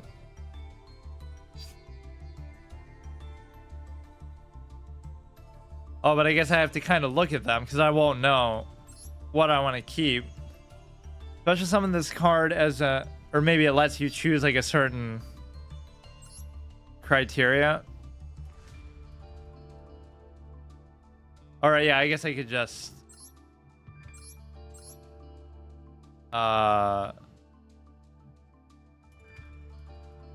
maybe that'll just make it go quicker. These are the same ones I was looking at. Special summon this as an... Oh, it'll show you only the ones that you can disenchant. I get it. This is also still a trap. If summoned this way, you can substitute for 1 fusion. The listen a tribute on a Shadow fusion monster. Okay. You can do 60 total. Activate by targeting 1 level 4 or lower. Special summon it. Increases level. Okay, see, at least that's generic stuff. Activate by paying 1,000. Can activate effective monsters in hand. Once per turn, you can activate one of these effects. Target 2 Insector. Okay, I don't know what that is. Activate targeting 1 machine monster. Good for the Cyber Dragon shenanigans. Special summon. This card's still a trap. Green gadget. Blah, blah, blah. I doubt I'm going to use that. 2,000. Although I guess it has kind of some inherent value to it. That's fine. Spell or trap card monster effect is activated that includes an effect. The special summons them. You know what I should do is just get rid of everything. If I'm not going to use it for... If I'm not for sure going to use it, even if I regret it later, who cares? I totally didn't destroy my collection of Hearthstone by doing that. Like some of these cards I just like in theory, but during the battle phase, spell trap is activated. Don't care about that. Like I'm certainly not using any of these right now. When a spell trap is activated, get rid of that. I won't get rid of those. XYZ, don't care. Negate the attack, special summon 1 specific thing. Thunder, discharge, adventure token. Equip 1 monster with equip that mentions it. Destroy, blah, blah, blah. I don't know what that even is. If you control an adventure token, you can target 1. I'm not going to control it, though. Target 1 normal magic key, blah, blah, blah. You'll basically have infinite normal and rare materials by the end of 1 week. Infinite. Target 1 monster your opponent controls equipped with your attraction traps. If a fusion monster was sent to your graveyard this turn, special summon. Okay, that could be actually relevant. See, even though it mentioned some other shit in there, that's like the first part is good enough to keep it. Target 1 Spriggans. Fallen Albaz. Sometimes they'll have like hidden effects that are good despite whatever archetypal shit they have. Banish any number of cards from your extra deck face down. Banish the same number of random face... wait, what? Extra deck face down. So you could just pad your... Oh shit, this would be perfect for me. Until the end phase. Oh, it'll only be... That'd be awesome because I would have like 100 cards in there just to banish theirs because I don't even intend to use mine. But anyway, I'll keep that, I guess, just in principle. Target one dragon monster you control. One card your opponent controls. Banish. Summon one dragon maid. I don't know if I'll use that. Target one level 7 or lower dragon monster. Special summon a Gaia dragon champion. By this effect, your opponent cannot target with card effects. That actually seems kind of interesting.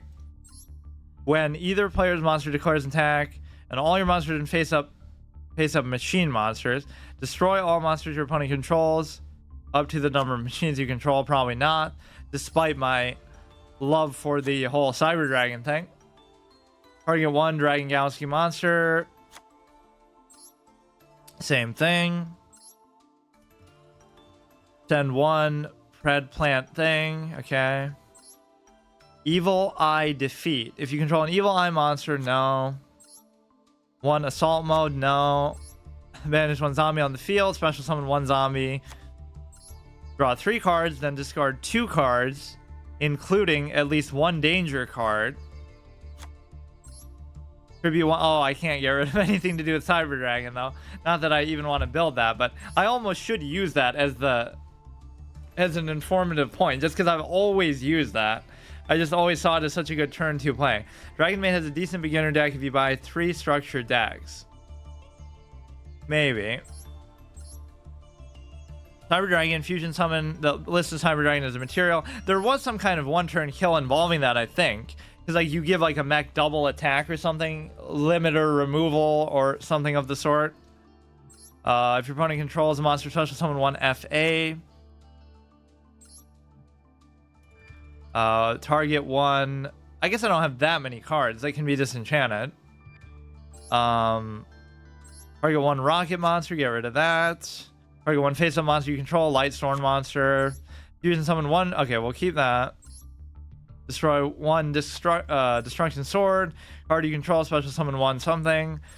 That's fine. Treble of spike. There should be like just an archetypal setting. If it mentions an archetype, like what do you call it? Filter it by that. Like this is a perfect example. This is just a general generic card that you should never disenchant because it could be good. At least it has some generic value. Speedroid. When your opponent summons a monster you control, a toon monster. For some reason I feel like I want to try something with that. Or forget what it was, but I saw one deck that I liked. While you control, shuffle them. I'll actually keep that. Target one monster in your opponent's deck, shuffle it into the deck. You can add one fiend monster. Probably not going to use that. When your opponent's monster deals cards and attack all attack position monsters. Okay, that's good. Send 2 face-up Burning Abyss. Okay. Destroy as many water monsters as possible. Target one effect monster. Face-up negate until end of turn. Okay, that doesn't mention really an archetype. Target one face-up heroic monster you control. Oh, you gotta make sure we get all these if we have 2 of them. Whatever. It's always good to keep up with this because then if you like play for a while and then forget, then it'll be way like even this is gonna take a while to do, but yeah, it just gets kind of impossible to keep track of. Target one face-up monster field destroyed a monster by battle this turn. Destroy it. That's good. Black return when exactly one Blackwing monster. That doesn't count as a red eyes. Like if you consider it literally, like it does have black wings. Activate only if you control a Malefic. Remove from play one insect type monster. Activate only when your opponent's monster declaring an attack. Negate the attack, remove from play until next turn. Fiend type monster you control, targeted for an attack. Tribute one Earth, level 4 monster in your graveyard. Special summon that Earth monster. Probably not going to be relevant. The old school trap hole, that's all fine. Amazement special show. When your opponent activates a card that targets an amazement thing, this card's activation cannot be negated. Monster whose name is Slifer destroys as many face-up monsters your opponent controls as possible. Then, if you activated this card, you can apply the following effect. Draw cards equal to the number of monsters destroyed by this effect. Oh shit, that's actually awesome. Just thematically. Of course, this is something that would be like auto like, this is just the name of the basic attack that he does. It's not really a spell in the show. This is always treated as a Blaze Accelerator card. Look at all these fucking God card synergy things. The wing, I guess I won't get rid of those. Just an RP. Target one spell your opponent controls, negate the effects. Spells on the field with the original name. If the target card would be sent to the graveyard, it is added to their hand instead. I guess that's fine. I'm not even measuring really the quality of the card, just like if I have any intention of ever using it. Tribute monster with 2000 or less, Galaxy Eyes, Photon Dragon. Let's see what some of these things are, actually. Galaxy Eyes. Oh, you'd have to go in the crafting menu. What is it?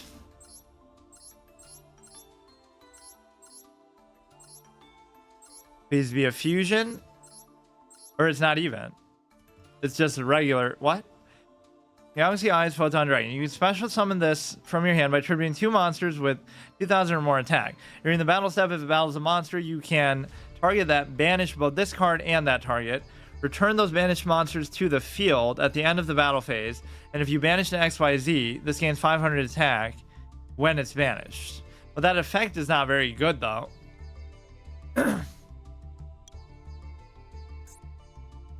Galaxy Eyes as a structure deck, but it's not very good. So the same thing. All right, let's go to Dismantle. Where was I? Like, still close to the bottom. Or it'll seem like at the very bottom because we just got rid of those. I guess I'll keep it, though. Activate one of these effects. Cannot activate cards in response to Crusadia. Crusadia. Your opponent controls. Discard 1 zombie. Return 1 Abyss Factor Pendulum. Remove 2 spell counters from your field. Mythical Beast, blah, blah, blah. Target 1 FA. You can summon 1 Eyes Restrict. I guess I'll save that. Target 1 XYZ. You're in battle phase if you control a Silent Magician. That's the one that levels up, I'm pretty sure. Target 3 monsters, same type. Banish them. If you do, Buster Blader or Destruction Sword. What is this? This card is in the graveyard. Just, I guess, whatever. It seems interesting.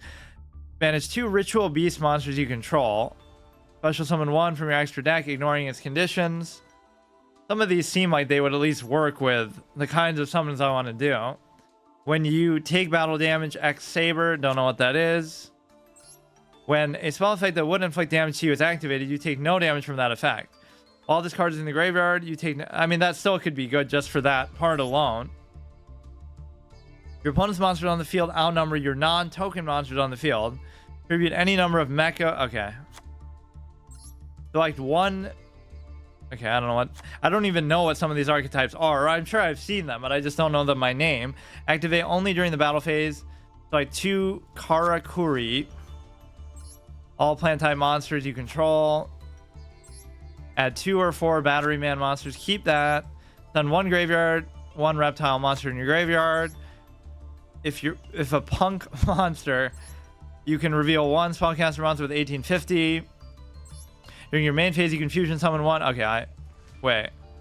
Using only zombie monsters as fusion. Well, whatever. Activate only if both players control a monster special summon from the extra deck. Negate the effects of face-up monster special summon from the extra deck. Some of these would be good just for countering their stuff, even if I don't use anything like that, XYZ or otherwise. If you control Ancient Warriors, okay. During your main phase, if you special summon Ancient Warrior, I do like how some of the archetypes are together because they have the same starting of their name. Once per turn, you contribute 1 Vendread. That seems familiar somehow. Add 1 Dino Mist. Must be something to do with Rex's archetype taken to an extreme. Like, they take these symbol archetypes from early on in the game or in the show, and they just keep overdoing it with them. Like, they have 100 different Dark Magicians now, or like 100 different Blue Eyes. When a monster except a spellcaster type is normal special summon to your opponent's side of the field, that monster cannot attack. That's kind of good. When a monster is special summoned by effect of an Evil Light, monsters that were special summoned from the main deck cannot activate their effects. That's good. This cannot be used to ritual. This can be used to ritual summon any ritual monster from your deck. You must also tribute. Okay, that's good. Can be used as ritual summon Vendred, Paladin of White Dragon. That's the classic one from the show. When this card is activated, you can add an S-Force. There are quite a lot in here. Once per turn, if a card that are completely useless to me, add it to the main deck, special summon a Gene Raider. If you link summon, not going to link summon. You can discard Vendred. Each time XYZ is summoned. Oh wait, this could be comically good. You're punishing. That's exactly the kind of shit I want in a different kind of context, like just to punish them for that bullshit. But 500 is not nearly enough. But then again, they do summon like 1 million of them per turn. All dinosaur. Okay. Elemental hero. Never really used any of that. Viral monster. Equip only to psychic type. Equip only to Guardian Dread Sight, 500 attack for each monster in each graveyard. That is kind of fun if I decide to use... I think you can just summon that in some more conventional way. I don't think that's XYZ or anything. Target one... It shouldn't be, based on Raphael summoning conditions. One Gaga. Some of these names get so stupid. This I remember that guy I would attack with twice all the time and just kill people. He's like a 2000 attack 4-star monster. If it battles a light or dark monster, destroy it without applying damage calculation. Equip monster is removed from play. This is sent to the graveyard. You can return this to your hand, but I doubt I would actually use that. Equip only to Elemental Hero. Equip only to Ancient Gear. Activate by targeting opponent's monster. Take control of it. Destroy this card unless you control an Archfiend card. Okay, those are good equip cards. Target one Steel Claw. Okay, get rid of that. Fusion summon one insect, maybe. I don't know. Sword Soul, probably not going to use. Igniter. Why does it have @Igniter in it? This is like a Twitter fucking hashtag, or is that a typo? I guess it can't be because it says it here too. @Igniter monsters. Okay. Reveal 3 level 1 with different names. Your opponent adds 1 to their hand. That seems like a fun way to troll them. I love giving your opponent suboptimal stuff. Special summon 1 Gladiator Beast. Special summon 1 something. If you control no monsters, target 1 in your graveyard. Special summon attack position. Okay. Add 1 Witchcrafter. Target 1 Danger. Special summon 1 Cyber Dragon. Okay. Discard 2 cards. Then target 2 traps in your graveyard. Okay. Banish 1 Tuner. Monsters from your graveyard. Fusion summon 1. Okay. Abyss Actor. Activate top 3 cards of your deck. Special summon as many flower Cardian. What is it with a C? Alright. Target 1 monster you control. Reveal fusion. Okay. Target 1 XYZ you control. Like, it's all hypothetical. Like, one that you could control, because I'm never going to control one. Send 1 Red Eyes. Okay, for some reason I'm fixated on the Red Eyes thing, so I won't actually do that.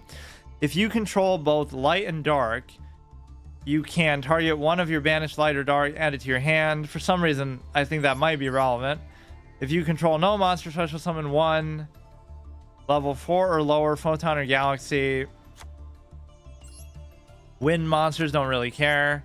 1 Blackwing. Keep that. Each player targets 1 monster in the graveyard. Special summons from the graveyard face down defense position. That'll be for special summon, fusion, Regeki. I mean, anything that is fusion or ritual, I'll just keep, just in principle. 3000 cannot be special summon except with a mutant. Cannot be normal summon or set. Must be special summon from your hand by banishing level 8 or lower thunder monster from your hand. That doesn't seem like a very hard condition to reach, though. What is this? All you have to do is... You can only... Wait. You can only use the effect once per turn. Or wait, am I looking at something different? Oh, it says. Banishing one level 8 or lower thunder monster from your hand or face-up field during a during a turn where an effect was activated in the hand. Oh, maybe it's a little more specific than I thought. Cannot be special summoned, cannot be targeted by trap or monster effects once per turn. You can banish, whatever. Well, you would have to just tribute summon into it, though. Trap or monster effects. Whatever. If this was special summoned by the effect of something... I mean, you could keep some of these just like, oh yeah, I'm going to double tribute into it, but it's just not viable. Also, if it attacks a monster, it can make a second attack in a row. If this card is banished during the standby phase of your next turn, you can shuffle it into your deck. Special summon, yeah, it's too specific. We'll keep that. That is a ritual. During your main phase, you can tribute one level 7 or higher from your hand. Special summon this from your hand. Also, you cannot special summon the rest of the turn except monsters with a level. Okay. Any level. If this is special summon while you control something, you can target one card, blah, blah, blah. I mean, that's very complicated, but okay. Cannot be normal summoned or set. Must be special summoned from your hand or graveyard by ban. I do have a lot of gems or whatever too, so I could buy a whole bunch more and disenchant those too, but let's not do that now. Must be special summoned by banishing stuff, okay. Some of these have such good attack values, though. If they're not that hard to summon, I wouldn't mind trying some of them. Cannot be special summoned or set. Must be special summoned from your hand by banishing 3 Dragon-type normal monsters from your graveyard. Once per turn, you can banish 1. You target one card on the... I kind of like that. Heavy Freight. If an earth monster is a normal special summon, blah, blah, blah. This is like a whole theme set, right? Or no, they're not, but they all kind of were high attack, special summon for relatively easy conditions. It's tribute summon by tributing at least one Roid. Fusion summon. When a Sylvan monster is sent to the graveyard, water monster, fine. Fire monster, destroyed by battle, you can special summon this card from your hand. You can inflict damage equal to the attack of one of those destroyed fire monsters in your graveyard. These are so easy to summon, though. And they are just normal monsters. Cannot be normal summoned or set. Legendary Fisherman 2. I think I actually wanted to try this too because it cannot be targeted by stuff, right? Cannot be destroyed by battle or card effects. Also unaffected. Yeah, I'll keep that. You can only keep one Frody thing. Quick effect, you can tribute any number of Gene Raider stuff. Fine. This takes so long to do. But I guess you don't have to do it that often unless you really intend to get a ton of cards. I think I try. Oh, I think I've reached my limit there. So that'll be another 60. How much do we actually have now? Most of it is the low cost stuff, right? We haven't disenchanted too many of those, or maybe it's sorted by rarity. I just haven't gotten to those yet. Oh my god, so we're somewhere in the spell cards. I kind of forgot now. Or no, we're past that. Did that. Armed Dragon level 5. While on the field or graveyard. I guess I always used to like those. Ignis Heat. To tribute summon this, you must tribute a continuous trap instead of a monster. Once per turn activates an effect. While you control this tribute summon monster quick effect, you can... That's like half good, I guess. Well, this is special summon Evil Light, 500 attack. Keep that. I'm not even looking at the fusion stuff, just in theory if I want to keep it. This card must attack if able. While this is face up as an attack target, change its battle position. When it's normal summon, you can draw any number of cards equal to... It's like they have part that makes me want to keep them, but I know I'm never going to end up using some of these. Wait, where did I even look for that? We just did this one. Once per turn, you can target one level 5 or higher non-dark monster on the field. Destroy that target. Let's see, it requires a tribute. Tune is fine. If you have 3 or more Laval, I probably won't do that. If 2 or more cards in the same column, you can special summon this from your hand in that column. You can only special summon once per turn. When attack is declared involving this. If only your opponent controls a monster, normal summon this. Fine. Still not as good as Cyber Dragon because you can't special summon it. When this card destroys an opponent monster in battle, send it to graveyard. Berserk Gorilla. I don't even know how these are organized. They're not by rarity. They're not by name because that's only a B. Special summon this card by sending one spellcaster and one face up. Okay, that's already too complicated. These are all ones that I just made pretty much. What is this? Fusion, Synchro, XYZ is sent to the graveyard. You can special summon this card for... That's very broad effect. If this is special summoned by the effect of something, doesn't matter. Flower Cardian Zebra Grass with Moon. I love some of these names. Must be special summoned by tributing level 8 Flower Cardian. Moakai Meru Overlord. During each of your end phases, destroy this card unless you control one of those. Your opponent cannot target this card with card effects. See, that's sometimes all I want, but it is only a 1900. Then the top card of your graveyard, blah, blah, blah. We'll leave it. You can special summon this card by sending one. Okay. You can reveal one attraction. Okay, we're almost halfway there, and we've already cleared out significant portions of it. When this is normal summon, you can target 1/3 or lower insect card. Cannot be destroyed by battle with a monster unless it has a higher level. Well, that tends to correlate with having higher attack.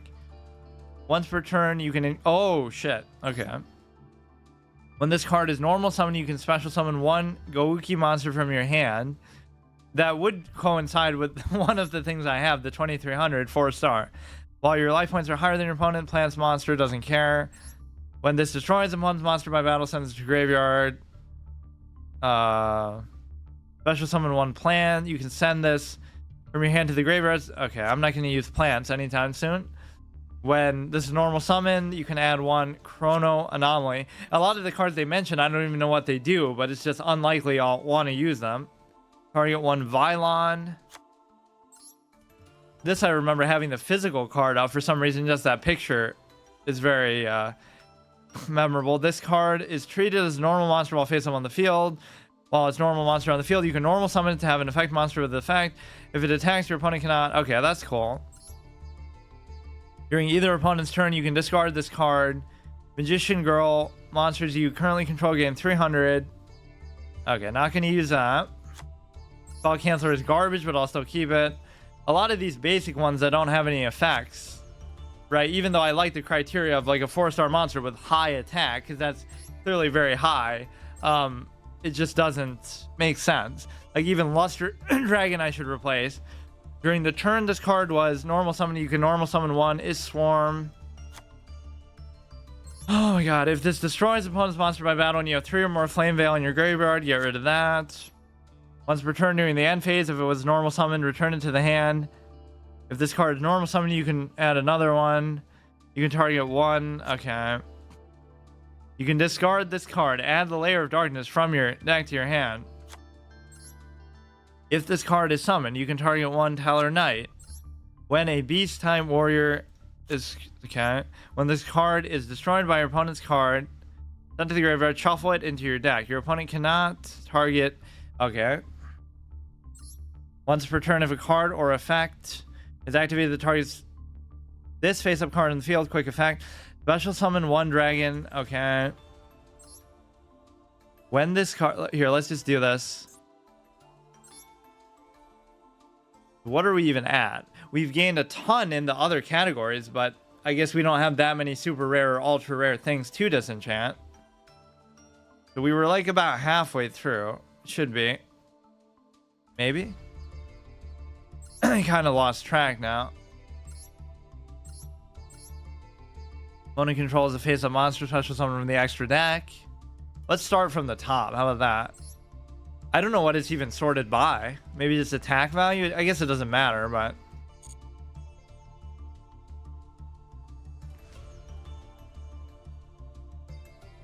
I would have to keep it the same now, though. Otherwise, I couldn't keep track of what I've already looked at. Okay, this is fine. This is fine. A lot of this stuff I crafted, so why would I disenchant it now? It'd have to be Hearthstone. Cannot be normal summon or set. Must be special summon from your hand by sending one or more machine monsters to the graveyard. Gains 800 attack for each monster sent to the graveyard for the special summon. That's kind of garbage. Once per turn during your standby phase, if your opponent controls a face-up monster that was special summoned from the extra deck, you can special summon this from your hand. 3000 defense. Cannot be destroyed by battle with a normal summoned or set monster. Your opponent... Okay, that's fine. When your opponent activates a card or effect that targets face-down effects, you can banish this card from your graveyard. But how would you summon it in the first place? Okay, fine. I guess I'll keep it. While this is in your graveyard, go, go, go. But it is a 4-star with 2200. I don't know. I guess some of these are fine. When during your main phase, if this card was normal summon, you contribute 1 Fire Fist. Flip, you can send 1 Fiend, don't care. This card is treated as a normal monster. During your main phase, special summon 1 Gemini. You can discard this card, then target 1 effect monster your opponent controls. Equip this, eyes restrict, blah, blah, blah, fine. When a monster you control, except this, is destroyed by battle, sent to the graveyard while you have no cards in your hand, and while this is in the graveyard, very specific, you can special summon this, and if you do, its level becomes the... I mean, it is effectively a 0/0 though, and of course it's a tuner.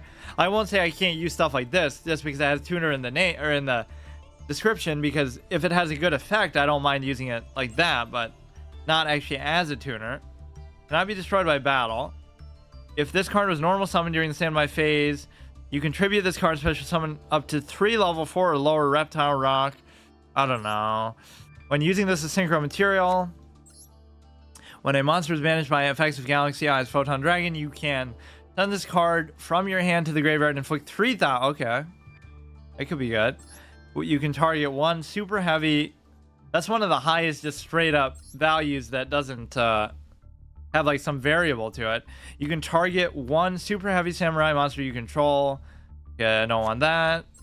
You can target 1 super heavy. Good, give me like 50 of these in a row. You can target 1 face-up monster. It is treated as a tuner. You can banish this card from your graveyard, target 1 fiend. Doesn't matter. Yeah, I want stuff that counters tuners and stuff, and pendulum and whatever. I don't want to actually use it myself. If this card is added to the deck or graveyard to your hand by a water monster, don't worry about that. 2100 4-star. I guess there are better ones with effects too. Negate the effects of opponent's field spells. Maybe I'll have some use for that. When this card inflicts battle damage to your opponent, I mean, it's unlikely I'll use that, but any generic effect for now I'll keep. If you control no monsters, you can special summon this card, but you got to have good stats to make that worthwhile. If summoned this way, cannot be used as link material. You can... Well, what's the point though? You can banish this card. I guess you could do this in conjunction with like the Cyber Dragon in order to like just have tribute fodder early. Banish this card, then target 1 monster on the field, changes battle position, maybe. During damage calculation, you can send this card from your hand to the graveyard to prevent a Blackwing from being destroyed by battle. Apply these effects simultaneously. Destroy 1 card on the field. Okay. If this card is normal summon, banish 1 Lightsworn. Level 4 named ZS Armed Sage. When this card is special summon, you can special summon as many Crystal Beasts as you want from your spell and trap zones. If this card is destroyed, monster zone, blah, blah, blah. If there are no monsters on the field, you can normal summon this as a level 2. If your opponent controls a monster and you control others, I kind of like this idea of just special summoning a whole bunch of stuff, but then you would need a lot of stuff to tribute into. Because obviously doing one of them doesn't prevent... Or no, I guess they would prevent each other, because then it would count as you having a monster, obviously. Once per turn, target 1 thing, doesn't matter. While this card is on your side of the field, your opponent cannot select face-up monsters as an attack target except it. So it's basically a taunt, a Yu-Gi-Oh taunt. You can target 1 Noble Knight. You can target 1 monster on the field, destroy that monster. Good. And it has 2100 defense too. And it's only a 2-star. That's pretty good. You contribute this 1 Galaxy Eyes. Okay, fine. When this... Oh, I remember having this physically too, but actually no. It wasn't the baby, it was just the regular one. When this card is sent to the hand to the graveyard, you can special summon it. I don't see why I would care about that. Once per turn, you can either target one machine type monster you control, equip it to this target, or unequip this card, special summon it in attack position. Equip this card and special summon it in attack position. While equipped by this effect, if the equipped monster destroys an opponent's battle, draw one card. Not really something I'm going to use. I guess I have a certain bias toward mech stuff just because I know the Cyber Dragon's going to be in there, but not for any other reason than the effect. It's not like I really use mechs. This normal summon set card cannot be destroyed by battle with a special summon monster from the extra deck. And it has 2500, but how the fuck would you summon it? You'd have to actually tribute. A Blackluster Soldier, ritual summon, fine. You control something I'm not going to use. During your main phase, you can activate special summon 2 slime tokens.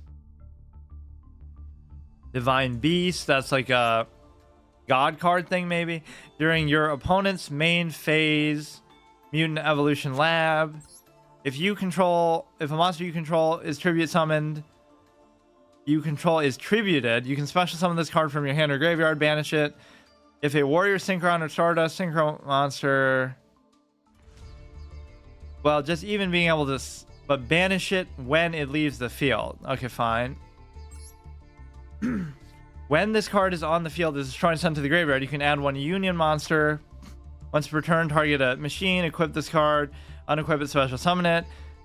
If the equipped monster would be destroyed by battle, you know what, for that alone, I guess I'll keep it. This card must attack if able, but it has 500 attack. When this is face up, selected as attack target, change its defense position. Okay, I don't want that. Yeah, none of this stuff is really rare. I guess that was super rare. But, I mean, like, I haven't gotten hardly any of these. Once per turn. Okay, I don't care about that. Super Heavy Samurai. During either player's turn, you can banish this card. Special summon 1, level 3 or lower. Doesn't matter. If you control no effect monsters, you can special summon this from your hand. During your main phase, you can target one wind-up monster in graveyard.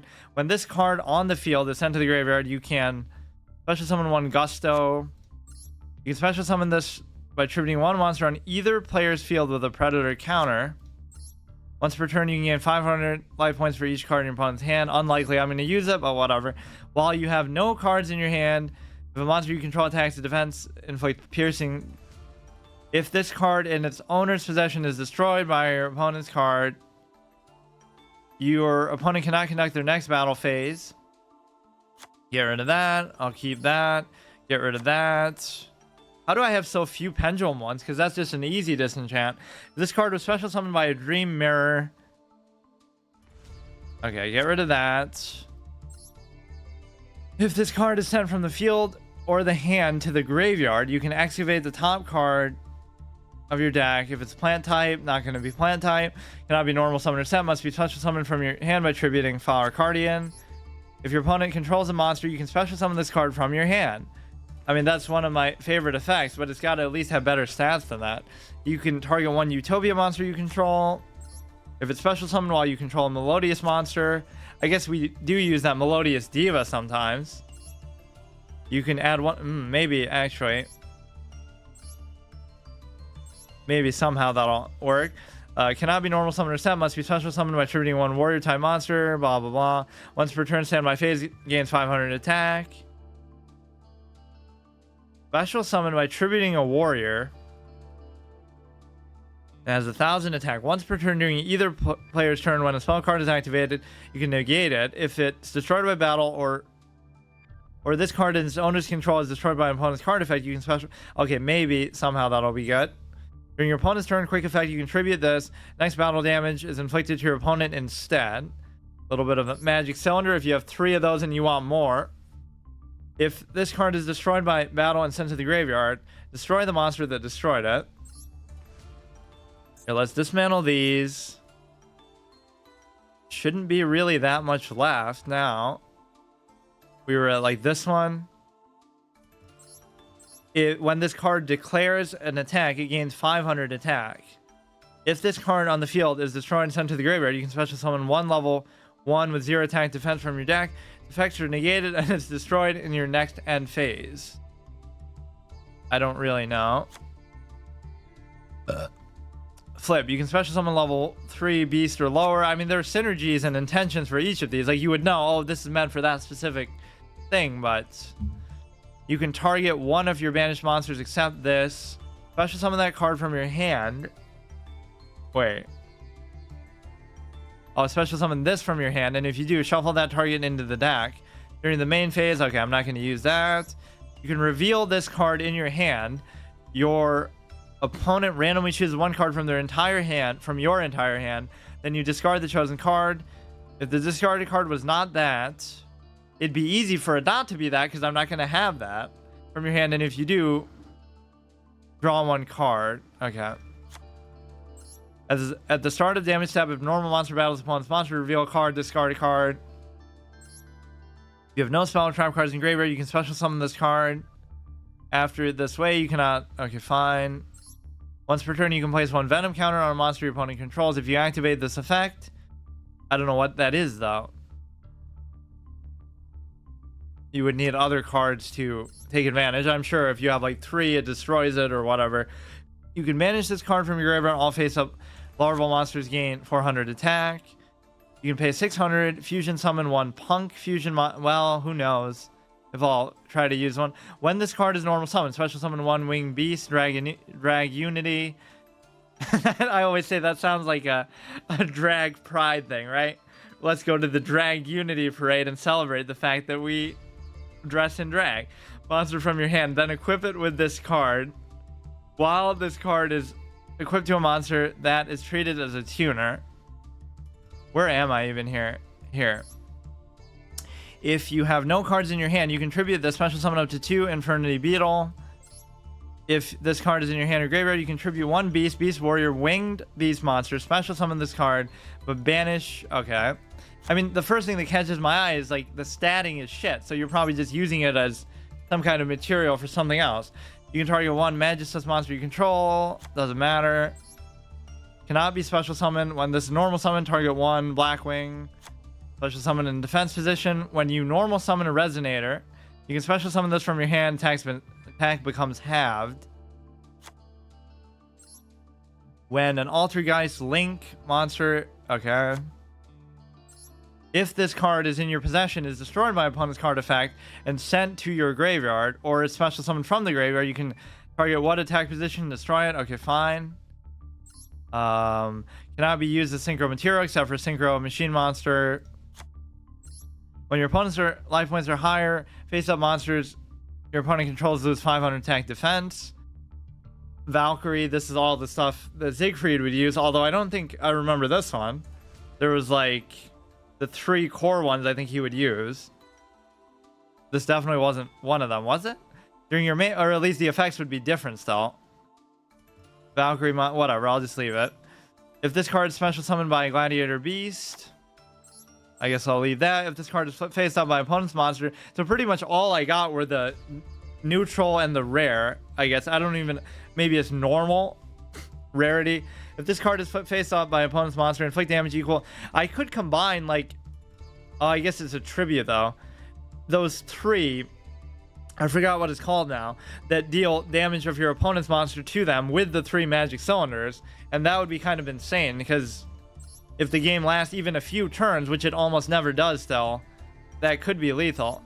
You contribute 1 other face-up Gravekeeper's monster. Steelstorm monster is tribute summoned. Junk monster, I control plenty of those, but special summon this card from your hand.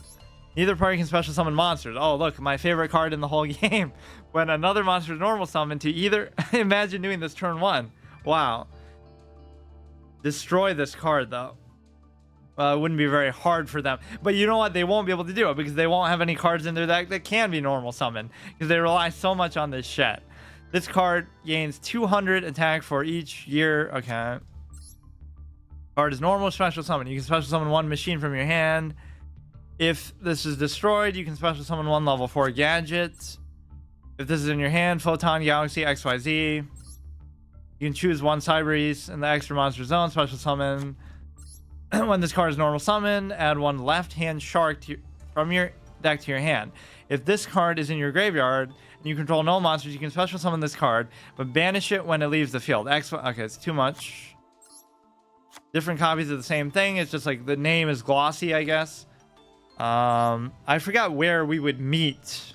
I guess we went up at least to here. I'm pretty sure. So we're pretty close. You can target one Majestus, equipped from the extra deck. If you control no other... I mean, it's worth doing this, I guess, once, because I won't have to do it again for a while. If you control no other monsters, you contribute this. Take 2 different monsters from your deck among Queen's Knight, King's Knight, and Jack's Knight. Either add them to your hand or special summon them. You can only use this effect once per turn. I don't know if that's a real card, the Jack's Knight thing, like the fusion that he summons to try to destroy the Golden Castle of Stromberg. When this card destroys an opponent's monster by battle, sends it to graveyard, you can special summon 1/5. I mean, that could be generally okay. Horus, the Black Flame Dragon. Control this face-up card, cannot switch. During the end phase, if destroyed by battle, you can summon... Okay. Once per turn, you can send 1 machine type from your hand to the graveyard. Target 1 monster your opponent controls at level less than or equal. Maybe. If this card is in your graveyard, you can... Let's do this and then try again. Last time. At least it simplifies the collection too. So we'll go from where we just were to here. I forget exactly where that was. It must be like right past this one. Destroys a thing, this. Once per turn, you can send 1 machine. Okay. So how much do we have? We have 1,000 plus of those. So that's going to last me a long time. But unfortunately, we didn't get much super rare or ultra rare. We do have a few, but most of them I either crafted or I don't really want to part with. If you is in your graveyard, you can return 1 face-up special summon this card, take 400 damage. During your main phase 1, you can send this from your hand to the graveyard. If your opponent controls a face-up monster, special summon an extra deck. Well, what is it? And you control no monsters, you can special summon this. You can discard 1 card and special summon something else too. Whatever. If this card's owner's possession is destroyed by opponent's card, you can ritual special summon 1 ritual beast monster. Cannot be normal summon or set. Must be the first special summon by banishing 1 dark monster. Once per turn, inflict 500 to your opponent. I don't know about that. You can tribute 1 fiend, summon 1 dark dragon synchro. It's literally just like up to... I think spell cancer we must have gotten to. But for some reason I don't want to disenchant that. Cannot be targeted by card effects. You can target 1 water monster you control. If you control a dark monster, special summon this from your hand. It's just like, why can't you at least be as good as Cyber Dragon if I'm going to special summon you? That's the standard to live by. Or like the tricky.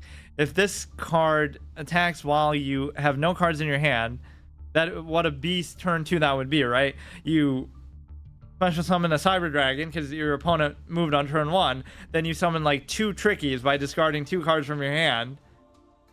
And then so you have you could fucking summon a god card right there. If this card attacks while you have no cards in your hand, your opponent cannot activate spell and trap cards. That'd be normal summon, ghost trick. If your opponent controls more monsters than you do, you can target 1 monster your opponent controls, send it to the graveyard. See, that in itself is amazing. That's just so good.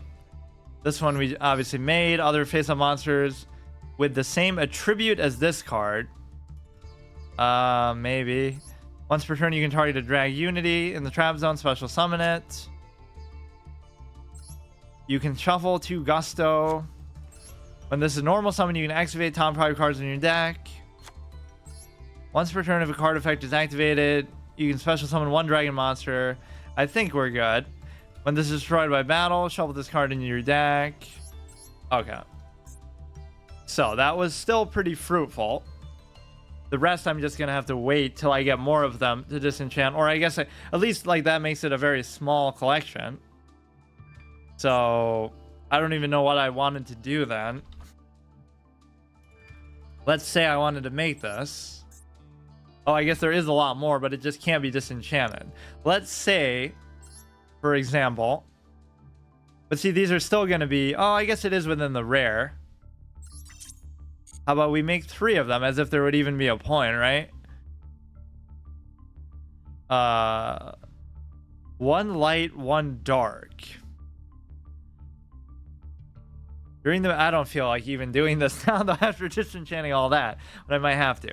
This is one off. A one-off. So what do I want? Light and dark. I guess it is pretty broad. I like that. Like, you don't have to use specific material. You can use just any light, any dark in the whole fucking game. Like, let me even see just ones that I have. Let's say I didn't want to craft light attribute. What is something that I'm using or that I would use?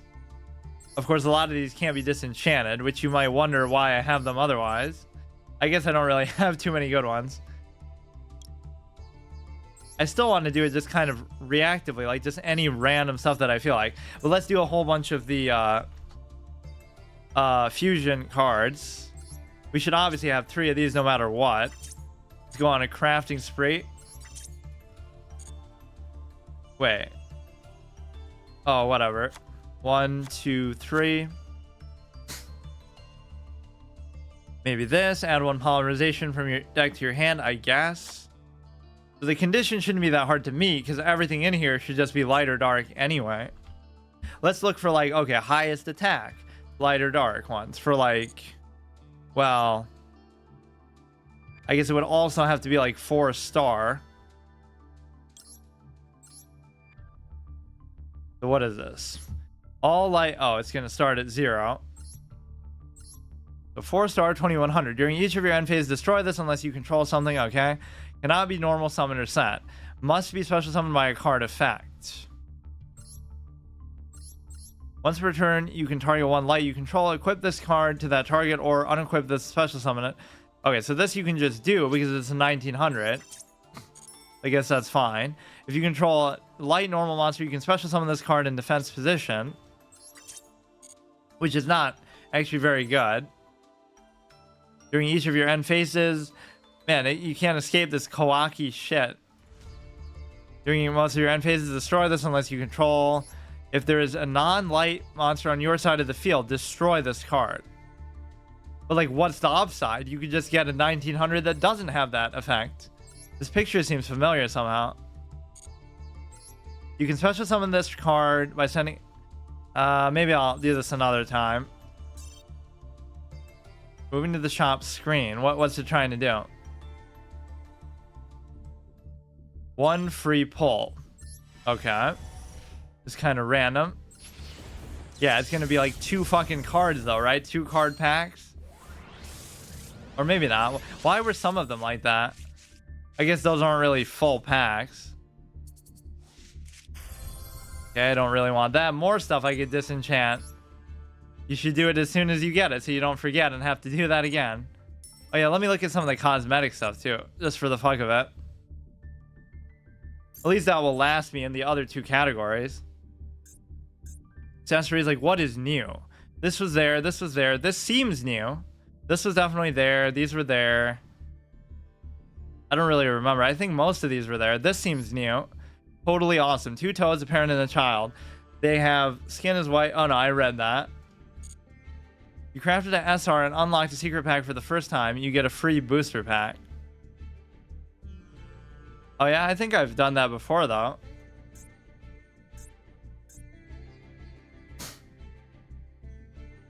Is this new? Destiny Signal, Summon Limit.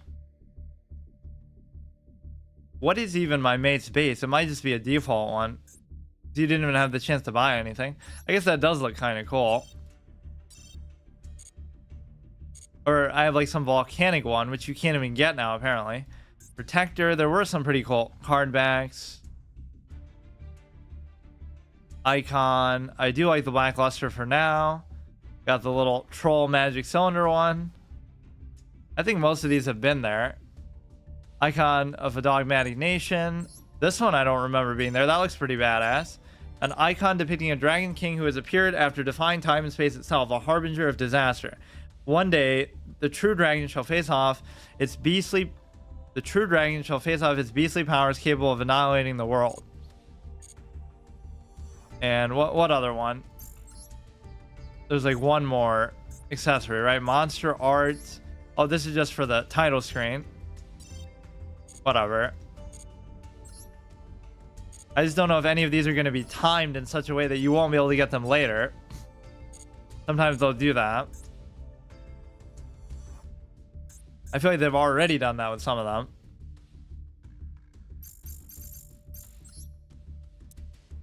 As if I have to do this to even just get to gold. I'm doing like the same standard with Hearthstone. Like every episode, I should get at least one thing up, which I can't even do that still sometimes. But what was the one I was looking at? This. I guess I don't have too many light or dark things though. What did I just make? The one light, one dark, 3200. You can target something and in your opponent's graveyard, banish it or special summon it to your field. When it destroys an opponent's monster, you can inflict equal to that original attack and defense. You can only use the effect once per turn. So what it doesn't have is the whole negate destruction aspect, so it would be very easy to kill it. But I guess the initial thing would be able to summon something that you can use against them that does have a negation effect, because everybody has that. So that would be in the extra deck.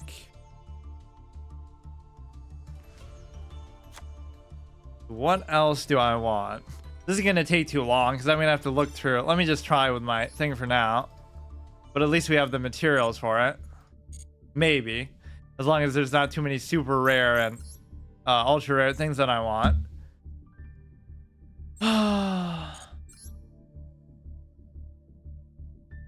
It's just too much of the same shit that we see. Eternal Lawn.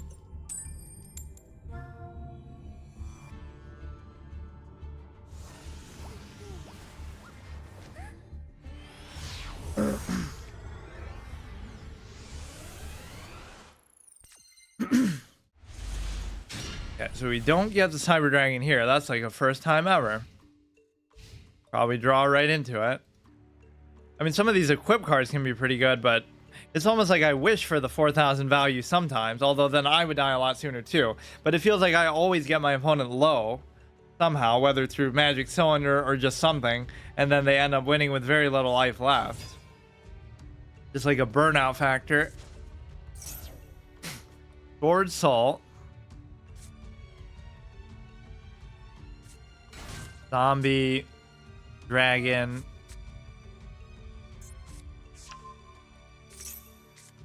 Oh, yeah, they have to distinguish worm from dragon, of course.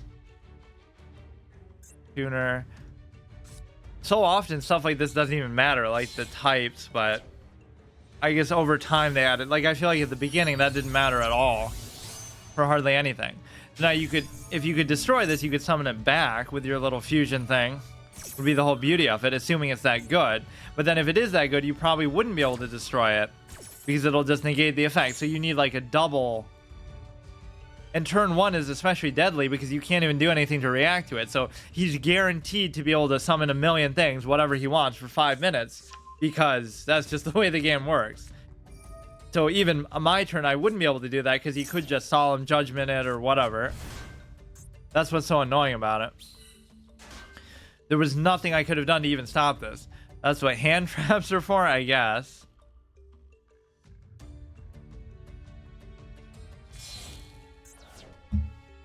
Because we need the game to be even faster paced than it already is. Forget about the board. Deck versus hand. I like this card back. So now, even if I get Regeki, it probably still won't work. There's opponent special summons. As long as they don't have a negation thing. Activates a spell or trap effect. You can banish that card if you do. But the act of banishing it shouldn't necessarily negate it from happening. Right? Like, sure, you can banish it, but it would have already killed your thing. It doesn't say it negates it. Banish the card after it does the effect. Yeah. Or he didn't even seemingly have the chance to do it. Now we can do the Luster Dragon with the United We Stand. To actually be able to kill it. Those are like two of my favorite equipped cards ever, but the stupid Power of the Guardian is obviously better. Because it can negate... Okay.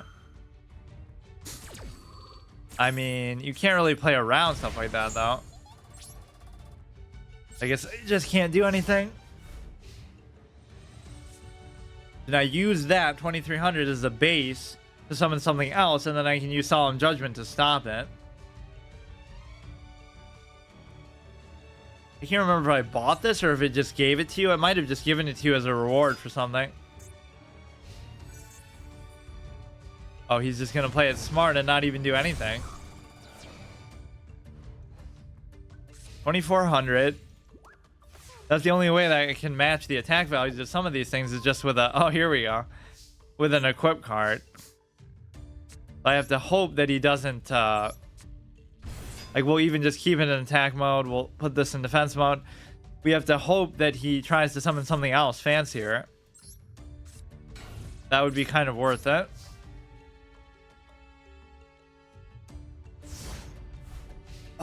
I do have like 4,000 of the gems and stuff too, but I guess I'll just save them for now. Or like I would buy a structure deck and maybe just try to use it. But the problem with that is that you can't... too many of them involve some of those mechanics that I don't necessarily want to use.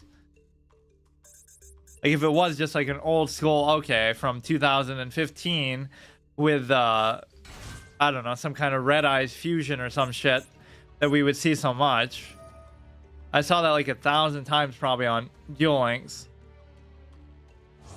Some kind of Red Eyes fusion bullshit, and it was actually pretty good. Or at least I'm measuring it against me, using all these shitty decks myself, but still. Dragon Maid is just fusion based.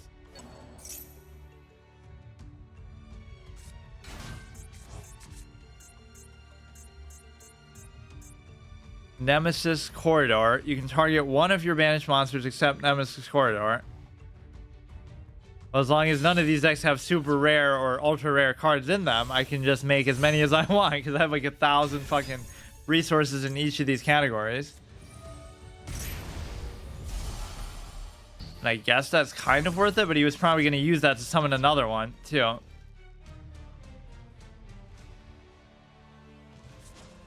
I like these few rare exception games like this though that I actually still win somehow. It is pretty satisfying. 26, 29. We'll still have this back to be able to tribute, but it won't really do anything for me. I wouldn't even mind this if you weren't forced to play in only this format. But I think that's always a mistake. Why not just give you the option? Even if it's like, okay, a free-to-play player starts and they want to play in the like the legacy mode, and then they'll farm up materials to craft stuff so that they can then do all this. But I guess it's not that hard really to do it, but that's besides the point. You can't even let me get my fucking twin-headed behemoth effect off, because clearly that was going to cost you the game. That's just like a BM play, dude. Clearly I was going to tribute into something that was going to fucking wreck you. I think I already bought some of those, but then I probably disenchanted everything from them. Like one... Oh, I don't think you can, actually. Level up. Leveling up actually takes a while, too. And it even takes a while to load. Let me see what that is. Dragon Maid to order. That was one of the ones in the shop. Structure deck. Is it really, though? Because I'm... Oh, really? I thought it had a Synchro thing on the front cover, too. It really doesn't have any... It has some of this stuff in there, I guess, but you don't have to use it. But then it probably expects you to. Go number on. I guess they're only 500. You know what I should do is just buy all of them. Then we'll just have a whole bunch of useless cards that... Can you only buy them once? And you can buy them 3 times each. We may as well just do it, because at the very worst, we could... Oh, maybe you can't... Maybe you can't disenchant them, though. And don't buy... I guess I don't really care, because I'm not doing anything with this now anyway. I'll get more money. There might be some stuff in there I'll have to look over that I might actually want to use. Yeah, you can't disenchant these, though. Whatever, just for the fuck of it. Maybe I'll use some of these. I'm sure they have a lot of good cards in there that we could separate out.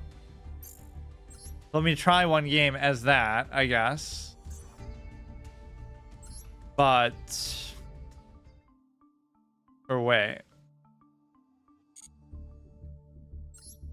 Edit deck, change deck.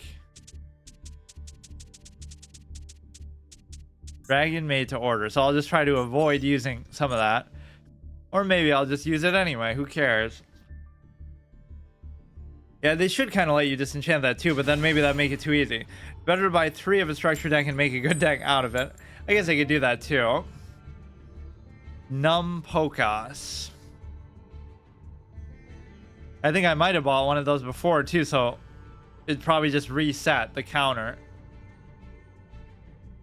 Okay, I'll play until I lose. Oh, it doesn't even want to let me. See, it knows that I'm going for the degenerate deck time. That shouldn't count as a loss though or anything. Go second still, I guess. So many of these interactions are just so specific. I find that kind of boring somehow. Because like, it's good within its own context, but even more so than other card games. Dragon of whatever. If this card destroys an opponent's monster by battle, sends it to the graveyard. Special summon 1 dragon monster from your hand deck. Graveyard 0. What is the shit that it's gonna let me do without having to put forth any effort? Because that's what these decks are all about. Cannot be destroyed by card effects. While you control a fusion monster, you can only use each of the things once per turn. Discard the card. Target 1 dragon maid you control against 2,000 attack until end of turn. That could be good. At the end of the battle phase, you can return this card to the hand from the graveyard, or I guess. And if you do, special summon 1 level 3 dragon maid monster from your hand. Did you buy all of the bundle deals? I think I did originally, unless there's new ones now. Well, I guess I don't have any money for it now, but I should have looked at that again. I don't think they update them that often, do they? Fusion summon 1 dragon monster from your extra deck by banishing fusion monster listed from your field or graveyard. Banish 1 earth, 1 water, 1 fire, 1 wind monster from your graveyard. A lot of this stuff has to do with just getting stuff in the graveyard. Fusion summon 1 dragon using monsters from your hand or field. Okay. While this is in your graveyard, you can target 1 dragon main monster you control.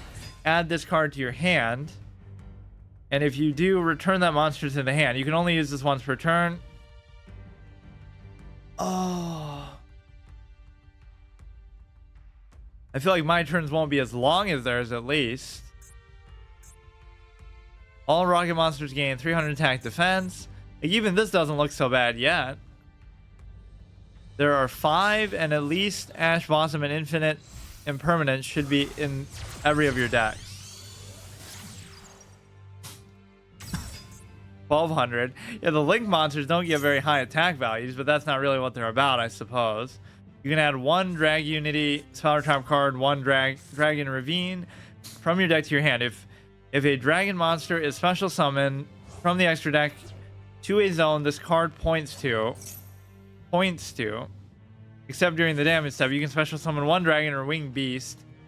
I guess it would mean in one of these. I don't remember ever seeing cards that mention stuff like that before. I guess Duel Links stayed away from it. It's gonna be a big board. So we can do this no matter what. Or not. So as long as he can't negate it. If he can negate it, I guess I can't do anything. 3,000. So I guess this one you want to be in the graveyard for some effects. Fusion material. Whatever, it doesn't really matter. We get a 3,000 effect, and then this will activate some other aspects. What effect does this even have? Once per turn during the standby phase, you can target 1 other dragon maid you control. Special summon 1 dragon maid. So it doesn't have any negate. You can target 1. Wait. When another face-up dragon monster you control returns to your hand. Now you can do Dragon's Mirror. You can fusion summon something else using the stuff in the graveyard, I guess. Fine. Oh, shit. Whatever. The whole point is special change summoning. It's not enough to do 1. I'm learning from the best. All of these clowns I go against. That's probably still the right thing to do. Is this going to have some kind of negation effect? During your standby phase, special summon 1/9 or lower dragon maid from hand or graveyard. Opponent activates in fact, you can negate. Oh, here we go. That's all we want. Banish 1 of each from your graveyard. Shuffle 1. Whatever, we'll put it down. Go for it. That's all I want sometimes, is just a simple negation effect. Those are so annoying to deal with. If you do, destroy the card. After that, return this card. Oh, shit. Oh, that's kind of a hefty price, though. A lot of these have it without that. Return it to the extra deck. At least you have to use it very sparingly. But you can also bring the Dragon Maid back from the graveyard. Replay happens, continue to attack. Okay. Wait. Oh, no. I'm attacking with the other one. Special summon this, sure. I don't even know what's happening half the time with this. I'm just doing random stuff. Attack. I can't attack. Yeah, let's make it seem like we have a trap card to bait him. So this is just there for the star value, obviously. Mysterious engraved hieratic relic. It was thought to be a simple stone, but it was actually infused with the power of a sun-wielding dragon. Aeons passed, and the power of the relic grew and grew until it finally shone like the sun itself, but it still has 0 fucking attack. I can negate 1 effect, but then we have to give it up to do that. And we can summon a Dragon Maid as a result, but only use it once per turn. When your opponent activates a card or effect. Well, why isn't it giving me the option then every single time he does something? I guess he hasn't really done an effect yet. He's just summoning a whole bunch of random shit. This was kind of stupid to put in attack mode. But clearly I have Mirror Force or Magic Cylinder or something too on top of all this shit. Like, would he know that I'm using just the structured deck? I guess not. Like, card for card.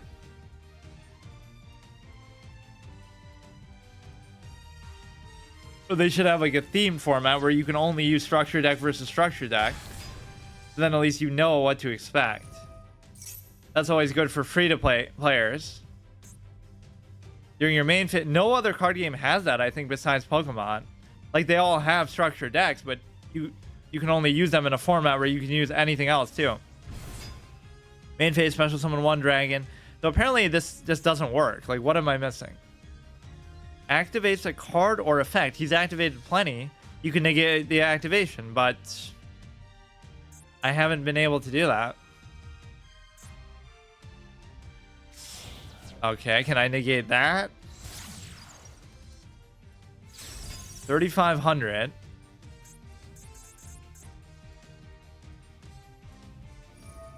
When your opponent activates a card or effect, you can negate it, destroy it, return this to the extra deck.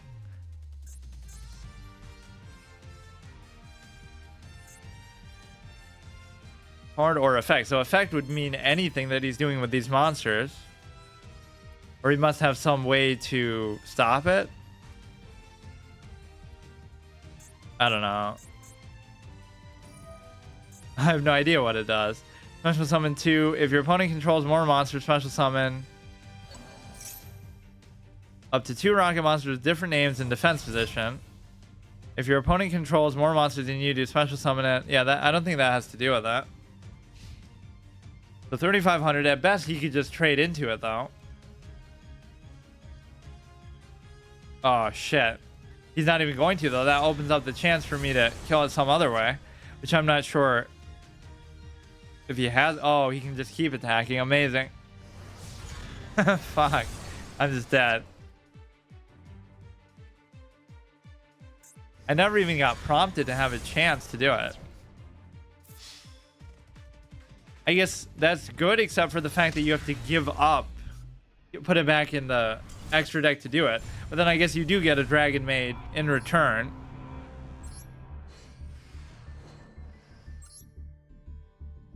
Let me look at it again. Yeah, who knew getting hard stuck at silver is not just a Hearthstone problem whenever you're using something suboptimal. Whoops.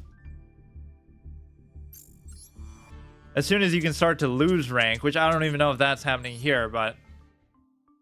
Okay, this is fine. Wouldn't really want to even use those. In fact, I should just take them out, but maybe somehow. So you only have one of these in there, though. Like, why not just have 3 of these? Just because. Because then one's in the graveyard, but then one is summoned from the extra deck.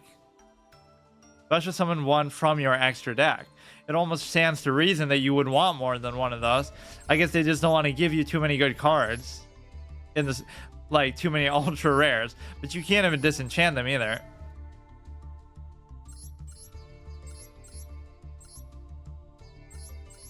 Yeah, you can kind of cherry pick cards out of it. Like, look at how many more I must have in my collection, and it won't drive me crazy with the disenchantment because I guess I can't disenchant those. So that's a good way to just get a whole bunch of cards that you don't have to worry about. Like, get every card in the game that you can't disenchant so that you're able to have a complete collection. Control of all monsters on the field returns to its owners. Silver 3. I guess that's good. So maybe I'll try some of this shit next time. 2 more to get to silver 2.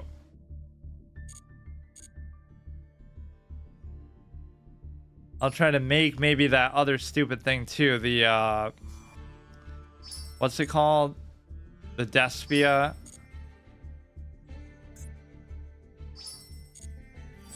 I can never remember the names of some of this shit, but like, just something that is more intrinsic to, you get a, you know, 1 negation per turn for no cost, which there are so many of that I see on the other side. Despia is expensive. Well, I have, as long as it's not too much of ultra rare stuff, I have like 1,000 of the other kind, so maybe it's not that big of a deal. Or it doesn't have to be like the exact anything, just something that involves it. Hard database. They even link to, oh no, this is still in here. Perform the data transfer. Transfer from what though? You have a card ID. Import deck list. Oh shit. It's a lot of UR. I'm sure I could make some makeshift garbage version of it though. What is the Red Eyes one I keep thinking of?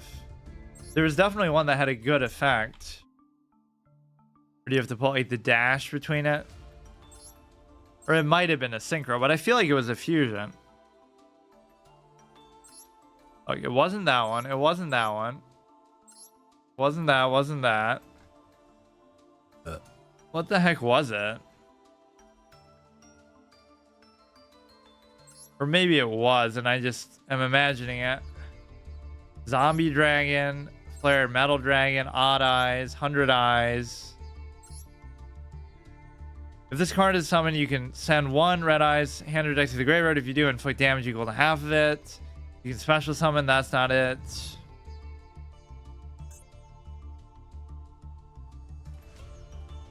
I guess it doesn't care about the dash one way or the other. What was it?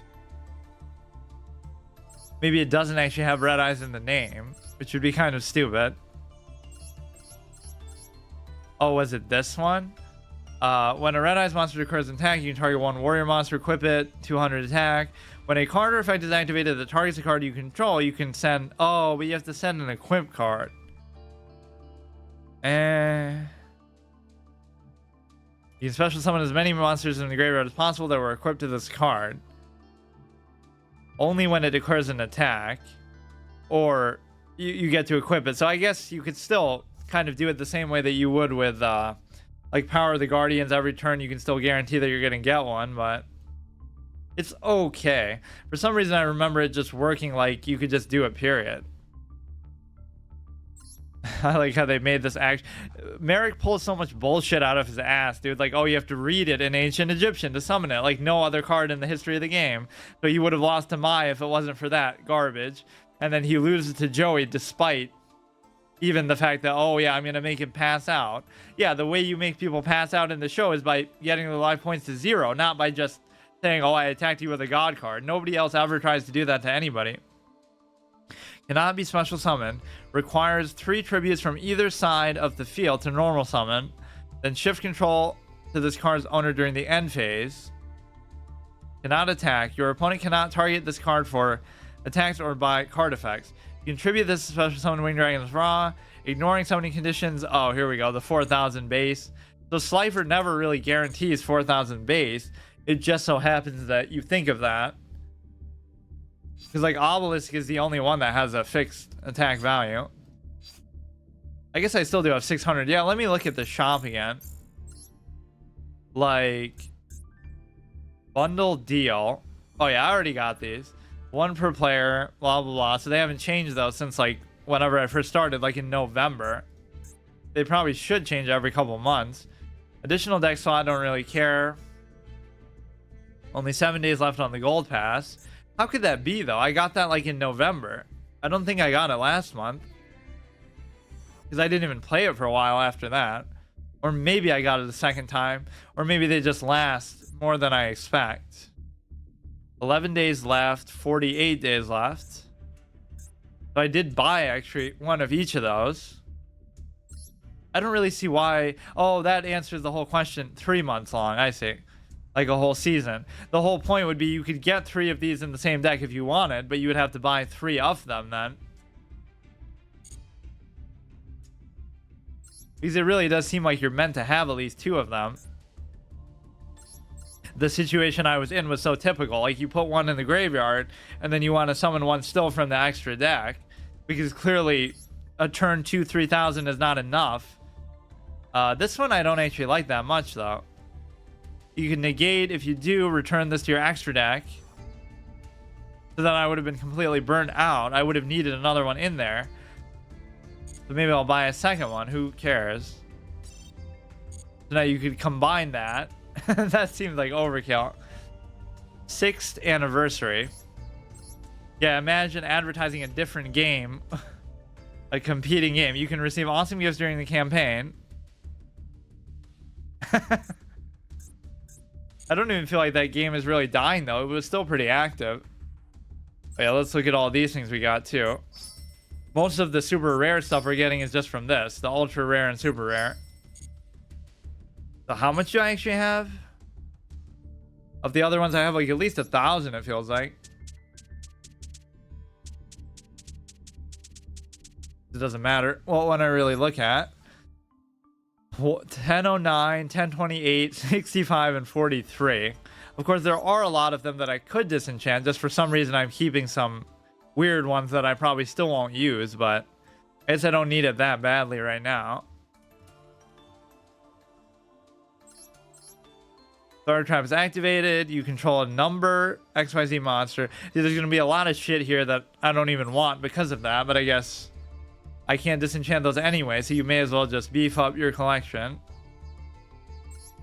I'm always just a fan of generically good cards. Like, just they do good things despite any sort of synergistic archetype or whatever. I should just do Exodia, top tier gold caliber Exodia deck.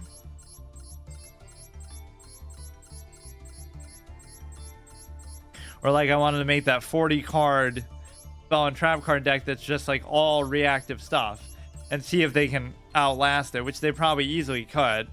But it's like all removal, all 3 Mirror Force, 3 whatever, Lightning Vortex, Rigeki. I remember seeing this a lot. I forget with what though, some kind of blue eye stupid shit. Ash and Impermanence. Is that a card name or?